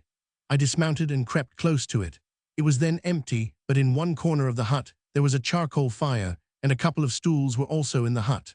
I consulted with my comrades, and we decided that they should take cover with the horses, well out of sight, and that I should remain on the watch, which I did." "Well, and did you see anything?" "About half an hour later, I heard voices, citoyen, and presently 2 men came along towards the edge of the cliff. They seemed to me to have come from the Lille road. One was young, the other quite old. They were talking in a whisper to one another, and I could not hear what they said. One was young, the other quite old. Marguerite's aching heart almost stopped beating as she listened. Was the young one Armand, her brother, and the old one de Tournay? Were they the 2 fugitives who, unconsciously, were used as a decoy to entrap their fearless and noble rescuer? "The 2 men presently went into the hut," continued the soldier, whilst Marguerite's aching nerves seemed to catch the sound of Chauvelin's triumphant chuckle, and I crept nearer to it then. "The hut is very roughly built, and I caught snatches of their conversation." "Yes, quick, what did you hear?" The old man asked the young one if he was sure that was the right place. "Oh yes," he replied, "'tis the place sure enough," and by the light of the charcoal fire he showed to his companion a paper which he carried. "Here is the plan," he said, "which he gave me before I left London. We were to adhere strictly to that plan, unless I had contrary orders, and I have had none. Here is the road we followed, see, here the fork, here we cut across the St. Martin road, and here is the footpath which brought us to the edge of the cliff." I must have made a slight noise then, for the young man came to the door of the hut and peered anxiously all round him. When he again joined his companion, they whispered so low that I could no longer hear them. "Well, and?" asked Chauvelin impatiently. "There were 6 of us altogether, patrolling that part of the beach, so we consulted together, and thought it best that 4 should remain behind and keep the hut in sight, and I and my comrade rode back at once to make report of what we had seen." "You saw nothing of the tall stranger?" "Nothing, citoyen." "If your comrades see him, what would they do?" "Not lose sight of him for a moment, and if he showed signs of escape, or any boat came in sight, they would close in on him, and, if necessary, they would shoot. The firing would bring the rest of the patrol to the spot. In any case, they would not let the stranger go." But I did not want the stranger hurt." "Not just yet," murmured Chauvelin savagely, "but there, you've done your best. The fates grant that I may not be too late. We met half a dozen men just now, who have been patrolling this road for several hours." "Well, they have seen no stranger either." "Yet he is on ahead somewhere in a cart or else. Here, there is not a moment to lose. How far is that hut from here?" "About a couple of leagues, citoyen." "You can find it again, at once, without hesitation." "I have absolutely no doubt, citoyen." "The footpath to the edge of the cliff, even in the dark." "It is not a dark night, citoyen, and I know I can find my way," repeated the soldier firmly. "Fall in behind then. Let your comrade take both your horses back to Calais. You won't want them. Keep beside the cart, and direct the Jew to drive straight ahead. Then stop him within a quarter of a league of the footpath. See that he takes the most direct road." While Chauvelin spoke, Desgas and his men were fast approaching, and Marguerite could hear their footsteps within 100 yards behind her now. She thought it unsafe to stay where she was, and unnecessary too, as she had heard enough. She seemed suddenly to have lost all faculty even for suffering. Her heart, her nerves, her brain seemed to have become numb after all these hours of ceaseless anguish, culminating in this awful despair. For now there was absolutely not the faintest hope. Within 2 short leagues of this spot, the fugitives were waiting for their brave deliverer. He was on his way, somewhere on this lonely road, and presently he would join them. Then the well-laid trap would close. 24 men, led by one whose hatred was as deadly as his cunning was malicious, would close round the small band of fugitives and their daring leader. They would all be captured. Armand, according to Chauvelin's pledged word, would be restored to her, but her husband, Percy, whom with every breath she drew she seemed to love and worship more and more, he would fall into the hands of a remorseless enemy, who had no pity for a brave heart, no admiration for the courage of a noble soul, who would show nothing but hatred for the cunning antagonist who had baffled him so long. She heard the soldier giving a few brief directions to the Jew, then she retired quickly to the edge of the road and cowered behind some low shrubs, whilst Desgas and his men came up. All fell in noiselessly behind the cart, and slowly they all started down the dark road. Marguerite waited until she reckoned that they were well outside the range of earshot. Then she too, in the darkness, which suddenly seemed to have become more intense, crept noiselessly along. Chapter 28. The Peer Blanchard's Hut. As in a dream, Marguerite followed on. The web was drawing more and more tightly every moment round the beloved life, which had become dearer than all. To see her husband once again, to tell him how she had suffered, how much she had wronged, and how little understood him, had become now her only aim. She had abandoned all hope of saving him. She saw him gradually hemmed in on all sides, and in despair she gazed round her into the darkness, and wondered whence he would presently come, to fall into the death trap which his relentless enemy had prepared for him. The distant roar of the waves now made her shudder. The occasional dismal cry of an owl or a seagull filled her with unspeakable horror. She thought of the ravenous beasts, in human shape, who lay in wait for their prey and destroyed them as mercilessly as any hungry wolf, for the satisfaction of their own appetite of hate. Marguerite was not afraid of the darkness. She only feared that man on ahead who was sitting at the bottom of a rough wooden cart, nursing thoughts of vengeance, which would have made the very demons in hell chuckle with delight. Her feet were sore, her knees shook under her from sheer bodily fatigue. For days now she had lived in a wild turmoil of excitement. She had not had a quiet rest for 3 nights. Now she had walked on a slippery road for nearly 2 hours, and yet her determination never swerved for a moment. She would see her husband, tell him all, and if he was ready to forgive the crime which she had committed in her blind ignorance, she would yet have the happiness of dying by his side. She must have walked on almost in a trance, instinct alone keeping her up, and guiding her in the wake of the enemy, when suddenly her ears, attuned to the slightest sound by that same blind instinct, told her that the cart had stopped, and that the soldiers had halted. They had come to their destination. No doubt on the right, somewhere close ahead, was the footpath that led to the edge of the cliff and to the hut. Heedless of any risks, she crept quite close up to where Chauvelin stood, surrounded by his little troop. He had descended from the cart and was giving some orders to the men. These she wanted to hear. What little chance she yet had of being useful to Percy consisted in hearing absolutely every word of his enemy's plans. The spot where all the party had halted must have lain some 800 meters from the coast. The sound of the sea came only very faintly, as from a distance. Chauvelin and Desgas, followed by the soldiers, had turned off sharply to the right of the road, apparently on to the footpath which led to the cliffs. The Jew had remained on the road with his cart and nag. Marguerite, with infinite caution and literally crawling on her hands and knees, had also turned off to the right. To accomplish this, she had to creep through the rough, low shrubs, trying to make as little noise as possible as she went along, tearing her face and hands against the dry twigs, intent only upon hearing without being seen or heard. Fortunately, as is usual in this part of France, the footpath was bordered by a low, rough hedge, beyond which was a dry ditch filled with coarse grass. In this Marguerite managed to find shelter. She was quite hidden from view, yet could contrive to get within 3 yards of where Chauvelin stood, giving orders to his men. Now, he was saying in a low and peremptory whisper, "Where is the Peer Blanchard's hut?" "About 800 meters from here, along the footpath," said the soldier who had lately been directing the party, "and halfway down the cliff." "Very good, you shall lead us.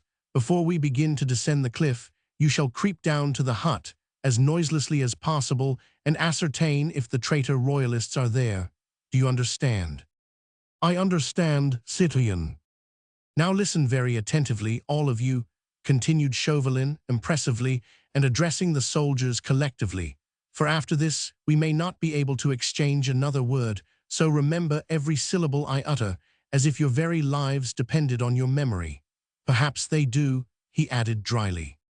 We listen, citoyen, said Desgas, and a soldier of the Republic never forgets an order. You who have crept up to the hut will try to peep inside.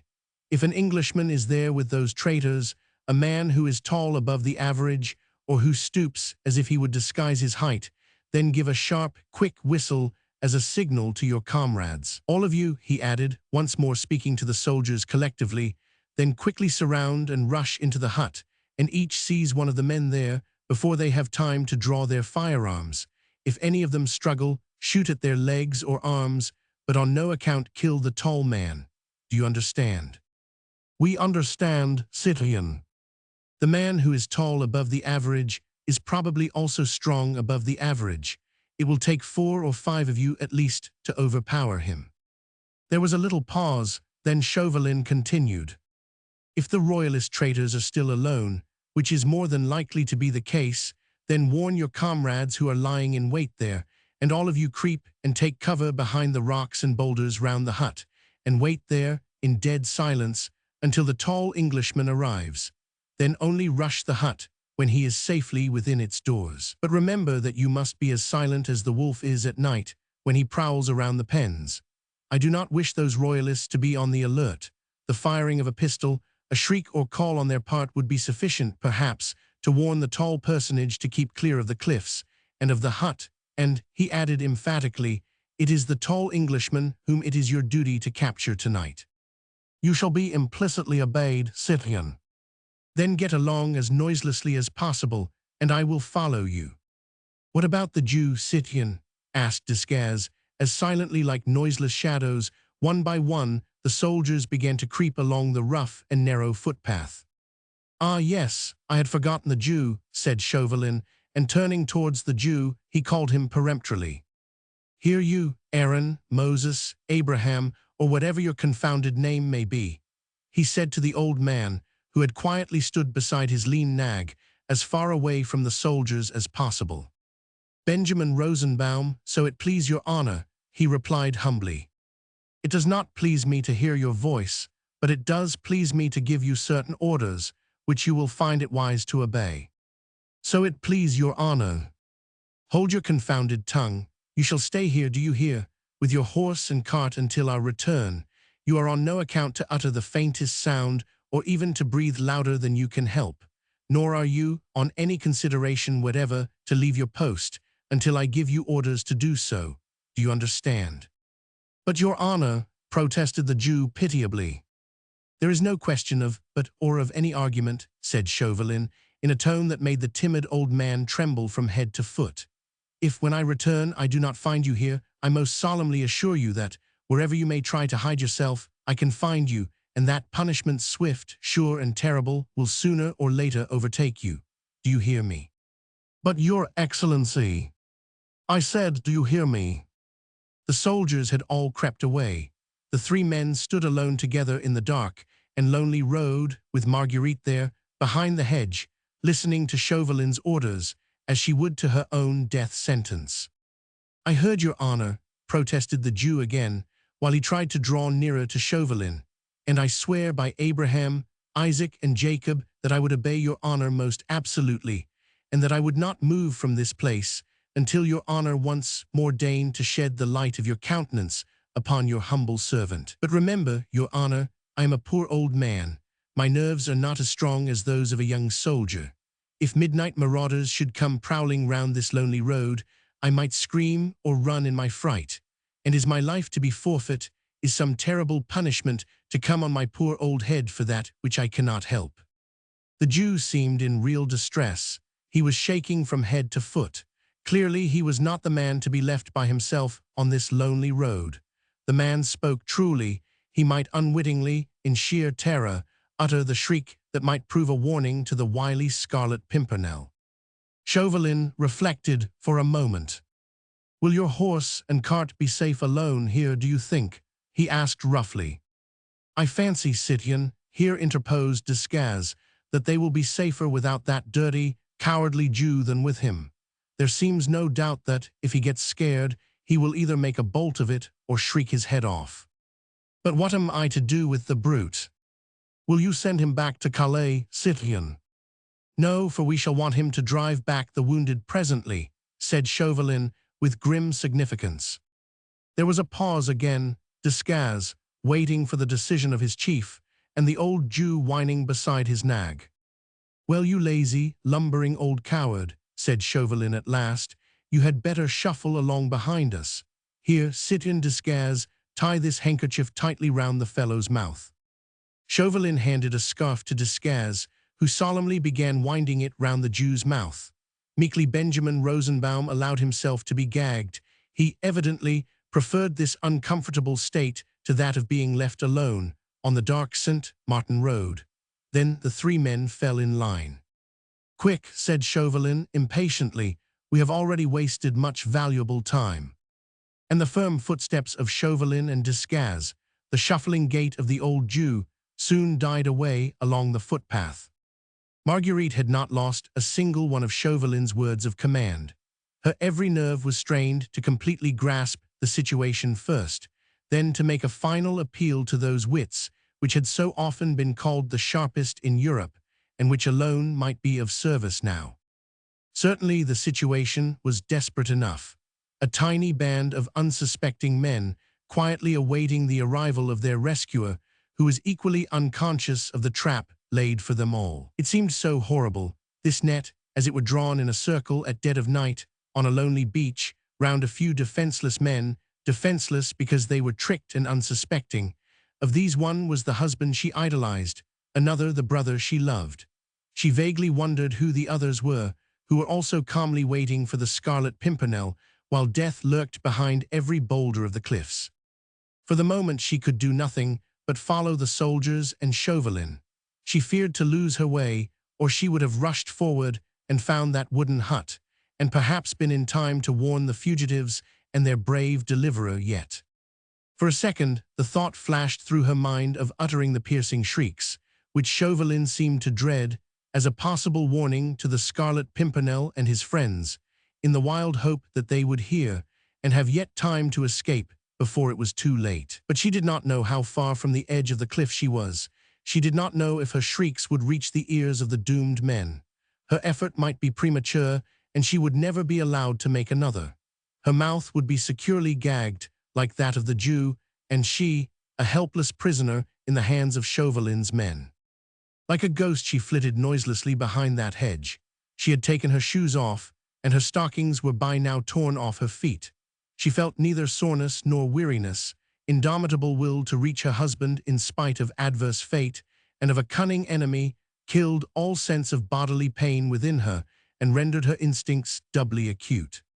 She heard nothing save the soft and measured footsteps of Percy's enemies on in front. She saw nothing but in her mind's eye that wooden hut, and he, her husband, walking blindly to his doom. Suddenly, those same keen instincts within her made her pause in her mad haste and cower still further within the shadow of the hedge. The moon, which had proved a friend to her by remaining hidden behind a bank of clouds, now emerged in all the glory of an early autumn night, and in a moment flooded the weird and lonely landscape with a rush of brilliant light. There, not 200 meters ahead, was the edge of the cliff, and below, stretching far away to free and happy England, the sea rolled on smoothly and peaceably. Marguerite's gaze rested for an instant on the brilliant, silvery waters, and as she gazed, her heart, which had been numb with pain for all these hours, seemed to soften and distend, and her eyes filled with hot tears. Not 3 miles away, with white sails set, a graceful schooner lay in wait.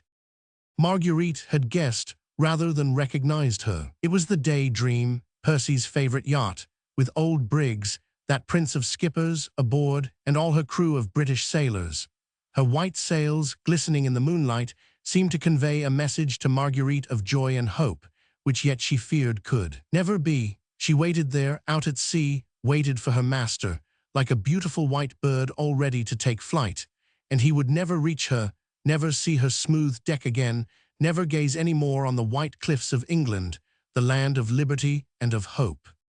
The sight of the schooner seemed to infuse into the poor, wearied woman the superhuman strength of despair. There was the edge of the cliff, and some way below was the hut, where presently her husband would meet his death. But the moon was out. She could see her way now. She would see the hut from a distance, run to it, rouse them all, warn them at any rate to be prepared and to sell their lives dearly, rather than be caught like so many rats in a hole. She stumbled on behind the hedge in the low, thick grass of the ditch. She must have run on very fast and had outdistanced Chauvelin and Descaz, for presently she reached the edge of the cliff and heard their footsteps distinctly behind her.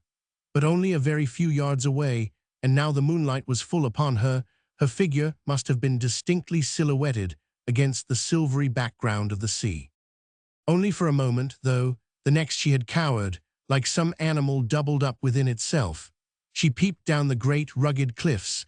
The descent would be easy enough, as they were not precipitous, and the great boulders afforded plenty of foothold. Suddenly, as she gazed, she saw at some little distance on her left, and about midway down the cliffs, a rough wooden construction, through the walls of which a tiny red light glimmered like a beacon. Her very heart seemed to stand still. The eagerness of joy was so great that it felt like an awful pain. She could not gauge how distant the hut was, but without hesitation she began the steep descent, creeping from boulder to boulder, caring nothing for the enemy behind, or for the soldiers, who evidently had all taken cover since the tall Englishman had not yet appeared. On she pressed, forgetting the deadly foe on her track, running, stumbling, footsore, half-dazed, but still on, when suddenly a crevice or stone or slippery bit of rock threw her violently to the ground. She struggled again to her feet and started running forward once more to give them that timely warning, to beg them to flee before he came, and to tell him to keep away, away from this death trap, away from this awful doom. But now she realized that other steps, quicker than her own, were already close at her heels. The next instant, a hand dragged at her skirt, and she was down on her knees again, while something was wound round her mouth to prevent her uttering a scream. Bewildered, half-frantic with the bitterness of disappointment, she looked round her helplessly, and bending down quite close to her, she saw through the mist, which seemed to gather round her, a pair of keen, malicious eyes, which appeared to her excited brain to have a weird, supernatural green light in them. She lay in the shadow of a great boulder. Chauvelin could not see her features, but he passed his thin, white fingers over her face.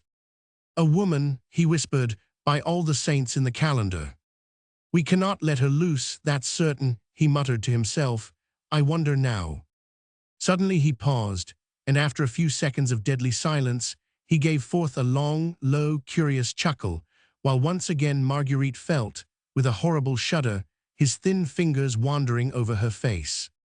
Dear me," he whispered with affected gallantry, "this is indeed a charming surprise," and Marguerite felt her resistless hand raised to Chauvelin's thin, mocking lips.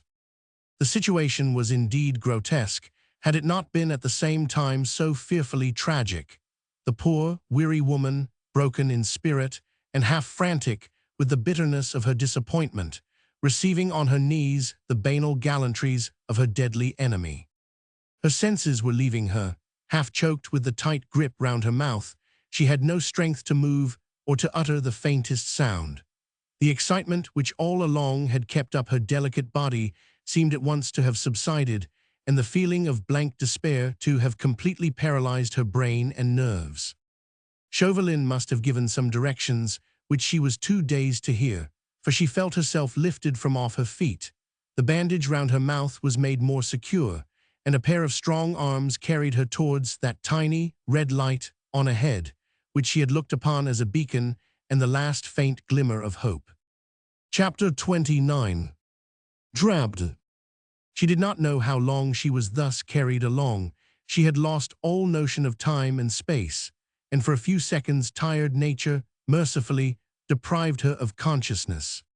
When she once more realized her state, she felt that she was placed with some degree of comfort upon a man's coat, with her back resting against a fragment of rock. The moon was hidden again behind some clouds, and the darkness seemed in comparison more intense. The sea was roaring some 200 feet below her, and on looking all round, she could no longer see any vestige of the tiny glimmer of red light. That the end of the journey had been reached, she gathered from the fact that she heard rapid questions and answers spoken in a whisper quite close to her. "There are 4 men in there, citoyen. They are sitting by the fire and seem to be waiting quietly. The hour. Nearly 2 o'clock. The tide. Coming in quickly. The schooner. Obviously an English one, lying some 3 kilometers out, but we cannot see her boat. Have the men taken cover?" "Yes, citoyen." "They will not blunder. They will not stir until the tall Englishman comes, then they will surround and overpower the 5 men." "Right, and the lady?" "Still dazed, I fancy. She's close beside you, citoyen." "And the Jew?" "He is gagged and his legs strapped together. He cannot move or scream." "Good, then have your gun ready in case you want it. Get close to the hut and leave me to look after the lady." Desgas evidently obeyed, for Marguerite heard him creeping away along the stony cliff. Then she felt that a pair of warm, thin, talon-like hands took hold of both her own and held them in a grip of steel. "Before that handkerchief is removed from your pretty mouth, fair lady," whispered Chauvelin close to her ear, "I think it right to give you one small word of warning. What has procured me the honor of being followed across the channel by so charming a companion, I cannot, of course, conceive, but if I mistake not, the purpose of this flattering attention is not one that would commend itself to my vanity, and I think that I am right in surmising, moreover, that the first sound which your pretty lips would utter, as soon as the cruel gag is removed, would be one that would perhaps prove a warning to the cunning fox, which I have been at such pains to track to his lair." He paused a moment, while the steel-like grasp seemed to tighten round her wrist. Then he resumed in the same hurried whisper. "Inside that hut, if again I am not mistaken, your brother Armand St. Just waits with that traitor de Tournay and 2 other men unknown to you for the arrival of the mysterious rescuer whose identity has for so long puzzled our Committee of Public Safety, the audacious Scarlet Pimpernel. No doubt if you scream, if there is a scuffle here, if shots are fired, it is more than likely that the same long legs that brought this scarlet enigma here will as quickly take him to some place of safety. The purpose, then, for which I have traveled all these miles, will remain unaccomplished. On the other hand, it only rests with yourself that your brother Armand shall be free to go off with you tonight if you like, to England or any other place of safety." Marguerite could not utter a sound, as the handkerchief was wound very tightly round her mouth, but Chauvelin was peering through the darkness very closely into her face. No doubt, too, her hand gave a responsive appeal to his last suggestion, for presently he continued. "What I want you to do to ensure Armand's safety is a very simple thing, dear lady." "What is it?" Marguerite's hand seemed to convey to his, in response. "To remain on this spot without uttering a sound until I give you leave to speak." "Ah, but I think you will obey," he added, with that funny dry chuckle of his as Marguerite's whole figure seemed to stiffen in defiance of this order. "For let me tell you that if you scream, nay, if you utter one sound or attempt to move from here, my men, there are 30 of them about, will seize St. Just de Tournay and their 2 friends and shoot them here, by my orders, before your eyes." Marguerite had listened to her implacable enemy's speech with ever-increasing terror. Numbed with physical pain, she yet had sufficient mental vitality in her to realize the full horror of this terrible either, or he was once more putting before her, an either, or 10,000 times more appalling and horrible than the one he had suggested to her that fatal night at the ball. This time it meant that she should keep still and allow the husband she worshipped to walk unconsciously to his death, or that she should, by trying to give him a word of warning, which perhaps might even be unavailing, actually give the signal for her own brother's death and that of 3 other unsuspecting men. She could not see Chauvelin, but she could almost feel those keen, pale eyes of his fixed maliciously upon her helpless form, and his hurried, whispered words reached her ear as the death knell of her last faint, lingering hope. "Nay, fair lady," he added urbanely, "you can have no interest in anyone save in St. Just, and all you need do for his safety is to remain where you are and to keep silent. My men have strict orders to spare him in every way. As for that enigmatic Scarlet Pimpernel, what is he to you? Believe me, no warning from you could possibly save him. And now, dear lady, let me remove this unpleasant coercion, which has been placed before your pretty mouth. You see, I wish you to be perfectly free in the choice which you are about to make." Her thoughts in a whirl, her temples aching, her nerves paralyzed, her body numb with pain, Marguerite sat there in the darkness which surrounded her as with a pall. From where she sat she could not see the sea, but she heard the incessant mournful murmur of the incoming tide, which spoke of her dead hopes, her lost love, the husband she had with her own hand betrayed and sent to his death. Chauvelin removed the handkerchief from her mouth. She certainly did not scream.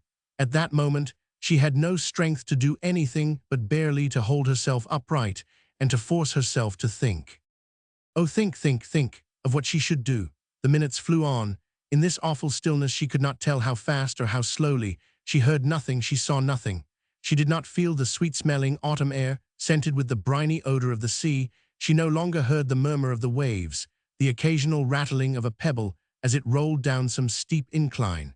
More and more unreal did the whole situation seem. It was impossible that she, Marguerite Blakeney, the queen of London society, should actually be sitting here on this bit of lonely coast, in the middle of the night, side by side with a most bitter enemy.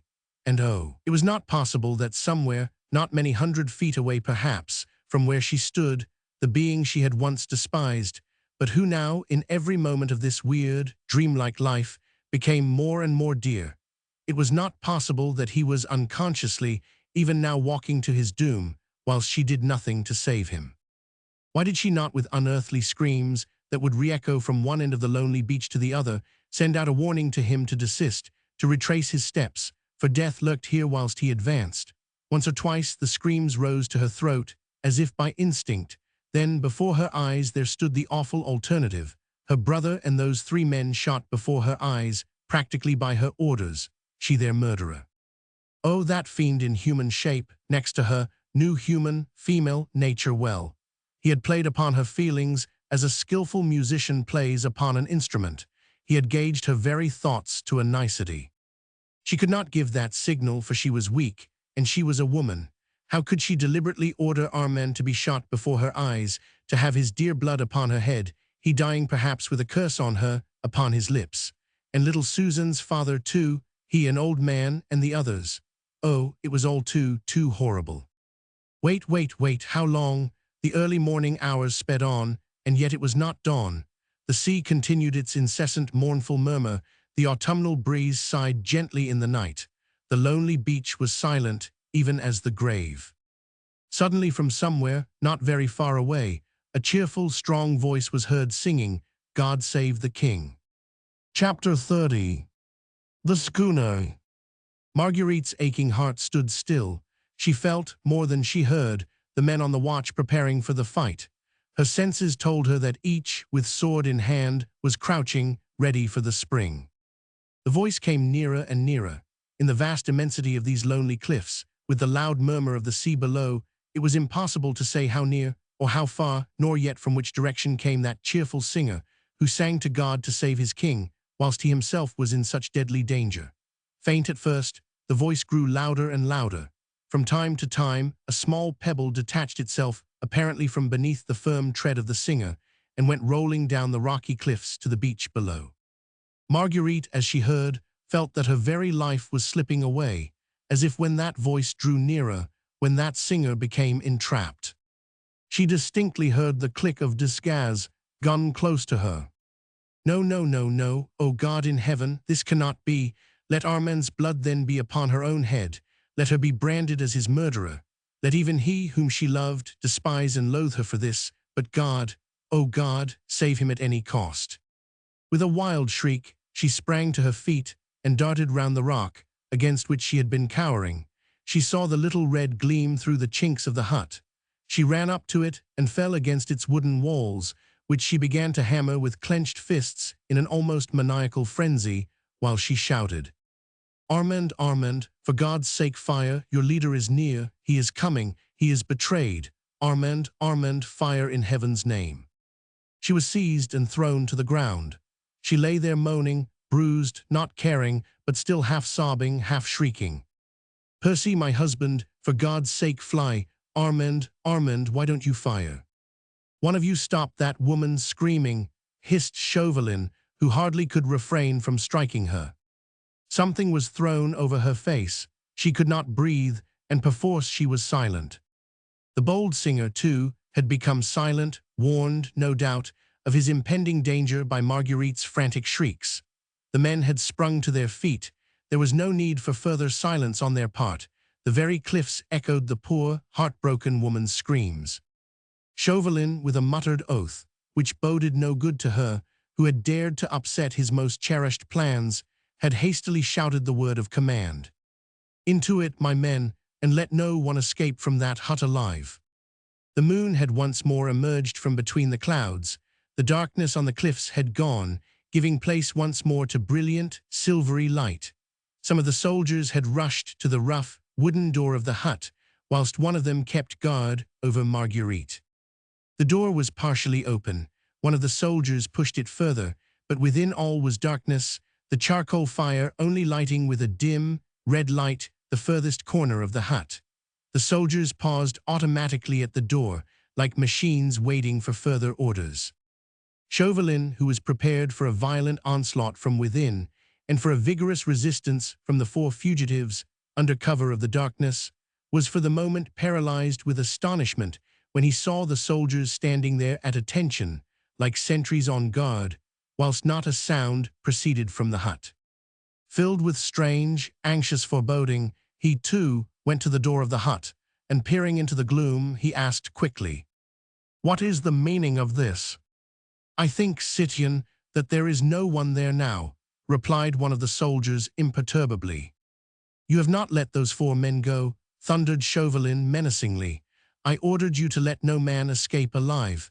Quick, after them, all of you, quick in every direction." The men, obedient as machines, rushed down the rocky incline towards the beach, some going off to right and left, as fast as their feet could carry them. "You and your men will pay with your lives for this blunder, citoyen sergeant," said Chauvelin viciously to the sergeant who had been in charge of the men. "And you too, citoyen," he added, turning with a snarl to Desgas, "for disobeying my orders. You ordered us to wait, citoyen, until the tall Englishman arrived and joined the 4 men in the hut." "No one came," said the sergeant sullenly. "But I ordered you just now, when the woman screamed, to rush in and let no one escape." "But, citoyen, the 4 men who were there before had been gone some time, I think." "You think, you," said Chauvelin, almost choking with fury, "and you let them go." "You ordered us to wait, citoyen," protested the sergeant, "and to implicitly obey your commands on pain of death. We waited. I heard the men creep out of the hut, not many minutes after we took cover, and long before the woman screamed," he added, as Chauvelin seemed still quite speechless with rage. "Hark," said Desgas suddenly. In the distance, the sound of repeated firing was heard. Chauvelin tried to peer along the beach below, but as luck would have it, the fitful moon once more hid her light behind a bank of clouds, and he could see nothing. "One of you go into the hut and strike a light," he stammered at last. Stolidly the sergeant obeyed. He went up to the charcoal fire and lit the small lantern he carried in his belt. It was evident that the hut was quite empty. "Which way did they go?" asked Chauvelin. "I could not tell, citoyen," said the sergeant. "They went straight down the cliff first, then disappeared behind some boulders." "Hush, what was that?" All 3 men listened attentively. In the far, very far distance, could be heard faintly echoing and already dying away, the quick, sharp splash of half a dozen oars. Chauvelin took out his handkerchief and wiped the perspiration from his forehead. "The schooner's boat," was all he gasped. Evidently Armand St. Just and his 3 companions had managed to creep along the side of the cliffs, whilst the men, like true soldiers of the well-drilled Republican army, had with blind obedience, and in fear of their lives, implicitly obeyed Chauvelin's orders to wait for the tall Englishman, who was the important capture. They had no doubt reached one of the creeks which jut far out to sea on this coast at intervals. Behind this, the boat of the Day Dream must have been on the lookout for them, and they were by now safely on board the British schooner. As if to confirm this last supposition, the dull boom of a gun was heard from out at sea. "The schooner Citoyen," said Desgas quietly, "she's off." It needed all Chauvelin's nerve and presence of mind not to give way to a useless and undignified access of rage. There was no doubt now that once again that accursed British head had completely outwitted him. How he had contrived to reach the hut without being seen by one of the 30 soldiers who guarded the spot was more than Chauvelin could conceive. That he had done so before the 30 men had arrived on the cliff was of course fairly clear, but how he had come over in Reuben Goldstein's cart, all the way from Calais, without being sighted by the various patrols on duty was impossible of explanation. It really seemed as if some potent fate watched over that daring Scarlet Pimpernel, and his astute enemy almost felt a superstitious shudder pass through him as he looked round at the towering cliffs and the loneliness of this outlying coast. But surely this was reality. In the year of grace 1792, there were no fairies and hobgoblins about. Chauvelin and his 30 men had all heard with their own ears that accursed voice singing, "God Save the King," fully 20 minutes after they had all taken cover around the hut. By that time, the 4 fugitives must have reached the creek and got into the boat, and the nearest creek was more than a mile from the hut. Where had that daring singer got to? Unless Satan himself had lent him wings, he could not have covered that mile on a rocky cliff in the space of 2 minutes, and only 2 minutes had elapsed between his song and the sound of the boat's oars away at sea. He must have remained behind, and was even now hiding somewhere about the cliffs. The patrols were still about. He would still be sighted, no doubt. Chauvelin felt hopeful once again. 1 or 2 of the men, who had run after the fugitives, were now slowly working their way up the cliff. One of them reached Chauvelin's side, at the very moment that this hope arose in the astute diplomatist's heart. "We were too late, Citoyen," the soldier said. "We reached the beach just before the moon was hidden by that bank of clouds. The boat had undoubtedly been on the lookout behind that first creek a mile off, but she had shoved off some time ago when we got to the beach, and was already some way out to sea. We fired after her, but of course it was no good. She was making straight and quickly for the schooner. We saw her very clearly in the moonlight." "Yes," said Chauvelin, with eager impatience. "She had shoved off some time ago, you said, and the nearest creek is a mile further on." "Yes, Citoyen, I ran all the way straight to the beach, though I guessed the boat would have waited somewhere near the creek, as the tide would reach there earliest. The boat must have shoved off some minutes before the woman began to scream." Some minutes before the woman began to scream, then Chauvelin's hopes had not deceived him. The Scarlet Pimpernel may have contrived to send the fugitives on ahead by the boat, but he himself had not had time to reach it. He was still on shore, and all the roads were well patrolled. At any rate, all was not yet lost, and would not be, whilst that impudent Britisher was still on French soil. "Bring the light in here," he commanded eagerly as he once more entered the hut. The sergeant brought his lantern, and together the 2 men explored the little place. With a rapid glance Chauvelin noted its contents. The cauldron placed close under an aperture in the wall, and containing the last few dying embers of burned charcoal, a couple of stools, overturned as if in the haste of sudden departure, then the fisherman's tools and his nets lying in one corner, and beside them something small and white. "Pick that up," said Chauvelin to the sergeant, pointing to this white scrap, "and bring it to me." It was a crumpled piece of paper, evidently forgotten there by the fugitives in their hurry to get away. The sergeant, much awed by the citoyen's obvious rage and impatience, picked the paper up and handed it respectfully to Chauvelin. "Read it, sergeant," said the latter curtly. "It is almost illegible, Citoyen, a fearful scrawl." "I ordered you to read it," repeated Chauvelin viciously. The sergeant, by the light of his lantern, began deciphering the few hastily scrawled words. "I cannot quite reach you without risking your lives and endangering the success of your rescue. When you receive this, wait 2 minutes, then creep out of the hut one by one, turn to your left sharply and creep cautiously down the cliff. Keep to the left all the time till you reach the first rock, which you see jutting far out to sea. Behind it in the creek the boat is on the lookout for you. Give a long, sharp whistle. She will come up, get into her. My men will row you to the schooner and thence to England and safety. Once on board the Daydream, send the boat back for me. Tell my men that I shall be at the creek. which is in a direct line opposite the Chat Gris near Calais. They know it. I shall be there as soon as possible. They must wait for me at a safe distance out at sea till they hear the usual signal. Do not delay, and obey these instructions implicitly. Then there is the signature, citoyen, added the sergeant, as he handed the paper back to Chauvelin. But the latter had not waited an instant. One phrase of the momentous scrawl had caught his ear. I shall be at the creek, which is in a direct line opposite the Chat Gris near Calais. That phrase might yet mean victory for him. Which of you knows this coast well? He shouted to his men, who now one by one had all returned from their fruitless run, and were all assembled once more round the hut. I do, citoyen, said one of them. I was born in Calais and know every stone of these cliffs. There is a creek in a direct line from the Chat Gris. There is, citoyen, I know it well. The Englishman is hoping to reach that creek. He does not know every stone of these cliffs. He may go there by the longest way round, and in any case he will proceed cautiously for fear of the patrols. At any rate, there is a chance to get him yet. 1,000 francs to each man who gets to that creek before that long-legged Englishman.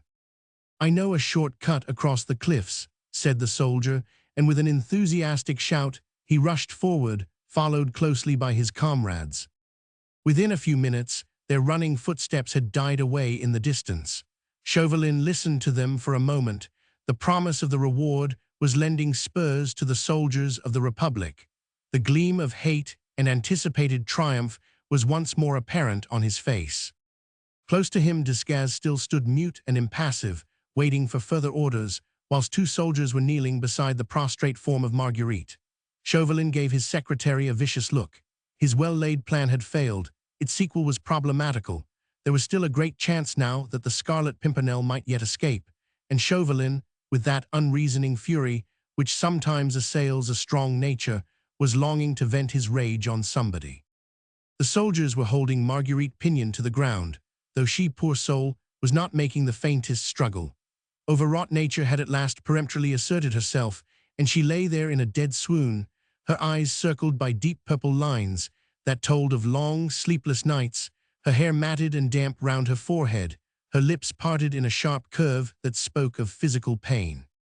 The cleverest woman in Europe, the elegant and fashionable Lady Blakeney, who had dazzled London society with her beauty, her wit, and her extravagances, presented a very pathetic picture of tired-out, suffering womanhood, which would have appealed to any but the hard, vengeful heart of her baffled enemy.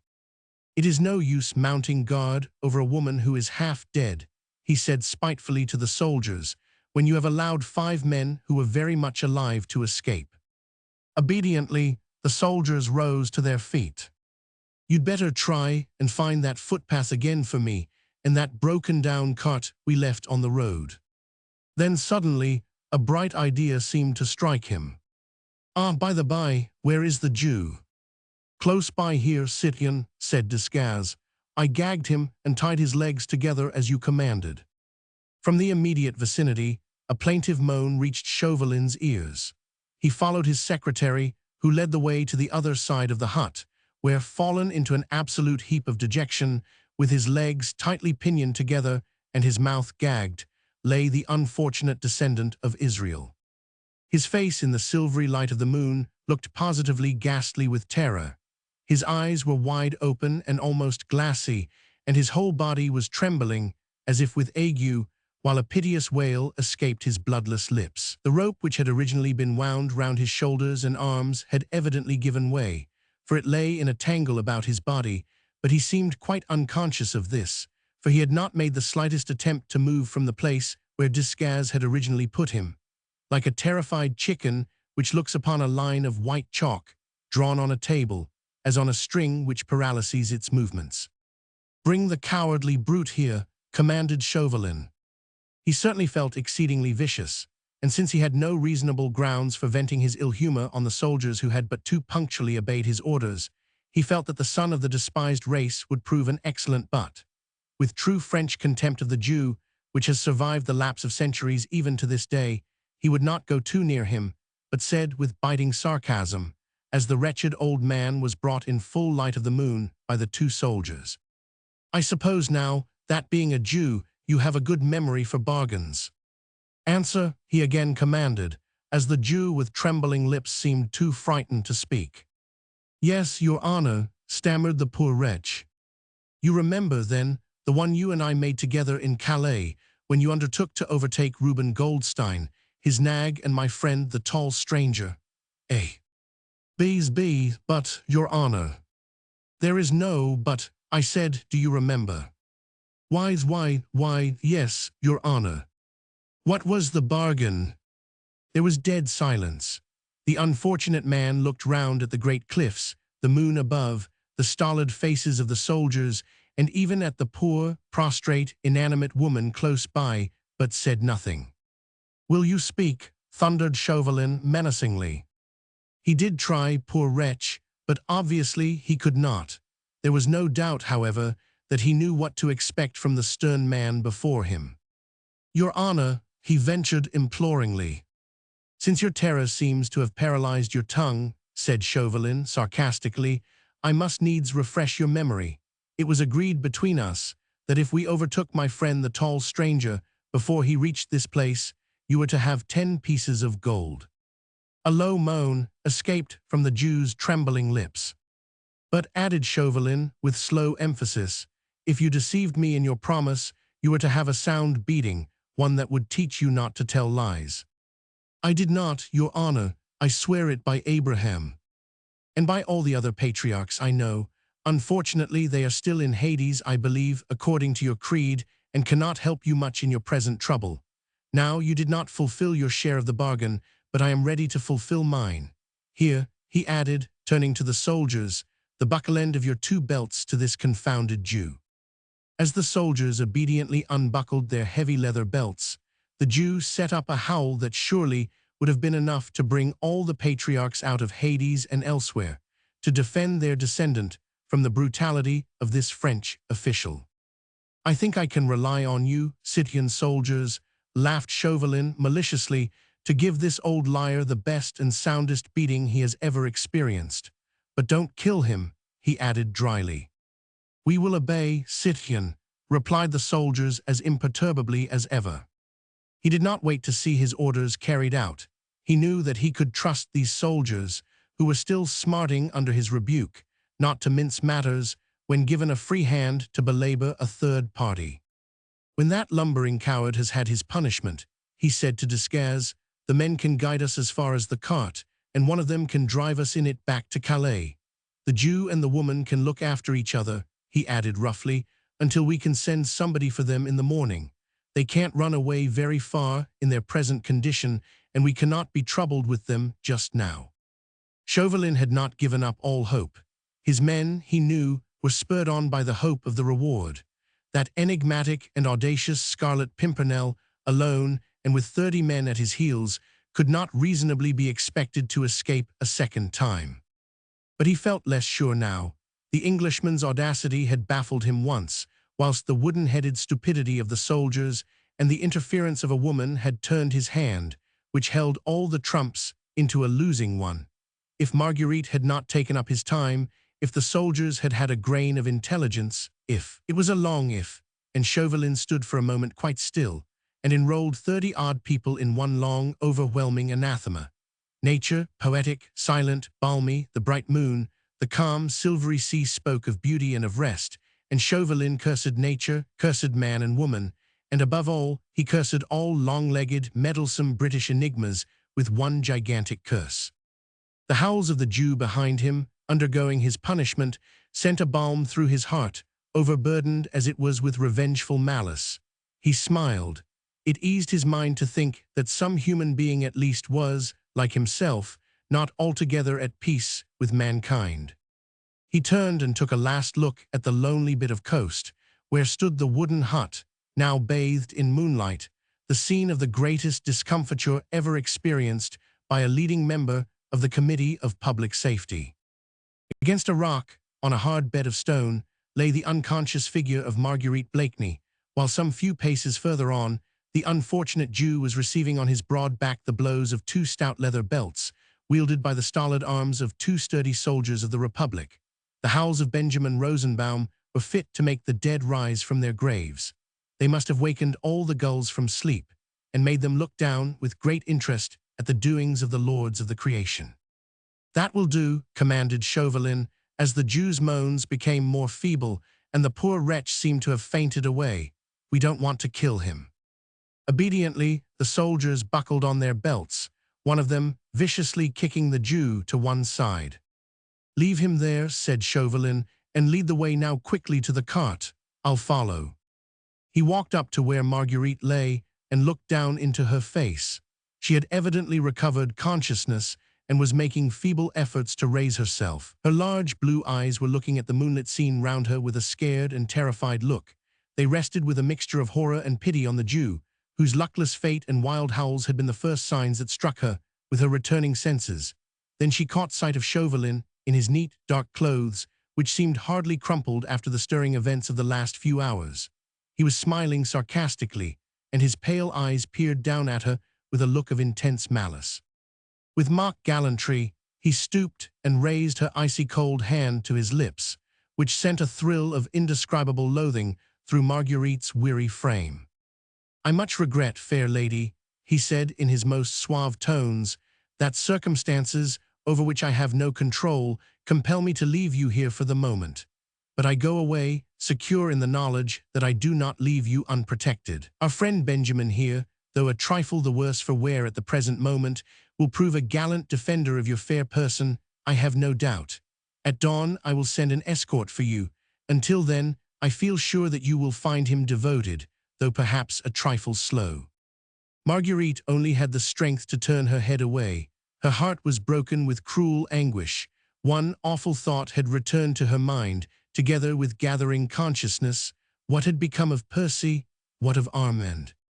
She knew nothing of what had happened after she heard the cheerful song, "God Save the King," which she believed to be the signal of death. "I myself," concluded Chauvelin, "must now very reluctantly leave you. Au revoir, fair lady. We meet, I hope, soon in London. Shall I see you at the Prince of Wales' garden party? No? Ah, well, au revoir. Remember me, I pray, to Sir Percy Blakeney." And with a last ironical smile and bow, he once more kissed her hand and disappeared down the footpath in the wake of the soldiers, and followed by the imperturbable Descaze. Chapter 31. The Escape. Marguerite listened, half-dazed as she was, to the fast-retreating, firm footsteps of the four men. All nature was so still that she, lying with her ear close to the ground, could distinctly trace the sound of their tread as they ultimately turned into the road, and presently the faint echo of the old cart-wheels, the halting gait of the lean nag, told her that her enemy was a quarter of a league away. How long she lay there she knew not. She had lost count of time. Dreamily she looked up at the moonlit sky and listened to the monotonous roll of the waves. The invigorating scent of the sea was nectar to her wearied body.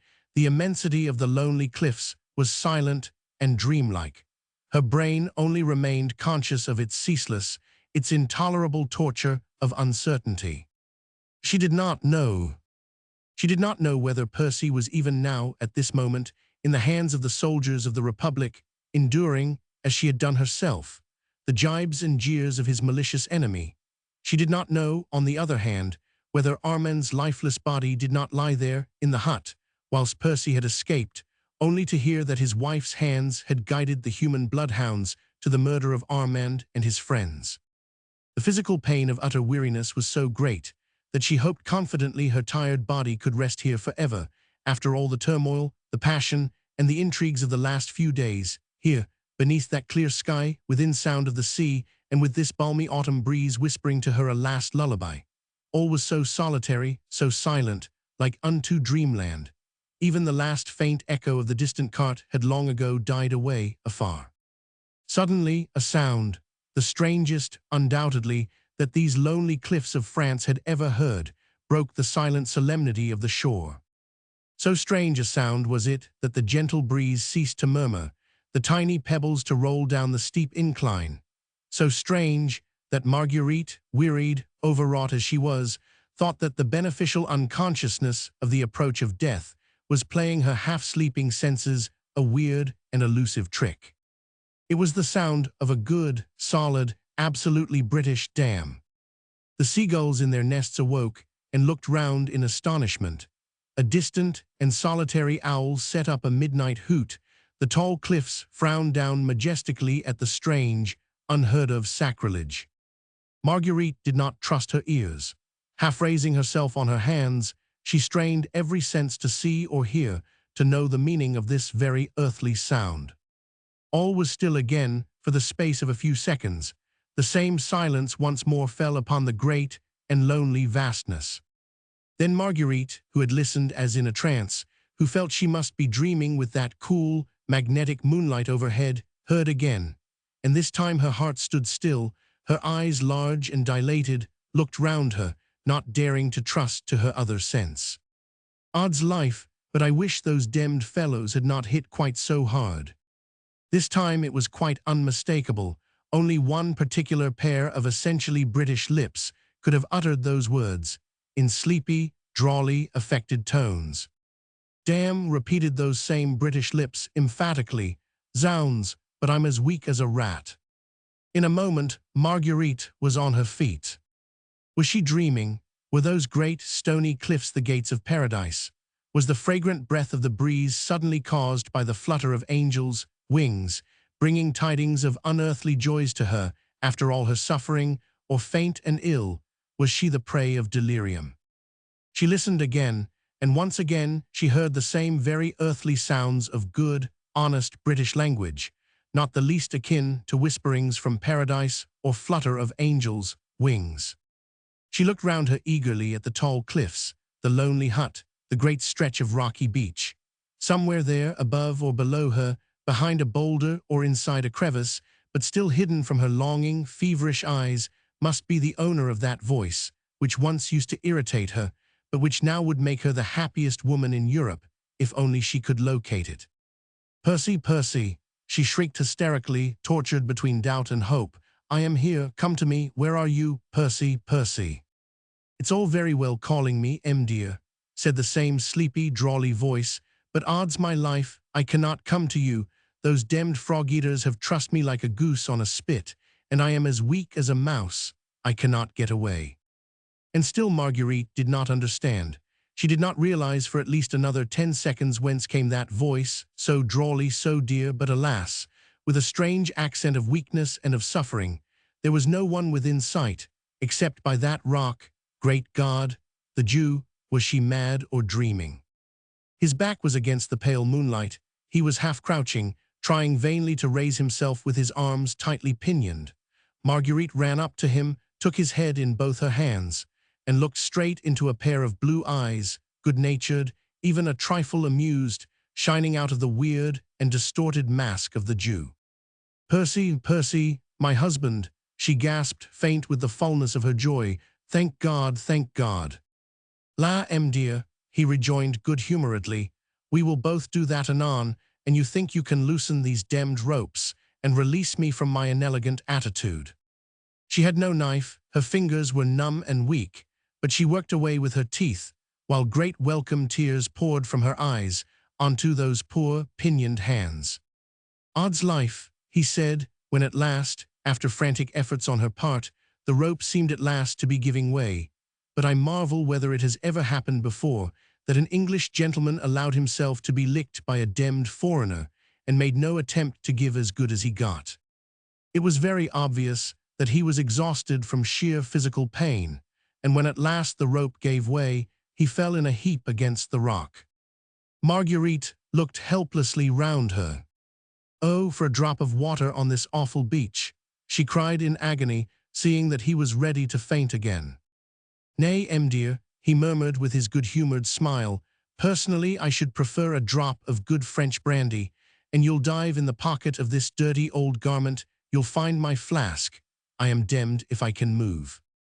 When he had drunk some brandy, he forced Marguerite to do likewise. "La, that's better now, little woman," he said with a sigh of satisfaction. "Hey-ho, but this is a queer rig-up for Sir Percy Blakeney, Bart, to be found in by his lady, and no mistake. Begad," he added, passing his hand over his chin, "I haven't been shaved for nearly 20 hours. I must look a disgusting object. As for these curls—" And laughingly, he took off the disfiguring wig and curls and stretched out his long limbs, which were cramped from many hours stooping. Then he bent forward and looked long and searchingly into his wife's blue eyes. "Percy," she whispered, while a deep blush suffused her delicate cheeks and neck, "if you only knew." "I do know, dear, everything," he said with infinite gentleness. "And can you ever forgive?" "I have not to forgive, sweetheart. Your heroism, your devotion, which I, alas, so little deserved, have more than atoned for that unfortunate episode at the ball." "Then you knew," she whispered, "all the time." "Yes," he replied tenderly, "I knew, all the time. But begad, had I but known what a noble heart yours was, my Margaret, I should have trusted you as you deserved to be trusted, and you would not have had to undergo the terrible sufferings of the past few hours in order to run after a husband who has done so much that needs forgiveness." They were sitting side by side, leaning up against a rock, and he had rested his aching head on her shoulder. She certainly now deserved the name of the happiest woman in Europe. "It is a case of the blind leading the lame, sweetheart, is it not?" he said with his good-natured smile of old. "Odds life, but I do not know which are the more sore, my shoulders or your little feet." He bent forward to kiss them, for they peeped out through her torn stockings and bore pathetic witness to her endurance and devotion. "But Armand," she said, with sudden terror and remorse, as in the midst of her happiness, the image of the beloved brother, for whose sake she had so deeply sinned, rose now before her mind. "Oh, have no fear for Armand, sweetheart," he said tenderly. "Did I not pledge you my word that he should be safe? He with de Tournay and the others are even now on board the Day Dream." "But how?" she gasped. "I do not understand." "Yet 'tis simple enough, dear," he said with that funny, half-shy, half-inane laugh of his. "You see, when I found that that brute Chauvelin meant to stick to me like a leech, I thought the best thing I could do, as I could not shake him off, was to take him along with me. I had to get to Armand and the others somehow, and all the roads were patrolled, and everyone on the lookout for your humble servant. I knew that when I slipped through Chauvelin's fingers at the Chat Gris, that he would lie in wait for me here, whichever way I took. I wanted to keep an eye on him and his doings, and a British head is as good as a French one any day." Indeed, it had proved to be infinitely better, and Marguerite's heart was filled with joy and marvel, as he continued to recount to her the daring manner in which he had snatched the fugitives away, right from under Chauvelin's very nose. "Dressed as the dirty old Jew," he said gaily, "I knew I should not be recognized. I had met Reuben Goldstein in Calais earlier in the evening. For a few gold pieces, he supplied me with this rig-out, and undertook to bury himself out of sight of everybody, whilst he lent me his cart and nag." "But if Chauvelin had discovered you," she gasped excitedly, "your disguise was good, but he is so sharp." "Odds fish," he rejoined quietly, "then certainly the game would have been up. I could but take the risk. I know human nature pretty well by now," he added, with a note of sadness in his cheery young voice, "and I know these Frenchmen out and out. They so loathe a Jew that they never come nearer than a couple of yards of him, and begad, I fancy that I contrive to make myself look about as loathsome an object as it is possible to conceive." "Yes, and then?" she asked eagerly. "Zooks, then I carried out my little plan. That is to say, at first I only determined to leave everything to chance, but when I heard Chauvelin giving his orders to the soldiers, I thought that fate and I were going to work together after all. I reckoned on the blind obedience of the soldiers. Chauvelin had ordered them on pain of death not to stir until the tall Englishman came. Desgas had thrown me down in a heap quite close to the hut. The soldiers took no notice of the Jew who had driven Citoyen Chauvelin to this spot. I managed to free my hands from the ropes with which the brute had trussed me. I always carry pencil and paper with me wherever I go, and I hastily scrawled a few important instructions on a scrap of paper. Then I looked about me. I crawled up to the hut, under the very noses of the soldiers, who lay under cover without stirring, just as Chauvelin had ordered them to do. Then I dropped my little note into the hut, through a chink in the wall, and waited. In this note I told the fugitives to walk noiselessly out of the hut, creep down the cliffs, keep to the left until they came to the first creek, to give a certain signal, when the boat of the Day Dream, which lay in wait not far out to sea, would pick them up. They obeyed implicitly, fortunately for them and for me. The soldiers who saw them were equally obedient to Chauvelin's orders. They did not stir. I waited for nearly half an hour. When I knew that the fugitives were safe, I gave the signal, which caused so much stir. And that was the whole story. It seemed so simple, and Marguerite could but marvel at the wonderful ingenuity, the boundless pluck and audacity which had evolved and helped to carry out this daring plan. But those brutes struck you, she gasped in horror at the bare recollection of the fearful indignity. Well, that could not be helped, he said gently. Whilst my little wife's fate was so uncertain, I had to remain here by her side. Odds life, he added merrily, never fear. Chauvelin will lose nothing by waiting, I warrant. Wait till I get him back to England. La, he shall pay for the thrashing he gave me with compound interest, I promise you. Marguerite laughed. It was so good to be beside him, to hear his cheery voice, to watch that good-humored twinkle in his blue eyes as he stretched out his strong arms in longing for that foe and anticipation of his well-deserved punishment. Suddenly, however, she started. The happy blush left her cheek, the light of joy died out of her eyes. She had heard a stealthy footfall overhead, and a stone had rolled down from the top of the cliffs right down to the beach below. "What's that?" she whispered in horror and alarm.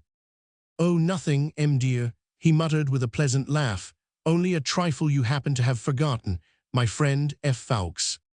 "Sir Andrew," she gasped. Indeed, she had wholly forgotten the devoted friend and companion who had trusted and stood by her during all these hours of anxiety and suffering. She remembered him now, tardily, and with a pang of remorse. "Aye, you had forgotten him, hadn't you, dear?" said Sir Percy merrily. "Fortunately, I met him, not far from the Chat Gris, before I had that interesting supper party with my friend Chauvelin. Odds life, but I have a score to settle with that young reprobate. But in the meanwhile, I told him of a very long, very roundabout road that would bring him here by a very circuitous road which Chauvelin's men would never suspect, just about the time when we are ready for him, little woman." "And he obeyed?" asked Marguerite in utter astonishment. "Without word or question. See, here he comes. He was not in the way when I did not want him, and now he arrives in the nick of time. Ah, he will make pretty little Susan a most admirable and methodical husband." In the meanwhile, Sir Andrew F. Fawkes had cautiously worked his way down the cliffs. He stopped once or twice, pausing to listen for the whispered words which would guide him to Blakeney's hiding place. "Blakeney," he ventured to say at last cautiously, "Blakeney, are you there?" The next moment, he rounded the rock against which Sir Percy and Marguerite were leaning, and seeing the weird figure still clad in the long Jew's gabardine, he paused in sudden, complete bewilderment. But already Blakeney had struggled to his feet. "Here I am, friend," he said with his funny, inane laugh, "all alive, though I do look a begad scarecrow in these demmed things." "Zooks!" ejaculated Sir Andrew in boundless astonishment as he recognized his leader. Of all the young man had seen Marguerite, and happily checked the forcible language that rose to his lips at sight of the exquisite Sir Percy in this weird and dirty garb. "Yes," said Blakeney calmly, "of all the my friend, I have not yet had time to ask you what you were doing in France when I ordered you to remain in London. Insubordination? What? Wait till my shoulders are less sore, and by gad, see the punishment you'll get." "Odds fish, I'll bear it," said Sir Andrew, with a merry laugh, "seeing that you are alive to give it. Would you have had me allow Lady Blakeney to do the journey alone? But in the name of heaven, man, where did you get these extraordinary clothes?" "Lud, they are a bit quaint, ain't they?" laughed Sir Percy jovially. "But odds fish," he added, with sudden earnestness and authority, "now you are here, F. Fawkes, we must lose no more time. That brute Chauvelin may send someone to look after us." Marguerite was so happy, she could have stayed here forever, hearing his voice, asking 100 questions. But at mention of Chauvelin's name, she started in quick alarm, afraid for the dear life she would have died to save. "But how can we get back?" she gasped. "The roads are full of soldiers between here and Calais, and—" "We are not going back to Calais, sweetheart," he said, "but just the other side of Gris Nez, not half a league from here. The boat of the daydream will meet us there. The boat of the daydream. Yes, he said, with a merry laugh, another little trick of mine. I should have told you before that when I slipped that note into the hut. I also added another for Armand, which I directed him to leave behind, and which has sent Chauvelin and his men running full tilt back to the Chat Gris after me. But the first little note contained my real instructions, including those to old Briggs. He had my orders to go out further to sea and then towards the west. When well out of sight of Calais, he will send the galley to a little creek he and I know of just beyond Gris-Nez. The men will look out for me, we have a preconcerted signal, and we will all be safely aboard, whilst Chauvelin and his men solemnly sit and watch the creek which is just opposite the Chat Gris. The other side of Gris-Nez, but I cannot walk, Percy, she moaned helplessly as, trying to struggle to her tired feet, she found herself unable even to stand. I will carry you, dear, he said simply, the blind leading the lame, you know. Sir Andrew was ready, too, to help with the precious burden, but Sir Percy would not entrust his beloved to any arms but his own. When you and she are both safely on board the Daydream, he said to his young comrade, and I feel that Susan's eyes will not greet me in England with reproachful looks, then it will be my turn to rest. And his arms, still vigorous in spite of fatigue and suffering, closed round Marguerite's poor, weary body, and lifted her as gently as if she had been a feather. Then, as Sir Andrew discreetly kept out of earshot, there were many things said, or rather whispered, which even the autumn breeze did not catch, for it had gone to rest. All his fatigue was forgotten. His shoulders must have been very sore, for the soldiers had hit hard, but the man's muscles seemed made of steel, and his energy was almost supernatural. It was a weary tramp, half a league along the stony side of the cliffs, but never for a moment did his courage give way or his muscles yield to fatigue. On he tramped with firm footstep, his vigorous arms encircling the precious burden, and, no doubt, as she lay, quiet and happy, at times lulled to momentary drowsiness, at others watching, through the slowly gathering morning light, the pleasant face with the lazy, drooping blue eyes, ever cheerful, ever illumined with a good-humored smile, she whispered many things, which helped to shorten the weary road, and acted as a soothing balsam to his aching sinews. The many-hued light of dawn was breaking in the east, when at last they reached the creek beyond Gris-Nez. The galley lay in wait. In answer to a signal from Sir Percy, she drew near, and two sturdy British sailors had the honor of carrying my lady into the boat. Half an hour later, they were on board the Daydream. The crew, who of necessity were in their master's secrets, and who were devoted to him heart and soul, were not surprised to see him arriving in so extraordinary a disguise. Armand St. Just and the other fugitives were eagerly awaiting the advent of their brave rescuer. He would not stay to hear the expressions of their gratitude, but found his way to his private cabin as quickly as he could, leaving Marguerite quite happy in the arms of her brother. Everything on board the Daydream was fitted with that exquisite luxury, so dear to Sir Percy Blakeney's heart, and by the time they all landed at Dover, he had found time to get into some of the sumptuous clothes which he loved, and of which he always kept a supply on board his yacht. The difficulty was to provide Marguerite with a pair of shoes, and great was the little middy's joy when my lady found that she could put foot on English shore in his best pair. The rest is silence and joy for those who had endured so much suffering, yet found at last a great and lasting happiness. But it is on record that at the brilliant wedding of Sir Andrew F. Ffoulkes, Bart., with Susan de Tournay de Basserive, a function at which HRH, the Prince of Wales, and all the elite of fashionable society were present, the most beautiful woman there was unquestionably Lady Blakeney, whilst the clothes Sir Percy Blakeney wore were the talk of the Jeunesse Dorée of London for many days.